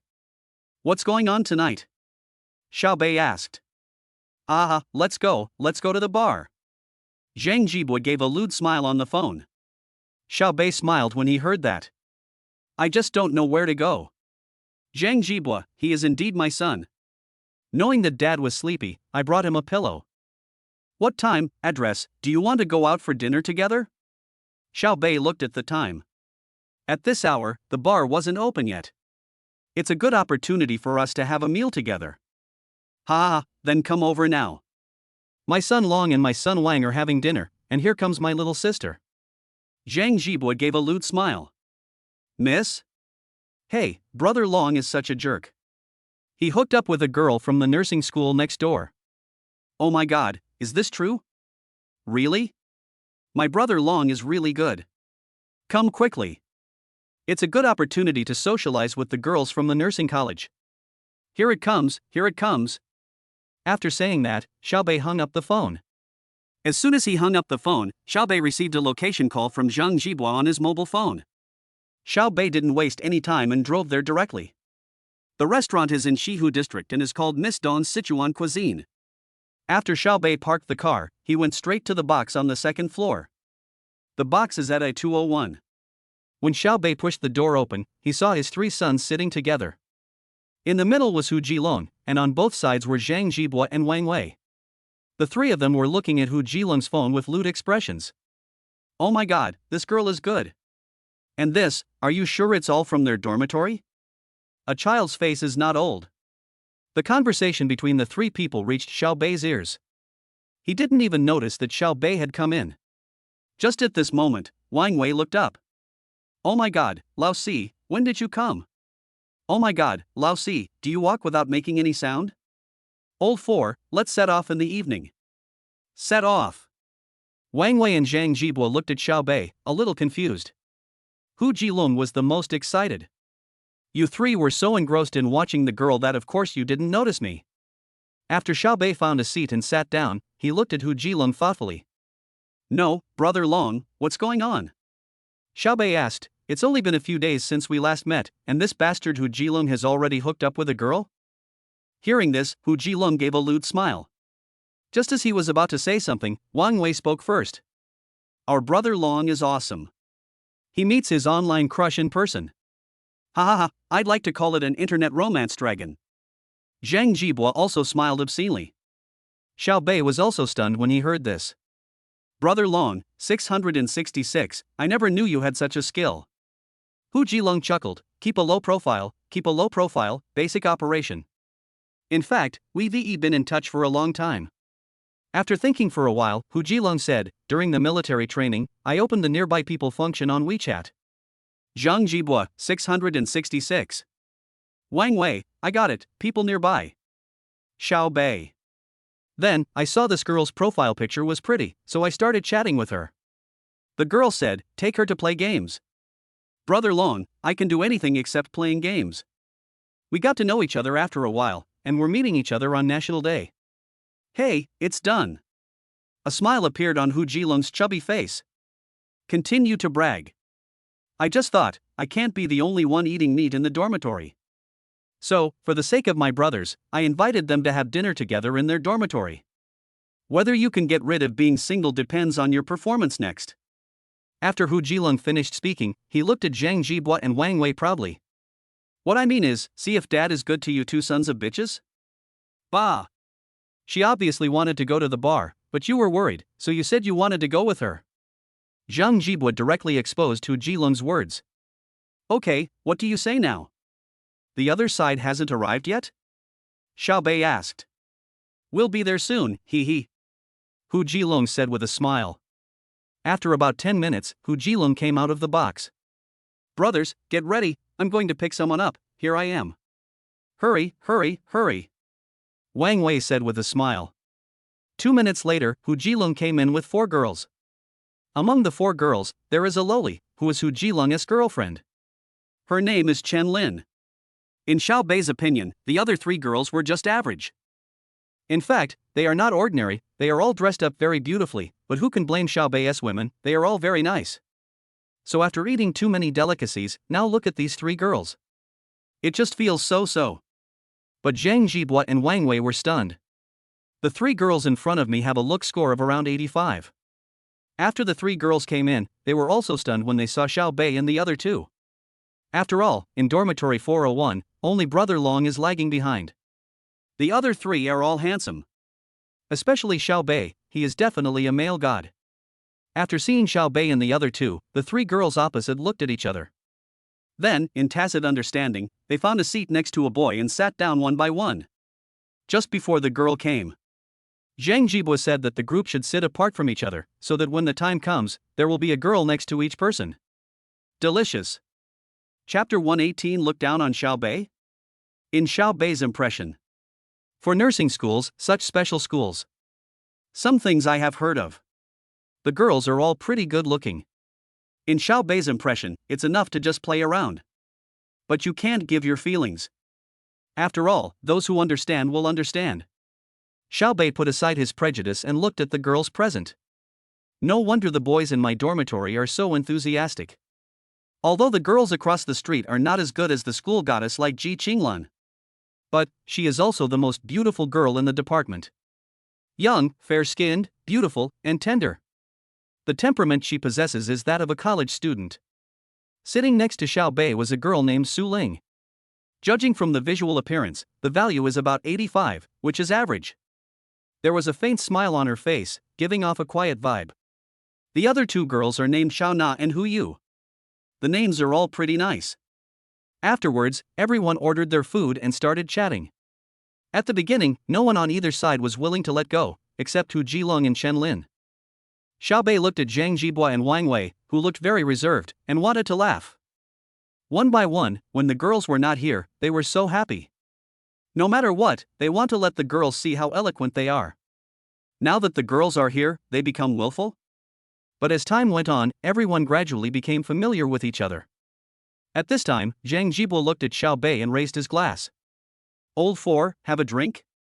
Let me have some tea, we'll talk in the second half. Xiao Bei said lightly. Upon hearing this, Zhang Jibua forgot that Xiao Bei came by car. All the brothers in the dormitory know it. But when a few girls looked at Xiao Bei, it was different. Xiao Na and Hu Yu just thought that Xiao Bei might not drink. Su Ling, who was sitting next to Xiao Bei, felt that Xiao Bei was a little pretentious. I sat next to him for a long time, but I didn't hear him say anything. Su Ling, you're handsome, that is great, I don't even want to serve you. If Xiao Bei knew what Su Ling was thinking, he would definitely tell her. Oh my god. Contrast? At this time, Hu Jilung said, everyone, be quiet, I have something to give to Chen Lin. Hearing this, everyone looked at Hu Jilung curiously. Chen Lin also looked at Hu Jilung. I don't know what Hu Jilung is going to do. Hu Jilung took out an exquisitely packaged box from his bag. Chen Lin, I haven't officially confessed to you yet. Today, in front of everyone, I will make it up to you. After saying this, Hu Jilong suddenly looked at Chen Lin affectionately. Chen Lin, I like you. Will you be my girlfriend? Hu Jilong looked at Chen Lin and said. Together, together. Together, together. Everyone followed suit. Chen Lin covered her mouth and looked at Hu Jilong. In fact, she really liked Hu Jilong. The chubby little boy is very cute and not greasy. If you look closely, he is quite handsome. It just meets Chen Lin's standards for a boyfriend. I promise you. Chen Lin said shyly. Ha ha ha, ooh. Congratulations, Brother Long, for finding out you're single. Ha ha, Brother Long 666. Chen Lin, you must be happy. Everyone was making a fuss, and Xiao Bei just looked at Brother Long and Chen Lin with a smile. Brother Long, open your gift and see what you got? At this time, Zhang Jibua said directly. Brother Long didn't act pretentiously and opened the gift box directly. A Tiffany Lovestruck heart tag bracelet. The price is not expensive for Brother Long, the stupid son of a landlord, just over 4,000. But in the eyes of some girls, it's different. Wow, it's Tiffany. Chen Lin is so happy. Xiao Na and Hu Yu looked at Chen Lin with envy. Su Ling, who was sitting next to Xiao Bei, was also stunned. There was a hint of jealousy in her envy. But it was well hidden. Then everyone chatted again. After a while, a few girls ordered a few more dishes, and then everyone started eating, drinking and chatting. As they were chatting, I don't know which roommate brought up the topic of the necklace that Hu Jilong gave to Chen Lin. By the way, Brother Long, you bought such an expensive gift for our Lin Lin, do you have living expenses this month? Su Ling, who was sitting next to Xiao Bei, looked at Hu Jilong and asked. Haha, our Brother Long is not short of money. Zhang Jibua spoke first, and Wang Wei heard it and said, Brother Long's family conditions are still good. Upon hearing this, several girls looked at Hu Jilong, then at Zhang Jibua, Wang Wei, and Xiao Bei. Especially Su Ling. He looked at Zhang Jibua and Wang Wei's clothes, all of which were branded. As for Xiao Bei's, she couldn't tell, because what Xiao Bei was wearing today was a niche luxury suit from France. Most people really don't know it. So, in Su Ling's eyes, Xiao Bei was directly passed. What is the use of being handsome? Can it be eaten as a meal? Can I buy myself a Tiffany necklace? Can I buy myself a bag? She is a very realistic person. After having a rough idea in his mind, Su Ling began to attack actively. She said to Wang Wei, do you want to have a drink? The guy next to me is a bit difficult to deal with because he can't drink. Su Ling said it so bluntly. Everyone was stunned. Zhang Jibua, Hu Jilong, and Wang Wei's faces suddenly turned a little dark. Wang Wei looked at Xiao Bei. Xiao Bei wasn't angry, he just watched quietly. The Su Ling in front of her really exceeded her expectations. Why do I feel like this is targeting me? Hearing this, Wang Wei looked at Su Ling and said, I just drank it. I don't want to drink anymore. Wang Wei directly rejected Su Ling. At this moment, even Su Ling's three roommates found it a little hard to understand Su Ling. Wang Wei looked at Xiao Bei, who smiled slightly and indicated that everything was fine. Xiao Bei's sudden smile made Su Ling feel as if he was mocking her. I had taken the initiative, but was ruthlessly rejected by Wang Wei, which made me very upset. Su Ling, who was unhappy at the moment, glared at Xiao Bei and said dissatisfiedly. What are you laughing at? Is it funny? You come out to play, but you're still so reserved. You don't talk, you don't drink. What's wrong? Do you really think you're a cool male god? Xiao Bei was stunned for a moment, looking at Su Ling, who suddenly fired at him in astonishment. He couldn't help but touch his nose and said lightly, whether I laugh or not, it seems to have nothing to do with you, right? Could it be that I thought of something funny and I can't even laugh? At this moment, everyone else looked at Su Ling strangely. Even Su Ling's roommate didn't know what was wrong with her suddenly. Her performance at this moment made everyone feel puzzled. Su Ling was choked by Xiao Bei's words and couldn't find any words to refute. Finally, he curled his lips and said with disdain, whether you laugh or not has nothing to do with me, and I don't want to have anything to do with low-level people like you. Chapter 119, The Pride of a Gold Digger. After Su Ling finished speaking, she looked at Xiao Bei again, as if she was still a little unsatisfied. She was really unhappy today. She, Su Ling, has always been the focus of the crowd. Where can you go without bootlickers? Which man wouldn't fall at her skirt? What about today? Xiao Bei next to me, what is he pretending for? We are out here to have fun, why are you pretending without saying a word? So she continued. Originally I didn't want to come today, if it wasn't for my roommate and brother Long's sake. I really don't want to come here. After all, eating with someone like you really lowers my status. Hearing Su Ling's words, the other people at the table frowned. The same was true for her roommates Chao Na and Hu Yu. Probably everyone felt that what Su Ling said was a bit too much. As for Hu Jilong at this moment, his dissatisfaction was written directly on his face. I'm about to confront this woman. But Xiao Bei stopped Hu Jilong with a look. Then he looked at Su Ling. Since eating with me lowers your standard of living, then I want to ask, who do you usually eat with? Xiao Bei now looked at Su Ling with great curiosity. In fact, Xiao Bei would not be surprised by such a person. There are such people in this world. Xiao Bei analyzed the situation and found that Su Ling in front of him could be in one of the following two situations. First, Su Ling is a native of Hangzhou. Judging from her clothes, her family is well off and she may have been spoiled by her family. Coupled with her 85% appearance, maybe she has been the focus since she was a child, so willful. Second, she is a gold digger. After all, what Su Ling said just now was a bit snobbish. The third is that you don't have any special abilities, but you have awesome friends around you. So I feel very good about myself.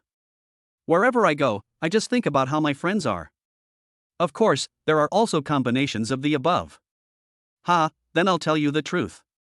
In college and in life afterwards, being handsome really can't make a living. Now, if you want to play, you should be handsome and active. Then you can try to talk and seek excitement. Either you have money and power. You have no money or power, but you are a little handsome and you still act pretentiously. Do you think girls nowadays are all fools?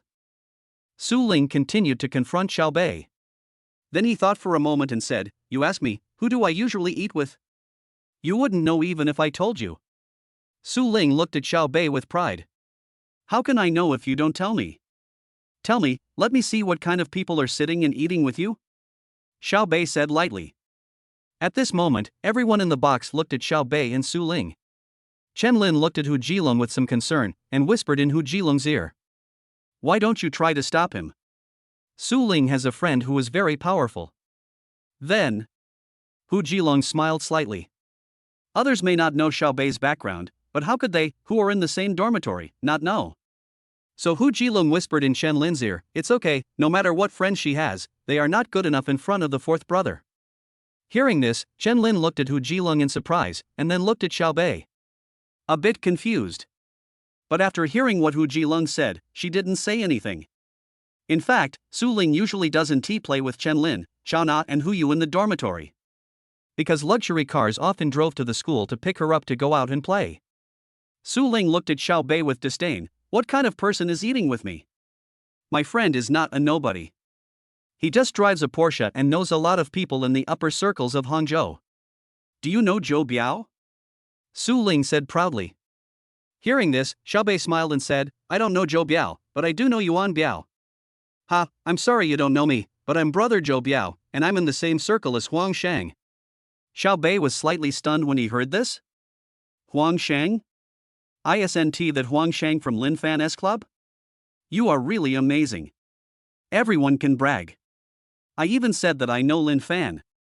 Do you know him? Xiao Bei looked at Su Ling now. Hearing this, Su Ling looked at Xiao Bei with disdain. Lin Fan? He is the boss among bosses, one level higher than Huang Shang.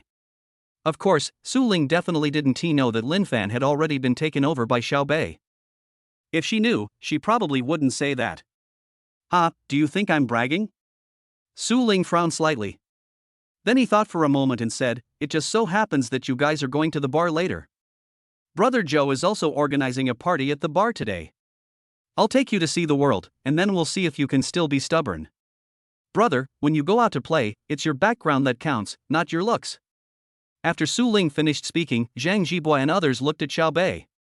Xiao Bei said calmly, Then don't eat now, take us to see the world, let me see how awesome Zhou Biao and Huang Shang are that you mentioned. Xiao Bei is not a good person either, and he was attacked by a gold digger for no reason. Do you want Xiao Bei to pretend he doesn't know?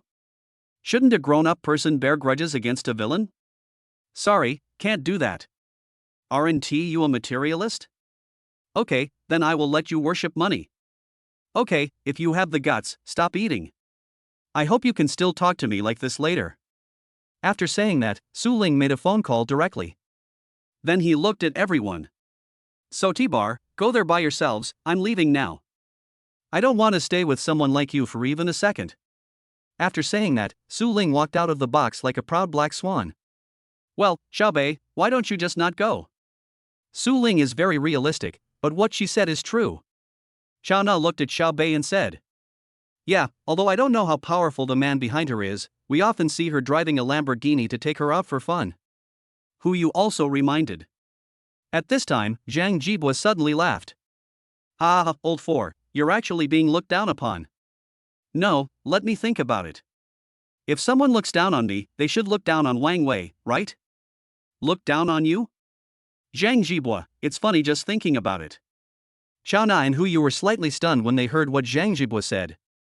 It seemed that Xiaobei was the best in this dormitory? Idiot, what bullshit are you talking about? If you ask me, it's just that the fourth brother's clothes are too low-key today.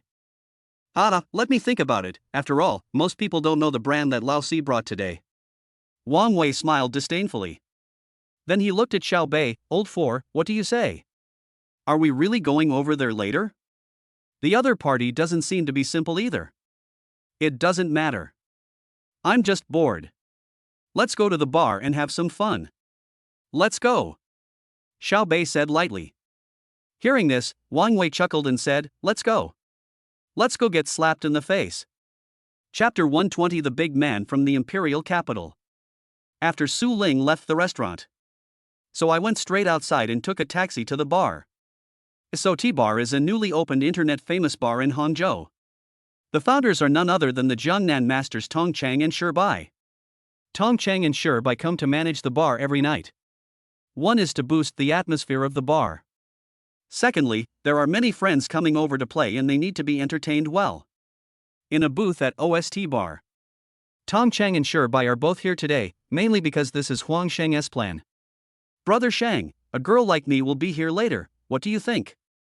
There are many people sitting in the booth now, including Huang Sheng.